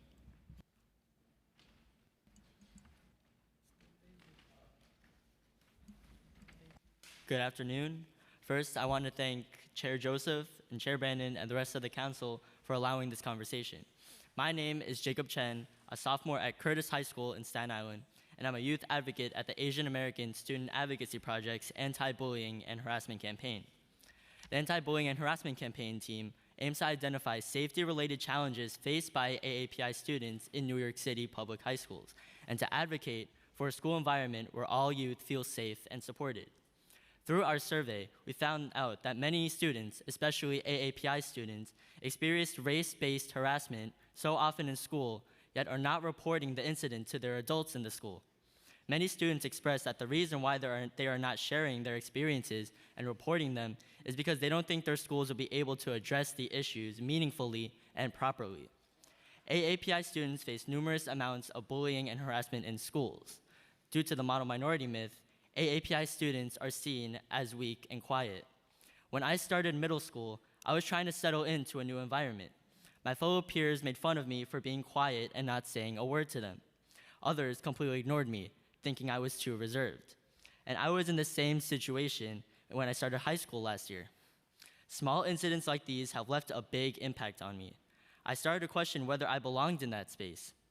I have no doubt that teachers and staff observed these situations too, but I am not sure if they knew what to do or did they just think that it was normal. When we sent out a survey to AAPI high school students across the city, we heard stories of students being made fun of their accents and the food that they eat. They were questioned about their identity, and they were asked if they were terrorists. Are these normal too? But our schools are not addressing any of these issues. We all deserve to feel seen, heard, respected, and valued in our schools. However, when we found out that the FY25 budget did not invest in restorative justice programs in our schools, we felt lost and abandoned. How can our schools not cultivate an inclusive culture and environment for all students and not invest in programs that emphasize on empathy and community? We ask the city to prioritize students' safety and well-being. Safety isn't punishing and policing students for doing something wrong. It means the presence of students' wellness. We also believe that every school in New York City must incorporate a restorative justice program to not only resolve bullying and harassment, but also allow opportunities to learn, heal, and grow as a community. Thank you. Thank you. Sure. Hang on. Just turn that on. Blessings to all. My name is Chaplain Sandra Mitchell, and I'm a parent leader with the New Settlement Parent Action Committee. PAC is a member organization with the New York Dignity in Schools Coalition, the Healing Centered Schools Working Group, and the Emergency Coalition to Save Education Programs. As a Bronx parent and a mental health advocate, it is clear that the city of New York needs to invest in our schools and our families and invest in social, emotional support for students and families, not increasing funding and policing. A student in crisis doesn't need policing, they need counseling. Our students and families need trauma-responsive care and culturally responsive healing-centered practices, not pepper spray and restraints. Our school staff needs to be provided with the support and guidance to develop trauma-responsive healing-centered schools. It is time for New York City to reinvest in the highest quality education that respects the dignity of all students and pursues restorative approaches to conflict and harm. Reinvestment in supportive staff positions and continuous professional development. We're calling for funding to hire Black and brown New Yorkers for jobs that support young people's social, emotional, and mental health. We need to hire necessary personnel such as restorative justice coordinators, paraprofessionals, community outreach staff, nurses, social workers, and guidance counselors. Reinvesting in our public schools is the right thing to do. We must protect, empower, inspire, and nurture the genius in our New York City students. This is how we should be investing in our children and our city's future. And the city and the city council should no longer be invested in metal detectors and policing of our youth. We should be investing in our future, not in furthering the cradle-to-prison pipeline. It is our demand that the City Council invest $5 million in the mental health continuum, fully restores funding to restorative justice programming, community schools, 3K and pre-K, immigrant family communication and outreach, and preschool special education funding. A city budget is a moral document. It shows our cities and our leaders' priorities. We hope you decide to invest in the future of our children and the future of New York City. I plead with you. Thank you. Thank you.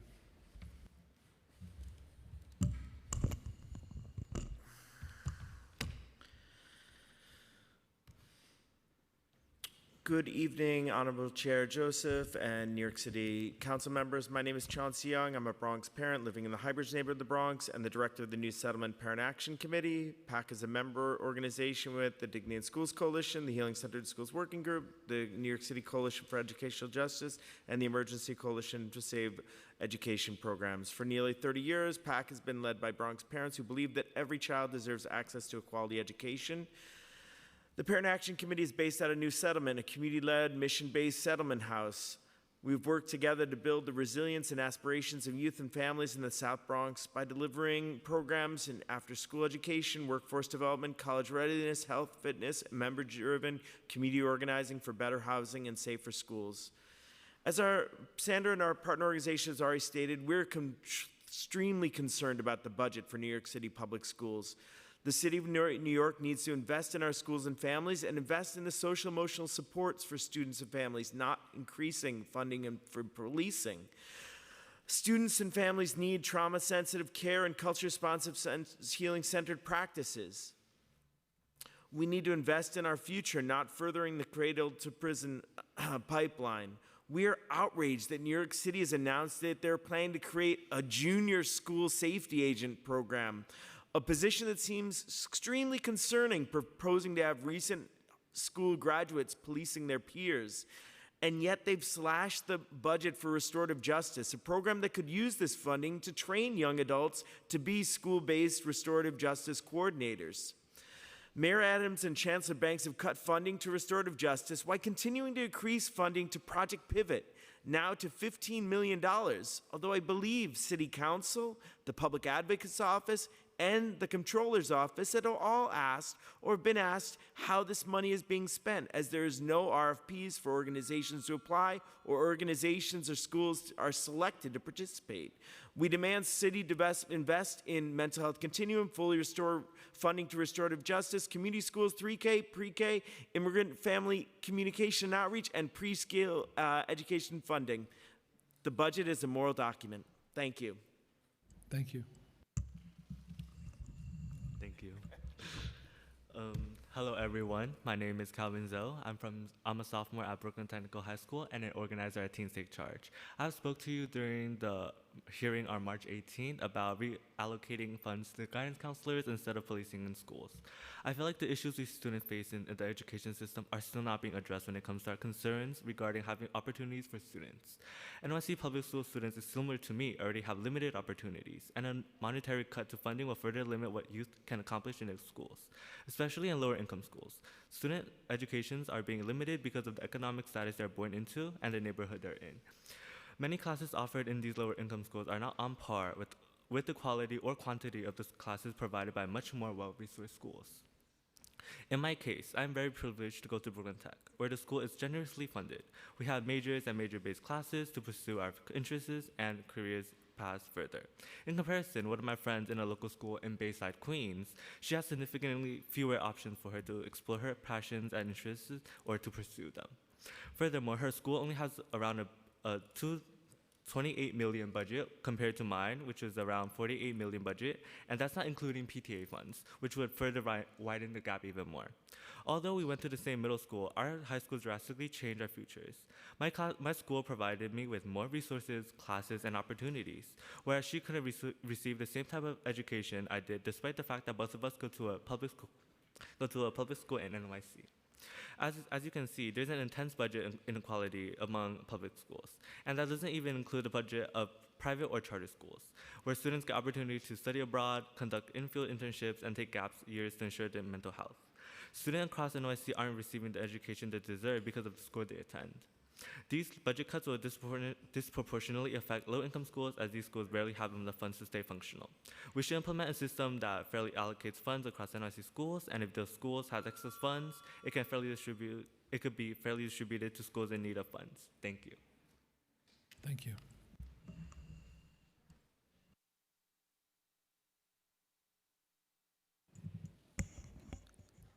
You talked about seeing a social worker, and you said how long did it take each and every one of you?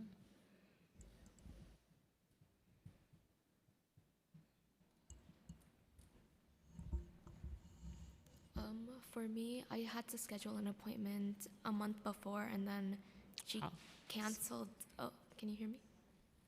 Oh, sorry. For me, I had to schedule an appointment a month before, and the day before she canceled on me. So I had to wait another month after. And you have to wait another month after the month is canceled. Yeah, because usually it's really busy for us, and during our lunch breaks, they're not available sometimes for certain periods. What school do you go to again? I go to Brooklyn Technical. All right, that's right. Yeah, similar to Akita, I have to wait like around a month to schedule just because like conflicts with lunch and everything. And to be honest, I didn't even know their office since this year just because these resources aren't heavily like bestowed to us, so we don't know anything about it. So I never seek like for help inside schools when in reality I think that I should just because I'm a first-generation immigrant that I don't have the resources to, look for college applications or even find resources for my parents to understand the college applications. So, like, seeking a social worker, these will help us direct us to, simple, like, guides to, like, FAFSA, CSS, scholarships, and there's so much more to it than that. Yeah. Okay. I really resonate with Kyle's story. Also, I haven't been able to like see a school social worker because I'm not even sure which room they are in, as I like mentioned earlier, or who even like they are. But I've heard that there's like a psychiatrist and there's like another school social worker, and that's all I know. And I wish it wasn't like that. And for teens, and you mentioned Teen Space. Yeah, the Teen Space, I actually figured out it existed this year, but it's only from 13 to 17, and I just turned 18 last month. So that means you don't even qualify to be on Teen Space. Okay. For me, I have no idea who my social workers are at my school. I know who my counselors are, and my school is lucky to have a majority amount of counselors compared to my peers. But yeah, I have no idea who my social workers are, and yeah, that's it.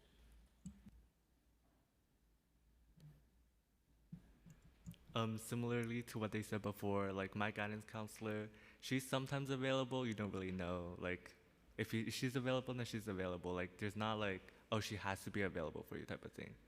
Thank you. Thank you. Thanks, everybody. Okay, our next panel, Arturo Enamorado, Michael Cohen, Esther Levire, Maureen Silverman, Jesse Daniels.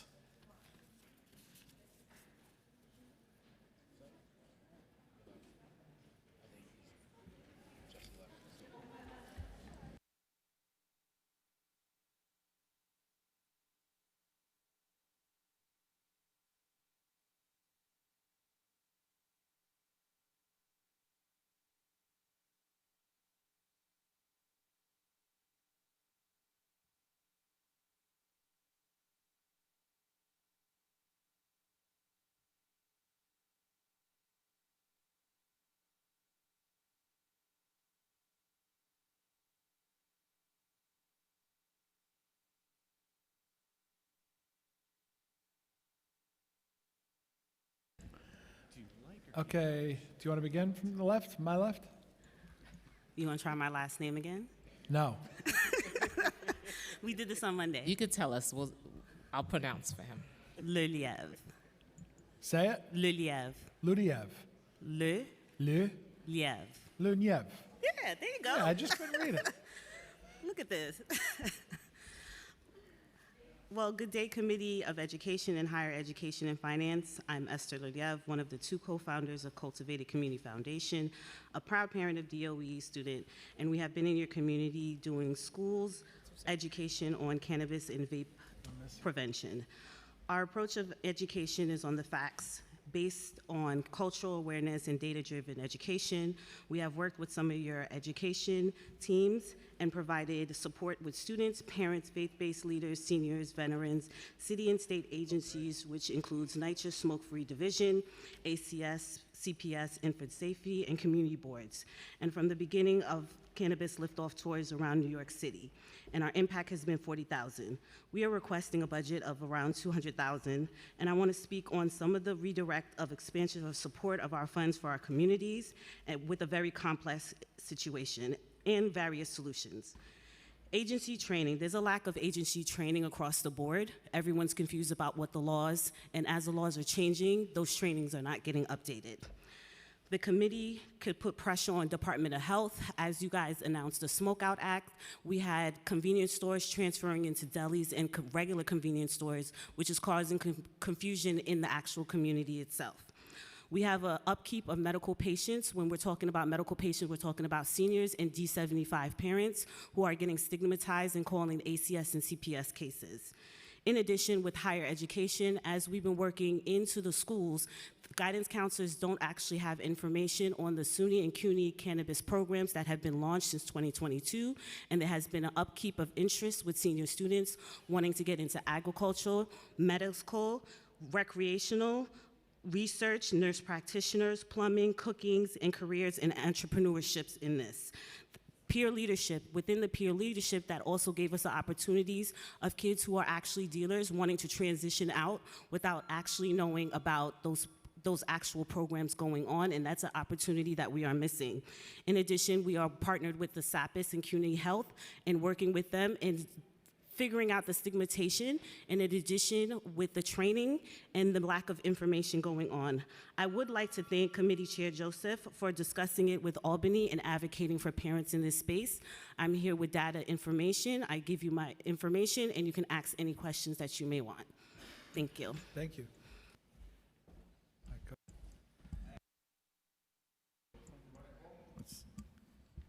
I had testimonies for both higher ed and ed, but on the CUNY panel, I'll do our higher ed, and Okay. I'll submit electronically the Thank you. education. Good. But thank you, Chair Brennan, Chair Dinowitz, members of the committee. I want to thank you for the opportunity to testify today. My name is Michael Cohen, and I'm the Eastern Director of the Simon Wiesenthal Center. I'm testifying today because we need to acknowledge that fundamentally in CUNY right now and throughout college campuses, this is about protecting Jewish students from anti-Semitic harassment and physical attacks on all of New York City college campuses. We need to recognize that there's an urgency to the situation. We New Yorkers and families across the nation have witnessed the disruptions and forced cancellations of graduation ceremonies and students who have worked for years to achieve and hardworking families who have contributed so much to do so. In addition to being a CUNY graduate myself, I'm a member of the CUNY Chancellor's Advisory Board on Jewish Life that was established last summer because of the anti-Semitism students were facing. This committee held hearings 2 years ago on these very issues and heard Jewish students talk about the unconscionable conditions they were facing. Now in May 2024, we are not involved in a zero-sum game. Today we can both be highly concerned while acknowledging efforts are being made by the administration to protect students. We should commend the Chancellor of CUNY for stating last summer that he needed help with anti-Semitism on CUNY's campuses and for setting up the machinery to change an unacceptable status quo at the time. I want to recognize that the Chancellor has been accessible and willing to engage in difficult conversations in a way that most of us did not expect, and that matters. However, we must also look at what occurred at City College just 2 weeks ago. We must understand that not only were Jewish students put in danger simply for being Jewish, but that buildings were occupied, property destroyed, and that even the roof of one of the buildings was set on fire. We have even had some students glorifying and justifying violence specifically against Jews. We need to make sure that there's accountability for those who broke the law or those who deprived students of their opportunities to attend their classes. What occurred at City College was a result of abject failures at Columbia, at the New School, and other campuses, which ended up leading to a domino effect there. The institutions of higher learning failed to abide by their own rules and regulations. Never before did we see the executive director of a campus, Hillel, in New York City have to tell Jewish students to go home simply because it was unsafe to be Jewish on campus. Never before. It's also not just Jews who are being placed in harm's way. Organized labor is suing colleges such as Columbia for placing its members attacked and occupied buildings in danger, announced already by TWU President John Samuelson. I'm testifying today because we need to have a sense of urgency in responding to these acts. During these challenging times, the Jewish community is ready to work with our elected officials and university administrators to ensure that students can return to classes, ensure that their physical safety is protected. Let us do what New Yorkers do best. Let us come together and protect the sanctity and security of our institutions for this great city. Thank you so much for the opportunity to testify. Thank you. Good evening, everyone. My name is Arturo Namrado. I'm a member of PSC CUNY, a faculty member at Kingsborough Community College. I'm a lifelong New Yorker and have been blessed to be in a higher education profession for the last 5 to 7 years. It depends on what semester you want to count. I also want to represent another serious issue that we're facing. As I said, part of Kingsborough Community College, we're one of the 9 schools that have been tasked to cut more, to bleed a stone. We, as you've heard, with CUNY being here, the community college has been cut $94 million. Our campus in the last 3 years has been cut $11 million. I am also a representative and a member of the New York City Men Teach program. I'm an assistant program manager. I'm also an advisor for the LGBTQ club. And among many hats I wear, but I do it because I love it. However, it's becoming increasingly hard for us faculty members to even give an opportunity, as you heard, for the students that were here and given their speeches, given their dreams. But it's becoming increasingly possible to guarantee that they will have a quality education when we continue to cut, when our advisors are leaving, and we cannot hire more.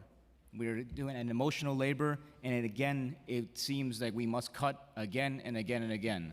I was lucky to survive and start my career during COVID, and that alone should say that we can overcome this, but again, as students and as faculty, we need more support. We beseech the council to reverse the cuts, reverse the pegs, return the funding that we have.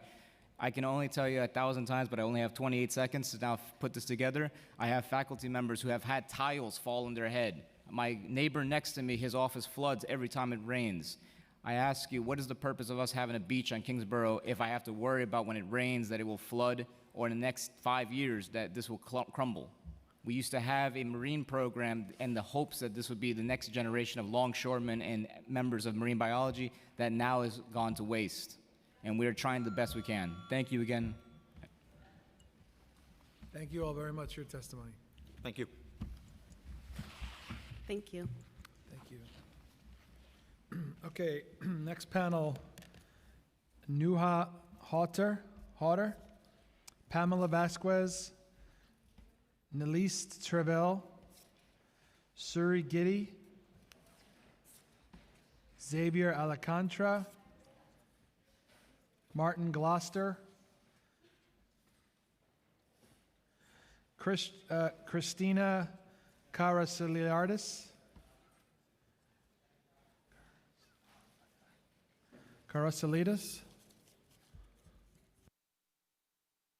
I mean, I'll keep trying.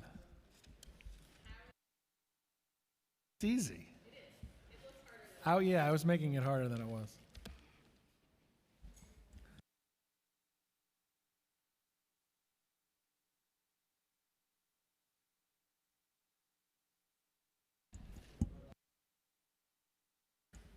Okay, you want to start from the left? From my left. Okay, you're the boss. Thank you for the opportunity to submit testimony on behalf of Generation Citizen. My name is Christina Karahisarlidis, and I am a program manager at Generation Citizen. Via our Action Civics curriculum, middle and high school students apply social studies learning to the real world by studying and advocating on an issue of importance in their communities. Before joining Generation Citizen, I was a teacher in the New York City DOE for 7 years, and it is an honor to be here today alongside dedicated educators, hardworking changemakers, and our inspiring students. Thank you, Chair Joseph, Chair Brennan, and Chair Dinowitz, and members of the City Council for holding space for us today to testify and for fighting for a stronger budget to maintain New York City DOE schools. Generation Citizen is extremely thankful for the Council's $500,000 investment this year in our programming and youth civics education through the Civics Education in New York City Schools initiative. The City Council has generously funded this initiative for GC since 2017, originally meant to support our programming in 125 classrooms. Since then, our footprint in New York City has doubled. In this school year, 2023 to 2024, we are serving approximately 250 classrooms and 6,250 students across New York City in all 5 boroughs. To ensure that we can continue and maintain our growth, GC seeks an increase of $100,000 for a grant of $600,000 in fiscal year 25 to support the significant and continued expansion of programming across the city. In my previous role as a high school English teacher in Title I schools in the New York City DOE, I saw firsthand the detrimental effect that decreasing school budgets has on our students. My students' emotional and learning needs were not always met because there was not enough staff at hand. If we see even more budget cuts, that means that more students are not able to meet with their school counselor, students with disabilities and English language acquisition needs may not receive the services we need, and our immigrant population may not receive a school placement in a proper time frame. We need to ensure that our schools are properly funded and taken care of. Today, we are thrilled to present the work of one of our partners, Global Learning Collaborative, in Councilmember Brewer's district. Social studies teacher Martin Gloucester and 11th graders Sanjita Alam, Xavier Alcantara, Suri Jite, and Nelise Turrell will share issues and concerns that emerged from their implementation of GC's Action Civics curriculum this year in relation to the proposed budget cuts. And I'm happy to introduce Martin Gloucester. Thank you. Good afternoon. Thank you for the opportunity to testify at today's hearing. My name is Martin Gloucester, and I am a social studies teacher at the Global Learning Collaborative on the Upper West Side of Manhattan. I teach AP Government and Politics and Civics and run the student government, so this is like the Super Bowl for me right now. So as a veteran public school teacher committed to the education and well-being of my students, I sit before you today to advocate against the proposed budget cuts facing the New York City Department of Education, particularly concerning mental health-related services. So I'll be as quick as possible. This year, my students and I have been working with Generation Citizen on implementing Action Civics projects in my classes. For these projects, my students, they've been tasked with discussing issues obviously relevant to our community.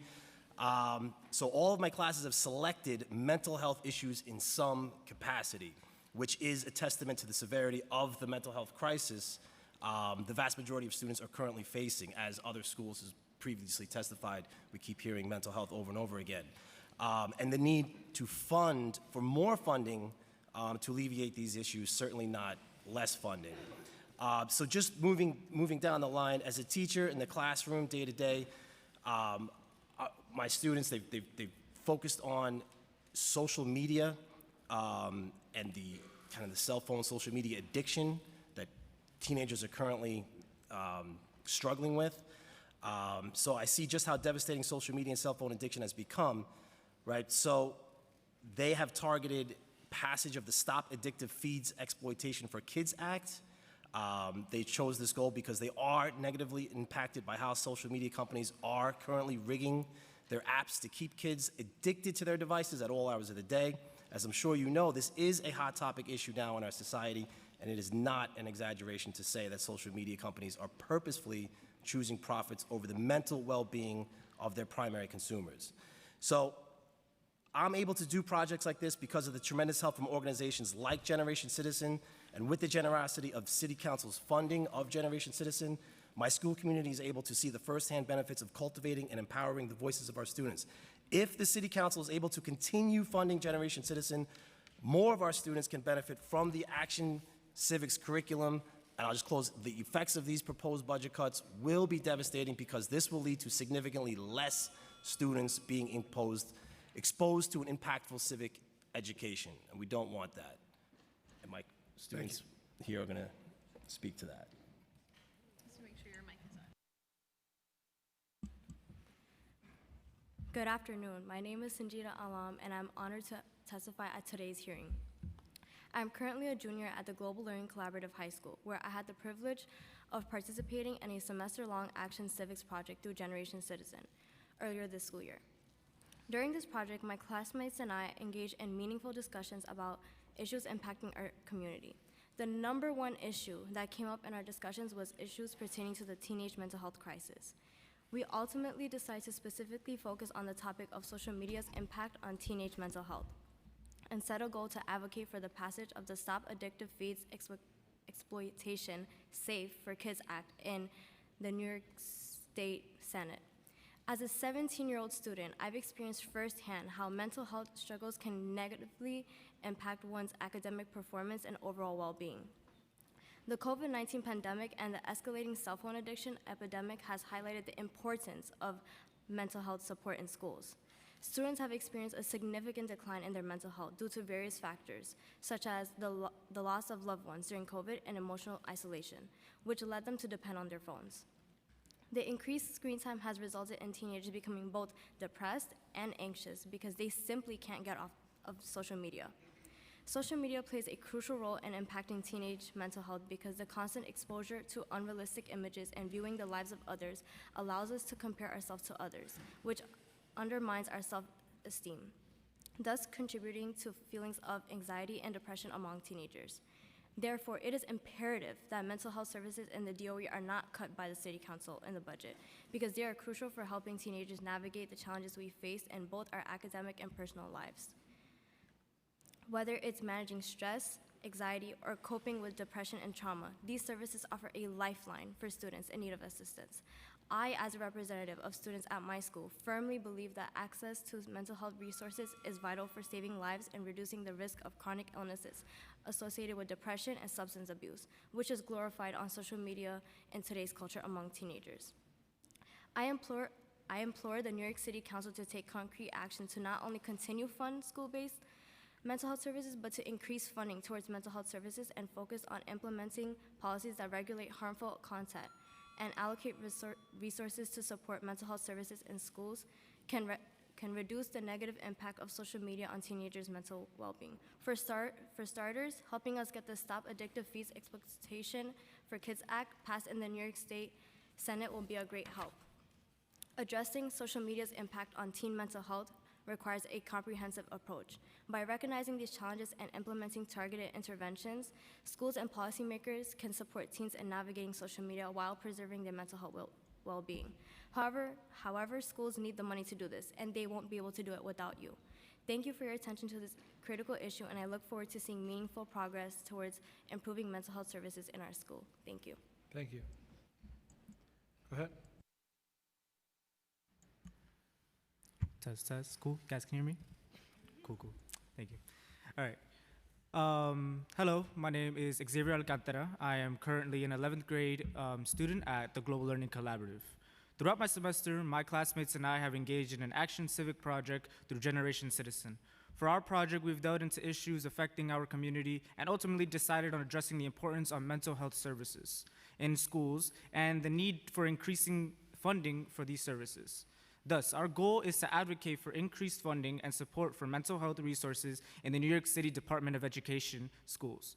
On behalf of 500 students who attend my public school, I believe that maintaining adequate funding for these services is crucial because every student deserves access to the support that they need to thrive emotionally and successfully.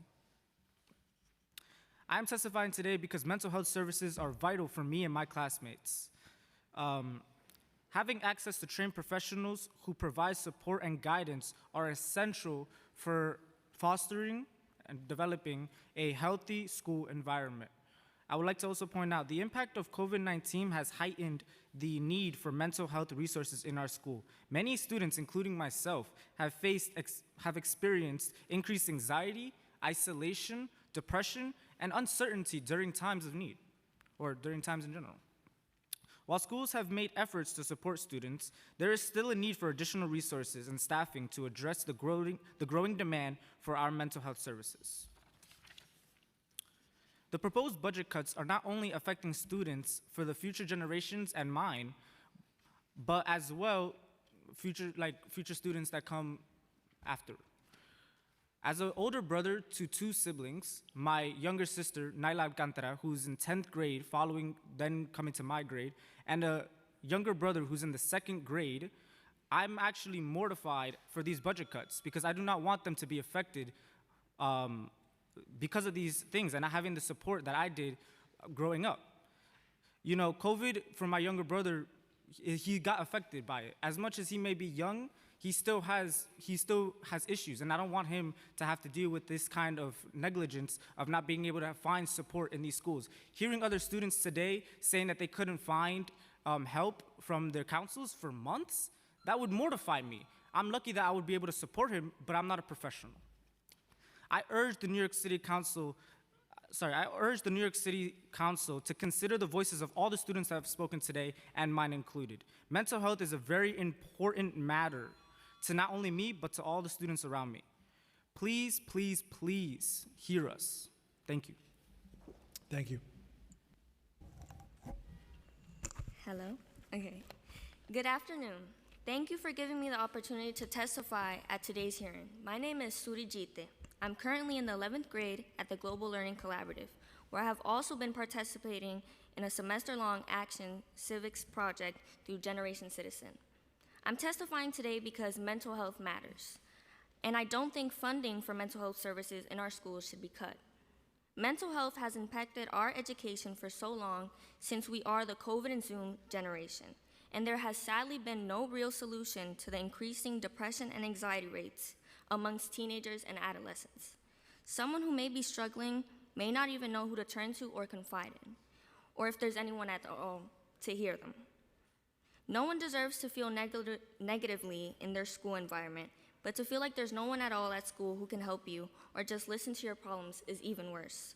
There is a lack of trusted adults we have in school that we feel comfortable with turning to. So in turn, cutting the little staff that we do have would heavily impact our school community in a negative way.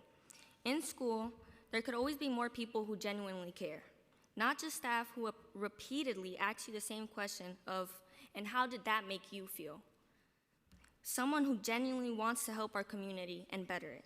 As students, our ability to handle our social and emotional well-being is important to our future success in life. Without knowing how to handle our social and emotional well-being, the pressures of life could make us crack. It can lead us to not knowing how to deal with challenging situations in life or how to come out of it. That is why it is not only important to educate students on mental health, but to have people who are there for their mental health. Because emotional support pushes you and your brain to want to conquer anything that life throws your way. As an example, how would anyone be able to perform well in their career if they're facing feelings of depression or anxiety? The answer is that they can't, because of the mental toll it takes on you and your mind. Additionally, in our school community, crimes committed by adolescents have been rising and ever growing in the last year since COVID. To think, if there was someone who can steer a teen or an adolescent in the right direction of not choosing violence, and instead helping them with any issues that they might be having, the crime rate would be lower. Our project relates to this hearing because it focuses on not cutting the budget on mental health services, and it emphasizes our need in school communities for these services. I'm hoping that the New York City Council shows that they care about our communities and our futures. I'm hoping that they increase the budget for mental health services in our schools because we are facing a health crisis among students. As current students of the city of New York, we are the future of this city. Thank you for your time. I want to start off by saying good evening, esteemed members of the New York City Council. My name is Nalise Terrell, and I am currently a student attending the Global Learning Collaborative. Today, I sit before you to advocate against budget cuts that could jeopardize students like myself. As a student in an NYC DOE school, one that also comes from the foster care system, mental health services are a crucial resource for all students. With the stress and pressures of school, family, and life in general, having access to mental health programs and providers is essential to our mental and emotional well-being. These services not only help us cope with tough challenges, but also help us build resiliency. Do I feel that there are enough staff members to support me and my classmates emotionally outside of the classroom? Simple answer is no. Our staff tries their best to accommodate everyone's needs inside and outside of the classroom, but it will never be enough, especially in classes where teachers have to deal with 30-something students each period. Further, the impact of COVID-19 has been immense on our emotional well-being, as many of us have experienced increased anxiety, depression, and feelings of isolation. Now, if the city were to cut these staff members even more, it would be devastating for students like myself, students with anxiety, depression, and other disorders, as we rely on these professionals for guidance, support, and a listening ear. Additionally, I have a younger sister, Chloe, who will be directly impacted by these budget cuts. It is essential to advocate against these cuts to ensure that future generations can thrive in an educational system that caters to their mental health and their academic needs. Without these programs and extracurricular activities, how do we know where they'll end up? In the past week alone, there have been 4 tragic incidents of teen stabbings in our city. These senseless acts of violence have shaken our community to the core and are a stark reminder of the challenges our youth face every day. It is imperative to recognize that decreased budgeting for schools not only leaves students vulnerable to partaking in these acts of violence, but also makes them more susceptible to becoming victims themselves. When essential programs and resources such as mental health services, support staff, and extracurricular activities are lacking, students are left without the necessary tools to address their emotional struggles and conflicts effectively. We must prioritize the well-being of our students by ensuring adequate funding that can prevent such tragic incidents from occurring in the future. Thank you for the opportunity to advocate not only for myself, but for my sisters and generation, and hopefully many generations to come. Thank you. Thank you so much for being here today. I have a question. What mental support currently exists in your schools right now? Right now, we do have social workers as well as counselors, but due to the growing conflict and the growing need for these mental health services, it's kind of hard to actually get through to these people. Like, for me, alone, I was trying to make an appointment with my counselor, and it took me over 3 weeks to even get seen. Go ahead. Not only that, but we only have one social worker that works at our school. Even though we have guidance counselors for each grade, we don't have a specific social worker that we can go to. Like having one social worker accommodate for 400 students in our school is absurd. We need more than one person to, help all these people. And that's overwhelming for not just the social worker that works at our school, but also for the students, because they feel like they're not being heard. They feel like they're not getting the time that they should be getting with their counselors or with their social workers to talk about these issues. In addition to what Sanjita had said, so our social worker predominantly also is responsible for the 10th grade, and us being juniors, predominantly all of us, we would have to either try to talk to our guidance counselor or somebody else. Mr. Villamore has been somebody who's been supporting me since the 9th grade, since I arrived, during the time when we were transitioning out of Zoom calls and it was the end of COVID. So to have to put all that responsibility on him, I mean, for me personally, I feel bad, because he is someone that I genuinely care for, someone who's been able, luckily, to help me in my growth, in supporting me. I can come to him and stuff like that, but sitting down, one-on-one is a little bit harder because there's other people that he has to schedule with, because I want him to be able to also accommodate for everybody else's feelings and needs, not just so much mine. So I really do advocate that we really do need this. We do need more social workers and more support within our school. Especially, yes, we may be a smaller school, but that doesn't make it any less important. Correct, the needs are still there. Thank you. So what would you like, if you could, what would you like to see? Any one of you. Well, me personally, speaking from experience and speaking from dealing with things like ADD and anxiety, I would like to see more social workers as coming out of the foster care. A lot of kids in our school are also trying to make that transition, and it is hard on them to only have one, like Xavier previously said. So I feel that putting more budgeting into having more social workers, into having more staff workers that allow us to feel comfortable in our school community. You're transitioning out of foster care, you said? A lot of people in our school are either transitioning from middle school to high school, and I know some other people that have came from the foster care system as well. Do you know that New York City Public Schools have an office just for students in foster care? I did not know. It was created under my leadership. Wow, thank you so much. Because my two boys came from there, and I know what it's like. Thank right? you so much. So it's very important. Thank you so much for so acknowledging that reach out to one of the folks. There's a office to deal with students in foster care. Thank you so much. Thank you. Thank you all very much. All right, our next panel. Solomon Blocker, Samuel Rodriguez, Isabel Ariza, Esther Nunez, Ava Harris, Rain Jenkins, Aylin Frias, Helen Joan Brady, Catherine Giosia,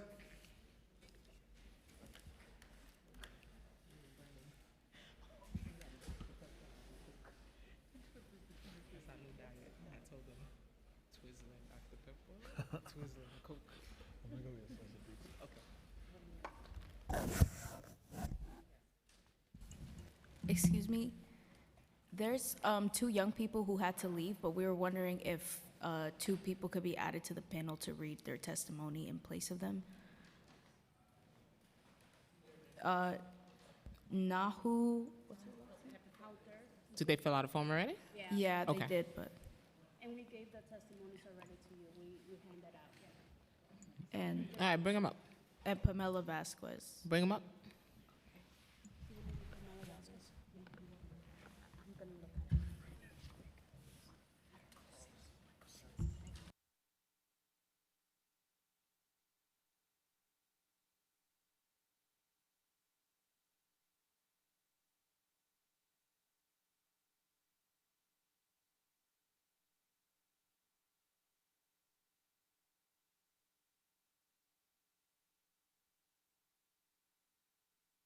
Great, I need to check this. Just state your name, okay? Yeah.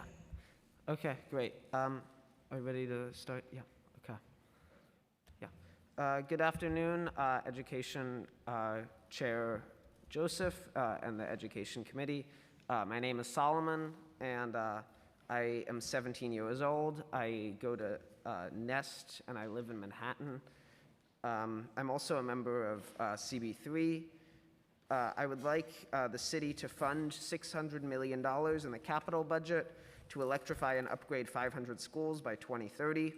It is extremely important that the city reduces carbon emissions, and schools are a major contributor to emissions in New York, as I'm sure you are aware. But we also have the solutions. It is possible for us to make greener, healthier schools and even save money in the long term with the lower maintenance costs. My school, I'm very lucky, has solar panels, but we are still using a gas boiler. In many cases, for many schools, we can switch to electric boilers, to more efficient appliances, but also to solar and more renewable energy. New York City is only a small part of emissions going into the air from the world, but we need to try our best to reduce emissions, to be a model to other cities. Electrification can provide additional revenue to schools, and it already has in many places that have created more efficient appliances and solar panels. Our schools would have less noise, more control over temperature, and more money for supplies. So we need to invest in climate change mitigation now, so we won't face catastrophic impacts later. We will lock in emissions otherwise. Thank you so much. Thank you. Can you pass on the mic? Thank you. Hello, my name is Esther. My pronouns are she, her, and I'm a youth leader with Make the Room New York. Councilmember Carr is my representative for where I live and go to school. Thank you, Chairwoman of the Education Committee, Rita Joseph, for giving me the time and space today to talk about the school budget priorities. In my school, there's only 2 counselors with over 1,000 students. That's almost 1 counselor per 694 students. There's also no social workers and 1 restorative justice coordinator. From my experience, though, a sophomore student was facilitating the restorative practice process. So even then, with 1 restorative justice coordinator, they still need help from other students, and by that tactic, not all students can be solved. Not all conflicts can be solved when there's 1,000 students. Even with some of the education budget being restored, it still means that I will only have 2 counselors. Even with the recent announcement of investments for the DOE, important programs and services were not on the list, like restorative justice, student success centers, and a mental health continuum. These are vital resources that open up a lot of opportunities to young people because, in my experience, restorative justice helps to resolve conflict at school. It resolved a conflict between me and a peer a couple of months ago. There was a young person who started untrue rumors about me disliking his partner. His partner wanted to fight me because of this. And I was emotionally frustrated about him starting a problem with the girl that I did not know. A staff member approached me and asked me about the situation, where he then suggested I sit in a restorative circle with the girl to have a conversation and hear each other's side of the story. Restorative justice was the solution to my situation. Another point that should be made is that the NYPD approved 400 new assistant school cop positions to create a pipeline to recruit youth straight out of high school to be school cops. As of right now, there is no job description of an assistant school cop. Will these assistants harass and target students like regular school cops? How will we tell the difference between the assistant and the actual school cop? Why are assistant school cop positions opening up for fresh high school graduates? How can you fund these new positions and can't open up more options and opportunities for graduates to accomplish their goals? Some graduates might want to be a nurse. Internships for these jobs should be opened up to high school graduates. If this city cares about job opportunities for youth, we need more money invested. We need to place a hiring freeze on school cops and cut funding for the 574 vacant school cop positions. This would give us close to $90 million that we could use to immediately fund school support staff. Police in schools, whether they have assistants or not, do not make students feel safe. What keeps us safe is the support we get from our guidance counselors, social workers, and restorative practice practitioners. We need to continue to fund and increase the funding on mental health support in our schools because we deserve the resources and services that will help us into our futures. Thank you. Thank you. Go ahead. Yes. Go ahead. Hello. Good afternoon, elected officials, peers, and community members. My name is Ava, my pronouns are she, her, and I'm a youth leader for Sisters and Brothers United at the Northwest Bronx Community and Clergy Coalition and the Urban Youth Collaborative. I'm here today because at the last hearing, I shared my experience with our school metal detectors and how racially profiled I felt by the cops who every morning manage them. I shared that the police in my school make me feel judged, uncomfortable, and extremely unwelcomed. I've described in the past my own experience about being made to get scanned 2 or more times on a multi-weekly basis despite not having anything on me and the alarm not ringing, as well as oftentimes still being pulled to the side for an additional wand check despite the alarm silence. In my last testimony, I asked this city council to fight for a budget that doesn't criminalize us and to invest in us and our future. Unfortunately, we still see some significant cuts to vital school programs and still see funding for vacant school police positions and no hiring freeze in school cops. The hundreds of millions of dollars the city currently chooses to spend on NYPD's school policing division should be redirected away from policing young people and towards hiring supportive school staff and sustaining restorative practices. These are what schools need to support young people to learn, grow, and pursue their dreams. Another thing to note that I and many others found very alarming is that this morning I walked into my school and was met with brand new metal detectors, which is shocking because I thought we were in a budget crisis. These shiny new metal detectors have only exacerbated the challenges I named last time. When I walked through them this morning, despite having nothing more than the normal things I carry on me every day, the metal detector went off. This hasn't happened previously with the other detectors. I saw someone walk next to the metal detector, not through, but at least 6 inches next to it, and it still went off. The dysfunctionality of the scanners has now added even more time for people at the scanners because now a larger amount of people walking through or even walking by are ringing with nothing on them. While today was the first day, I already see this being another reason to make students feel like criminals throughout any school activity. It was bad enough that we had to feel like criminals at the beginning of the day. With these new metal detectors that can be moved, we now can be scanned everywhere. I know with these or any metal detectors being implemented in my school, I will always feel the condescending judgment and negative perceptions when walking anywhere within the premises. It feels like the city continues to take steps back while you all and the mayor continue to prioritize policing over our futures.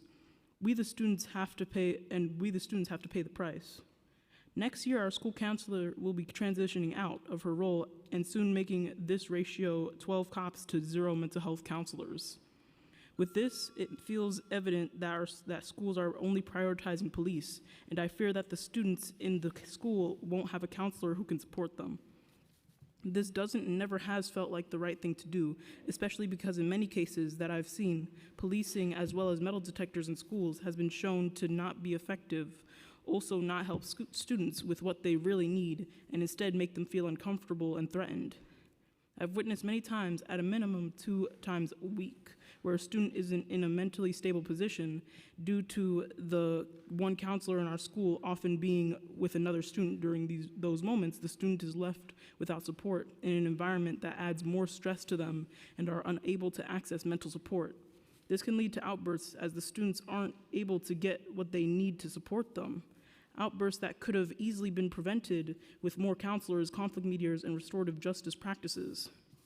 We call for the city council to fight for a budget that secures a hiring freeze on school cops. This hiring freeze would not allow the city to fill for attrition, cut funding for the vacant school cop positions, use the money from both these divestments to baseline funding for school support staff that schools like mine desperately need. It's time that the city's school council stand for students and fight for our budget that funds our futures and not our criminalization.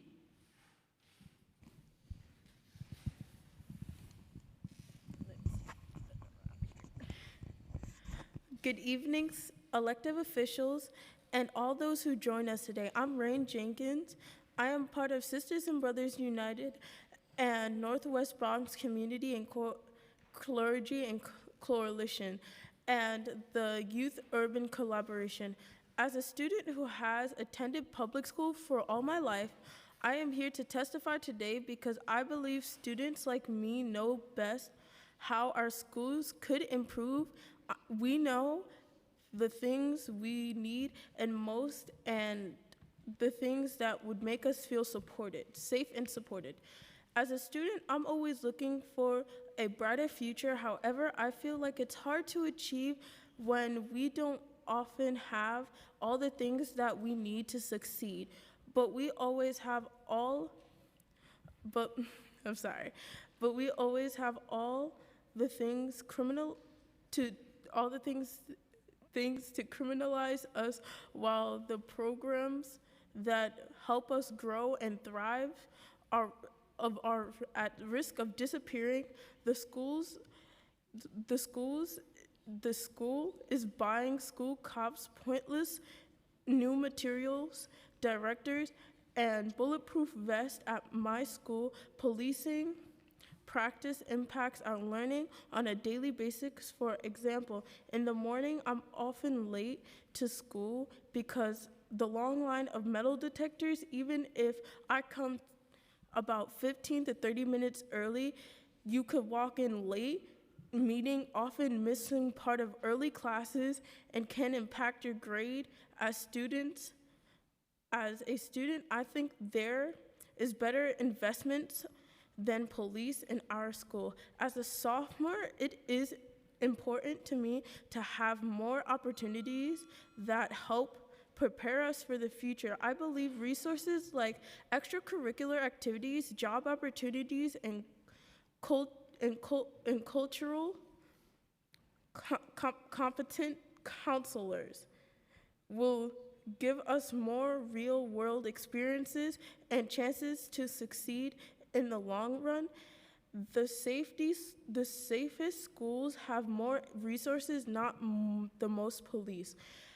It's past time to take action and listen to the youth. Look at Chicago, Oakland, and New York needs to step up and lead the way.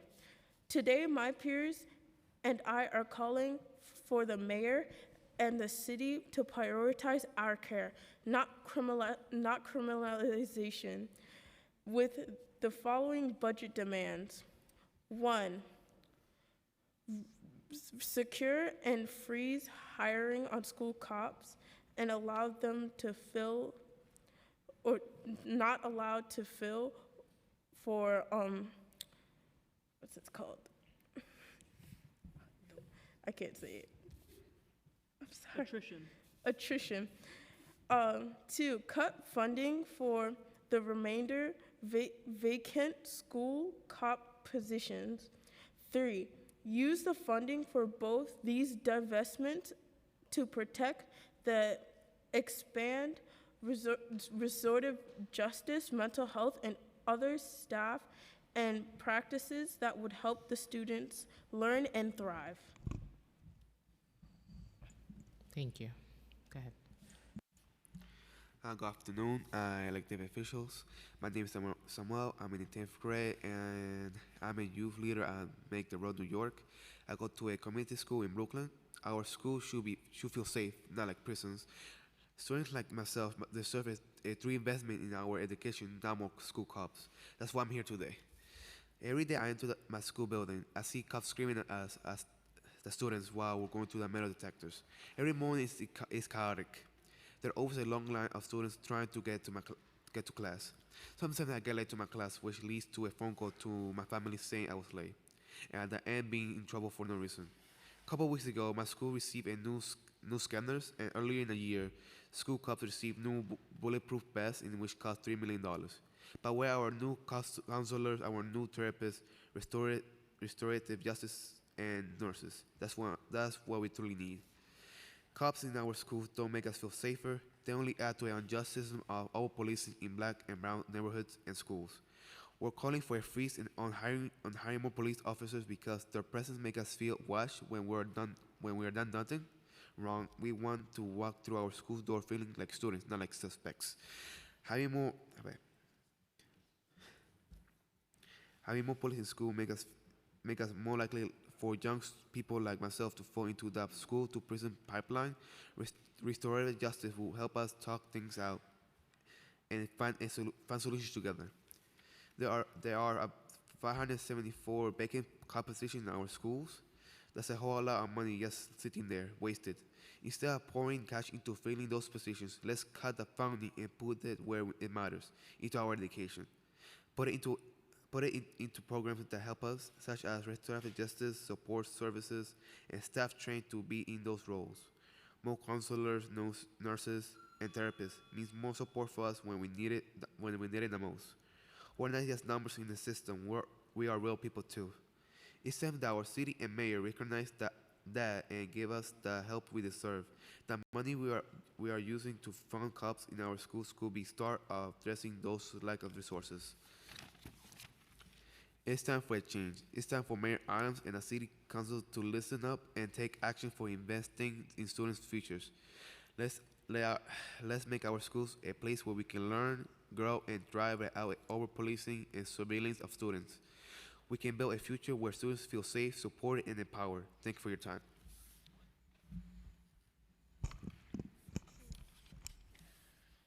Good afternoon, Chairwoman Rita Joseph and council members. My name is Isabella Riza. I am a proud student from Brooklyn. I am also a member of Make the Road New York's Youth Power Project. I am here today to talk about our education budget priorities. My school is combined with 3 schools all in the same building. My counselor has to help over 90 students per week. It makes me mad that there are more school cops than guidance counselors. Now, imagine walking into school every day so early in the morning and going through the metal detectors and school cops screaming and rushing you, making you feel under pressure and not wanted in school. Students like myself should feel wanted and supported. It is upsetting to learn that New York City spends over $200 million on its safety and security program, which funds metal detectors and video surveillance. The city's mayor spent $3 million on bulletproof vests for all school police this year, equipment that school cops don't even want to wear. Instead of investing in equipment and school cops that criminalize Black, Latinx, migrant, and LGBTQIA youth, we should invest in our futures and staff that can help students thrive, such as restorative justice coordinators, guidance counselors, nurse, and other staff. On April 17, 2024, I received an email from my school letting us know we were going to be getting new metal detectors. That truly got me mad and sad at the same time because it really shows what are the city's priorities when it comes to investing in our youth's future. The presence of police officers and intrusive surveillance in our schools has created an unsafe environment. This is not an atmosphere for learning and growth. Having more police in schools makes it more likely for young people like myself to fall into the school to prison pipeline. Youth are calling for 3 demands. 1, have a hiring freeze. We don't need new cops. 2, cut funding for the 574 vacant school cops positions. 3, use that money from the first 2 demands and put it towards hiring more guidance counselors, nurses, and restorative justice. Roles like these are essential to students. We should invest in these positions. We invest in the future of our students. We invest in an environment where students feel safe, supported, and are able to focus on their education. This approach promotes healing, accountability, community building, and fostering a sense of belonging and security among students and staff. Other cities like Chicago and Oakland have already taken steps to remove police from schools. If they can do it, why can't New York? Thank you.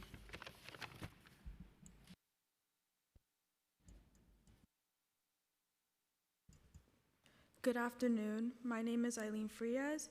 My pronouns are she, he, and I'm a youth leader with Future of Tomorrow and the Urban Youth Collaborative, and I am a sophomore at Franklin K. Lane High School.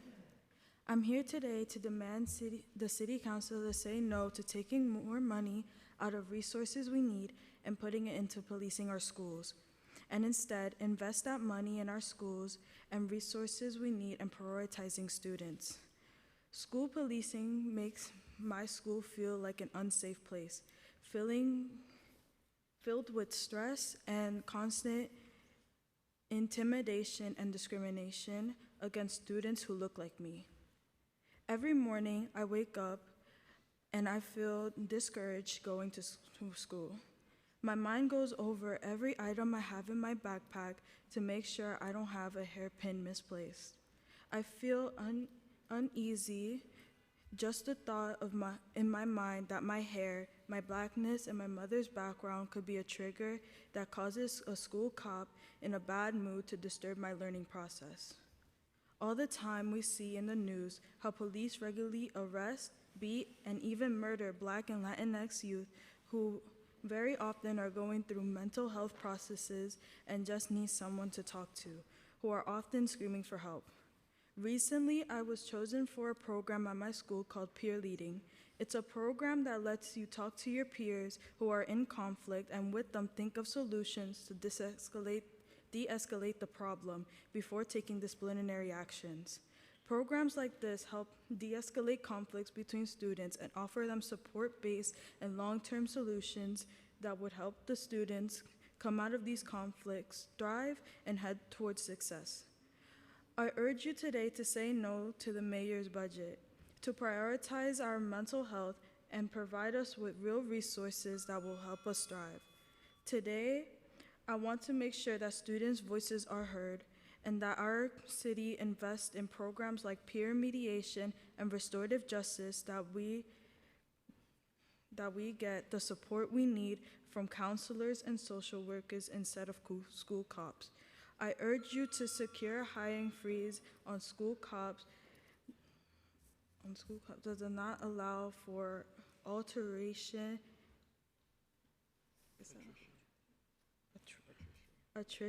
and use the funding from these divestments to invest in our care and essential resources we need. Let's make school a safe and welcoming environment instead of a place that feels like a prison. A safe school is not one with police and surveillance, but one with resources. Thank you. Thank you.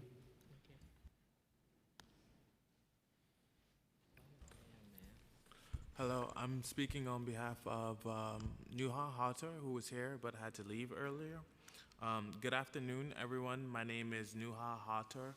My pronouns are she, her. I'm a youth leader at Bushwick campus. That means that I and 7 other students support our peers not only through the college process, but also in becoming more involved with our community. My Student Success Center has become a safe space to talk about real world conflicts and issues, knowing that we will be heard and seen.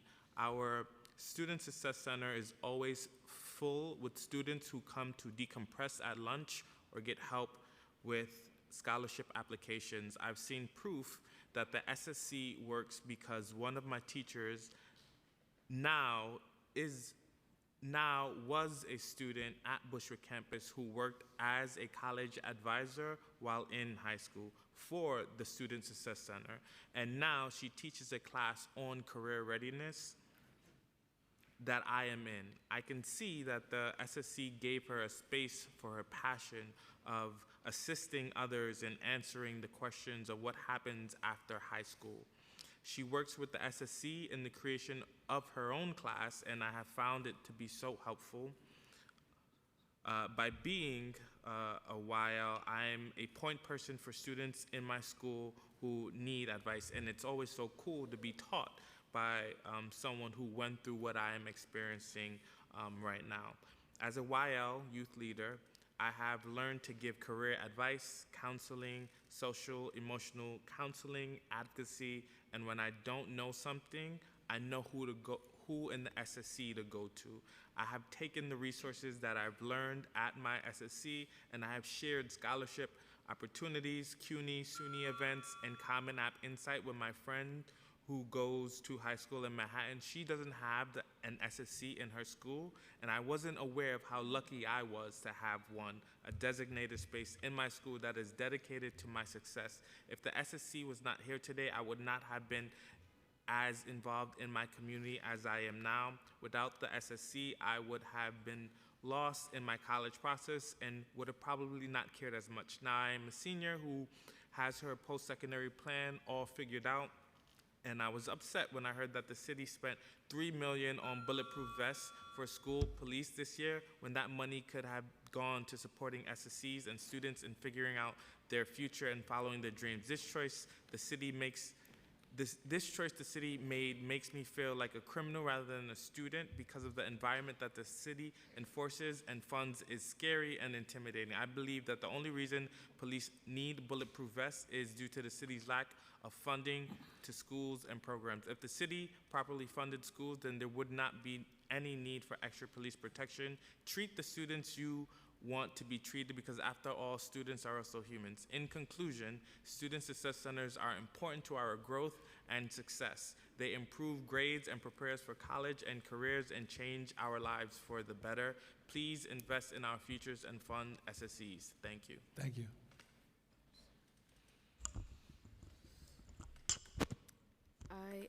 I am also reading a testimony on behalf of someone else, Pamela Vasquez, who had to leave early.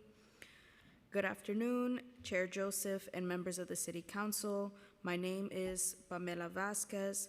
I work at Make the Road New York and am the college counselor at our school's Student Success Center. I am before you today as a proud advocate for funding Student Success Centers across our city. These centers, like the one at the Bushwick campus, are more than just spaces. They're beacons of hope and opportunities for students who have been told they're not enough or aren't trying hard enough. Let me share the story of Luis, a remarkable young man who migrated from the Dominican Republic in 2018. Starting school at BSSJ, Luis became a beacon of inspiration as a youth leader at the Student Success Center. Despite facing challenges, he pursued his dreams steadfast, utilizing SSC services for his post-secondary plans. Today, Luis stands on the brink of obtaining his PhD in neuroscience at Brown University, a testament to the transformative power of Student Success Centers. And then there's my journey. As a Dominican immigrant, I discovered the Bushwick campus SSC during my senior year of high school. With their unwavering support, I navigated the daunting college and financial aid application process, setting me on the path to pursuing my dreams. From seeking to become a police officer to pursuing a degree in international criminal justice, I owe much of my success to the guidance and opportunities provided by the SSC. The impact of the Student Success Centers extends far beyond individual stories. Just this past fall, Bushwick Campus SSC played a pivotal role in helping 90% of seniors complete their college applications and provided essential support during the chaotic FAFSA rollout. With over 50 workshops and events, including college fairs and resume preparation sessions, the SSC is not just a resource, it's a lifeline for our community. In closing, I implore you to recognize the vital role that Student Success Centers play in shaping the futures of our youth. They are not merely facilities, but sanctuaries of empowerment and possibility. By investing in these centers, we invest in the promise of a brighter tomorrow for generations to come. Let us ensure that every student has access to the support and guidance they need to thrive academically, professionally, and personally. Thank you. Thank you all very much for testifying.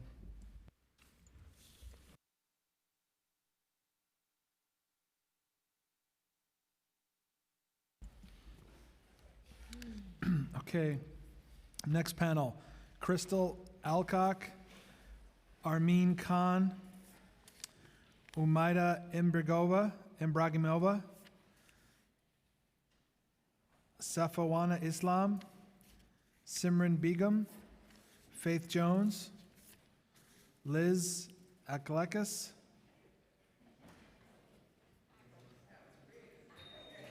I can't read it. Oh, Liz Ackles, hey. Yeah, we got to invest in handwriting in the schools. They stopped teaching penmanship.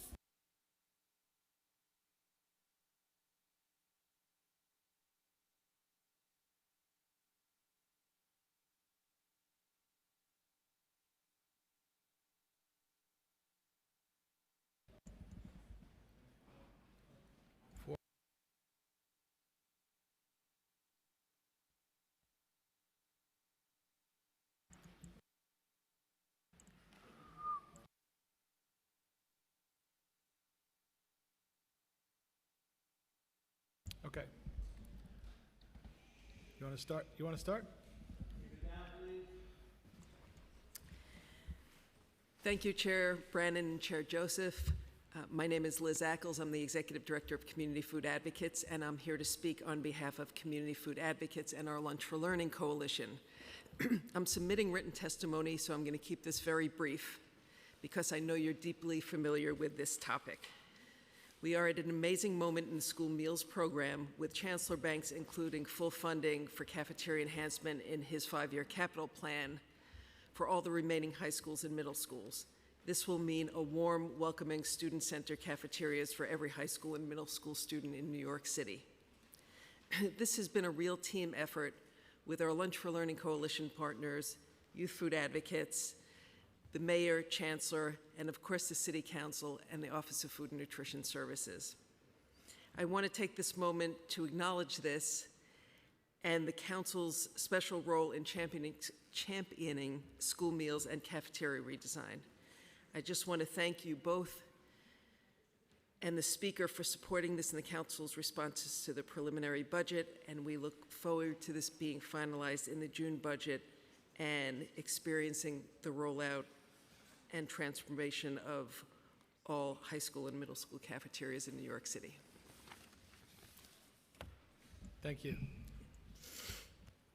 Good afternoon, Chair Brannon, Chair Joseph, and distinguished members of the City Council.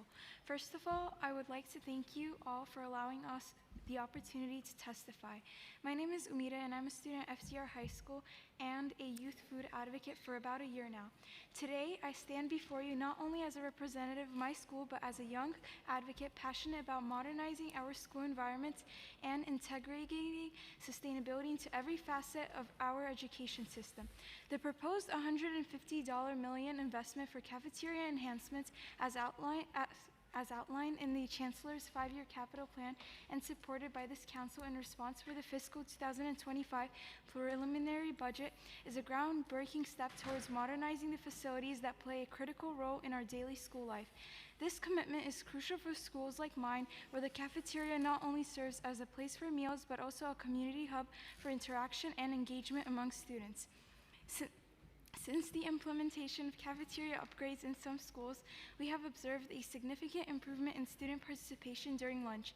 These enhancements have transformed our cafeterias into welcoming and efficient spaces, encouraging more students to utilize the facilities and, importantly, to enjoy healthier school meals. The ripple effects are evident. Better nutrition leads to better student engagement and academic performance. The $150 million allocation requested to complete cafeteria enhancements in all New York City middle and high schools will modernize these spaces. We ask that you begin to look ahead with us to ensure our cafeterias are sustainable. This approach will improve the functionality of these spaces and instill a lifelong respect and responsibility for our environment among students. Together, let's build a future where every student not only thrives, but also respects and protects the world we all share. Thank you for your time and consideration. Thank you. Hello, good afternoon, Chair Brandon and Chair Joseph and City Council members. My name's Armin Khan, and I'm a junior currently at the Brooklyn Latin School, and I have been a youth advocate for the past 2 years for school lunch.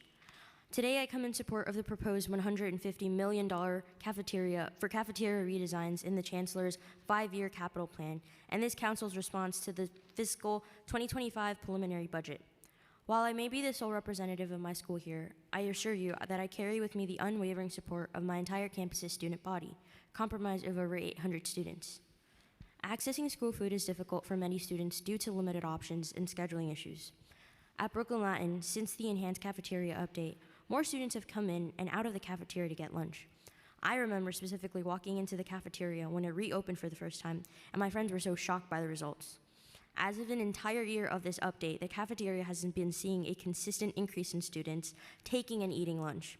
The atmosphere in the lunch has become more enjoyable and positive, making the students feel like they have a space to relax and belong in. With your support for these changes, students like me can feel affirmed and valued, and know that we are the focus of why we are all here today. We appreciate your support in helping bring this big change. The Chancellor's capital plan and this Council's support and investment in cafeteria redesigns represent more than just a financial allocation. It symbolizes a commitment to the well-being and success of every student. You affirm our value as students and prioritize our needs at the forefront of decision-making. Your continued support is indispensable in realizing our vision for a school environment that fosters growth, inclusivity, and opportunity for all. As we stand on the cusp of transformative change, we express our deepest gratitude for your consideration of this vital issue. We hope that you will continue championing our cause and allocating resources towards initiatives that will empower and uplift students across the city. Together, we can create a future where every student thrives. Thank you for your time.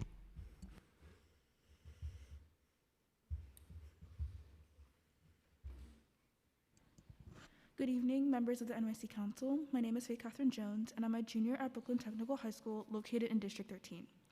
I've been a youth food advocate for 3 years, and I started in the summer before my freshman year at high school. When I started in the summer of 2021, approximately 80 middle and high schools had enhanced cafeterias that were serving around 55,000 students. This translates to roughly a majority of NYC students missing out on the academic benefits such as better attendance rates and better test scores as stated by the CDC, due to the circumstances where outdated cafeterias with inefficient lunch lines, lack of seating, and lack of variety deterred students from eating school meals. Furthermore, there are the added health implications of inaccessible cafeterias that result in students that are more likely to have nutrient inadequacies, especially if they're low-income students, to suffer a worsened diet quality, and in the future discourage healthier food selection in their daily lives. However, now in mid-2024, almost 3 years later, with the greatly appreciated funding from the City Council of $125 million in the last few years, we have secured the funding for 250 schools to get an enhanced cafeteria. Already in these past few years, we are able to see the positive changes in the school environment, as Hillcrest students in Queens speak out on the reduction of their 20 minutes long cafeteria line and their newfound ability to concentrate in class with a new variety in lunches. Moreover, at Midwood in Brooklyn, a student shared their experience of comfort in the intimate cafeteria environment and how it encouraged her to utilize the lunchroom more often and to eat the school lunch. While we have made many powerful changes in the current cafeteria system, there are about 250 schools that are struggling with the previous mentioned poor experiences of inadequate cafeterias that have led to problems concerning student well-being and academic performance in school. This is why I appreciate your continued support as City Council members to secure $150 million in the fiscal year of 2025 to fund the rest of the middle and high schools in the NYC's cafeteria enhancement, as it is the only equitable solution. Also, lastly, I would like to add that especially with the fast approaching end to my high school career as a junior, I hope to see a day in the near future where my peers in the largest district in the country are all able to receive a cafeteria fit for their needs. One that provides them with a safe and nurturing environment to thrive in the future, because these cafeterias will hold the future generations of doctors, politicians, and advocates. Ultimately, I hope that you can at least give them the proper food and safe space to start their journey and collaborate with others, as well as gain their needed nutrients. Thank you for your time. Good afternoon, Chair Brandon, Chair Joseph, and City Council members. My name is Crystal Alcock, and I'm a sophomore at the Bronx High School of Science and a youth food advocate.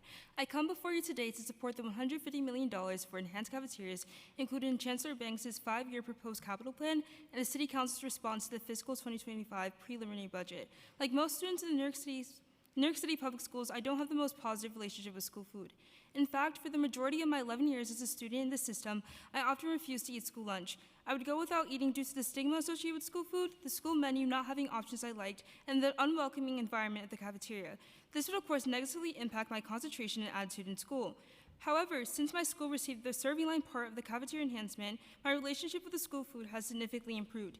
Because of this initiative, I can choose the school lunch options that I enjoy, and I eat school lunch frequently.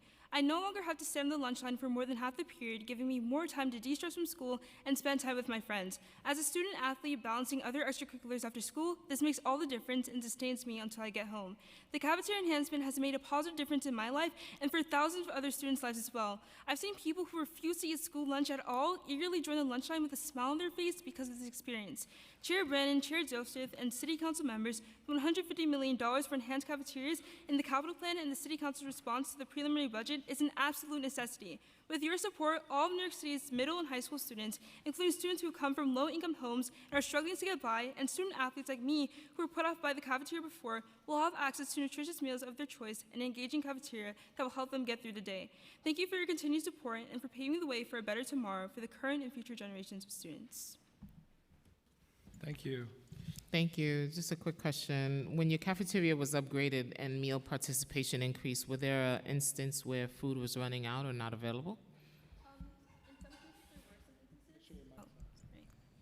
In some cases, there were some instances, and I know in other schools, like across New York City, that is often like a common problem. Okay. For my school, we also have that problem. It's kind of more common than you would think because there's a lot of options available, but they all run out, and especially because in our school we have like a specific amount of time where we can go to grab lunch in the beginning of the period. So whenever like all the options run out, then they start closing it, and they're not actively like refilling the options because they've just run out for the day. And also with like how many students are participating in that school for that specific period, it's really dependent on that. So it's like not viable in that moment for them, considering how they know like the activity and like the participation as well. How many of them have you redone across the city? There are roughly about 200 done, a little bit more.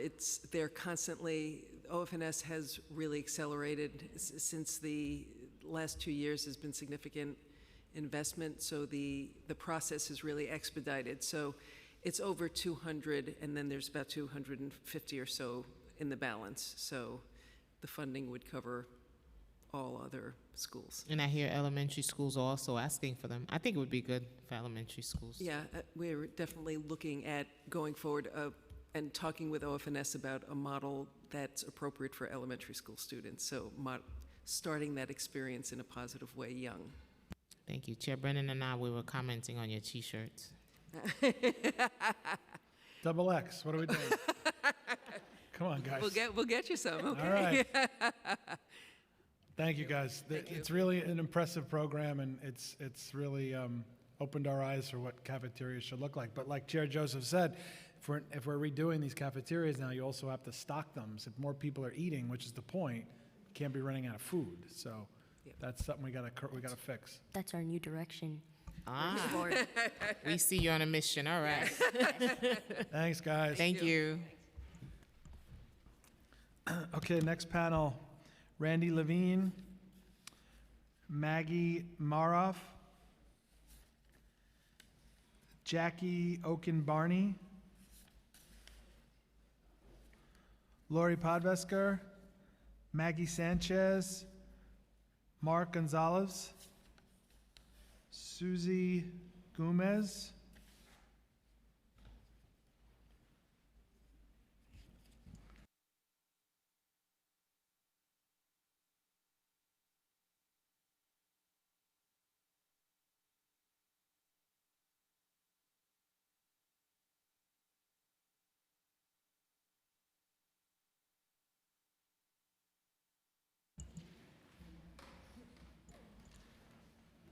want to start from my right? Thank you for the opportunity to speak with you. My name is Randy Levine. I'm Policy Director of Advocates for Children of New York.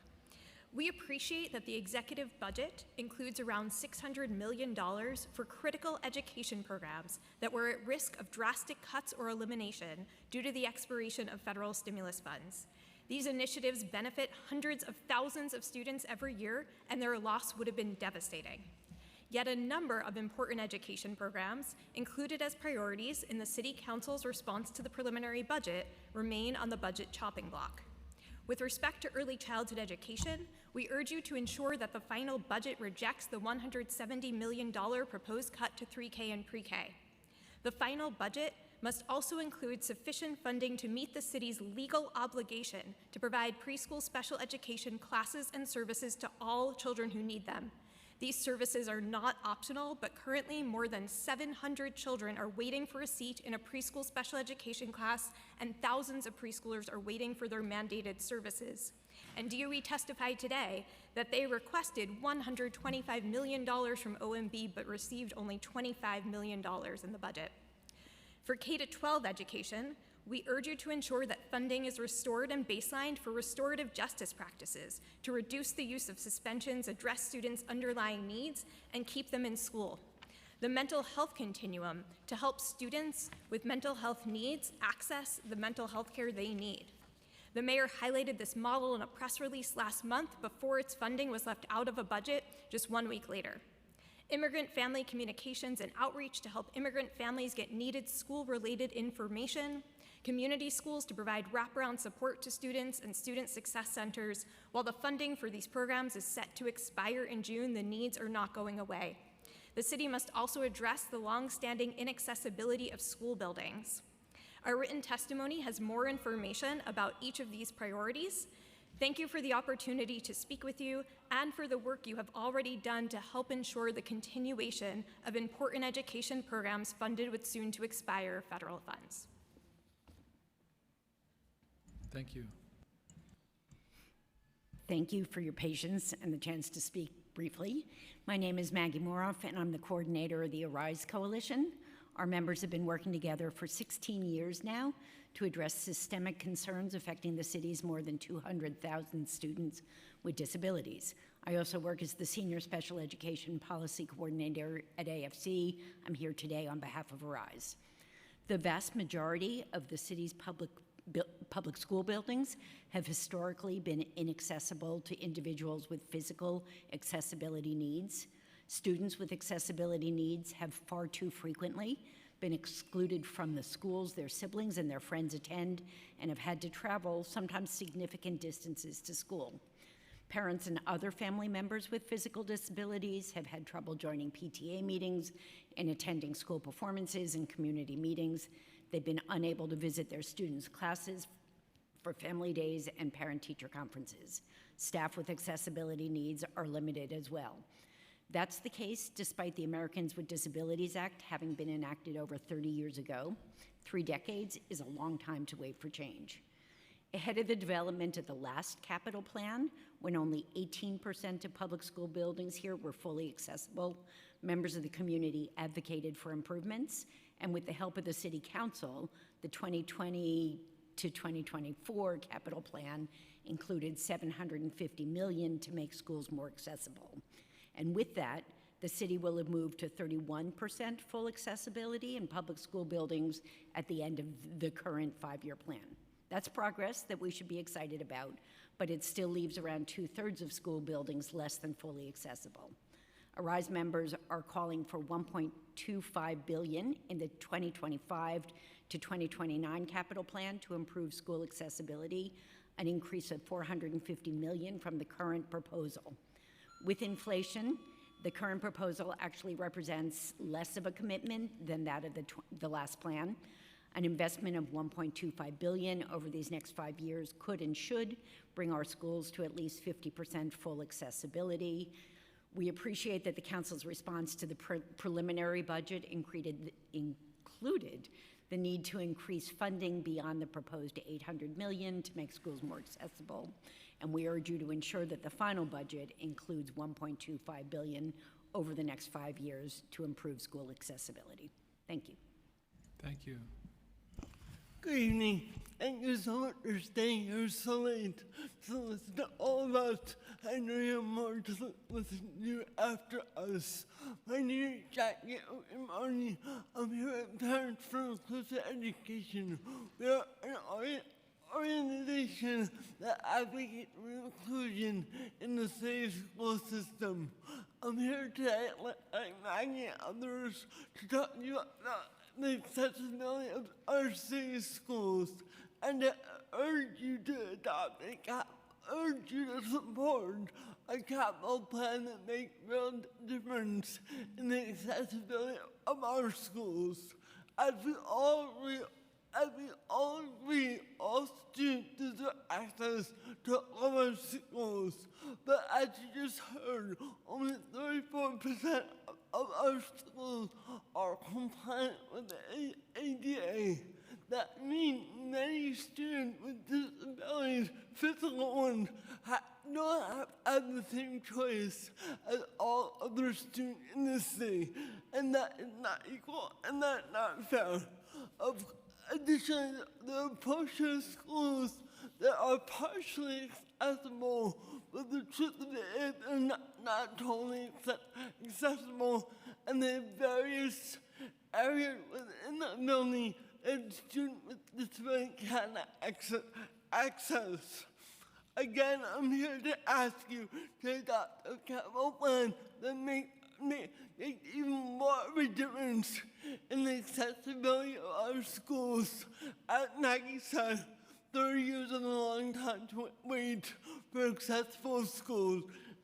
It really is time to give equal opportunity to all our students, as we are seeing that pride itself on school choice.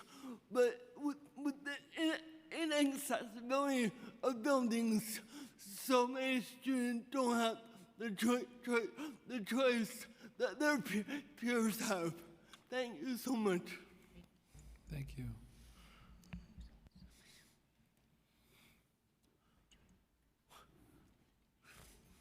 Thank you for a long day. You gotta pull the mic over to you. Thank you for a long day and for your guidance and patience today. My name is Susie Gomes, and I'm the chair of the City Affairs Committee at the League of Women Voters. I am here today to share with you from a seasoned early childhood educator on the importance of early childhood education for all children. She couldn't be here today at the hearing because the date had been changed and she had a class today, although given the time, she might have been able to be here. So, having said that, I'm going to share her notes with pride and speak on her behalf. These are her notes. My name is Kira Hederman, and I have over 25 years of early childhood experience in New York City. As a classroom teacher with 2 to 5-year-olds, as an administrator, as an SCIT, where I worked with special needs preschool children in public and private schools. And most recently, I am the founder of a downtown atelier, a process art and sensory play studio for 1 to 4-year-olds in the Seaport. I was asked to speak to you today by Susie Gomes, whose child I had the pleasure of teaching when he was 4 years old. So this goes back a while. There is a fancy word in brain development called neuroplasticity. Basically, neuroplasticity is the brain's ability to make connections and grow. It's how we learn new things. The word always makes me think of plasticine. You know, that putty-like clay that you can shape and mold. It's the same idea. We all have neuroplasticity going on right now. However, neuroplasticity is the strongest in the early childhood years, specifically birth to age 5. These are the crucial years for brain development, and I'm always amazed each year as I watch this development and grow and unfold. It is here in these early childhood years that the foundation for lifelong learning, development, and success is laid. Study after study has shown that children who receive a high-quality early education are more likely to succeed in life. High-quality early programs do the following: place a focus on a whole child development of social, emotional, cognitive, and physical, value a play-based environment and allow a brain development in this play exploration, provide opportunities for children to express themselves through open-ended art exploration, partner with families, and provide ongoing teacher professional development. I stand here today to advocate for children who are not able to advocate for themselves. We must ensure that every young child in New York City has access to high-quality early education programs that set them up for success in the future. Thank you. Thank you. Thank you, Chair Brennan. Thank you, Chair Joseph. My name is Maggie Sanchez. I'm the Public Advocate appointee and the Recording Secretary on the Citywide Council on Special Education. I'm speaking on behalf of our council. Our council has sent out surveys to the community, and we've provided those results to the DOE. In November 2023, in our November 2023 related services survey, a vast number of students were not receiving all of their related services mandates due to lack of staff. We continue to request that the DOE abide by students' related services mandates as per their IEP required by law. There's still a $25 million gap in preschool special education. Current investments are insufficient due to the ongoing shortage of seats in legally required preschool special education classes. Some programs critical to students with disability, like the SEED and the Summer Rising programs, received only a 1-year reprieve. These are programs that should be baselined in the final budget. Additionally, the DOE has had a history of paying paraprofessionals, teaching assistants, among other providers very late. Paraprofessionals are among the lowest paid employees in the DOE. Paraprofessionals make it possible for children with disabilities to access programs like Summer Rising. Therefore, the DOE must be more transparent with the breakdown of payments to these providers and make it available to the public. Furthermore, according to an NYC Controller's report on the investigation of the implementation of the 60-day rule for asylum seeker families, the city has implemented the 60-day rule in a haphazard manner without adequate policies or training in place. This policy alone has severely impacted newly arrived families of students with disabilities. According to this report, city policies specifically provide that returning families with children in kindergarten through 6th grade may not be placed in DHS sites. The city offered no rationale for this policy. Multilingual special education students are especially subject to more challenges and endless FAPE violations to their education from the 60-day rule policy. Thank you. Thank you. Good evening, Chair Brennan. Good evening, Chair Joseph. Thank you. My name is Mark Gonzalez. I'm co-president of the Citywide Council on Special Education. I am speaking on behalf of our council members and the more than 200,000 students with disabilities that we serve. The mayor talks about getting stuff done, but based on the executive budget, he doesn't know how to get things done, and he needs you, the city council, to get things moving and to educate him. The mayor promised that there would be a seat for every special education student eligible for preschool special education. Yet another year he has gone by and he has failed to get the job done, and he continues to break federal law. We heard in testimony today that we need at least another $50 million, 25 in the executive budget, and another $25 million to maintain the current levels and to provide seats for the more than 700 students that are not receiving federally mandated classes and services as required by federal law. Thank you for discussing pay parity earlier for special education preschool teachers. Let's keep in mind, though, that those same students that go to improve special education elementary, middle, or high school have teachers that don't currently receive pay parity. There is a need to continue to expand pay parity for the 853 school teachers as well. The mayor promised that he would screen all students for dyslexia, but he has failed on that, and he has failed to get stuff done. The mayor promised big changes for dyslexia programs and promised to have dyslexia schools in every borough, but again, the mayor has failed to get stuff done. The mayor has cut back on Summer Rising this year. Students with extended school year on their IEPs in middle school will now have only 4 days of classes instead of 5. IBO estimates we need additional $80 million in funding to cover Summer Rising. The mayor's DOE has recently leased a school that doesn't comply with ADA law. We heard about it in testimony earlier. The school actually would have a rating of 1 on the accessibility rating of 1 to 10, and they are planning to move students with autism spectrum in the NEST program into this fully inaccessible school. They'll actually have fire escapes in the classroom, endangering the students and putting our kids in harm's way. The mayor's PEG cut funding for D75, the students who need it the most. The mayor has failed again to get stuff done. The mayor is also planning on cutting about 3,000 teachers over the next 2 years with his expected staffing levels, putting our city at risk for not complying with the class size law. Again, the mayor has failed to get stuff done. The mayor is all talk, but when it comes to really getting stuff done, the only thing he's done is talk and fail. The mayor has flunked. We need you, the city council, to educate the mayor and support our students and families. Thank you. Thank you. Today, this is for Randy. New York City Public Schools testified that the current federal funding for restorative justice is $8 million. We know that with some of the other programs funded in the executive budget that we're replacing federal dollars. The admin put in the program's actual past expense rather than the prior budget. What do you think the case is here with the funding for restorative justice? He said we couldn't pick one or the other when I asked him if Project Pivot was the successor.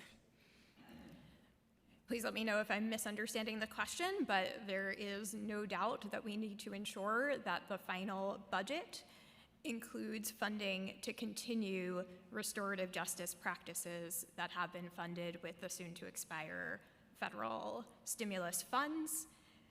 As the DOE noted today, the federal funding is the majority of funding going to restorative justice practices in New York City. And at Advocates for Children, we hear frequently from students and parents who are facing school suspensions. And we know that restorative justice can be an effective way to help students repair their relationships and keep students in school instead of resorting to exclusionary discipline practices. And we talked about the impacts of students, Black and brown students are more impacted by those suspensions as well. We talked about preschool special education today, and there's also that $27 million that's being moved between budget. We didn't hear where it's gonna land. But they also said that they had made a new needs, because I had asked if there was any new needs to OMB. They said it was $125 million, but I don't see it anywhere. We've been calling for school accessibility from the day I walked into this building. Thank you. It's important because our students have to leave their communities in order to access schools with services that meet their needs. So we hear you loud and clear, and I believe it was in our budget response as well. The funding was way too low for accessibility for our students. So we hear you and see you. Thank you.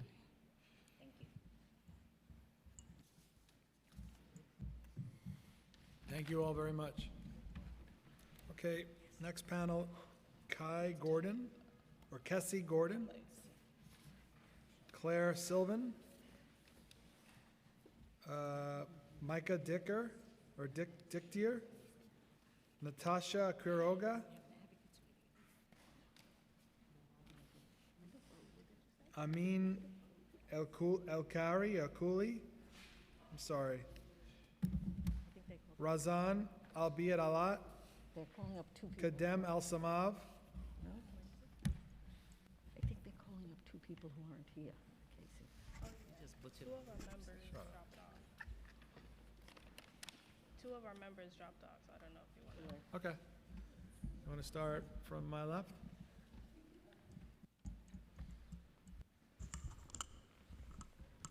Good evening, and thank you, Chairs Brennan, Joseph, and members of the Finance and Education Committees for the opportunity to speak today.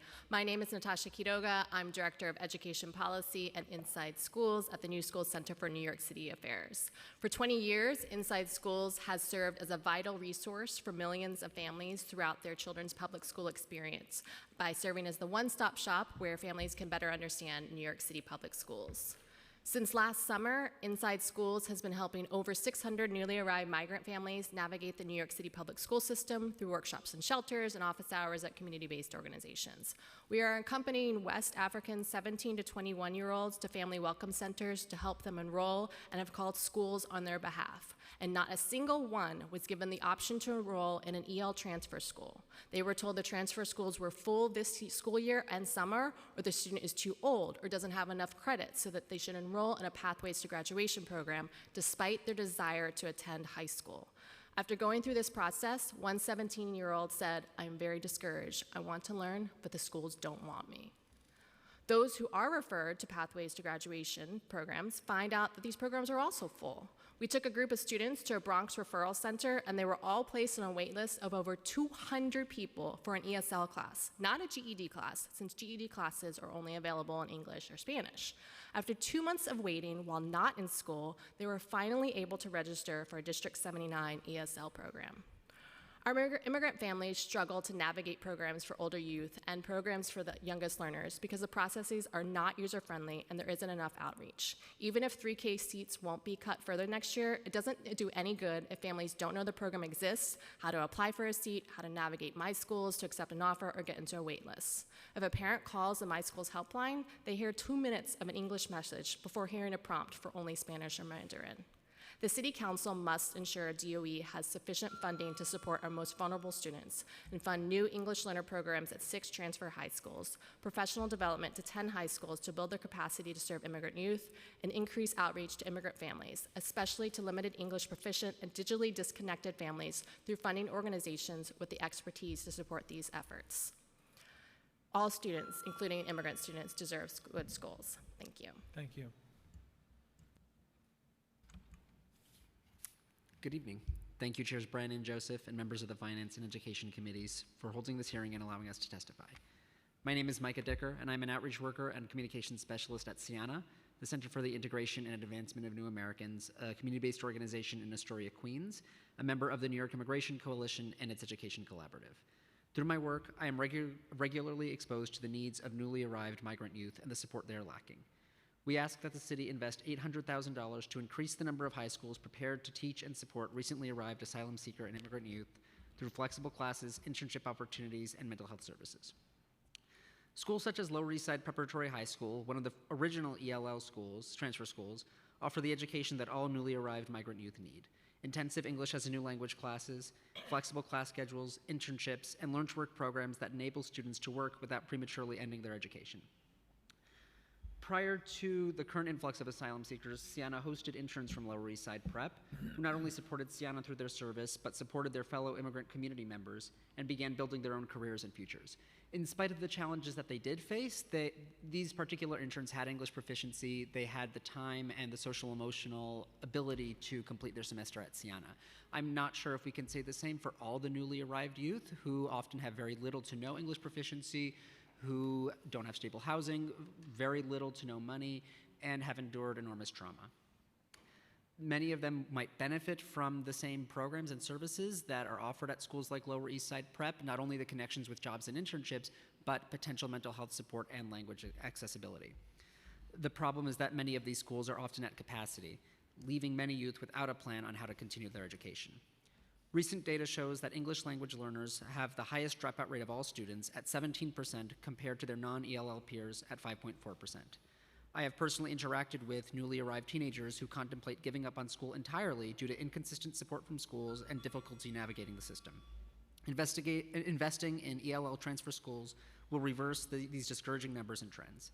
With the right support, ELLs are 30% more likely to graduate high school.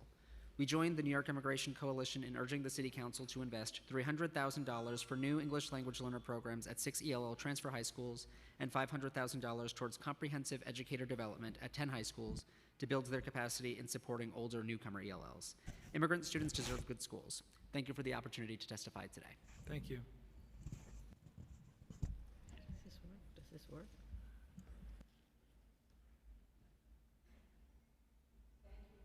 Oh. Hello? Yeah. Hi. Thank you very much, Chairman Brennan, and the members of the council that are still persisting in staying here with us as we have persisted in our efforts to share with you our experiences. My name is Claire Sylvan. I'm the founder and senior strategic advisor at Internationals Network for Public Schools.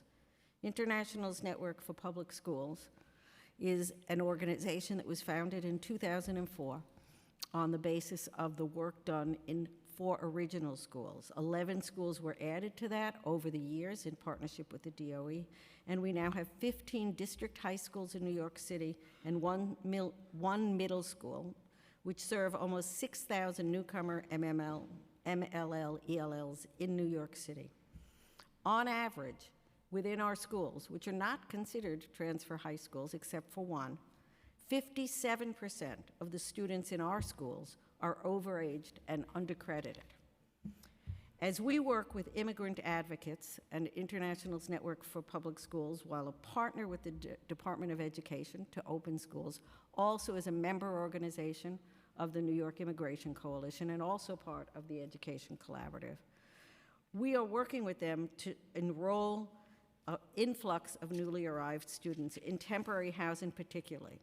And in the summer of 2023, Internationals Network reached out to our 15 schools, high schools, and our 1 middle school to keep their doors open, fill and overfill as much as possible their classrooms.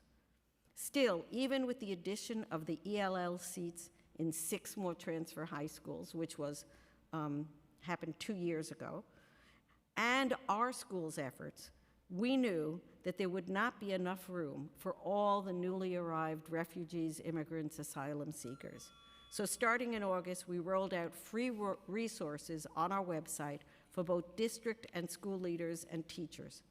Further, we developed Project Soaring to provide hands-on, timely support to schools outside our network to transform their schools into welcoming environments with appropriate structures, supports, instruction, and culture. With philanthropic support for 9 schools and a 10th school added to the cohort funded through the UFT, Project Soaring is working with 3 high school districts in New York City. It supports vertically aligned communities of professional learning for district leaders, school leaders, teacher leaders, and teachers, and provides one-to-one coaching for school leaders to plan strategically with a vertically based school team to continue to transform their schools. In one example, after the first session with school leaders, they walked away with plans successfully implemented to revise intake procedures. Thank you. As part of the efforts of the New York Immigration Collaborative, we ask your support for overaged, undercredited MLL students in New York City to include funding of $500,000 for Project Soaring. Thank you. Good afternoon. My name is Casey Gordon, and I'm the Senior Manager of Education Policy with the New York Immigration Coalition. And as Senior Manager, I oversee the Education Collaborative, which is a cohort of community-based and nonprofit organizations focused on education policy and advocacy for immigrant and asylum-seeking youth. Thank you, Chair Brannon, Joseph, and the members of the Finance Education Committees for holding this hearing and allowing us to testify. We demand the city to invest $800,000 to increase the number of high schools well prepared to teach and support recently arrived asylum-seeking and immigrant youth. This includes $300,000 for the new English language learner programs at the 6 transfer high schools to ensure that they have the resources they need to effectively serve ELs, and $500,000 to fund a second cohort of Project Soaring, so 10 high schools with large numbers of immigrant youth can receive comprehensive school and educator development from experts. Transfer schools specialize in helping undercredited students who are at risk of dropping out by providing them with tailored instruction, wraparound support, and other things like my colleague mentioned, such as internship opportunities and so much more. Last year, the Education Collaborative successfully advocated for the expansion of transfer schools across the city where immigrant youth live and work. And since then, it's unclear if the DOE has continued to provide the basic level of funding to ensure these programs can properly support our newcomer youth. Transfer schools and programs are a cornerstone for the students they serve. Last week, we were able to visit Manhattan Comprehensive Night and Day School, one of the original L transfer schools, serving almost 800 English language learners and asylum-seeking students. Manhattan Comprehensive, where every staff is bilingual, has been connected to a CBO called Comprehensive Youth Development, offering students intensive ENL classes by certified ENL teachers, tutoring by peers or our alumni, and Saturday and summer school test prep. And though there's high demand for our L transfers, many of our schools like Manhattan Comprehensive, as well as other transfer programs, have reached their maximum funds that the school can allocate towards these programs. But without these programs, our L students will continue to drop out at high rates, including the 17% rate that my colleague mentioned, not to mention the 1 in 5 asylum-seeking students who have dropped out since the implementation of the 60-day shelter rule. Thank you. Thanks.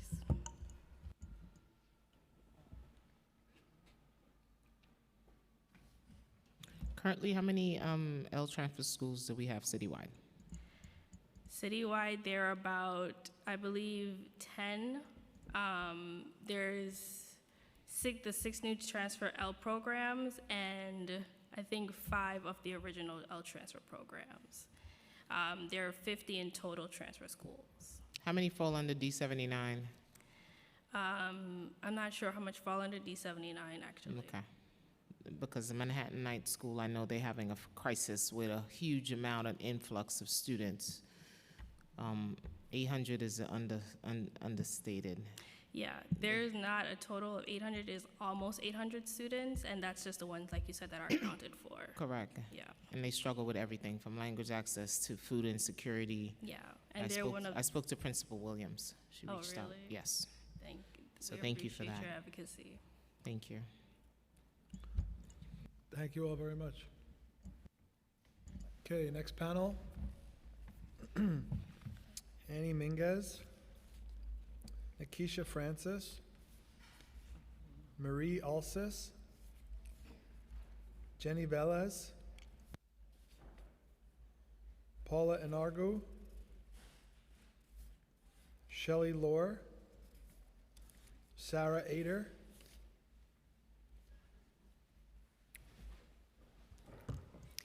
Good evening, chairs. My name is Annie Minguez Garcia, and I'm the Vice President of Government Relations at Good Shepherd Services. I'd like to focus my testimony on the $14 million funding gap for community schools and the $3.3 million funding need to support student success centers. The mayor has now restored community schools funding in 3 occasions, and while we appreciate the restorations, there is still is a $14 million funding gap. $5 million that support 10 community schools that are in the districts that were most impacted by COVID, and the remaining $9 million which supports 52 community schools across the city. In 2021, there was a change in how the Department of Education funded community schools, and these 52 schools saw a major decrease in their budgets. This impacted organizations like Cypress Hills, Catholic Charities Alianza Dominicana Division, SAYA, and Good Shepherd, my org, which supports DeWitt Clinton High School in the Bronx. These cuts mean that the school will lose staff and critical supports next month. At DeWitt, our community schools contract also supports the youth leaders employed as part of the Student Success Centers. Student Success Centers is an evidence-based model that needs to be baselined and expanded. SSCs help promote a college-going culture in 34 schools across the city. While providers are contracted, they don't have a contract. They are contracted through MTACs, which pose many challenges. We want to thank the council for including both community schools and student success centers in your council response and ask your support to ensure that the adopted budget includes the $14 million for community schools and $3.3 million for student success centers. Thank you for the opportunity to testify. Thank you. Thank you, Chair Joseph and Chair Brannon and staff for riding with us. My name is Nikisha Francis, and I'm the Policy and Advocacy Manager at Good Shepherd Services. I'm here today representing the Emergency Coalition to Save Education Programs, which has come together to advocate to sustain essential education programs that are on the chopping block due to expiring funds and proposed cuts. We appreciate that the executive budget includes around $600 million to continue many education initiatives, including school social workers and psychologists, shelter-based coordinators, learning to work, bilingual supports, and more. Though some programs received only 1 year reprieve and should be baselined in the final budget. Yet, other essential programs were left out of the budget or did not see a full restoration and are at risk of being rolled back or eliminated this July. Despite the investments in the executive budget, there is still a proposed cut of $170 million to 3K and pre-K, which would impact thousands of children. The investments in preschool special education do not represent a full restoration and are insufficient to meet the need given the ongoing shortage of legally required preschool education classes and services. There's still a $13 million gap. Due to expiring 1 year city funds, there is still a $14 million gap for community schools, which provide wraparound support to students and families. There is no funding to replace the $12 million in expiring federal funds currently supporting restorative justice practices, which have allowed more schools to use alternatives to exclusionary discipline. There is no funding to sustain the $5 million mental health continuum, which is helping students at 50 high-need schools access expedited mental health care. There is no funding to continue the $4 million immigrant family communication and outreach program, which helps immigrant families get key information about the school system. There is no funding to sustain student success centers. There is no funding to replace the $65 million in expiring federal funds that are currently enabling every school building to have a nurse. We appreciate the City Council call for funding for each of these programs in its response to the preliminary budget. We look forward to working with you to ensure the final budget includes funding to sustain these vital support and services. Thank you for the opportunity to speak with you. Thank you. Thank you, Chair Joseph and members of the Committee of Education for the opportunity to testify. The Daycare Council of New York is the membership organization of early care and education providers across New York City. DCCNY sees a future where all children have access to quality early childhood education and where early childhood providers and their workforce have the tools and resources necessary to offer the highest quality early childhood education. The Daycare Council of New York is an active member of the Campaign for Children and the Emergency Coalition to Save Education Programs. The 2025 budget is a perilous moment for New York City's early childhood system. Despite the partial restorations included in the executive budget, it still includes drastic cuts to early childhood education and fails to take action on the workforce crisis impacting early childhood education. Without major changes, this budget will leave many New York City families without access to childcare and contribute to the exodus of working families out of New York City. In the announcement of his executive budget, Mayor Adams repeated that every child who wants a seat in an early childhood education program will get one. We acknowledge and appreciate the $92 million restoration of sunsetting federal funds for 3K expansion and the $56 million in preschool special education funding. However, these restorations exist within a larger context of immense scalebacks of pre-K for all programs, including a 3-year succession of $170 million pegs to pre-K and 3K programs, which are slated to take effect in this upcoming fiscal year. Without further investments in the child care system, the city will not be able to fulfill the mayor's crucial promise. The city must act now to make the investments and reform its current 3K system so that all children in New York City have the opportunity to access early childhood education, not just a select few. DCCNY urges the city to enact the following recommendations. Commit to fund current 3K program levels and restoring the timeline for 3K expansion. Implement the conversion of 3K school day, school year seats to extended day, year-round seats with the City Council funded in its fiscal year 2024 budget. Invest a robust level of resources in linguistically and culturally appropriate for multimedia marketing, community engagement, and enrollment efforts, and reform enrollment procedures so community-based organizations have the option of directly enrolling children whose families apply for pre-K and 3K. And salary parity, which we've talked about at length at other places. Thank you. Thank you very much. Can you tell me how many students does the Student Success Centers serve?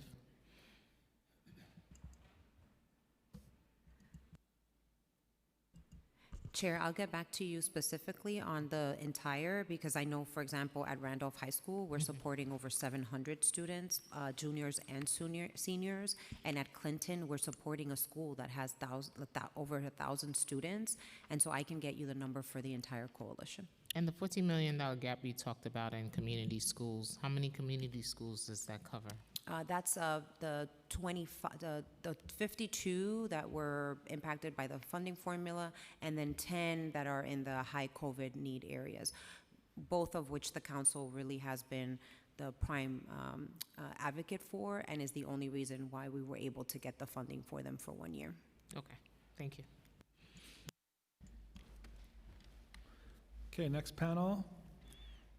Eric Poindexter, Kimberly Olson, Stephen Morales, Marlene Delgado, Derwin Green, Eleanor Diogan, Sean Miller, Faiza Azar, Ben Dorman, Deborah Freeman, Jennifer Choi. This is like a last call. Hey, Kim. Hi there. Thank you so much, Chair Brannon, Chair Joseph, your incredible colleagues as well for this Herculean day, and for your support of arts education in New York City. My name is Kimberly Olson, and I'm so proud to be the Executive Director of the New York City Arts and Education Roundtable. I'm here testifying as part of our It Starts with the Arts coalition, calling on our city to prioritize funding for arts education in New York City schools and communities. First off, a huge thank you for the City Council's support in including arts education in the budget response, as well as with the recent $41 million restoration of arts funding that was due to expire at the end of this year. However, we recognize that this is just the baseline, the basement, the sub-basement to get us towards equity and access to arts education for all students.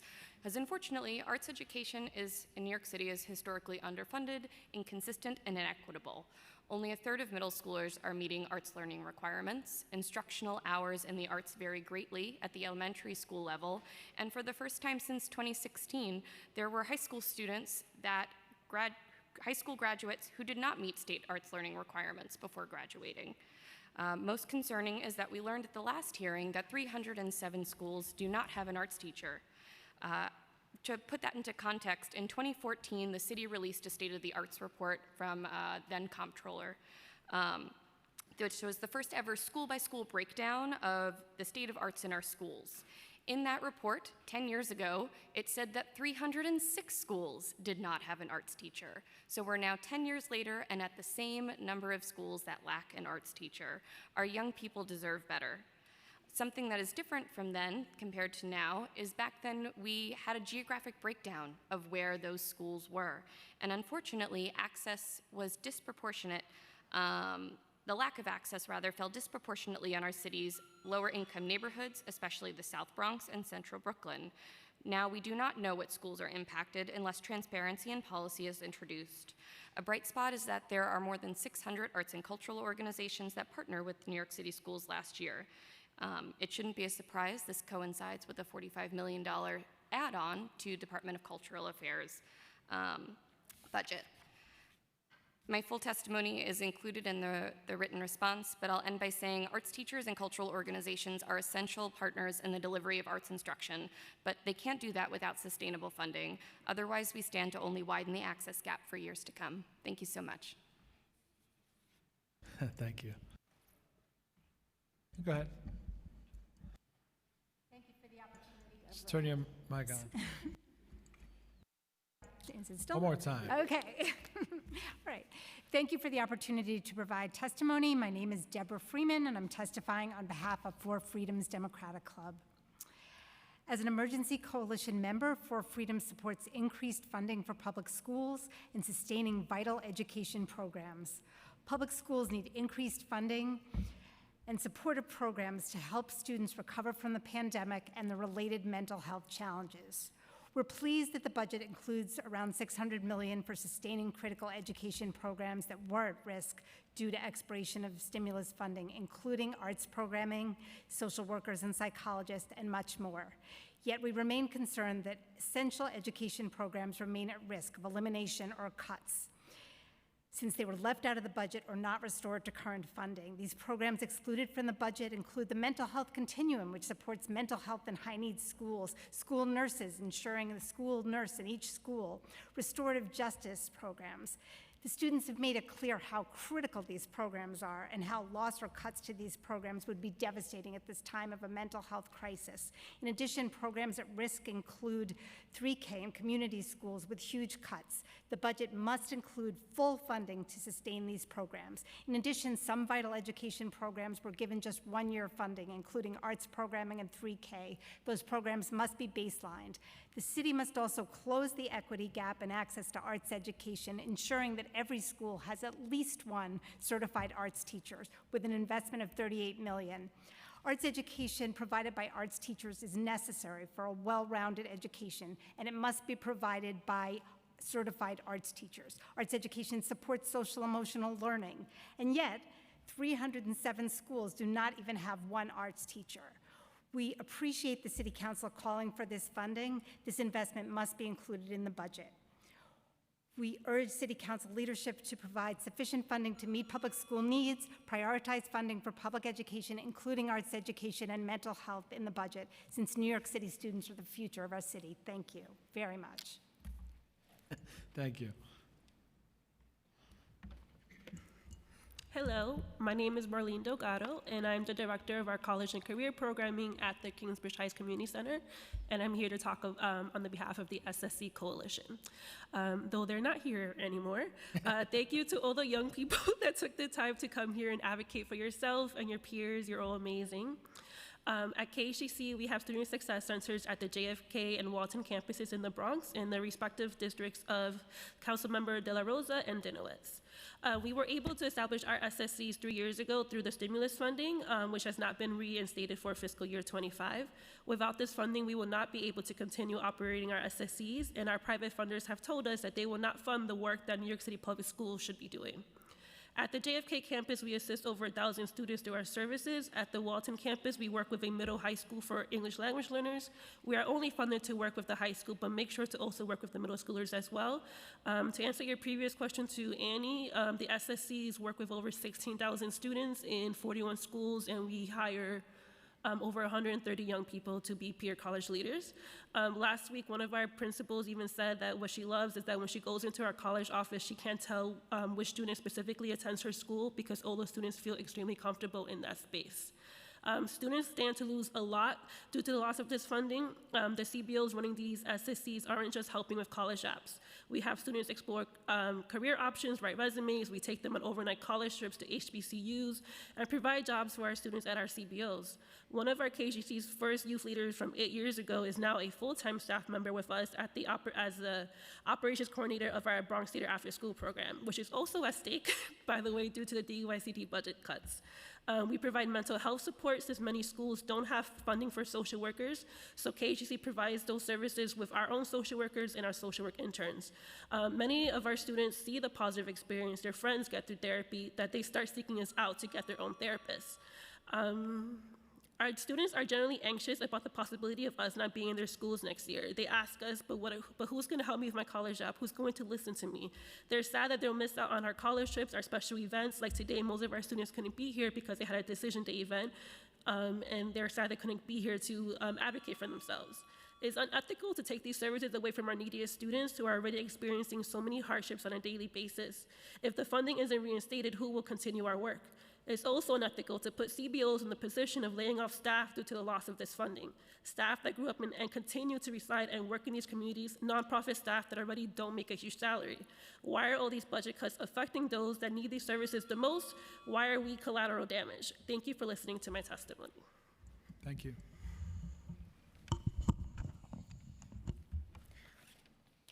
Excuse me.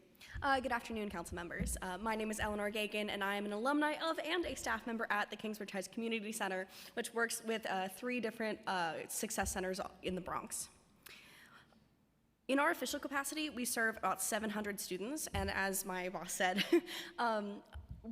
students from these schools come to the success centers even though we are not contracted to work with them. So outside of our official capacity, we work with several thousand students. New York City has an official recommendation of no more than 250 students to 1 guidance counselor. The reality is that our schools have an average ratio of 325 students per guidance counselor. Student success centers ease the burden of that workload by giving students another staff who they can go to give them the college support that they need. Additionally, according to CARA, the Organization for College Access, Research, and Action, first-generation students who go to schools with success centers are 36% more likely to enroll in college. And we know that those students are more likely to go into CUNY, which we know is an investment in New York City's future. The 34 schools that have student success centers tend to have higher numbers of first-generation students, as well as students in poverty. It only takes $3.3 million to maintain the MTAC contracts that keep student success centers running in our schools. These students deserve access to college counselors that aren't overburdened and staff that has the time to meet with them, as we've heard over and over and over from the students here today. If we remove these success centers, they lose financial literacy classes, social emotional learning, college trips, and one-on-one counseling when they need it. We cannot sacrifice our students' futures in these budget cuts. They are worth so much more than being collateral damage. Thank you. Thank you. Oh, yeah. Did you testify? You didn't testify? No, not yet. Oh, okay. I know it's been a long day, and I'm trying to. Go ahead. I'm trying to be brief in 2 minutes. Yeah, go ahead. Well, so what I would say is my colleagues have done a great job of detailing what's happening on a quantitative level with the work that we're doing at Kingsbridge Heights Community Center. As a person who's on the JFK campus as the after-school program director on Mondays and Wednesdays, because the funding doesn't allow me to be there any other day, I have seen students fast-tracked out of school to graduate like in December, January, February, just because the schools do not have the ability to deal with the behavioral issues. I am restorative justice trained. When I have tried to engage the principals about restorative justice and how to train their staff, there's been pushback about PD not having the time to do it, not having the funding to do so. But I see the amount of suspensions, I have seen the amount of safety transfers quick, fast. Faster than families who need them can get them. I'm literally right now watching a student who just came a month ago about to get transferred right out of the school because they don't have the ability to engage him. And today is decision day. I signed a shirt that said DCU. And what the student told me was that means DeCrib University. We failed. That student was not engaged or activated in any kind of way to think about their opportunities past high school, whether it's college or something else. Their plan is to sit at home and wait and figure out and wait for life to happen. We know the detriment that can be because they're going to be 18 years old and their parents can literally at any moment say, your squatter rights are done. I don't have to do anything for you. Legally, there's nothing for me to do, and that person will be society's problem. And that's why we need to keep the funding going for these programs. And that's it in a nutshell, because I'm tired, and I know you are too. Can you please state your name for the record? Sure, I am Derwin Green. I am the Bronx Theater After School Program Director at the Kingsbridge Heights Community Center. Thank you for that. We keep that in mind, and as a forever educator, that always resonates with me.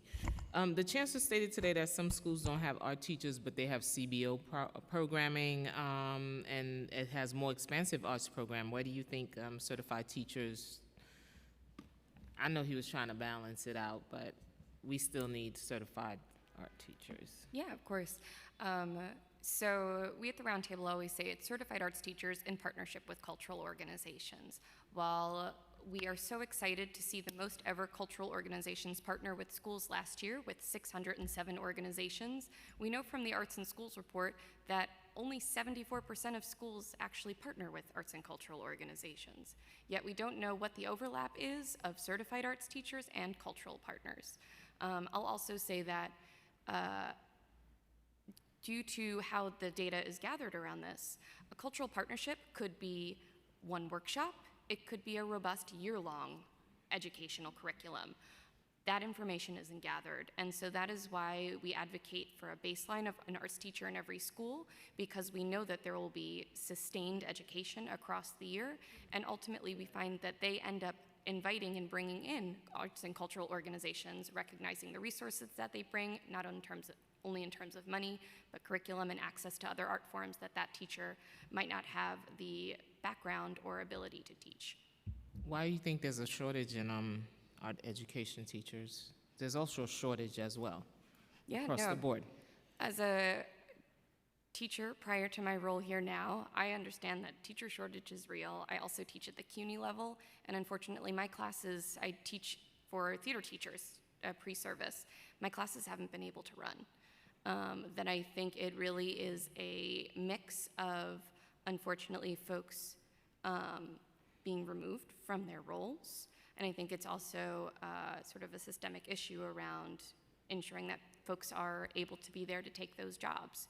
I do think that there are excellent candidates, though, in the pipeline within the CUNY system through NYU, but I will also say sort of more data is needed from the DOE to find out, is it retirement? Is it folks leaving the system? Is it positions being accessed? We're sort of hearing a mix anecdotally from teachers in the field. I think it's a little bit of both. My art teacher left. She moved upstate. So I didn't have an art teacher in my school anymore, but she was amazing.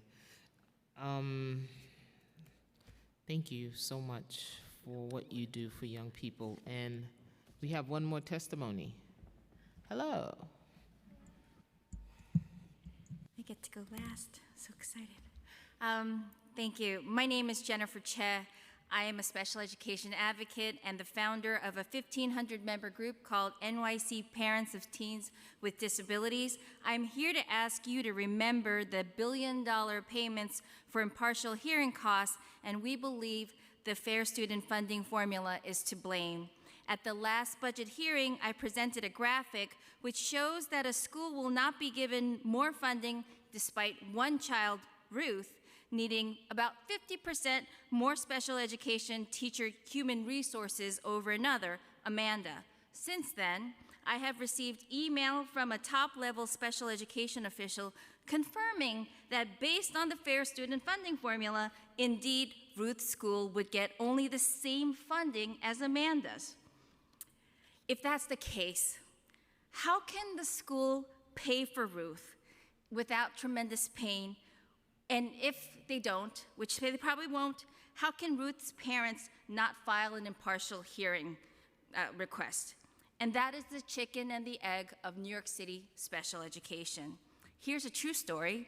After getting that email, the panel, I sent testimony and evidence to the panel for education policy, and the panel introduced me to an education policy official. And from him, I learned the core checklist appeals process and that the appeals process, two separate things, is two separate things, and they're like special education. It's a process to get special education money to hire more teachers faster.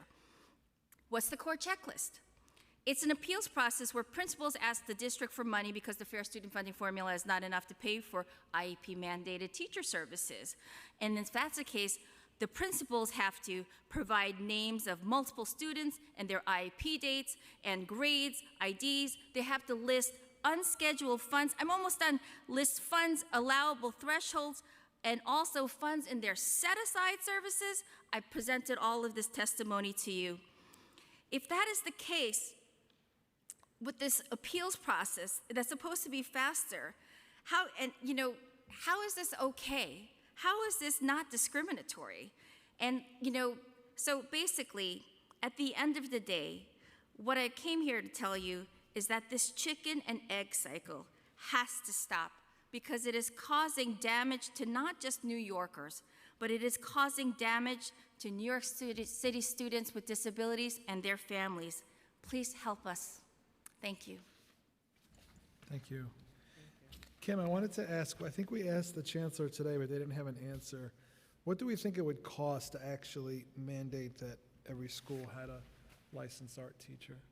The figure that I've gotten in the past is $38 million, which would be something that could be rolled over the period of about 3 years. And it would be a mix of not only sort of giving schools funds to be able to kick off the hiring of arts teachers, but also to bring back the supplemental certification pilot that was successfully run pre-pandemic that took existing teachers and gave them training to be able to get their certification within an arts discipline as well. Why did they end that? I don't really know. Good enough. Okay. Thank you so much, guys. Really appreciate you hanging in there with us. Thank you. Okay, next panel on Zoom. Starting with Abimbola Ajani. You may begin. Hello? Hi, are you there? Yeah, sorry. Oh, it's okay. You can begin when you're ready. Oh, yes. Hold on. Let me pull this up.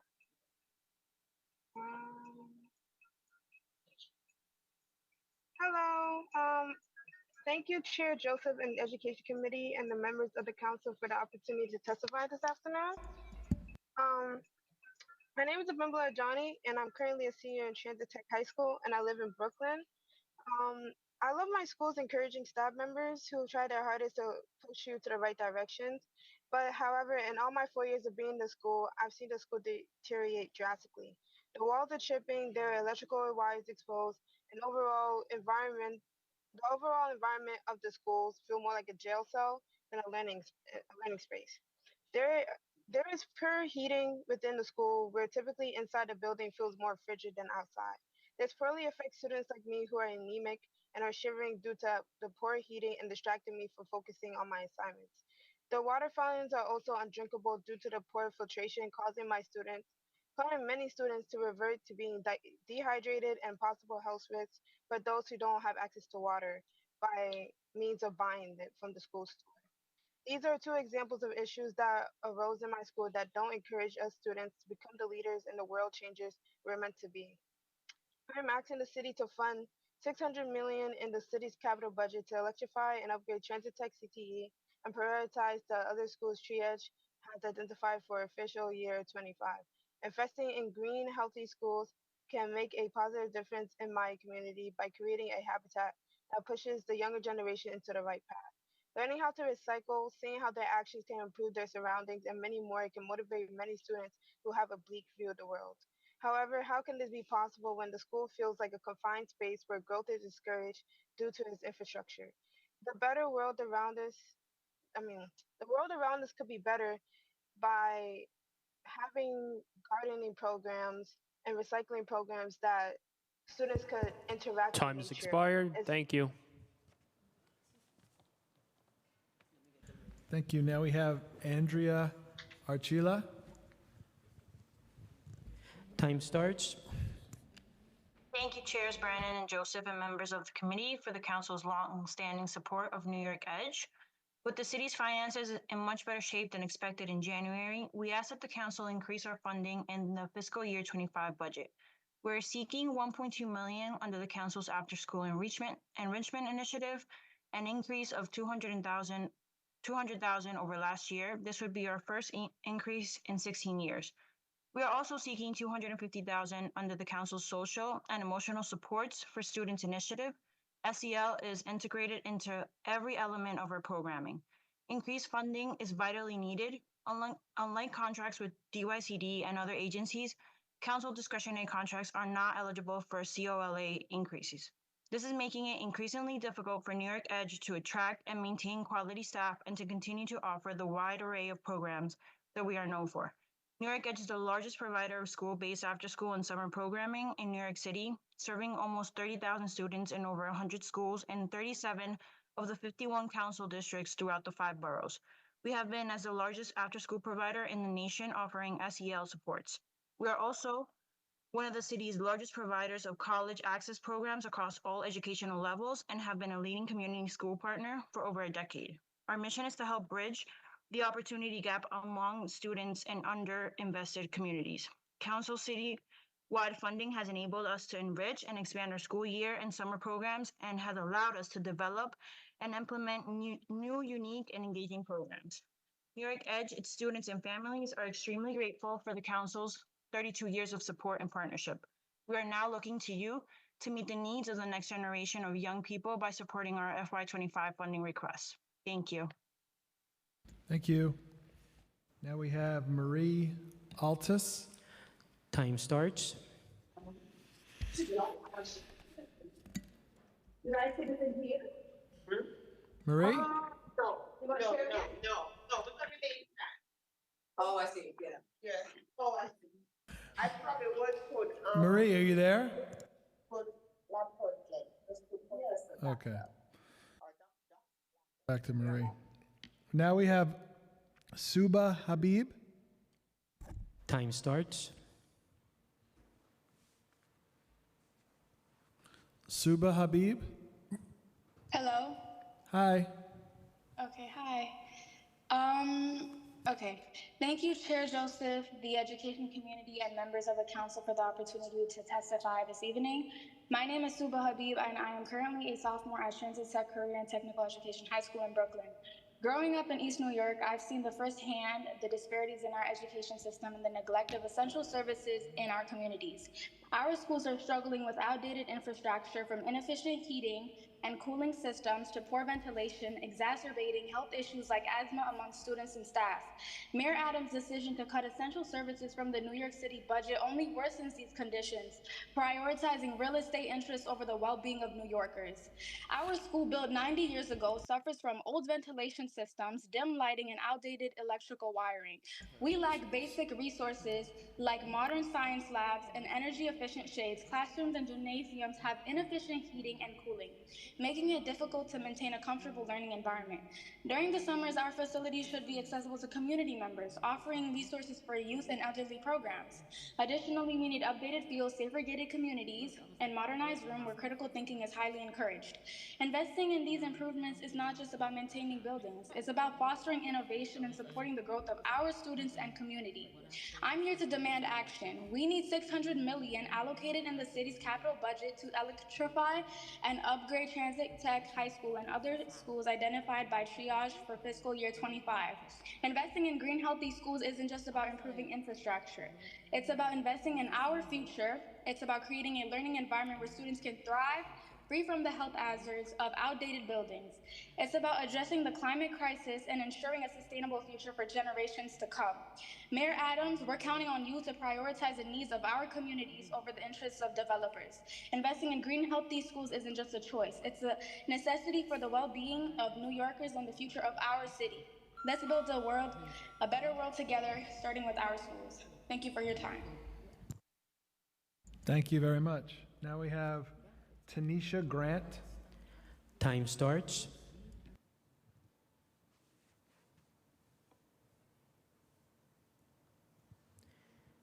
Tanisha Grant.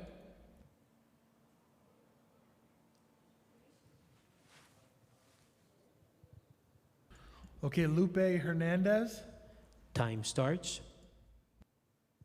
Hi, good evening, Chair Brannon and Chair Joseph. Thank you for this opportunity to speak to you guys this evening. I am a New York City public school parent, and I also serve on the Citywide Council for Special Education. As some of my members spoke to you tonight on behalf of the members, I am speaking to you tonight in my own personal capacity. I want to thank you for the restorations that you guys have sustains many of the programming that was funded by our stimulus dollars, but I just want to uplift some of the gaps that we are seeing even with this preliminary budget that has been provided. Our early childhood special education services, the gap, I could tell you as a parent of a 3K student, we have still been waiting for our related services. And I say that again as a parent that is serving on my citywide council have access to folks in Central. And really, if the funding doesn't exist, it doesn't matter. The access is really limited, even if you have the resources. And we see that many of our newest families are struggling. And I could tell you that early day or extended day, extended year program, there are many families that actually qualify and have no idea. And again, it's a very strenuous process. They only recently actually provided families the income thresholds in an accessible way. It is not accessible to all languages, so there is a gap that we could be fulfilling there. We need $1.25 billion to make our schools more ADA accessible and compliant. This continues to not only segregate and exclude our students with disabilities, but it also takes into case our Carter cases increasing within our district schools. Students said it best today. We need to make sure that we fund restorative justice practices and healing-centered schools. I know this today was both higher education and education, but I will Time submit has for higher expired. education. Thank you. Please just support our students in using their voice and being civil for our society to be able to be future leaders. Thank you. 3.3 for student success centers as well. Thank you. Thank you. Now we have Tenzin Tispel. Time starts. Sorry, I'm just gonna. Hi everyone, my name is Tenzin Teppo. I'm a resident of Jackson Heights, Queens, and I'm currently a junior at Bard, Queens. I'm also a part of Triage, and I want to highlight how schools are a large source of emissions because of something mundane such as paper usage. Every day, faculty and students use thousands of papers for exams, final essays, and worksheets. And some might say that this is because they want to maintain the old school tradition in an increasing tech-driven society. And in reality, many New York City students, including mine, are unable to afford technology and efficient networks for barely a quarter of our student body to use all at once. These resources are essential to succeed in school, but it also sets us up for our future professional endeavors. And schools being the largest consumer of paper, we can only hope that these papers make it in the recycle bins, but most of the time it doesn't. Instead, I see paper scattered on our streets, Gantry Park, the staircases leading to the 7, and large bodies of water already affected by pollution. This in turn affects our school buildings, air quality, and most importantly, our well-being. And investing in green, healthy schools can harness ways to modernize our ways of sustainable living.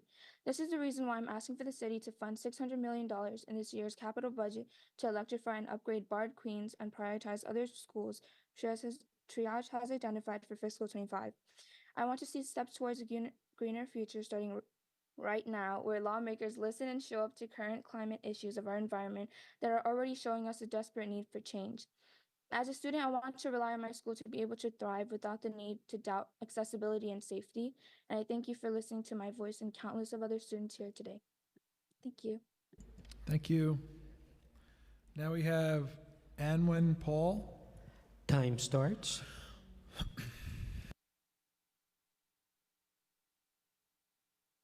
My name's Anlyn Paul. I live in Ditmas Park in Brooklyn, and I'm currently a junior at Bard High School, Early College, Queens. I'm currently the leader of my school's Key Club and Botany and Sustainability Club, so student-led climate justice has always been incredibly important to me. I've seen the impact that it can have, and I'm proud to testify my experience here today. So I've been working with my club, school administration, even DOE officials to try to establish an effective compost and recycling program at Bard for 2 full years now. However, it's been disappointing to see the lack of support from school administration due to DOE guidelines that actively prevent us from these sustainable practices and alternatives. For example, Bard produces immense amounts of waste that go straight to landfill, and in addition to this, our heating and cooling systems are outdated, inefficient, and uncomfortable. I'm asking the city to fund $600 million in this year's capital budget to electrify and upgrade Bard Queens and prioritize other schools Triage had identified for the fiscal year of 25, specifically Transit Tech High School in Brooklyn, Beacon in Manhattan, Curtis High School in Staten Island, and Fannie Lou High School in the Bronx. Myself and the students who have gotten a chance to work with are eager for more sustainable schools. We hope to learn in a building that is safe, comfortable, has clean water, and is conscious about its waste practices. Both my peers across the city and those as young as in elementary school have felt these urban climate impacts, and we are passionate to work within our schools and communities to create change. This proposed budget has the power and potential to provide a cleaner, healthier, and safer space to these students and so many more. We've been working hard to make these changes, but simply don't have the access to the networks and resources to make them a reality, despite these continuous best efforts. I hope to see these urgent concerns of students heard and acted upon by the council, and thank you very much for your time. Thank you. Now we have Allison Aguirre. Time starts.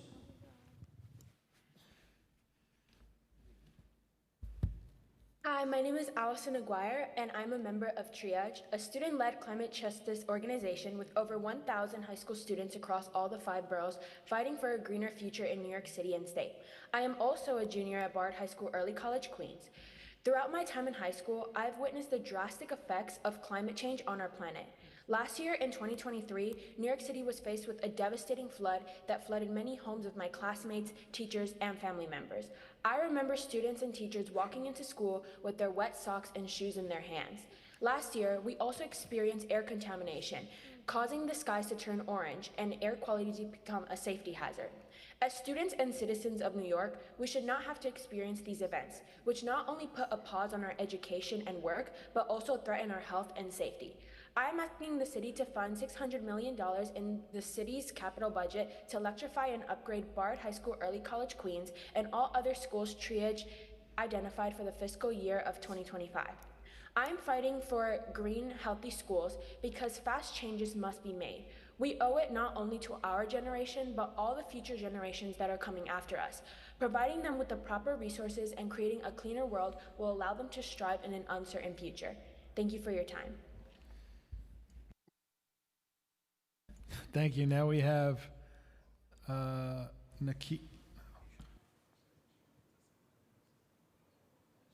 Nikisha Francis. Time starts.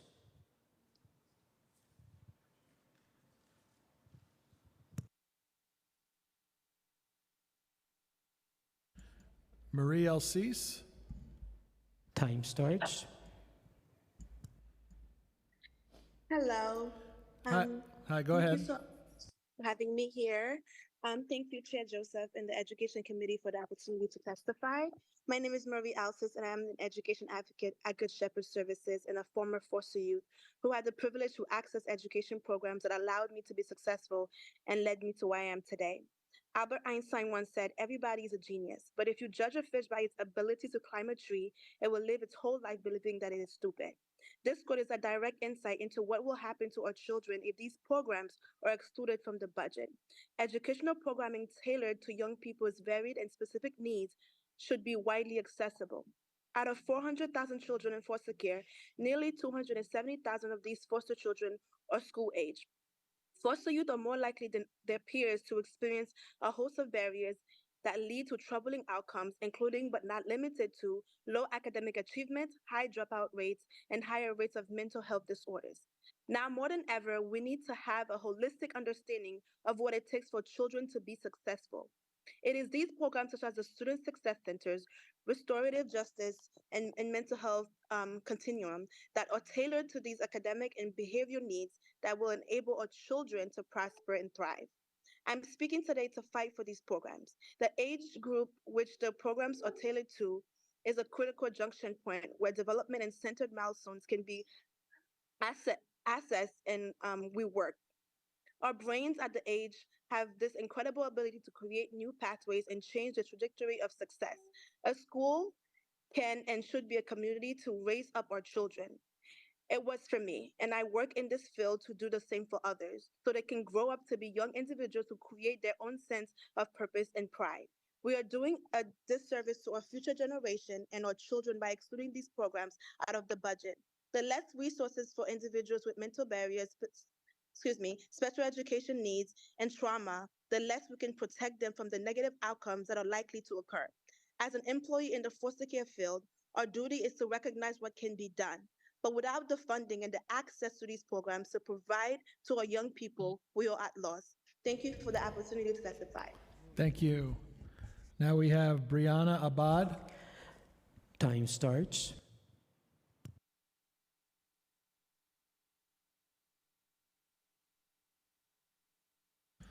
Okay, Tanisha Grant. Oh, they calling me. Your time starts. Oh, it'd be all right. Hold it, get it. Tanisha, go ahead. Okay, I'm going. I'm here. Okay, so everybody done talk. I'm Tanisha Grant from PSPNY, Executive Director, but we are also a part of the Emergency Education to Save education programs. I want to thank Chair Brennan and thank Chair Joseph for being diligent about the community. And I also want to send a shout out to all the advocates, education advocates, all the students that I have heard speak here today. I want to talk about nurses. So, give me a second. So DOH Public Health School Nurses has close to 700 vacancies because of the huge salary disparity between DOH Public Health School Nurses, DC 37, and DOE UFT nurses. Rather than addressing the salary disparity that DOH nurses have faced for over a decade, DOE has a multi-million budget to hire untrained temporary nurses. Temporary nurses can provide quality nursing care services in a nursing role that requires long-term commitment. An even greater impact is that over half of the schools are staffed with temporary contract nurses that have only a 2-day training, no computer access, and minimum supervision by their agency nursing supervisors. Furthermore, DOHMH school nurses and supervisors are part of the city emergency plan and have served in a multitude of emergencies such as 9/11, H1N1, Hurricane Sandy, anthrax, Ebola, measles, and other communicable diseases. With the depletion of public health school nurses, who will respond to the next public health or environmental emergency? Chairs, I just want to say that nurses are a part of our school community. They help our kids stay safe, and it's very, very important that we fund these deserving nurses and have them take care of our children as they have done for decades. Thank you for listening to me. Thank you very much. Okay, thank you so much. With that, what day is it? 8? No, that's it, right? That's everybody. Okay, with that, the budget hearing for education, higher education, and Department of Education is adjourned.